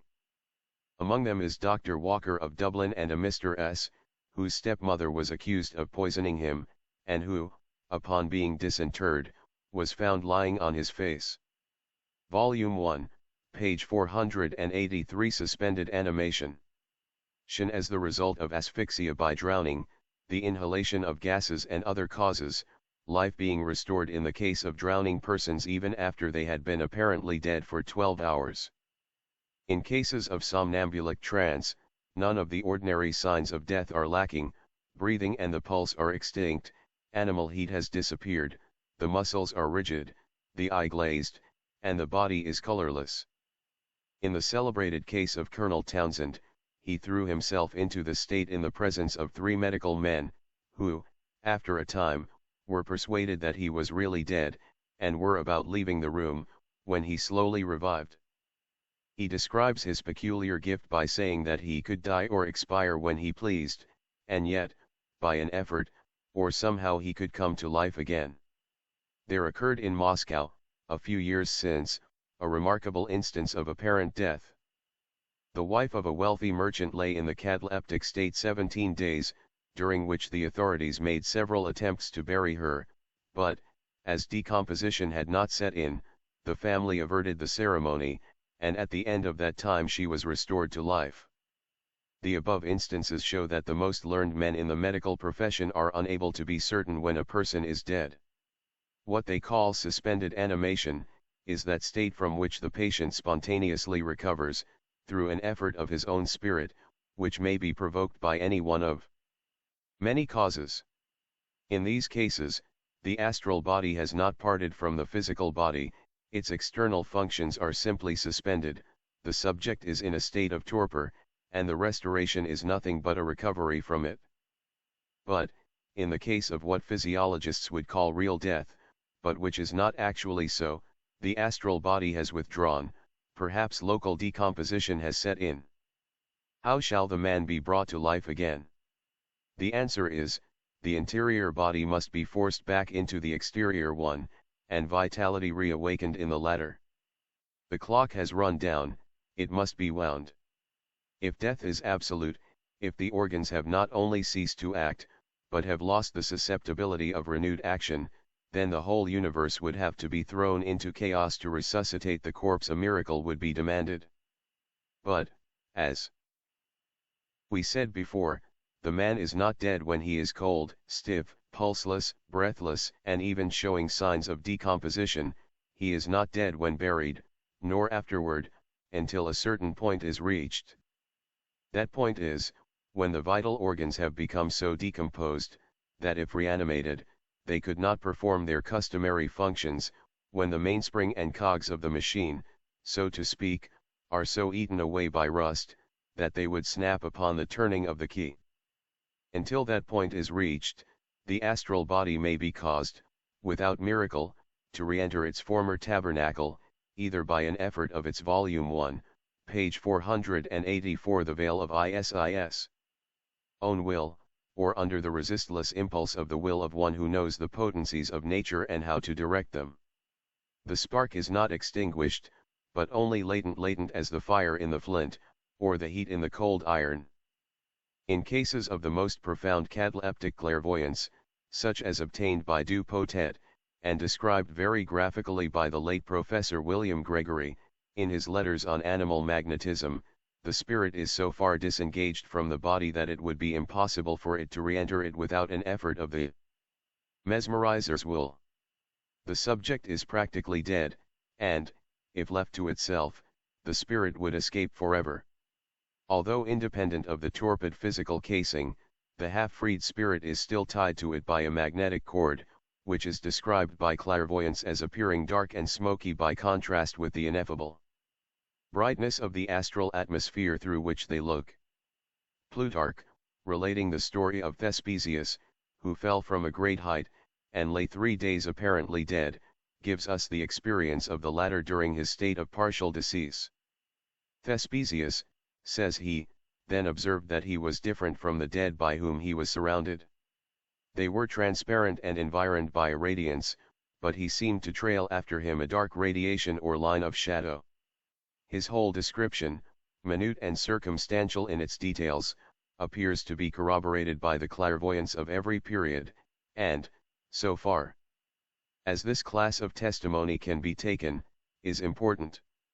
The Kabbalists, as we find them interpreted by Eliphas Levi, in his Science des Esprits, say that, when a man falls into the last sleep, he is plunged at first into a sort of dream, before gaining consciousness in the other side of life. He sees, then, either in a beautiful vision, or in a terrible nightmare, the paradise, or hell, in which he believed during his mortal existence. This is why it often happens, that the affrighted soul breaks violently back into the terrestrial life it has just left, and why some who were really dead, i.e., who, if left alone and quiet, would have peaceably passed away forever in a state of unconscious lethargy, when entombed too soon, reawake to life in the grave. In this connection, the reader may perhaps recall the well-known case of the old man who had left some generous gifts in his will to his orphaned nieces, which document, just before his death, he had confided to his rich son, with injunctions to carry out his wishes. But, he had not been dead more than a few hours before the son, finding himself alone with the corpse, tore the will and burned it. The sight of this impious deed apparently recalled the hovering spirit, and the old man, rising from his couch of death, uttered a fierce malediction upon the horror-stricken wretch, and then fell back again, and yielded up his spirit this time forever. Dion Boucicault makes use of an incident of this kind in his Pel. Volume 1, page 485, Making Statues Walk and Talk. Erfel Drama Louis XI. And Charles Keene created a profound impression in the character of the French monarch, when the dead man revives for an instant and clutches the crown as the heir apparent approaches it. Levi says that resuscitation is not impossible while the vital organism remains undestroyed, and the astral spirit is yet within reach. Nature, he says, accomplishes nothing by sudden jerks, and eternal death is always preceded by a state which partakes somewhat of the nature of lethargy. It is a torpor which a great shock or the magnetism of a powerful will can overcome. He accounts in this manner for the resuscitation of the dead man thrown upon the bones of Elisha. He explains it by saying that the soul was hovering at that moment near the body, the burial party, according to tradition, were attacked by robbers, and their fright communicating itself sympathetically to it, the soul was seized with horror at the idea of its remains being desecrated, and re-entered violently into its body to raise and save it. Those who believe in the survival of the soul can see in this incident nothing of a supernatural character, it is only a perfect manifestation of natural law. To narrate to the materialist such a case, however well attested, would be but an idle talk. The theologian, always looking beyond nature for a special providence, regards it as a prodigy. Eliphas Levi says, they attributed the resuscitation to the contact with the bones of Elisha, and worship of relics dates logically from his epoch. Volfer Stewart is right, scientists know nothing, or next to nothing, of the ultimate structure and properties of matter, whether organic or inorganic. We are now on such firm ground, that we will take another step in advance. The same knowledge and control of the occult forces, including the vital force which enabled the fakir temporarily to leave and then re-enter his body, and Jesus, Apollonius, and Elisha to recall their several subjects to life, made it possible for the ancient hierophants to animate statues, and cause them to act and speak like living creatures. It is the same knowledge and power which made it possible for Paracelsus to create his homunculi, for Aaron to change his rod into a serpent and a budding branch, Moses to cover Egypt with frogs and other pests, and the Egyptian theurgist of our day to vivify his pygmy mandragora, which has physical life but no soul.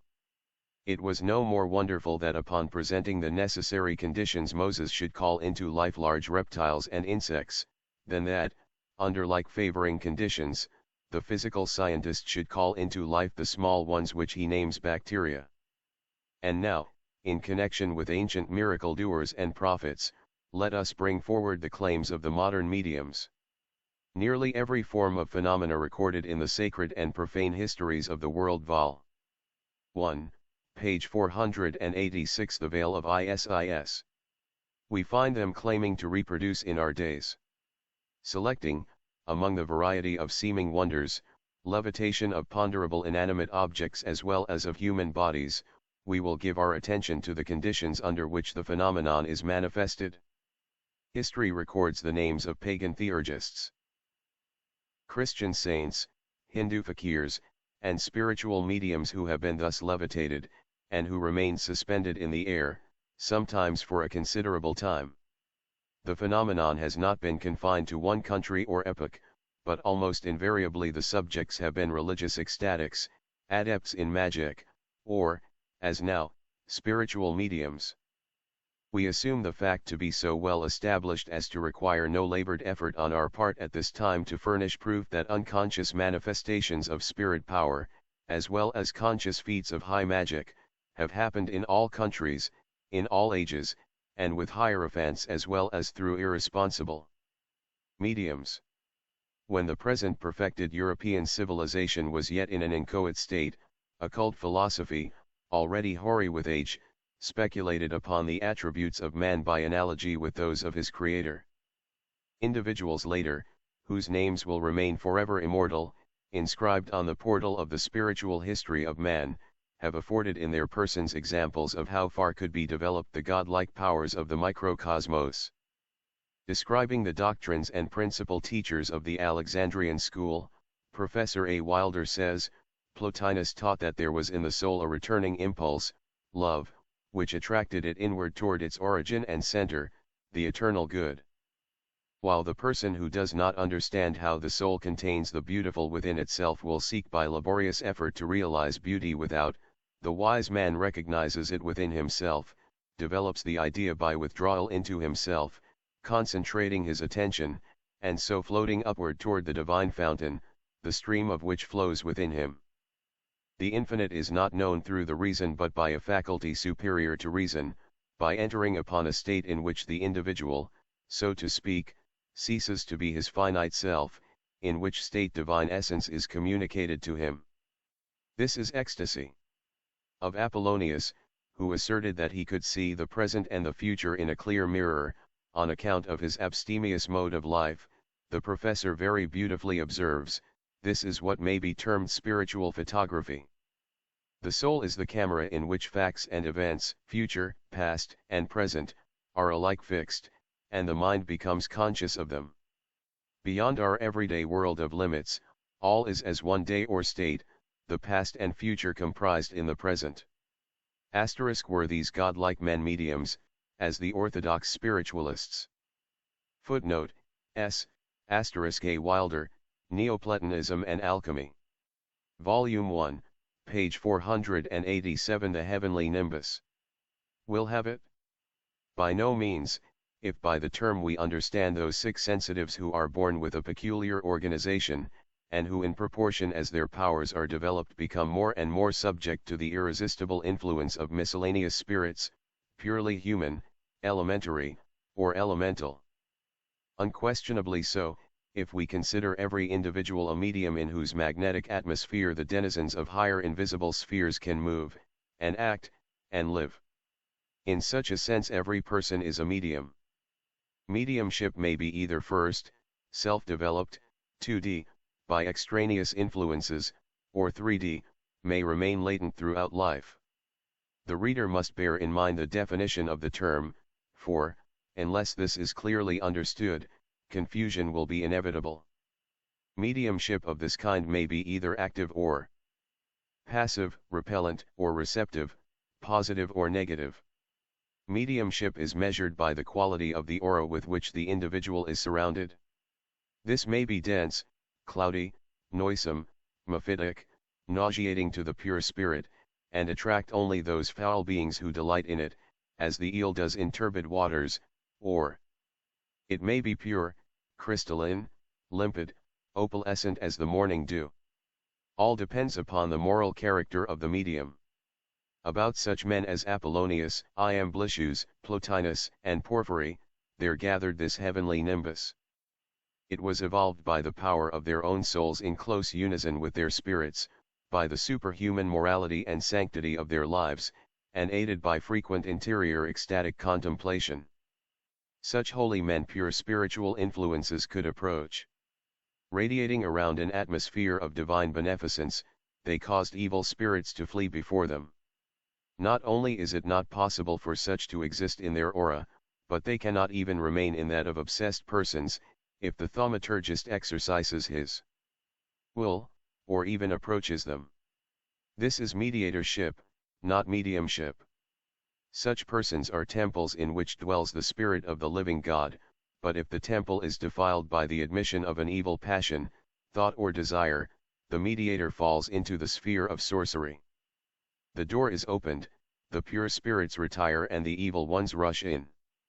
This is still mediatorship, evil as it is. The sorcerer, like the pure magician, forms his own aura and subjects to his will congenial inferior spirits. But mediumship, as now understood and manifested, is a different thing. Circumstances, independent of his own volition, may, either at birth or subsequently, modify a person's aura, so that strange manifestations, physical or mental, diabolical or angelic, may take place. Such mediumship, as well as the above-mentioned mediatorship, has existed on earth since the first appearance here of living man. The former is the yielding of weak, mortal flesh to the control and suggestions of spirits and intelligences other than one's own immortal demon. It is literally Volume 1, page 488. The Veil of Isis.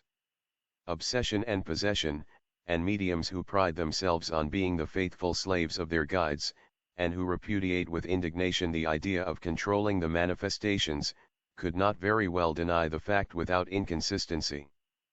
This mediumship is typified in the story of Eve succumbing to the reasonings of the serpent, of Pandora peeping in the forbidden casket and letting loose on the world sorrow and evil, and by Mary Magdalene, who from having been obsessed by 7 devils was finally redeemed by the triumphant struggle of her immortal spirit, touched by the presence of a holy mediator, against the dweller.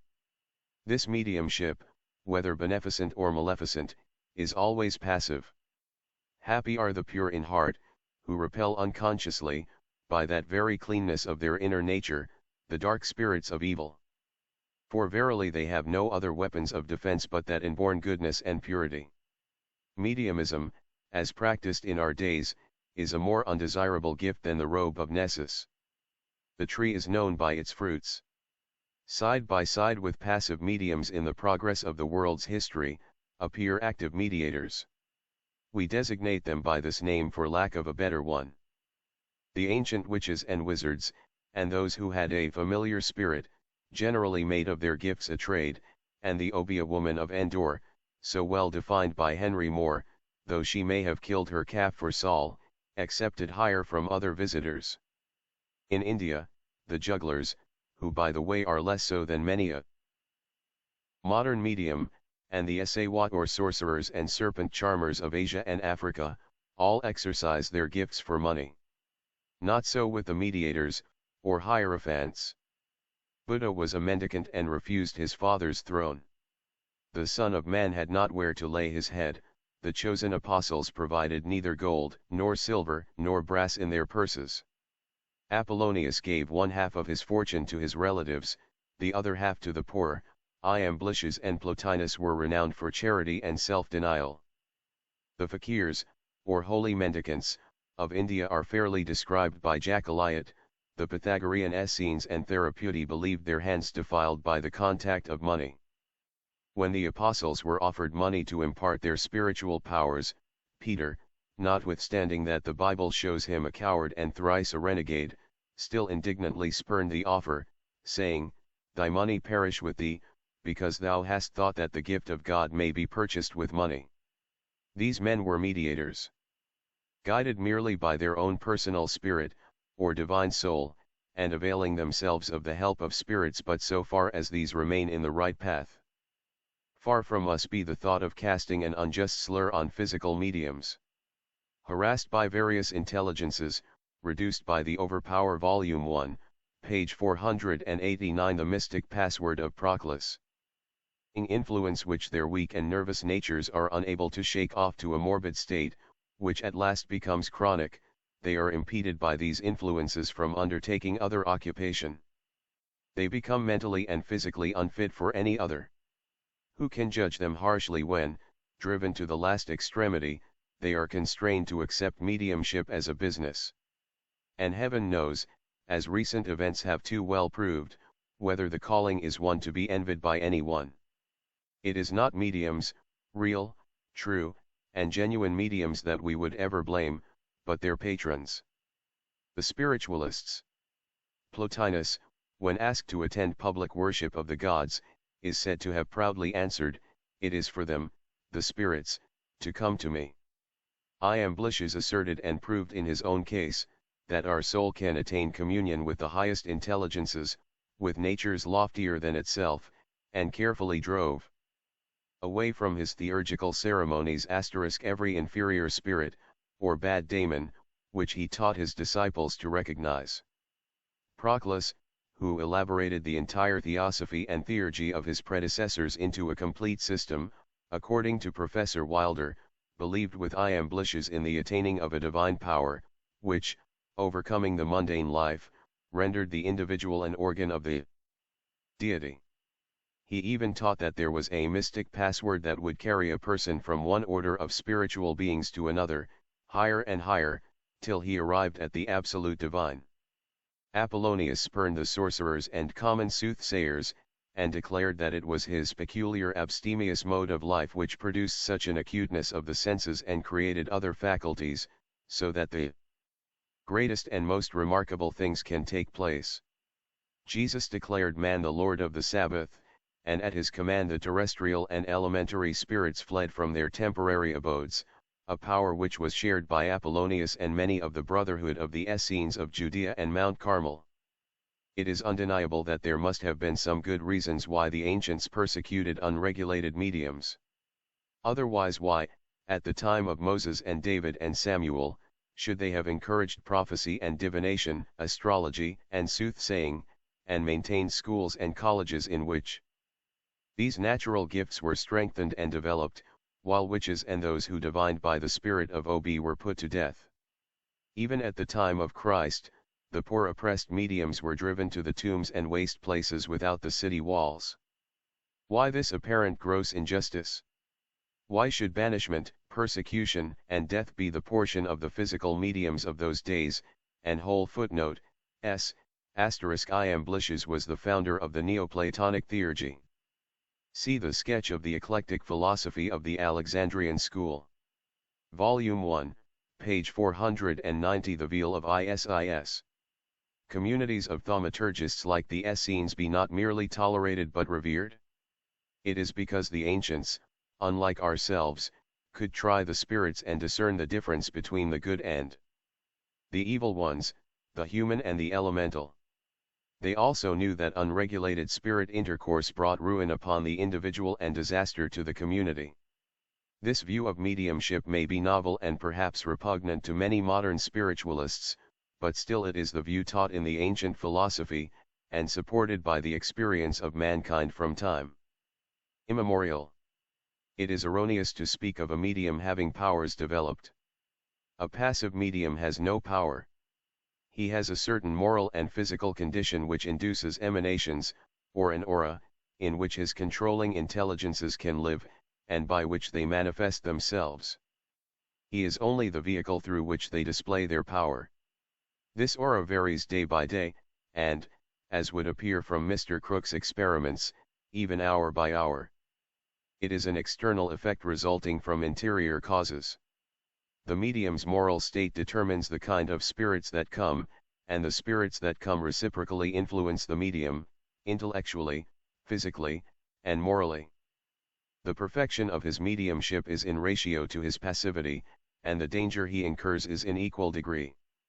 When he is fully developed perfectly passive, his own astral spirit may be benumbed, and even crowded out of his body, which is then occupied by an elemental, or, what is worse, by a human fiend of the eighth sphere, who proceeds to use it as his own. But too often the cause of the most celebrated crime is to be sought in such possessions. Physical mediumship depending upon passivity, its antidote suggests itself naturally: let the medium cease being passive. Spirits never control persons of positive character who are determined to resist all extraneous influences. The weak and feeble-minded whom they can make their victims they drive into vice. If these miracle-making elementals and disembodied devils called elementary were indeed the guardian angels that they have passed for, these last 30 years, why have they not given their faithful mediums at least good health and domestic happiness? Why do they desert them at the most critical moments of trial when under accusations of fraud? It is notorious that the best physical mediums are either sickly or, sometimes, what is still worse, inclined to some abnormal vice or other. Why do not these healing guides, who make their mediums play the therapeutists and thaumaturgists to others, give them the boon of robust physical vigor? The ancient thaumaturgist and apostle, generally, if not invariably, enjoyed good health. Their magnetism never conveyed to the sick patient any physical or moral taint, and they never were vile. 1. Page 491. King Pharaoh's magicians. Accused of vampirism, which a spiritual paper very justly charges upon some medium healers. If we apply the above law of mediumship and mediatorship to the subject of levitation, with which we opened our present discussion, what shall we find? Here we have a medium and one of the mediator. Class levitated, the former at a séance, the latter at prayer, or in ecstatic contemplation. The medium being passive must be lifted up, the ecstatic being active must levitate himself. The former is elevated by his familiar spirits, whoever or whatever they may be; the latter, by the power of his own aspiring soul. Can both be indiscriminately termed mediums? But nevertheless we may be answered that the same phenomena are produced in the presence of a modern medium as of an ancient saint. Undoubtedly, and so it was in the days of Moses, for we believe that the triumph claimed for him in Exodus over Pharaoh's magicians is simply a national boast on the part of the chosen people. That the power which produced his phenomena produced that of the magicians also, who were moreover the first tutors of Moses and instructed him in their wisdom, is most probable. But even in those days they seem to have well appreciated the difference between phenomena apparently identical.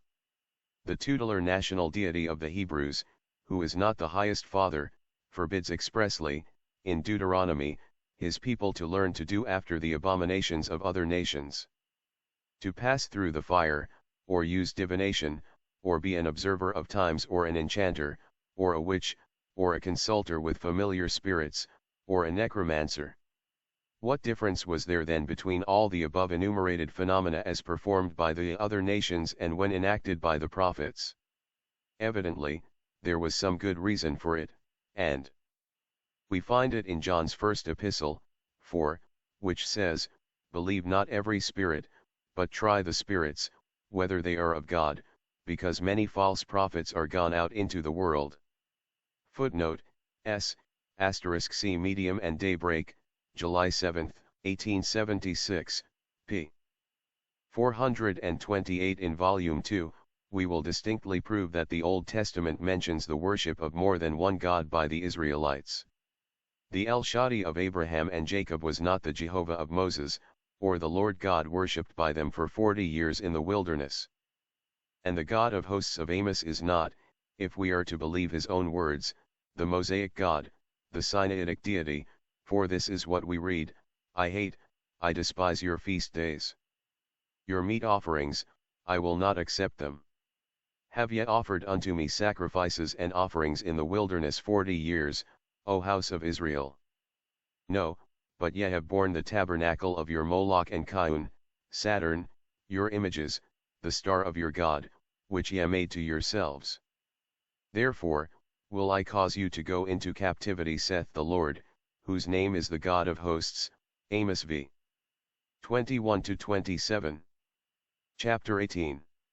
Volume 1, page 492. The Veil of Isis. The only standard within the reach of spiritualists and present-day mediums by which they can try the spirits, is to judge 1, by their actions and speech, 2, by their readiness to manifest themselves, and 3, whether the object in view is worthy of the apparition of a disembodied spirit, or can excuse any one for disturbing the dead. Saul was on the eve of destruction, himself and his sons, yet Samuel inquired of him, Why hast thou disquieted me, to bring me up? But the intelligences that visit the circular rooms, come at the beck of every trifler who would while away a tedious hour. In the number of the London Spiritualist for July 14, we find a long article, in which the author seeks to prove that the marvelous wonders of the present day, which belong to so-called modern spiritualism, are identical in character with the experiences of the patriarchs and apostles of old. We are forced to contradict, point blank, such an assertion. They are identical only so far that the same forces and occult powers of nature produce them. But though these powers and forces may be, and most assuredly are, all directed by unseen intelligences, the latter differ more in essence, character, and purposes than mankind itself, composed, as it now stands, of white, black, brown, red, and yellow men, and numbering saints and criminals, geniuses and idiots. The writer may avail himself of the services of a tame orang-outang or a South Sea Islander, but the fact alone that he has a servant makes neither the latter nor himself identical with Aristotle and Alexander. The writer compares Ezekiel lifted up and taken into the east gate of the Lord's house, with the levitations of certain mediums, and the 3 Hebrew youths in the burning fiery furnace, with other fireproof mediums. The John King spirit light is assimilated with the burning lamp of Abraham, and finally, after many such comparisons, the case of the Davenport brothers, released from the jail of Oswego, is confronted with that of Peter delivered from prison by the angel of the Lord. Now, except the story of Saul and Samuel, there is not a case instanced in the Bible of the evocation of the dead. As to being lawful, the assertion is contradicted by every prophet. Moses issues a decree of death against those who raise the spirits of the dead, the necromancers. Nowhere throughout the Old Testament, nor in Homer, nor Virgil is communion with the dead termed otherwise than necromancy. Footnote S. This word up from the spirit of a prophet whose abode ought certainly to be in heaven and who therefore ought to have said to bring me down, is very suggestive in itself to a Christian who locates paradise and hell at 2 opposite points. Ezekiel 3. 12-14. Volume 1, page 493. What spirits love fresh spilt blood? Philo-Judaeus makes Saul say, that if he banishes from the land every diviner and necromancer his name will survive him. One of the greatest reasons for it was the doctrine of the ancients, that no soul from the abode of the blessed will return to earth, unless, indeed, upon rare occasions its apparition might be required to accomplish some great object in view, and so bring benefit upon humanity. In this latter instance the soul has no need to be evoked. It sent its portentous message either by an evanescent simulacrum of itself, or through messengers, who could appear in material form, and personate faithfully the departed. The souls that could so easily be evoked were deemed neither safe nor useful to commune with. They were the souls, or larvae rather, from the infernal region of the limbo, the Sheol, the region known by the Kabbalists as the eighth sphere, but far different from the orthodox hell or Hades of the ancient mythologists. Horace describes this evocation and the ceremonial accompanying it, and Maimonides gives us particulars of the Jewish rite. Every necromantic ceremony was performed on high places and hills, and blood was used for the purpose of placating these human ghouls. I cannot prevent the witches from picking up their bones, says the poet. See the blood they pour in the ditch to allure the souls that will utter their oracles. Cruer in fossum confusus, ut ind manes eliscerant, animus responsideturas. The souls, says Porphyry, prefer, to everything else, freshly spilt blood, which seems for a short time to restore to them some of the faculties of life. As for materializations, they are many and various in the sacred records. But, were they effected under the same conditions as at modern seances? Darkness, it appears, was not required in those days of patriarchs and magic powers. The three angels who appeared to Abraham drank in the full blaze of the sun, for he sat in the tent door in the heat of the day, says the book of Genesis. The spirits of Elias and Moses appeared equally in daytime, as it is not probable that Christ and the apostles would be climbing a high mountain during the night. Jesus is represented as having appeared to Mary Magdalene in the garden in the early morning, to the apostles, at 3 distinct times, and generally by day, once when the morning was come, John XXI. 4, even when the ass of Balaam saw the materialized angel, it was in the full light of noon. We are fully prepared to agree with the writer in question, that we find in the life of Christ, and we may add in the Old Testament, 2 footnote, s. William Howitt, History of the Supernatural, Vol. 2, et. I. Libby, Saturday 8. Porphyry, of Sacrifices. Genesis 18, I Volume 1, page 494. The Veil of Isis. An uninterrupted record of spiritualistic manifestations, but nothing mediumistic, of a physical character, though, if we accept the visit of Saul to Sedecla, the Obia woman of Endor. This is a distinction of vital importance. True, the promise of the Master was clearly stated, and greater works than these shall ye do, works of mediatorship. According to Joel, the time would come when there would be an outpouring of the divine Spirit. Your sons and your daughters, says he, shall prophesy, your old men shall dream dreams, your young men shall see visions. The time has come, and they do all these things now. Spiritualism has its seers and martyrs, its prophets and healers.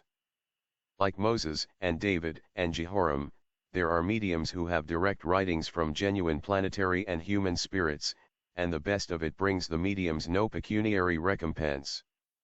The greatest friend of the cause in France, Lemery, now languishes in a prison cell, and, as he says with touching pathos, is no longer a man, but a number on the prison register.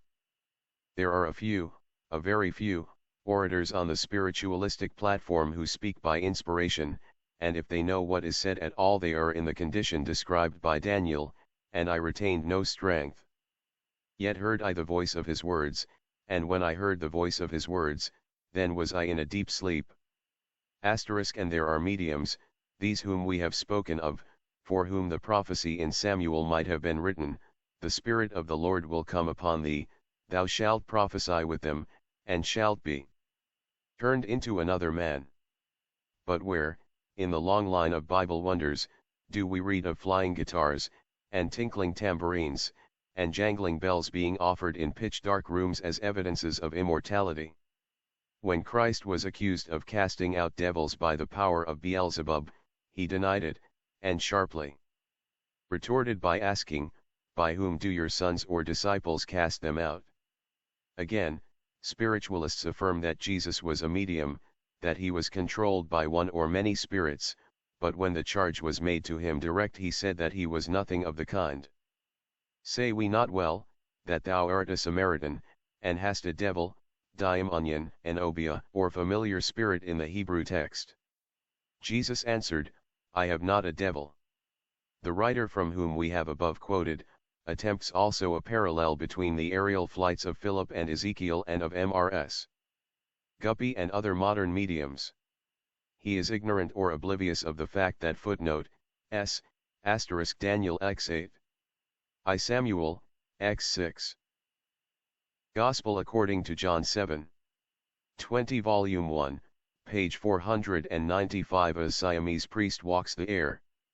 While levitation occurred as an effect in both classes of cases, the producing causes were totally dissimilar. The nature of this difference we have adverted to already. Levitation may be produced consciously or unconsciously to the subject. The juggler determines beforehand that he will be levitated, for how long a time, and to what height. He regulates the occult forces accordingly. The fakir produces the same effect by the power of his aspiration and will, and, except when in the ecstatic state, keeps control over his movements. So does the priest of Siam, when, in the sacred pagoda, he mounts 50 feet in the air with taper in hand, and flits from idol to idol, lighting up the niches, self-supported, and stepping as confidently as though he were upon solid ground. This, persons have seen and testify to. The officers of the Russian squadron which recently circumnavigated the globe, and was stationed for a long time in Japanese waters, relate the fact that, besides many other marvels, they saw jugglers walk in mid-air from treetop to treetop, without the slightest support. They also saw the pole and tape climbing feats, described by Colonel Olcott in his People from the Other World, and which have been so much called in question by certain spiritualists and mediums whose zeal is greater than their learning. The quotations from Colonel Yule and other writers, elsewhere given in this work, seem to place the matter beyond doubt that these effects are produced. Such phenomena, when occurring apart from religious rites in India, Japan, Tibet, Siam, and other heathen countries, phenomena 100 times more various and astounding than ever seen in civilized Europe or America, are never attributed to the spirits of the departed. The Patris have naught to do with such public exhibitions. And we have but to consult the list of the principal demons or elemental spirits to find that their very names indicate their professions, or, to express it clearly, the tricks to which each variety is best adapted. So we have the maiden, a generic name indicating wicked elemental spirits, half brutes, half monsters, for maiden signifies one that looks like a cow. He is the friend of the malicious sorcerers and helps them to effect their evil purposes of revenge by striking men and cattle with sudden illness and death. The Shudala maiden, or graveyard fiend, answers to our ghouls. He delights where crime and murder were committed, near burial spots and places of execution. He helps the juggler in all the fire phenomena as well as Kudi Shatan, the little juggling imps. Shudala, they say, is a half-fire, half-water demon, for he received from Siva permission to assume any shape he chose, transform one thing into another, and when *s** our informant, who was an eyewitness, is Mr.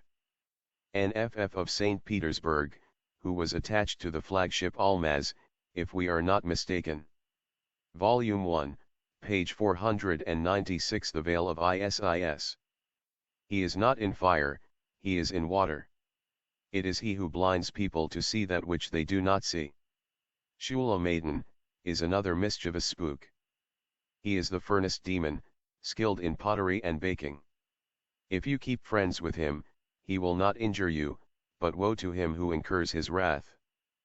Shula likes compliments and flattery, and as he generally keeps underground, it is to him that a juggler must look to help him raise a tree from a seed in a quarter of an hour and ripen its fruit. Kumal Maiden, is the Undine proper.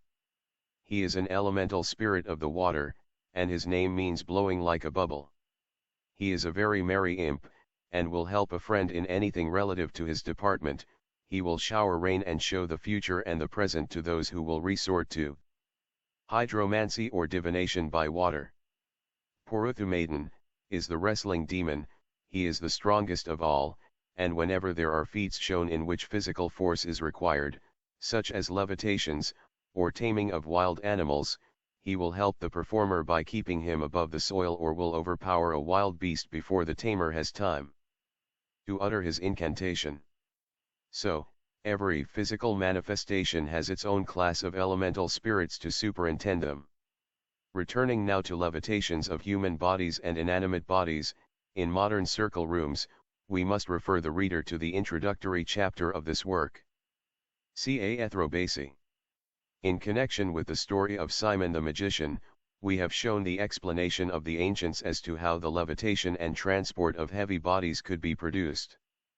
We will now try and suggest a hypothesis for the same in relation to mediums, i.e., persons supposed to be unconscious at the moment of the phenomena, which the believers claim to be produced by disembodied spirits. We need not repeat that which has been sufficiently explained before. Conscious ethrobasy under magneto-electrical conditions is possible only to adepts who can never be overpowered by an influence foreign to themselves, but remain sole masters of their will. Thus levitation, we will say, must always occur in obedience to law, a law as inexorable as that which makes a body unaffected by it remain upon the ground. And where should we seek for that law outside of the theory of molecular attraction? It is a scientific hypothesis that the form of force which first brings nebulous or star matter together into a whirling vortex is electricity, and modern chemistry is being totally reconstructed upon the theory of electric polarities of atoms. The waterspout, the tornado, the whirlwind, the cyclone, and the hurricane, are all doubtless the result of electrical action. This phenomenon has been studied from above as well as from below, observations having been made both upon the ground and from a balloon floating above the vortex of a thunderstorm.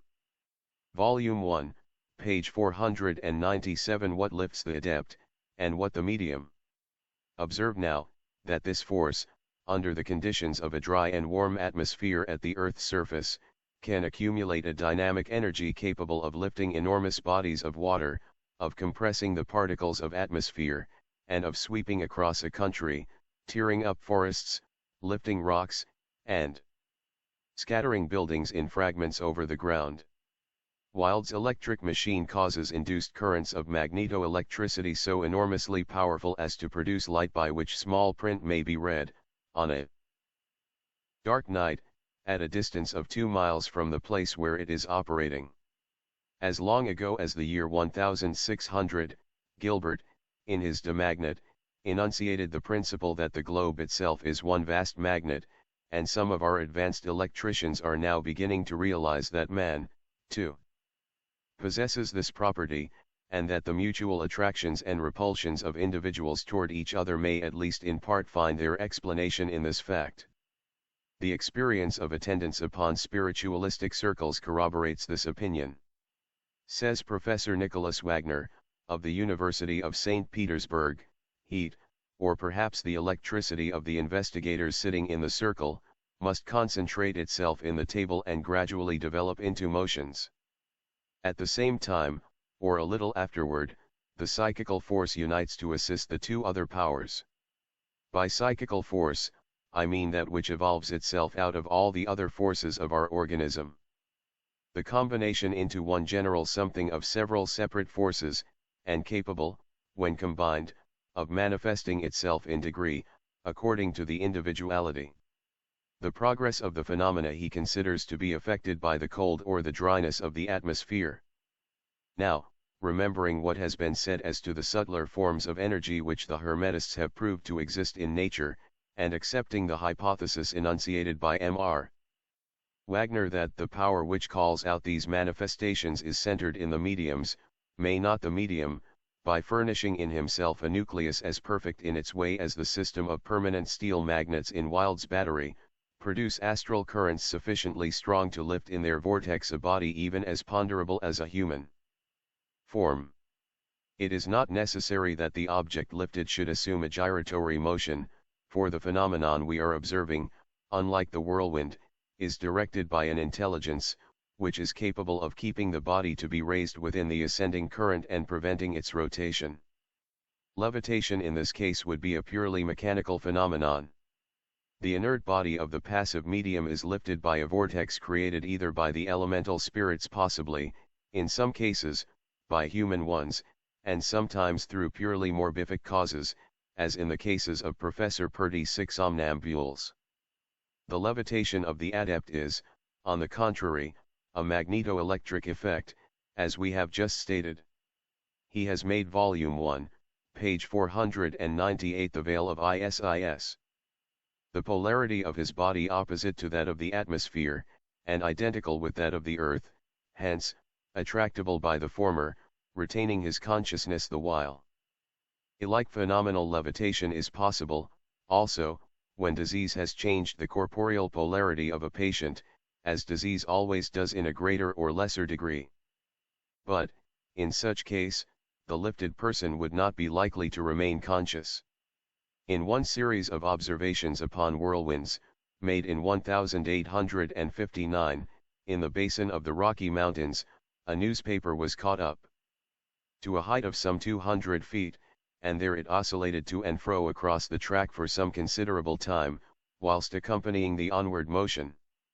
Of course scientists will say that a parallel cannot be instituted between this case and that of human levitation, that no vortex can be formed in a room by which a medium could be raised, but this is a question of astral light and spirit, which have their own peculiar dynamical laws.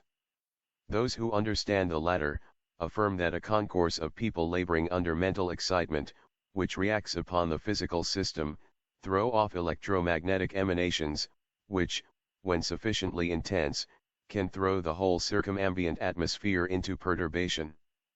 Force enough may actually be generated to create an electrical vortex, sufficiently powerful to produce many a strange phenomenon. With this hint, the whirling of the dervishes, and the wild dances, swayings, gesticulations, music, and shouts of devotees will be understood as all having a common object in view, namely, the creation of such astral conditions as favor psychological and physical phenomena. The rationale of religious revivals will also be better understood if this principle is borne in mind. But there is still another point to be considered.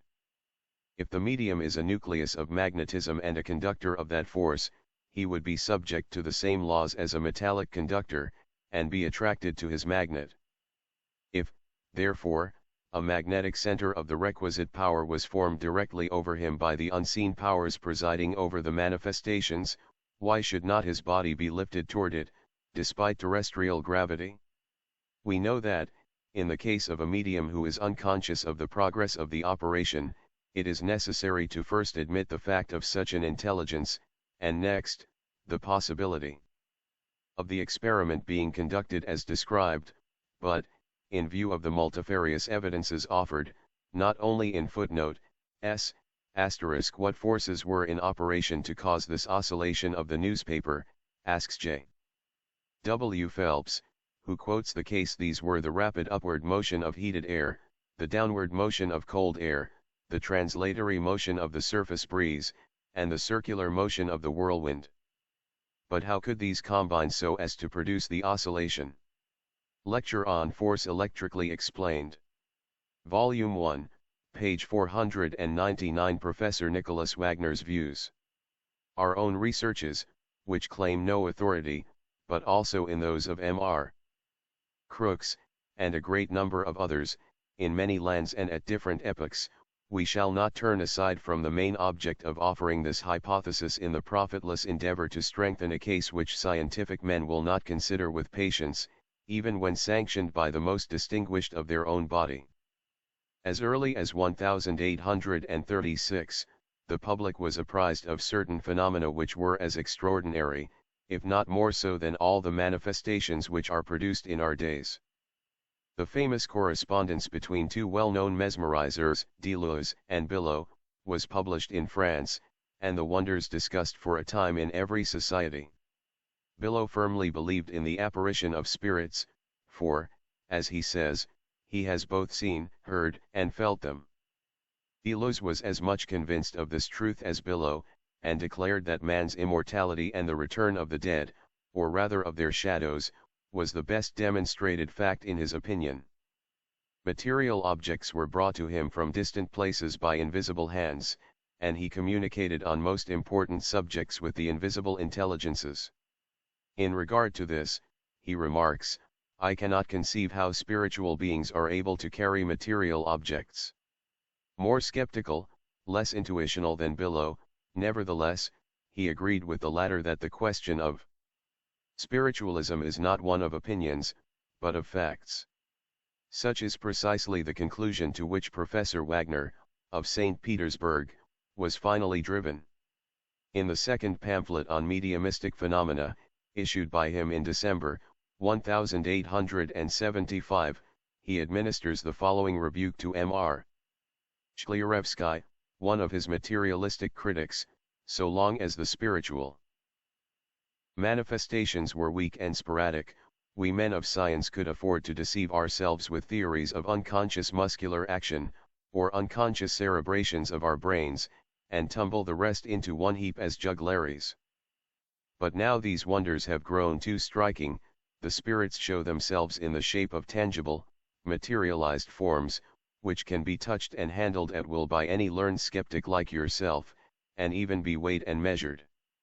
We can struggle no longer, for every resistance becomes absurd, it threatens lunacy.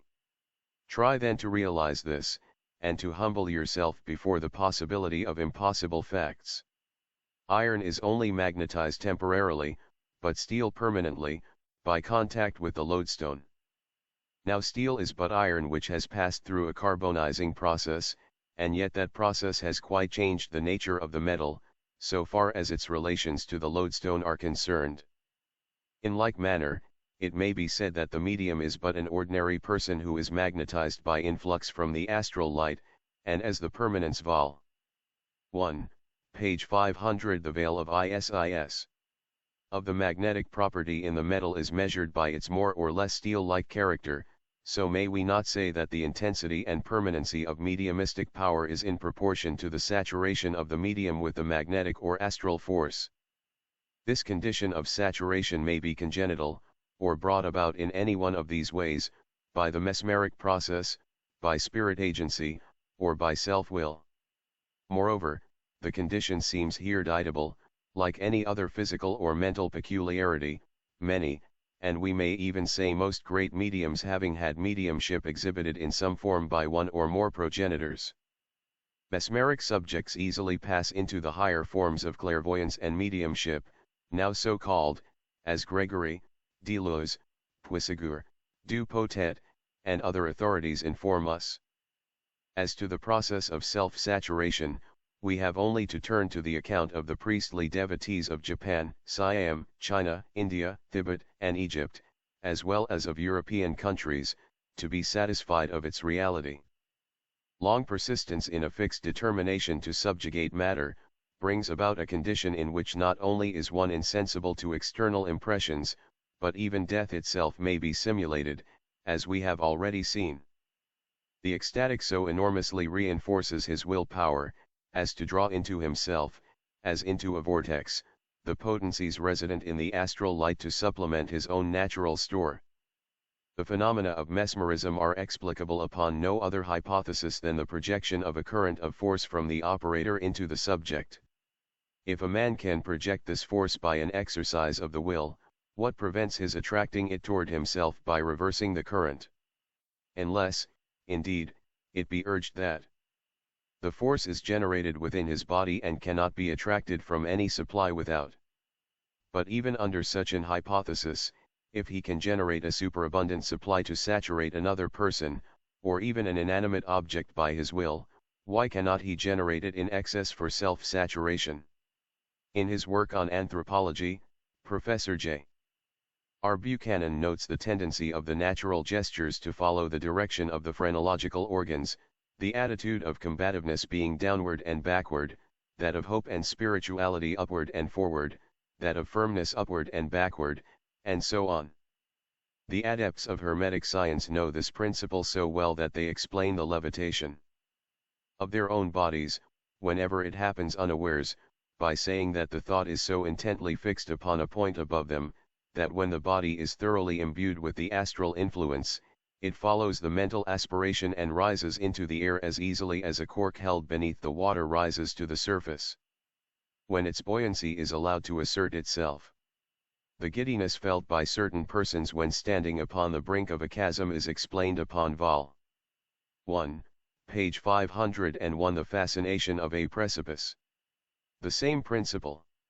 Young children, who have little or no active imagination, and in whom experience has not had sufficient time to develop fear, are seldom, if ever, giddy, but the adult of a certain mental temperament, seeing the chasm and picturing in his imaginative fancy the consequences of a fall, allows himself to be drawn by the attraction of the earth, and unless the spell of fascination be broken, his body will follow his thought to the foot of the precipice.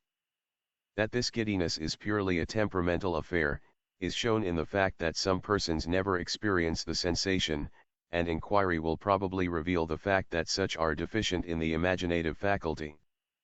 We have a case in view: a gentleman who, in 1858, had so firm a nerve that he horrified the witnesses by standing upon the coping of the Arc de Triomphe, in Paris, with folded arms, and his feet half over the edge, but, having since become short-sighted, was taken with a panic upon attempting to cross a plank walk over the courtyard of a hotel, where the footway was more than 2.5 feet wide, and there was no danger. He looked at the flagging below, gave his fancy free play, and would have fallen had he not quickly sat down. It is a dogma of science that perpetual motion is impossible.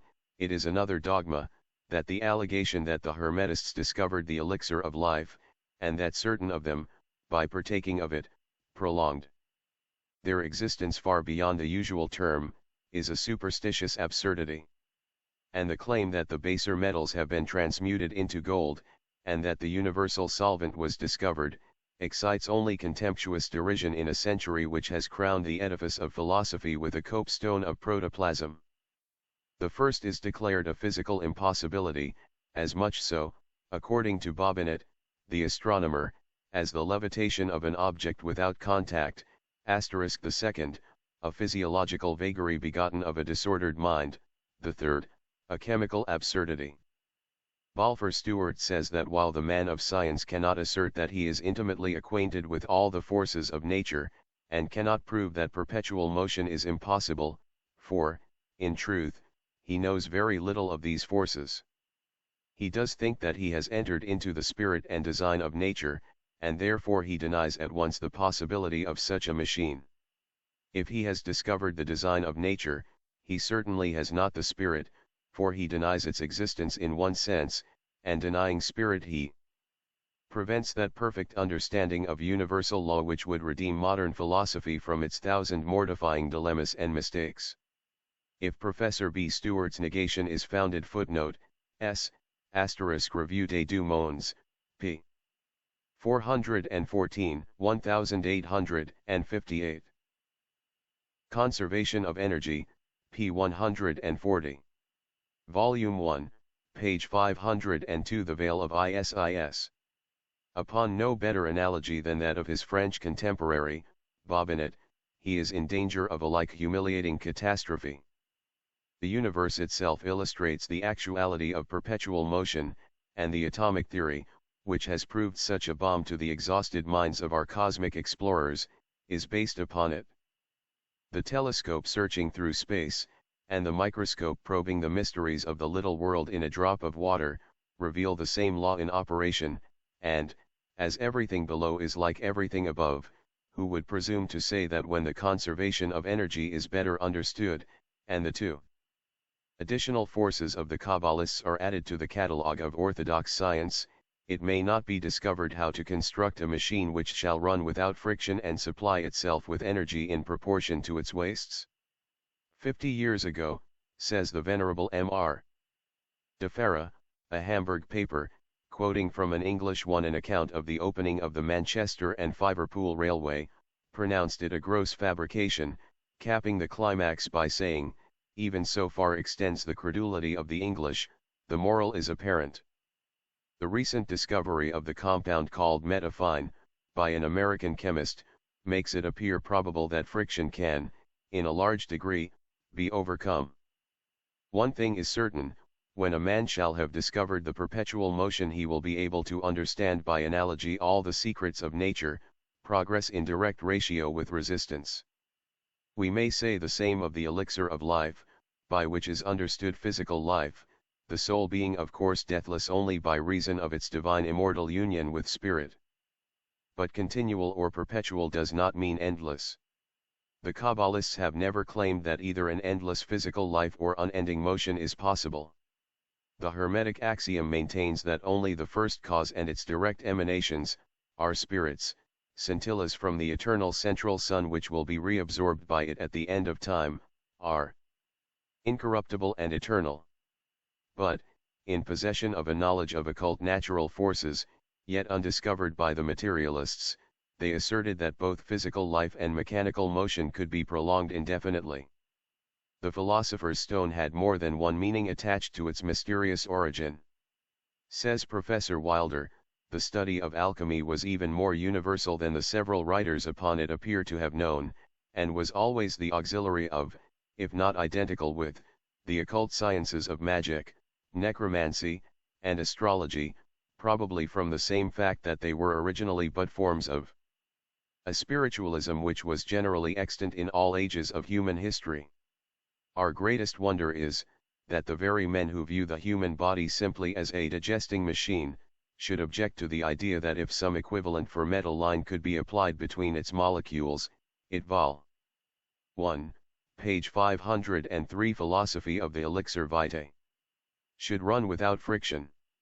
Man's body is taken from the earth, or dust, according to Genesis, which allegory bars the claims of modern analysts to original discovery of the nature of the inorganic constituents of human body. If the author of Genesis knew this, and Aristotle taught the identity between the life principle of plants, animals, and men, our affiliation with Mother Earth seems to have been settled long ago. Elie de Beaumont has recently reasserted the old doctrine of Hermes that there is a terrestrial circulation comparable to that of the blood of man. Now, since it is a doctrine as old as time, that nature is continually renewing her wasted energies by absorption from the source of energy, why should the child differ from the parent? Why may not man, by discovering the source and nature of this recuperative energy, extract from the earth herself the juice or quintessence with which to replenish his own forces?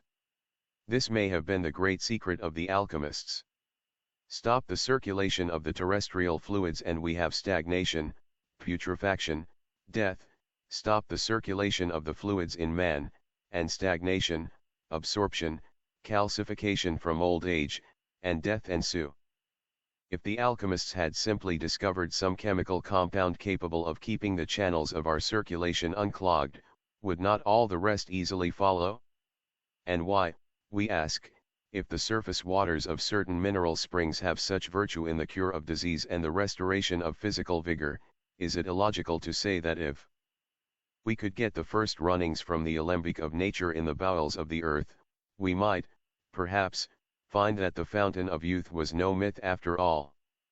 Jennings asserts that the elixir was produced out of the secret chemical laboratories of nature by some adepts, and Robert Boyle, the chemist, mentions a medicated wine or cordial which drive Lefebvre tried with wonderful effect upon an old woman. Alchemy is as old as tradition itself. The first authentic record on this subject, says William Godwin, is an edict of Diocletian, about 300 years after Christ, ordering a diligent search to be made in Egypt for all the ancient books which treated of the art of making gold and silver, that they might be consigned to the flames. This edict necessarily presumes a certain antiquity to the pursuit, and fabulous history has recorded Solomon, Pythagoras, and Hermes among its distinguished votaries. And this question of transmutation, this alkest or universal solvent, which comes next after the elixir vitae in the order of the three alchemical agents, is the idea so absurd as to be totally unworthy of consideration in this age of chemical discovery? How shall we dispose of the historical anecdotes of men who actually made gold and gave it away, and of those who testify to having seen them do it? Libavius, Vol. 1, page 504 The Veil of Isis. Gabarus, Arnoldus, Thomas Aquinas, Bernardus Comes, Jonas, Panotus, Quercetangus Geber, the Arabian father of European alchemy, Eugenius Philolaethes, Baptista Porta, Rubius, Dornsus, Eugelius, Irenaeus Philolitha Cosmopolita, and many medieval alchemists and hermetic philosophers assert the fact. Must we believe them all visionaries and lunatics, these otherwise great and learned scholars? Francesco Picus, in his work De Oro, gives 18 instances of gold being produced in his presence by artificial means, and Thomas von Asterisk going to a goldsmith to sell 1,200 marks worth of gold, when the man suspiciously remarked that the gold was too pure to have ever come out of a mine, ran away, leaving the money behind him. In a preceding chapter we have brought forward the testimony of a number of authors to this effect. Marco Polo tells us that in some mountains of Thibet, which he calls Chingintalas, there are veins of the substance from which salamander is made, for the real truth is, that the salamander is no beast, as they allege in our parts of the world, but is a substance found in the earth. Then he adds that a Turk of the name of Zulfikar told him that he had been procuring salamanders for the Great Khan, in those regions, for the space of 3 years.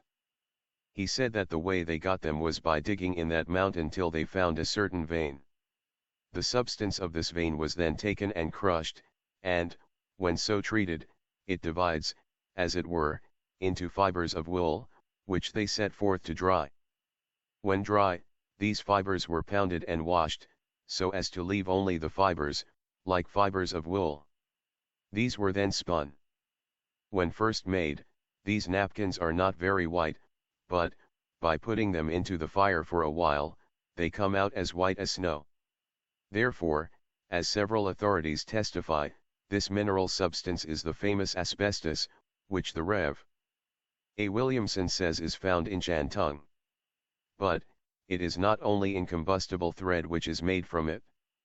An oil, having several most extraordinary properties, is extracted from it, and the secret of its virtues remains with certain lamas and Hindu adepts. When rubbed into the body, it leaves no external stain or mark, but, nevertheless, after having been so rubbed, the part can be scrubbed with soap and hot or cold water, without the virtue of the ointment being affected in the least.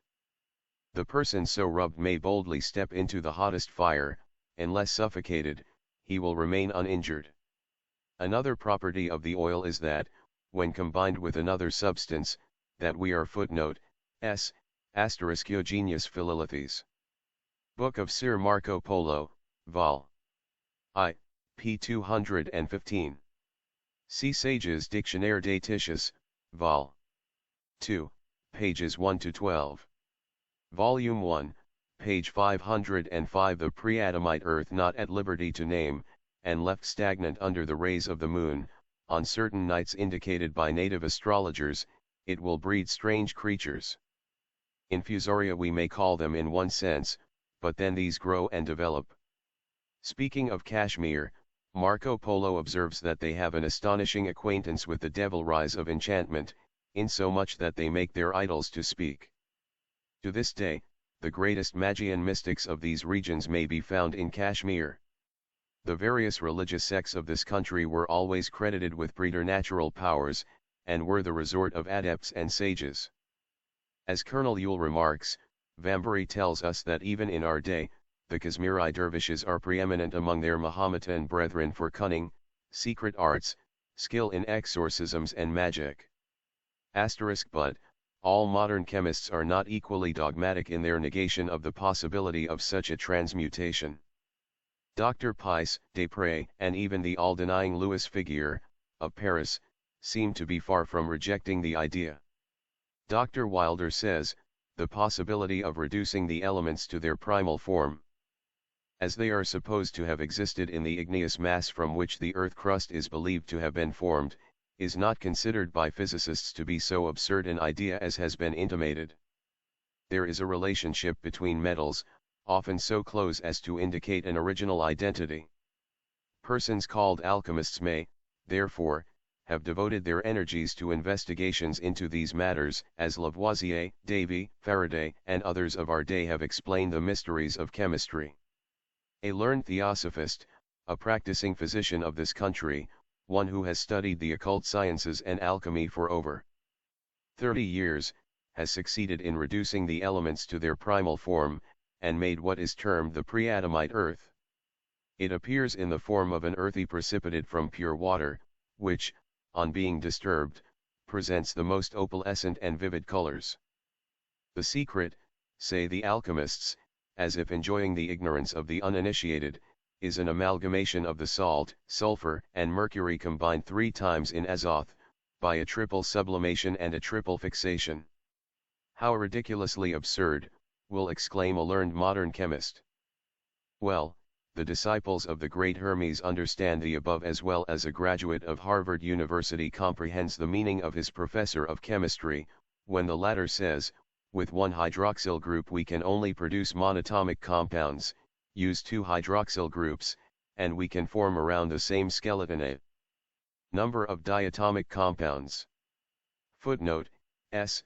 Asterisk Book of Sir Marco Polo, Vol. I, p. 230.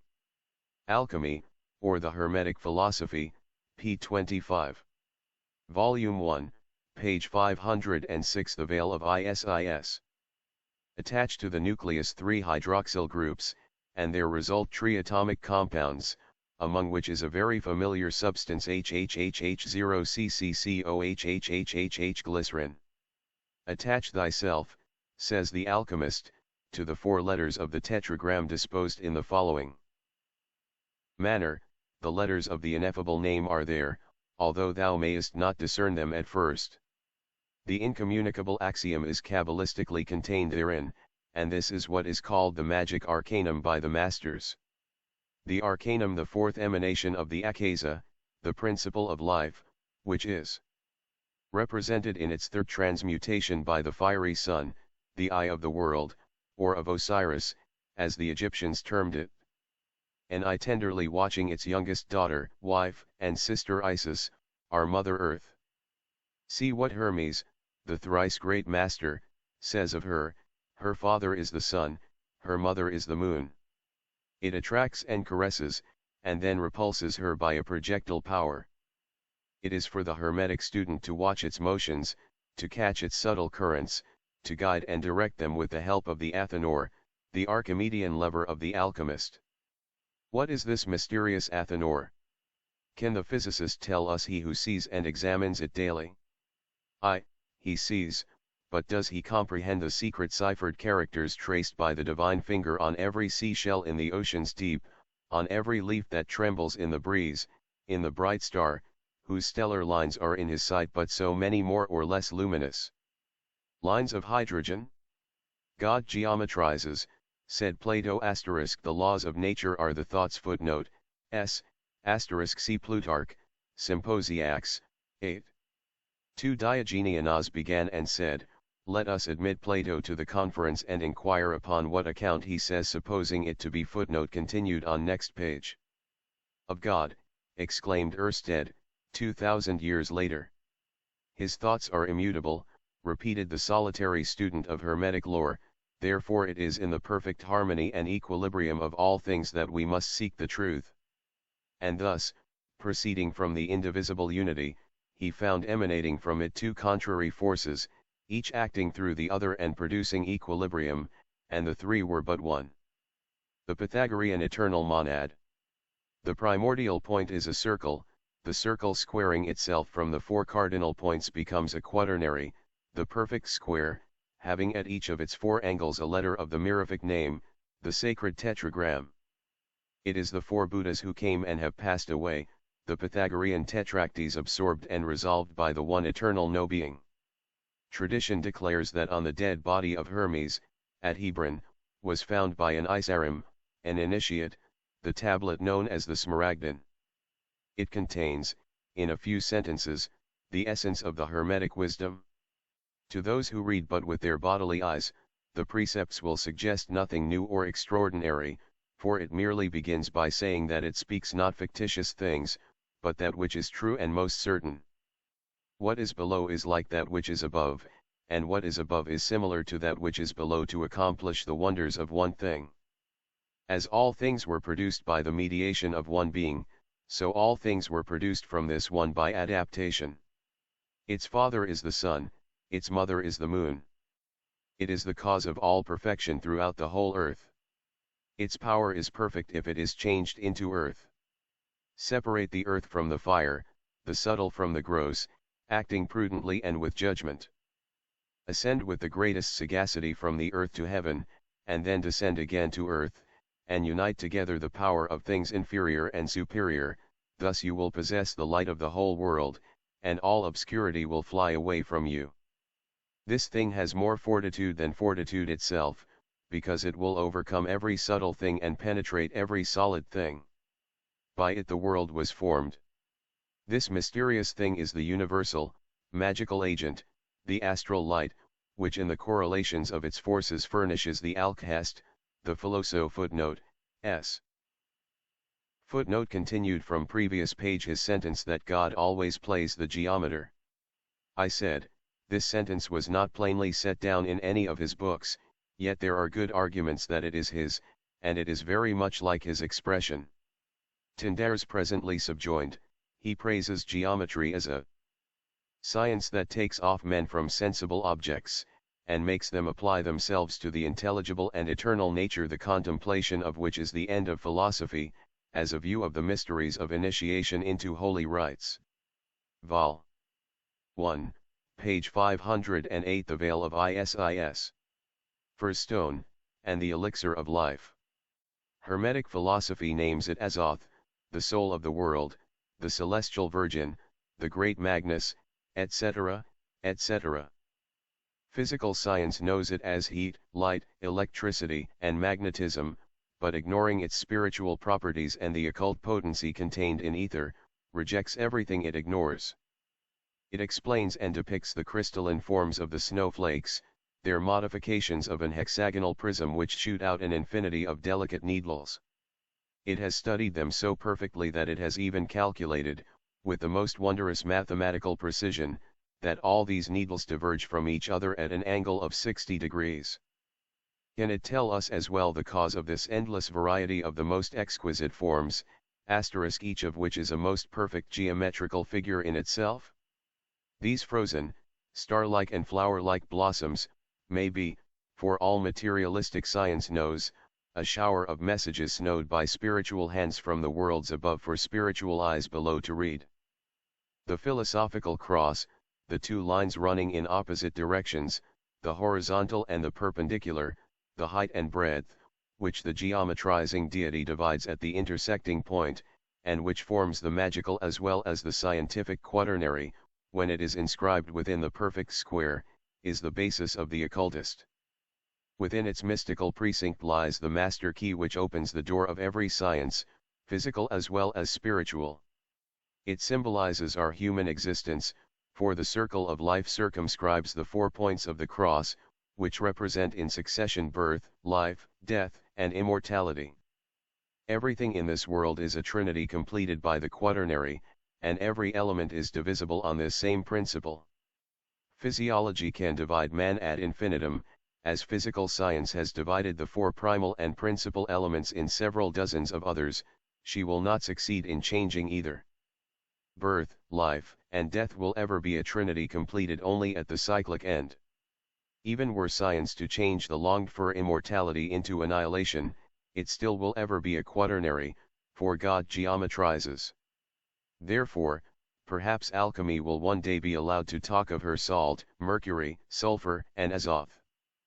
Her symbols and mirific letters, and repeat, with the exponent of the synthesis of organic compounds, that it must be remembered that the grouping is no play of fancy, and that a good reason can be given for the position of every letter.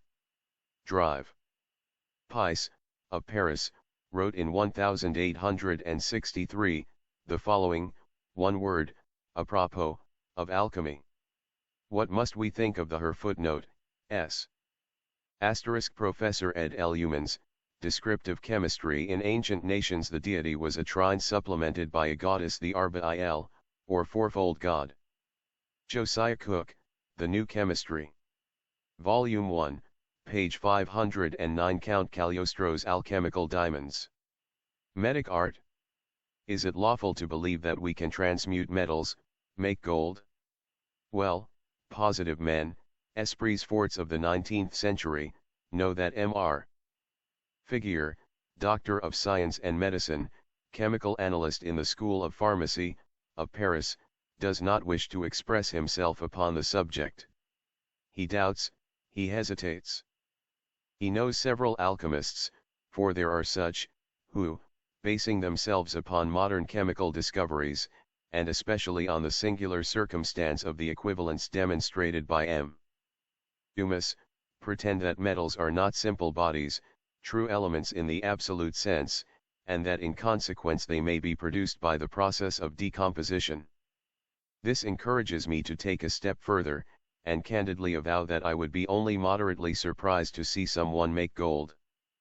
I have only one reason to give, but sufficient it seems, which is, that gold has not always existed, it has been made by some chemical travail or other in the bosom of the fused matter of our globe, perhaps some of it may be even now in process of formation. The pretended simple bodies of our chemistry are very probably secondary products, in the formation of the terrestrial mass. It has been proved so with water, one of the most respectable elements of ancient physics. Today, we create water. Why should we not make gold? An eminent experimentalist, Mr. Desprez, has made the diamond.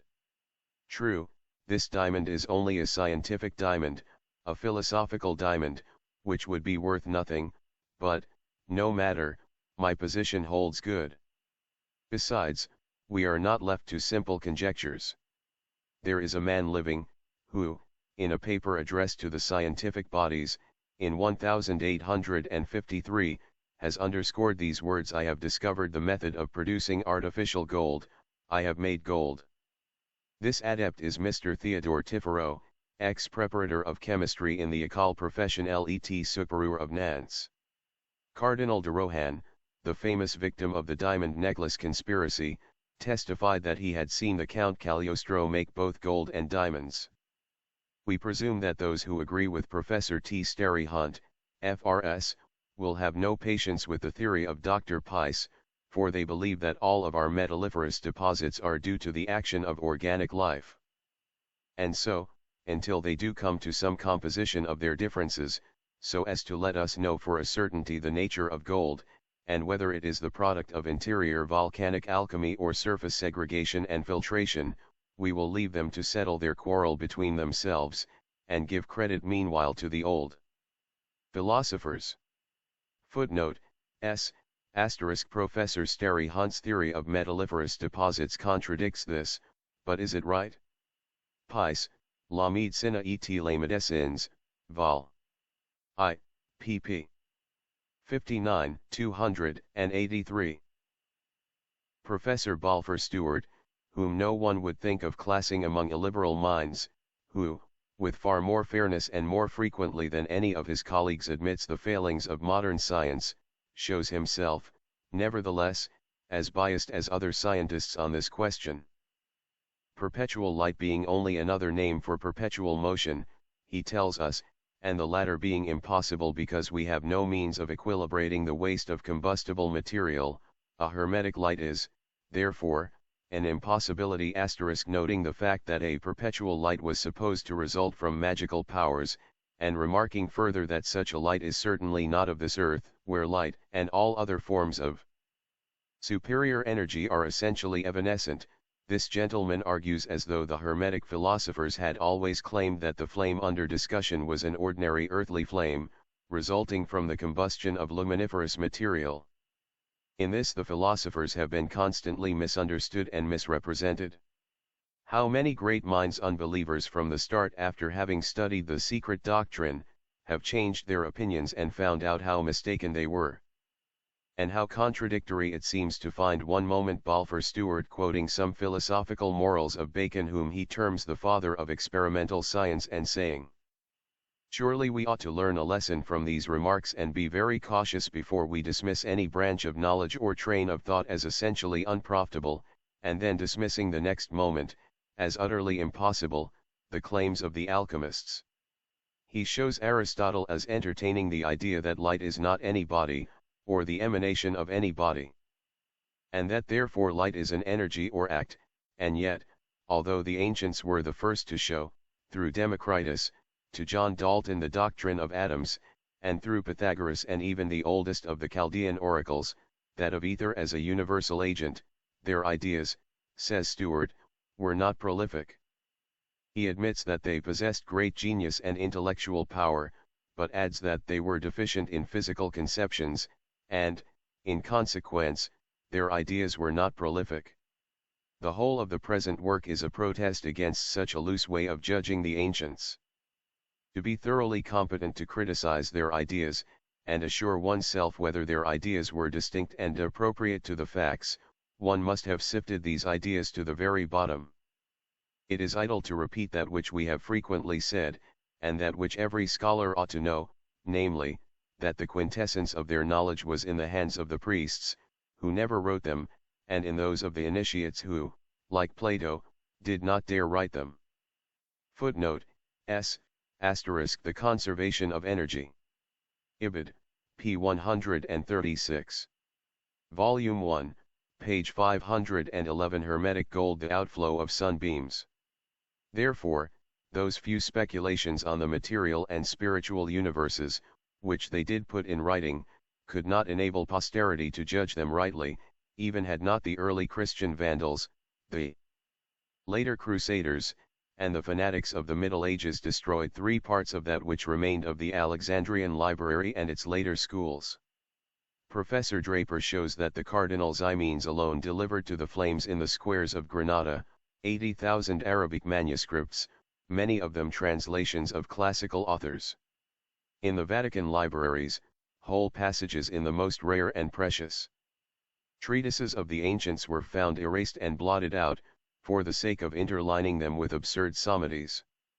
Who then, of those who turn away from the secret doctrine as being unphilosophical and, therefore, unworthy of a scientific thought, has a right to say that he studied the ancients, that he is aware of all that they knew, and knowing now far more, knows also that they knew little, if anything. This secret doctrine contains the alpha and the omega of universal science. Therein lies the corner and the keystone of all the ancient and modern knowledge, and alone in this unphilosophical doctrine remains buried the absolute in the philosophy of the dark problems of life and death.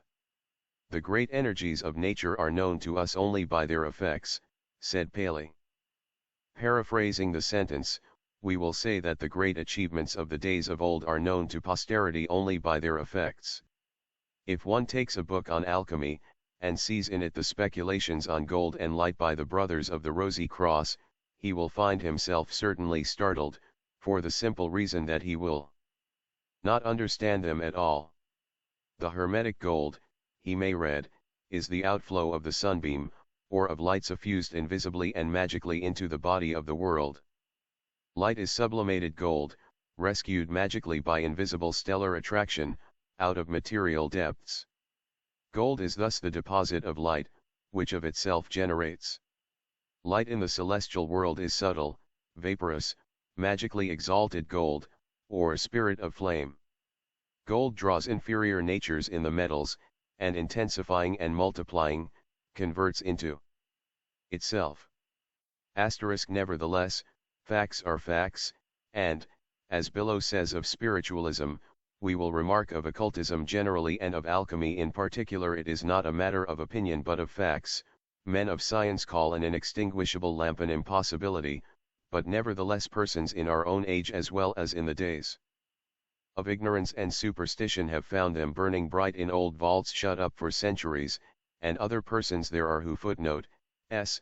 Extracts from Robertus de Fluctibus in the Rosicrucians. Vol. 1. Page 512. The veil of Isis. Possess the secret of keeping such fires for several ages. Men of science say that ancient and modern spiritualism, magic, and mesmerism, are charlatanry or delusion, but there are 800 millions on the face of the globe, of perfectly sane men and women, who believe in all these. Whom are we to credit? Democritus, says Lucian *, believed in no miracles. He applied himself to discover the method by which the theurgists could produce them. In a word, his philosophy brought him to the conclusion that magic was entirely confined to the application and the imitation of the laws and the works of nature. Now, the opinion of the laughing philosopher is of the greatest importance to us, since the Magi left by Xerxes, at Abdera, were his instructors, and he had studied magic, moreover, for a considerably long time with the Egyptian priests for nearly 90 years of the 109 of his life. This great philosopher had made experiments, and noted them down in a book, which, according to Petronius, treated of nature facts that he had verified himself. And we find him not only disbelieving in and utterly rejecting miracles, but asserting that every one of those that were authenticated by eyewitnesses, had, and could have taken place, for all, even the most incredible, was produced according to the hidden laws of nature. The day will never come, when any one of the propositions of Euclid will be denied, says Professor Draper, exalting the Aristotelians at the expense of the Pythagoreans and Platonists. Shall we, in such a case, disbelieve a number of well-informed authorities, Lempriere among others, who assert that the 15 books of the Elements are not to be wholly attributed to Euclid, and that many of the most valuable truths and demonstrations contained in them owe their existence to Pythagoras, Thales, and Eudoxus? That Euclid, notwithstanding his genius, was the first who reduced them to order, and only interwove theories of his own to render the whole a complete and connected system of geometry. And if these authorities are right, then it is again to that central son of metaphysical science, Pythagoras and his school, that the moderns are indebted directly for such men as Eratosthenes, the world-famous geometer and cosmographer, Archimedes, and even Ptolemy, notwithstanding his obstinate errors. Were it not for the exact science of such men, and for fragments of their works that they left us to base Galilean speculations upon, the great priests of the 19th century *s** Philosud, Diog, Layard, in Democrit, Vitae, Satiric, Vitris de Architect, Lib 9, Cap. 3 Pliny, History Nat Conflict between Religion and Science. Volume 1, page 513 Printing in Tibetan Lama series.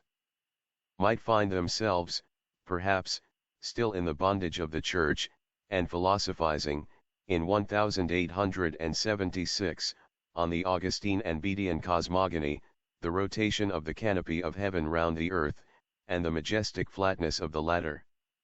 The 19th century seems positively doomed to humiliating confessions. Feltri, Italy, erects a public statue to Panfilo Castaldi, the illustrious inventor of movable printing types, and adds in its inscription the generous confession that Italy renders to him this tribute of honor too long deferred. But no sooner is the statue placed, than the Feltriians are advised by Colonel Yule to burn it in honest lime.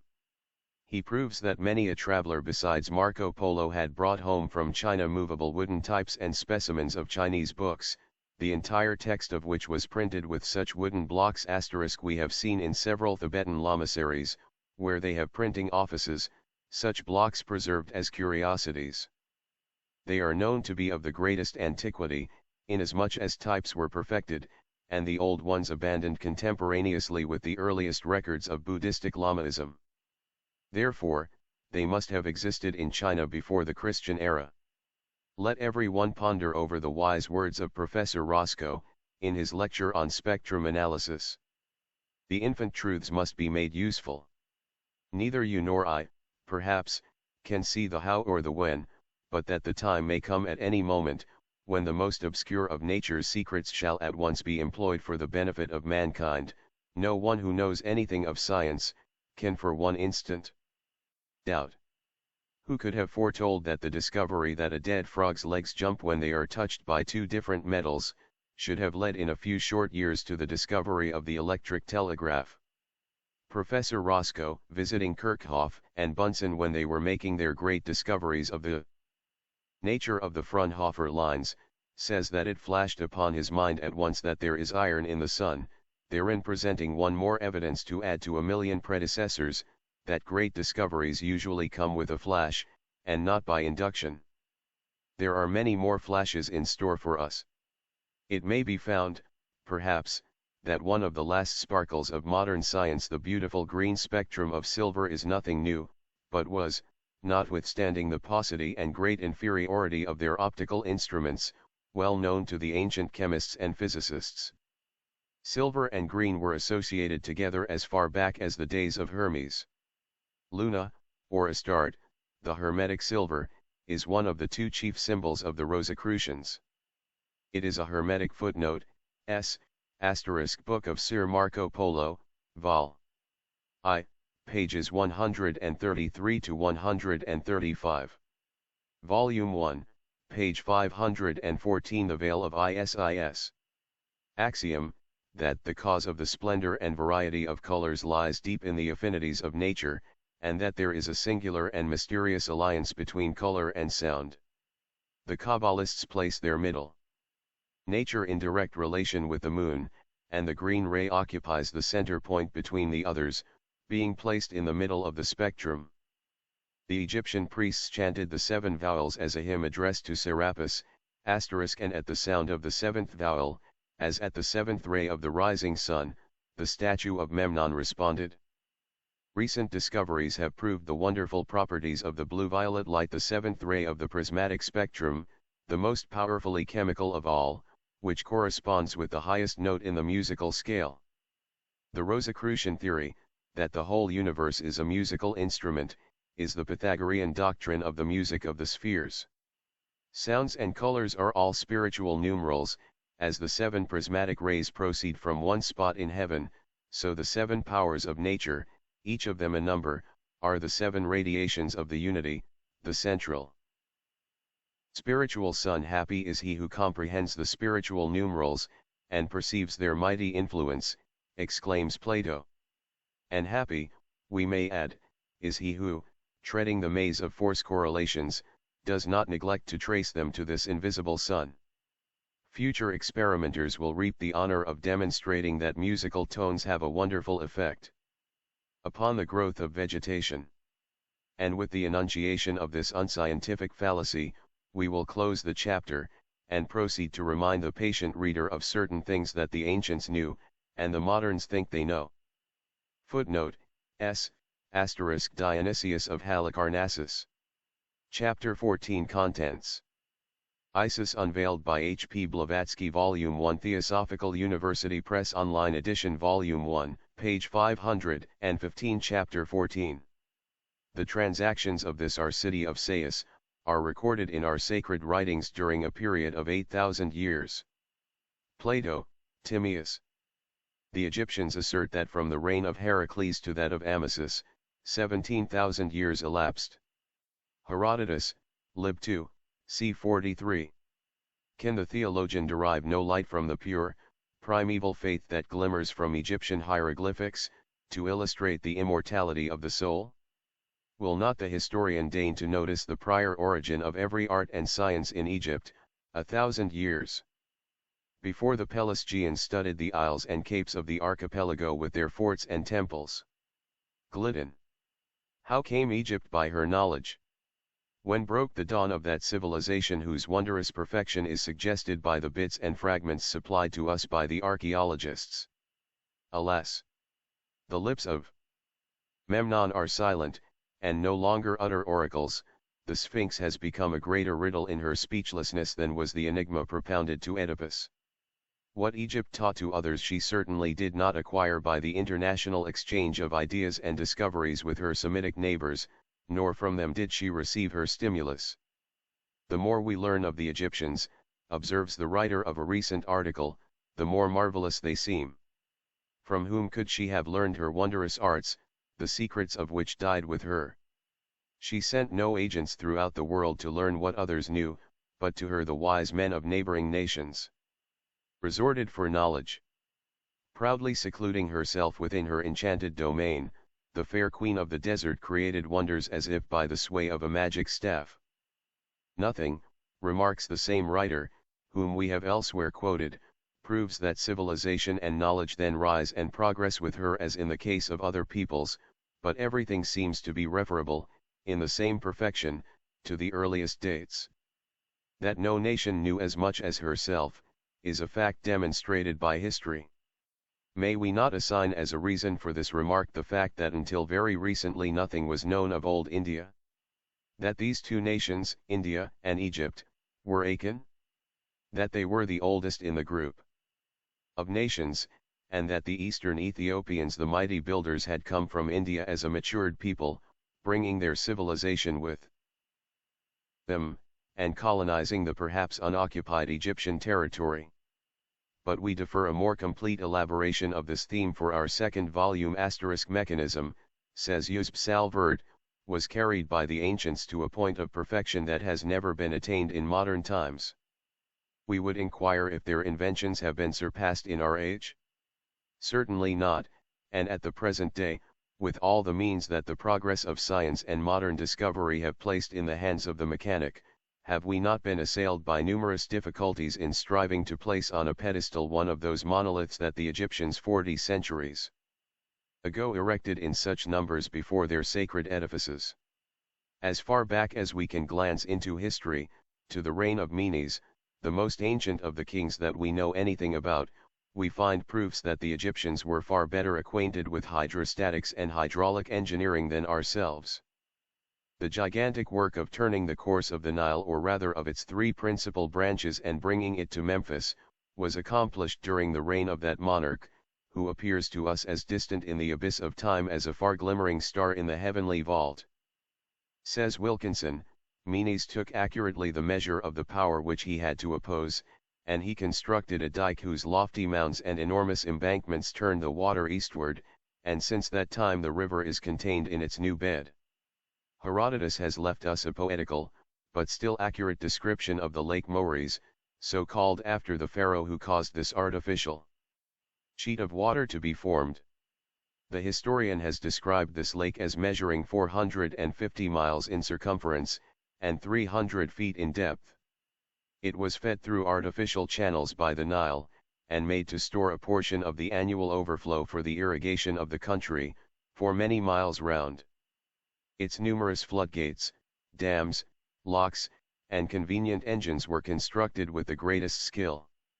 The Romans, at a far later period, got their notions on hydraulic constructions from the Egyptians, but our latest progress in the science of hydrostatics has demonstrated the fact of a great deficiency on their part in some branches of that knowledge.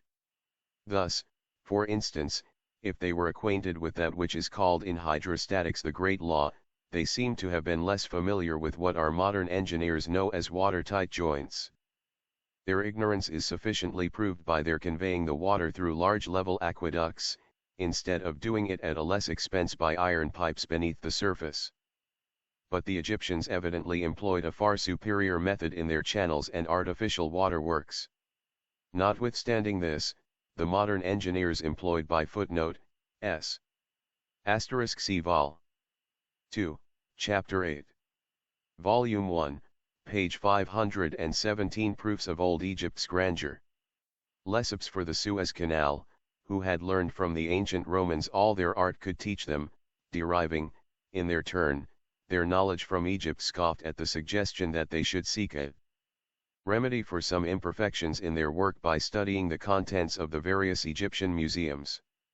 Nevertheless, the engineers succeeded in giving to the banks of that long and ugly ditch, as Professor Carpenter calls the Suez Canal, sufficient strength to make it a navigable waterway, instead of a mud trap for vessels as it was at first. The alluvial deposits of the Nile, during the past 30 centuries, have completely altered the area of the delta, so that it is continually growing seaward, and adding to the territory of the Khedive. In ancient times, the principal mouth of the river was called Pelusian, and the canal cut by one of the kings, the Canal of Necho, led from Suez to this branch. After the defeat of Antony and Cleopatra, at Actium, it was proposed that a portion of the fleet should pass through the canal to the Red Sea, which shows the depth of water that those early engineers had secured. Settlers in Colorado and Arizona have recently reclaimed large tracts of barren land by a system of irrigation, receiving from the journals of the day no little praise for their ingenuity. But, for a distance of 500 miles above Cairo, there stretches a strip of land reclaimed from the desert, and made, according to Professor Carpenter, the most fertile on the face of the earth. He says, for thousands of years these branch canals have conveyed fresh water from the Nile, to fertilize the land of this long narrow strip, as well as of the delta. He describes the network of canals over the delta, which dates from an early period of the Egyptian monarchs. The French province of Artois has given its name to the artesian well, as though that form of engineering had been first applied in that district, but, if we consult the Chinese records, we find such wells to have been in common use ages before the Christian era. If we now turn to architecture, we find displayed before our eyes, wonders which baffle all description. Referring to the temples of Philly, Abu Simbel, Dendera, Edfu, and Karnak, Professor Carpenter remarks that these stupendous and beautiful erections, these gigantic pyramids and temples, have a vastness and beauty which are still impressive after the lapse of thousands of years. He is amazed at the admirable character of the workmanship, the stones in most cases being fitted together with astonishing nicety, so that a knife could hardly be thrust between the joints. He noticed in his amateur archaeological pilgrimage, another of those curious coincidences which His Holiness, the Pope, may feel some interest in learning. He is speaking of the Egyptian Book of the Dead, sculptured on the old monuments, and the volume 1, page 518, the Veil of Isis. Ancient belief in the immortality of the soul. Now, it is most remarkable, says the professor, to see that not only this belief, but the language in which it was expressed in the ancient Egyptian times, anticipated that of the Christian revelation. For, in this Book of the Dead, there are used the very phrases we find in the New Testament, in connection with the Day of Judgment, and he admits that this hierogram was engraved, probably, 2,000 years before the time of Christ. According to Bunsen, who is considered to have made the most exact calculations, the mass of masonry in the Great Pyramid of Cheops measures 82,111,000 feet, and would weigh 6,316,000 tons. The immense numbers of squared stones show us the unparalleled skill of the Egyptian quarrymen. Speaking of the Great Pyramid, Kenrick says, the joints are scarcely perceptible, not wider than the thickness of silver paper, and the cement is so tenacious, that fragments of the casing stones still remain in their original position, notwithstanding the lapse of many centuries, and the violence by which they were detached. Who, of our modern architects and chemists, will rediscover the indestructible cement of the oldest Egyptian buildings? The skill of the ancients in quarrying, says Bunsen, is displayed the most in the extracting of the huge blocks, out of which obelisks and colossal statues were hewn, obelisks 90 feet high, and statues 40 feet high, made out of one stone. There are many such.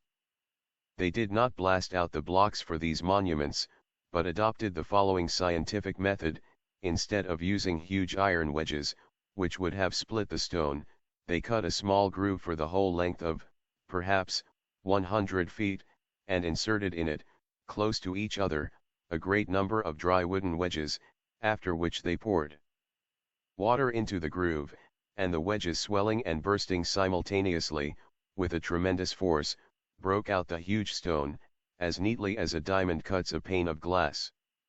Modern geographers and geologists have demonstrated that these monoliths were brought from a prodigious distance, and have been at a loss to conjecture how the transport was effected. Old manuscripts say that it was done by the help of portable rails. These rested upon inflated bags of hide, rendered indestructible by the same process as that used for preserving the mummies. These ingenious air cushions prevented the rails from sinking in the deep sand. Manetho mentions them, and remarks that they were so well prepared that they would endure wear and tear for centuries. The date of the hundreds of pyramids in the valley of the Nile is impossible to fix by any of the rules of modern science, but Herodotus informs us that each successive king erected one to commemorate his vol. 1, page 519. Transportation of monoliths. Reign, and serve as his sepulchre. But, Herodotus did not tell all, although he knew that the real purpose of the pyramid was very different from that which he assigns to it. Were it not for his religious scruples, he might have added that, externally, it symbolized the creative principle of nature, and illustrated also the principles of geometry, mathematics, astrology, and astronomy. Internally, it was a majestic fane, in whose somber recesses were performed the mysteries, and whose walls had often witnessed the initiation scenes of members of the royal family.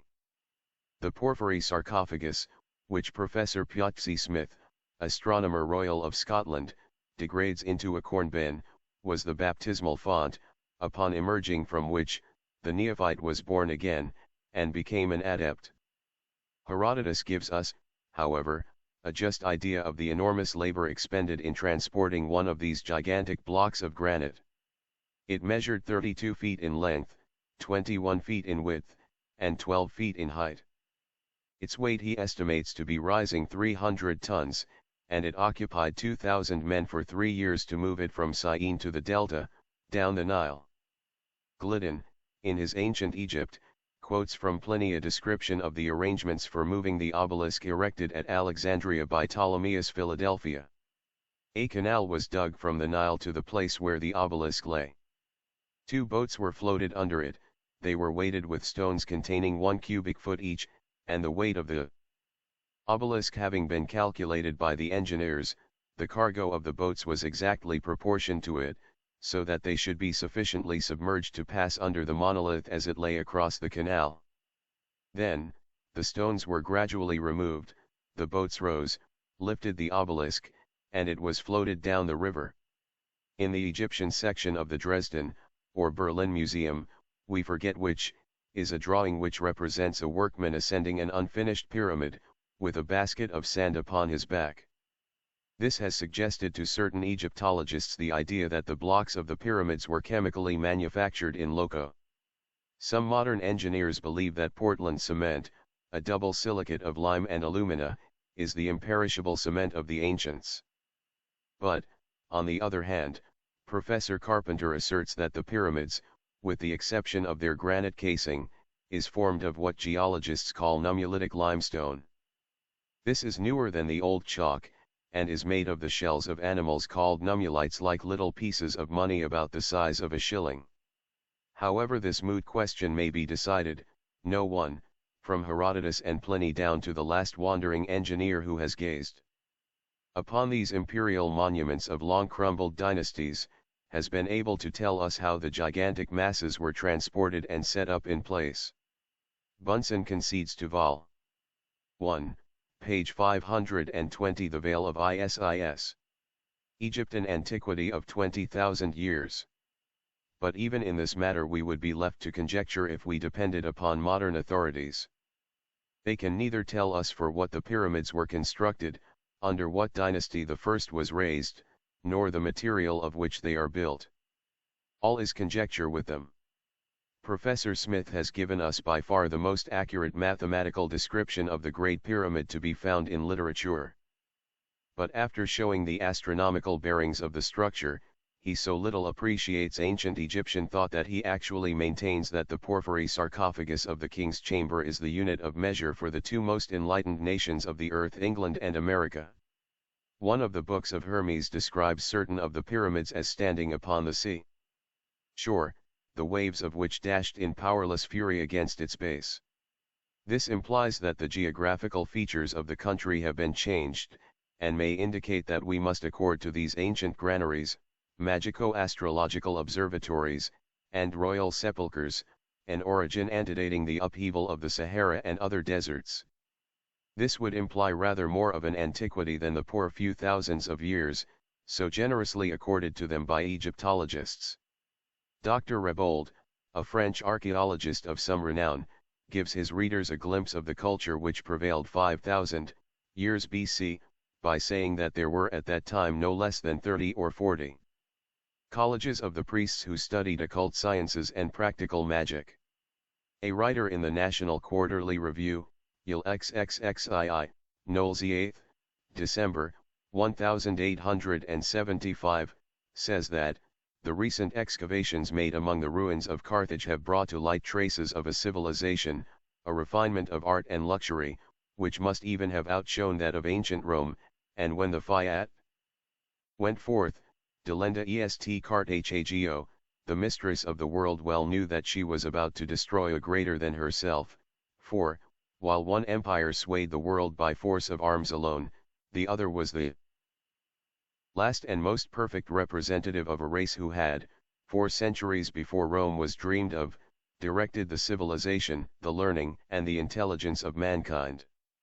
This Carthage is the one which, according to Appian, was standing as early as BC 1234, or 50 years before the taking of Troy, and not the one popularly supposed to have been built by Dido, Elissa or Astarte, 4 centuries later. Here we have still another illustration of the truth of the doctrine of cycles. Draper's admissions as to the astronomical erudition of the ancient Egyptians are singularly supported by an interesting fact quoted by Mr. J. M. Peebles, from a lecture delivered in Philadelphia, by the late Professor O. M. Mitchell, the astronomer. Upon the coffin of a mummy, now in the British Museum, was delineated the zodiac with the vol. 1, page 521 Greece owed all to Egypt. Exact positions of the planets at the time of the autumnal equinox, in the year 1722 BC. Professor Mitchell calculated the exact position of the heavenly bodies belonging to our solar system at the time indicated. The result, says Mr. Peebles, I give in his own words, to my astonishment, it was found that on the 7th of October 1722 BC, the moon and planets had occupied the exact points in the heavens marked upon the coffin in the British Museum. Professor John Fiske, in his Onslaught on Drive. Draper's History of the Intellectual Development of Europe, sets his pen against the doctrine of cyclical progression, remarking that we have never known the beginning or the end of an historic cycle, and have no inductive warrant for believing that we are now traversing one. He chides the author of that eloquent and thoughtful work for the odd disposition exhibited throughout his work, not only to refer the best part of Greek culture to an Egyptian source, but uniformly to exalt the non-European civilization at the expense of the European. We believe that this odd disposition might be directly sanctioned by the confessions of great Grecian historians themselves. Professor Fiske might, with profit, read Herodotus over again. The father of history confesses more than once that Greece owes everything to Egypt. As to his assertion that the world has never known the beginning or the end of an historical cycle, we have but to cast a retrospective glance on the many glorious nations which have passed away, i.e., reached the end of their great national cycle. Compare the Egypt of that day, with its perfection of art, science, and religion, its glorious cities and monuments, and its swarming population, with the Egypt of today, peopled with strangers, its ruins the abode of bats and snakes, and a few Copts the sole surviving heirs. Do all this grandeur and see whether the cyclical theory does not reassert itself. Says Gliddon, who is now contradicted by Mr. Fiske, philologists, astronomers, chemists, painters, architects, physicians, must return to Egypt to learn the origin of language and writing, of the calendar and solar motion, of the art of cutting granite with a copper chisel, and of giving elasticity to a copper sword, of making glass with the variegated hues of the rainbow, of moving single blocks of polished cyanide, 900 tons in weight, for any distance, by land and water, of building arches, rounded and pointed, with Masonic precision unsurpassed at the present day, and antecedent by 2,000 years to the Cloaca Magna of Rome, of sculpturing a Doric column 1,000 years before the Dorians are known in. Footnote, S. J. M. Peebles, Around the World. John Fiske, The North American Review, Art. The Laws of History, July, 1869. Volume 1, page 522. The Veil of Isis. History, of fresco painting in imperishable colors, of practical knowledge in anatomy, and of time-defying pyramid building.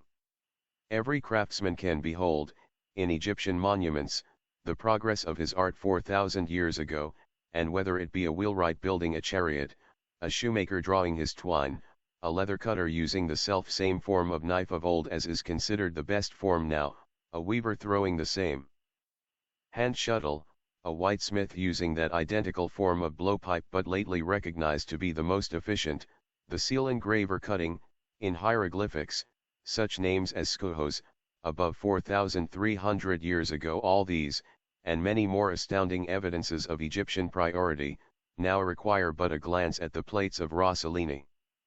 Truly, exclaims Mr. Peebles, these Ramseyan temples and tombs were as much a marvel to the Grecian Herodotus as they are to us. But, even then, the merciless hand of time had left its traces upon their structures, and some of them, whose very memory would be lost were it not for the books of Hermes, had been swept away into the oblivion of the ages. King after king, and dynasty after dynasty had passed in a glittering pageant before the eyes of succeeding generations, and their renown had filled the habitable globe. The same pall of forgetfulness had fallen upon them and their monuments alike, before the first of our historical authorities, Herodotus, preserved for posterity the remembrance of that wonder of the world, the great labyrinth. The long-accepted biblical chronology has so cramped the minds of not only the clergy, but even our scarce unfettered scientists, that in treating of prehistoric remains in different parts of the world, a constant fear is manifested on their part to trespass beyond the period of 6,000 years, hitherto allowed by theology as the age of the world. Herodotus found the labyrinth already in ruins, but nevertheless his admiration for the genius of its builders knew no bounds. He regarded it as far more marvelous than the pyramids themselves, and, as an eyewitness, minutely describes it. The French and Prussian savants, as well as other Egyptologists, agree as to the emplacement, and identified its noble ruins.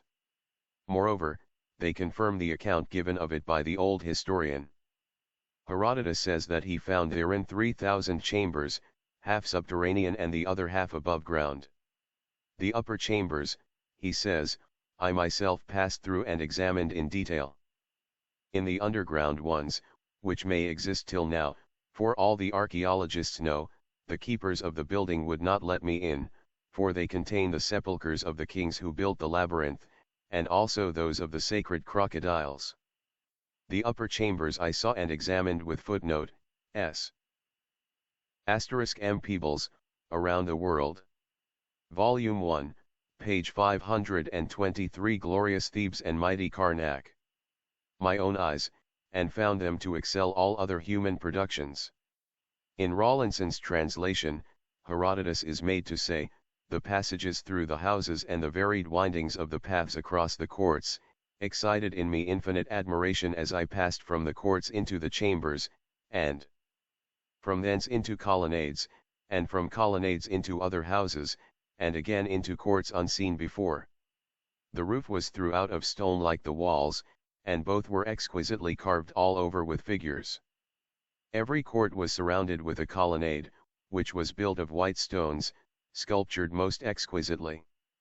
At the corner of the labyrinth stands a pyramid 40 fathoms high, with large figures engraved on it, and it is entered by a vast subterranean passage. If such was the labyrinth, when viewed by Herodotus, what, in such a case, was ancient Thebes, the city destroyed far earlier than the period of Psammetichus, who himself reigned 530 years after the destruction of Troy? We find that in his time Memphis was the capital, while of the glorious Thebes there remained but ruins. Now, if we, who are enabled to form our estimate only by the ruins of what was already ruined so many ages before our era, are stupefied in their contemplation, what must have been the general aspect of Thebes in the days of its glory? Karnak temple, palace, ruins, or whatsoever the archaeologists may term it, is now its only representative. But solitary and alone as it stands, fit emblem of majestic empire, as if forgotten by time in the onward march of the centuries, it testifies to the art and skill of the ancients. He must be indeed devoid of the spiritual perception of genius, who fails to feel as well as to see the intellectual grandeur of the race that planned and built it. Champollion, who passed almost his entire life in the exploration of archaeological remains, gives vent to his emotions in the following descriptions of Karnak. The ground covered by the mass of remaining buildings is square, and each side measures 1,800 feet. One is astounded and overcome by the grandeur of the sublime remnants, the prodigality and magnificence of workmanship to be seen everywhere. No people of ancient or modern times has conceived the art of architecture upon a scale so sublime, so grandiose as it existed among the ancient Egyptians, and the imagination, which in Europe soars far above our porticos, arrests itself and falls powerless at the foot of the 140 columns of the hypostyle of Karnak. In one of its halls, the Cathedral of Notre Dame might stand and not touch the ceiling, but be considered as a small ornament in the center of the hall. A writer in a number of an English periodical, of 1870, evidently speaking with the authority of a traveler who describes what he has seen, expresses himself as follows: courts, halls, gateways, pillars, vol. 1, page 524. The Veil of Isis. Obelisks, monolithic figures, sculptures, long rows of sphinxes, are found in such profusion at Karnak, that the sight is too much for modern comprehension. Says Denon, the French traveler, it is hardly possible to believe, after seeing it, in the reality of the existence of so many buildings collected together on a single point, in their dimensions, in the resolute perseverance which their construction required, and in the incalculable expenses of so much magnificence. It is necessary that the reader should fancy what is before him to be a dream, as he who views the objects themselves occasionally yields to the doubt whether he be perfectly awake. There are lakes and mountains within the periphery of the sanctuary. These two edifices are selected as examples from a list next to inexhaustible. The whole valley and delta of the Nile, from the cataracts to the sea, was covered with temples, palaces, tombs, pyramids, obelisks, and pillars. The execution of the sculptures is beyond praise. The mechanical perfection with which artists wrought in granite, serpentine, breccia, and basalt, is wonderful, according to all the experts. Animals and plants look as good as natural, and artificial objects are beautifully sculptured. Battles by sea and land, and scenes of domestic life are to be found in all their bas-reliefs. The monuments, says an English author, which there strike the traveller, fill his mind with great ideas. At the sight of the colossuses and superb obelisks, which seem to surpass the limits of human nature, he cannot help exclaiming, "This was the work of man," and this sentiment seems to ennoble his existence. In his turn, Drive. Richardson, speaking of the Temple of Dendera, says, "The female figures are so extremely well executed, that they do all but speak, they have a mildness of feature and expression that never was surpassed. Every one of these stones is covered with hieroglyphics, and the more ancient they are, the more beautifully we find them chiseled. Does not this furnish a new proof that history got its first glimpse of the ancients when the arts were already fast degenerating among them? The obelisks have their inscriptions cut 2 inches, and sometimes more, in depth, and they are cut with the highest degree of perfection. Some idea may be formed of their depth, from the fact that the Arabs, for a small fee, will climb sometimes to the very top of an obelisk, by inserting their toes and fingers in the excavations of the hieroglyphics. That all of these works, in which solidity rivals the beauty of their execution, were done before the days of the Exodus, there remains no historical doubt whatever. All footnote, S. Savary, Letters on Egypt, Vol.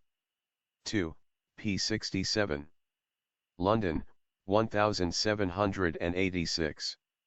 Volume 1, page 525. Who were the monument builders? The archaeologists now agree in saying that, the further back we go in history, the better and finer become these arts. These views clash again with the individual opinion of M.R. Fiske, who would have us believe that the sculptures upon these monuments, of Egypt, Hindustan, and Assyria, moreover, betoken a very undeveloped condition of the artistic faculties. Nay, the learned gentleman goes farther. Joining his voice in the opposition against the claims of learning which belongs by right to the sacerdotal castes of antiquity to that of Lewis, he contemptuously remarks that the extravagant theory of a profound science possessed by the Egyptian priesthood from a remote antiquity, and imparted to itinerant Greek philosophers, has been utterly destroyed, by Sir G. C. Lewis while, With regard to Egypt and Hindustan, as well as Assyria, it may be said that the colossal monuments which have adorned these countries since prehistoric times, bear witness to the former prevalence of a barbaric despotism, totally incompatible with social nobility, and, therefore, with well sustained progress. A curious argument, indeed. If the size and grandeur of public monuments are to serve to our posterity as a standard by which to approximately estimate the progress of civilization attained by their builders, it may be prudent, perhaps, for America, so proud of her alleged progress and freedom, to dwarf her buildings at once to one story. Otherwise, according to Professor Fiske's theory, the archaeologists of AD 3877 will be applying to the ancient America of 1877, the rule of Lewis, and say the ancient United States may be considered as a great latifundium, or plantation, cultivated by the entire population, as the kings, presidents, slaves. Is it because the white-skinned Aryan races were never born builders, like the Eastern Ethiopians, or dark-skinned Caucasians, and, therefore, never able to compete with the latter in such colossal structures, that we must jump at the conclusion that these grandiose temples and pyramids could only have been erected under the whip of a merciless despot? Strange logic! It would really seem more prudent to hold to the rigorous canons of criticism laid down by Lewis and Grote, and honestly confess at once, that we really know little about these ancient nations, and that, except so far as purely hypothetical speculations go, unless we study in the same direction as the ancient priests did, we have as little chance in the future.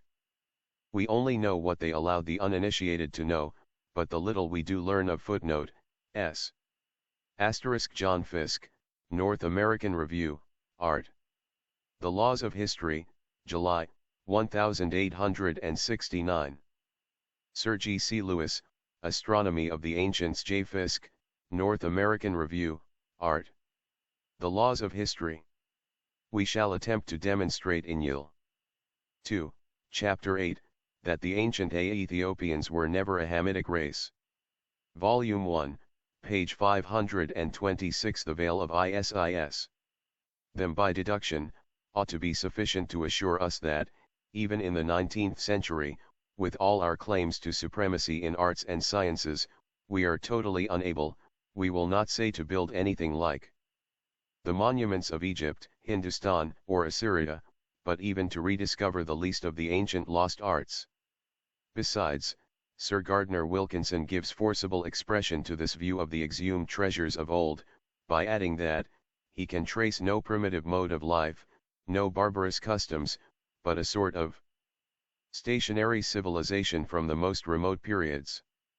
Thus far, archaeology disagrees with geology, which affirms that the further they trace the remains of men, the more barbarous they find them. It is doubtful if geology has even yet exhausted the field of research afforded her in the caves, and the views of geologists, which are based upon present experience, may be radically modified, when they come to discover the remains of the ancestors of the people whom they now style the cave dwellers. What better illustrates the theory of cycles than the following fact? Nearly 700 years BC, in the schools of Thales and Pythagoras was taught the doctrine of the true motion of the earth, its form, and the whole heliocentric system. And in 317 AD, we find Lactantius, the preceptor of Crispus Caesar, son of Constantine the Great, teaching his pupil that the earth was a plain surrounded by the sky, which is composed of fire and water, and warning him against the heretical doctrine of the earth's globular form. Whenever, in the pride of some new discovery, we throw a look into the past, we find, to our dismay, certain vestiges which indicate the possibility, if not certainty, that the alleged discovery was not totally unknown to the ancients. It is generally asserted that neither the early inhabitants of the Mosaic times, nor even the more civilized nations of the Ptolemaic period were acquainted with electricity. If we remain undisturbed in this opinion, it is not for lack of proofs to the contrary. We may disdain to search for a profounder meaning in some characteristic sentences of Servius, and other writers, we cannot so obliterate them but that, at some future day, that meaning will appear to us in all its significant truths. The first inhabitants of the earth, says he, never carried fire to their altars, but by their prayers they brought down the heavenly fire. Prometheus discovered and revealed to man the art of bringing down lightning, and by the method which he taught to them, they brought down fire from the region above. If, after pondering these words, we are still willing to attribute them to footnote s. Servius, Virgil, Eclogue. 6, v. 42. Volume 1, page 527. A vine that averts lightning strokes. The phraseology of mythological fables, we may turn to the days of Numa, the king philosopher, so renowned for his esoteric learning, and find ourselves more embarrassed to deal with his case. We can neither accuse him of ignorance, superstition, nor credulity, for, if history can be believed at all, he was intently bent on destroying polytheism and idol worship. He had so well dissuaded the Romans from idolatry that for nearly 2 centuries neither statues nor images appeared in their temples. On the other hand, old historians tell us that the knowledge which Numa possessed in natural physics was remarkable. Tradition says that he was initiated by the priests of the Etruscan divinities, and instructed by them in the secret of forcing Jupiter, the Thunderer, to descend upon earth. Ovid shows that Jupiter Elysius began to be worshipped by the Romans from that time. Salvert is of the opinion that before Franklin discovered his refined electricity, Numa had experimented with it most successfully, and that Tullus' host Aelius was the first victim of the dangerous heavenly guest recorded in history. Titus Livy and Pliny narrate that this prince, having found in the books of Numa, instructions on the secret sacrifices offered to Jupiter Elysius, made a mistake, and, in consequence of it, he was struck by lightning and consumed in his own palace. Salvert remarks that Pliny, in the exposition of Numa's scientific secrets, makes use of expressions which seem to indicate 2 distinct processes, the one obtained thunder, impetur, the other forced it to lightning, coterie, guided by Numa's book, says Lucius, quoted by Pliny. Tullus undertook to invoke the aid of Jupiter. But having performed the rite imperfectly, he perished, struck by thunder. Tracing back the knowledge of thunder and lightning possessed by the Etruscan priests, we find that Tarchon, the founder of the theurgism of the former, desiring to preserve his house from lightning, surrounded it by a hedge of the white bryony, a climbing plant which has the property of averting thunderbolts. Tarchon the theurgist was much anterior to the siege of Troy. The pointed metallic lightning rod, for which we are seemingly indebted to Franklin, is probably a rediscovery after all. There are many metals which seem to strongly indicate that the principle was anciently known. The temple of Juno had its roof covered with a quantity of pointed blades of swords. Footnote s. Ovid, Fast, Lib 3, v. 285-346. Titus Fivius, Lib I, Cap. XXXI Pliny, Histori Nat, Lib 2, Cap. Liene Fusius, Piso, Pliny, Hist. Nat, Lib XXVIII, C2. Columella, Lib X, Ver. 346, etc. See Notice sur les travaux de l'Académie du Garde, Part I, pages 304-314, by La Boissière.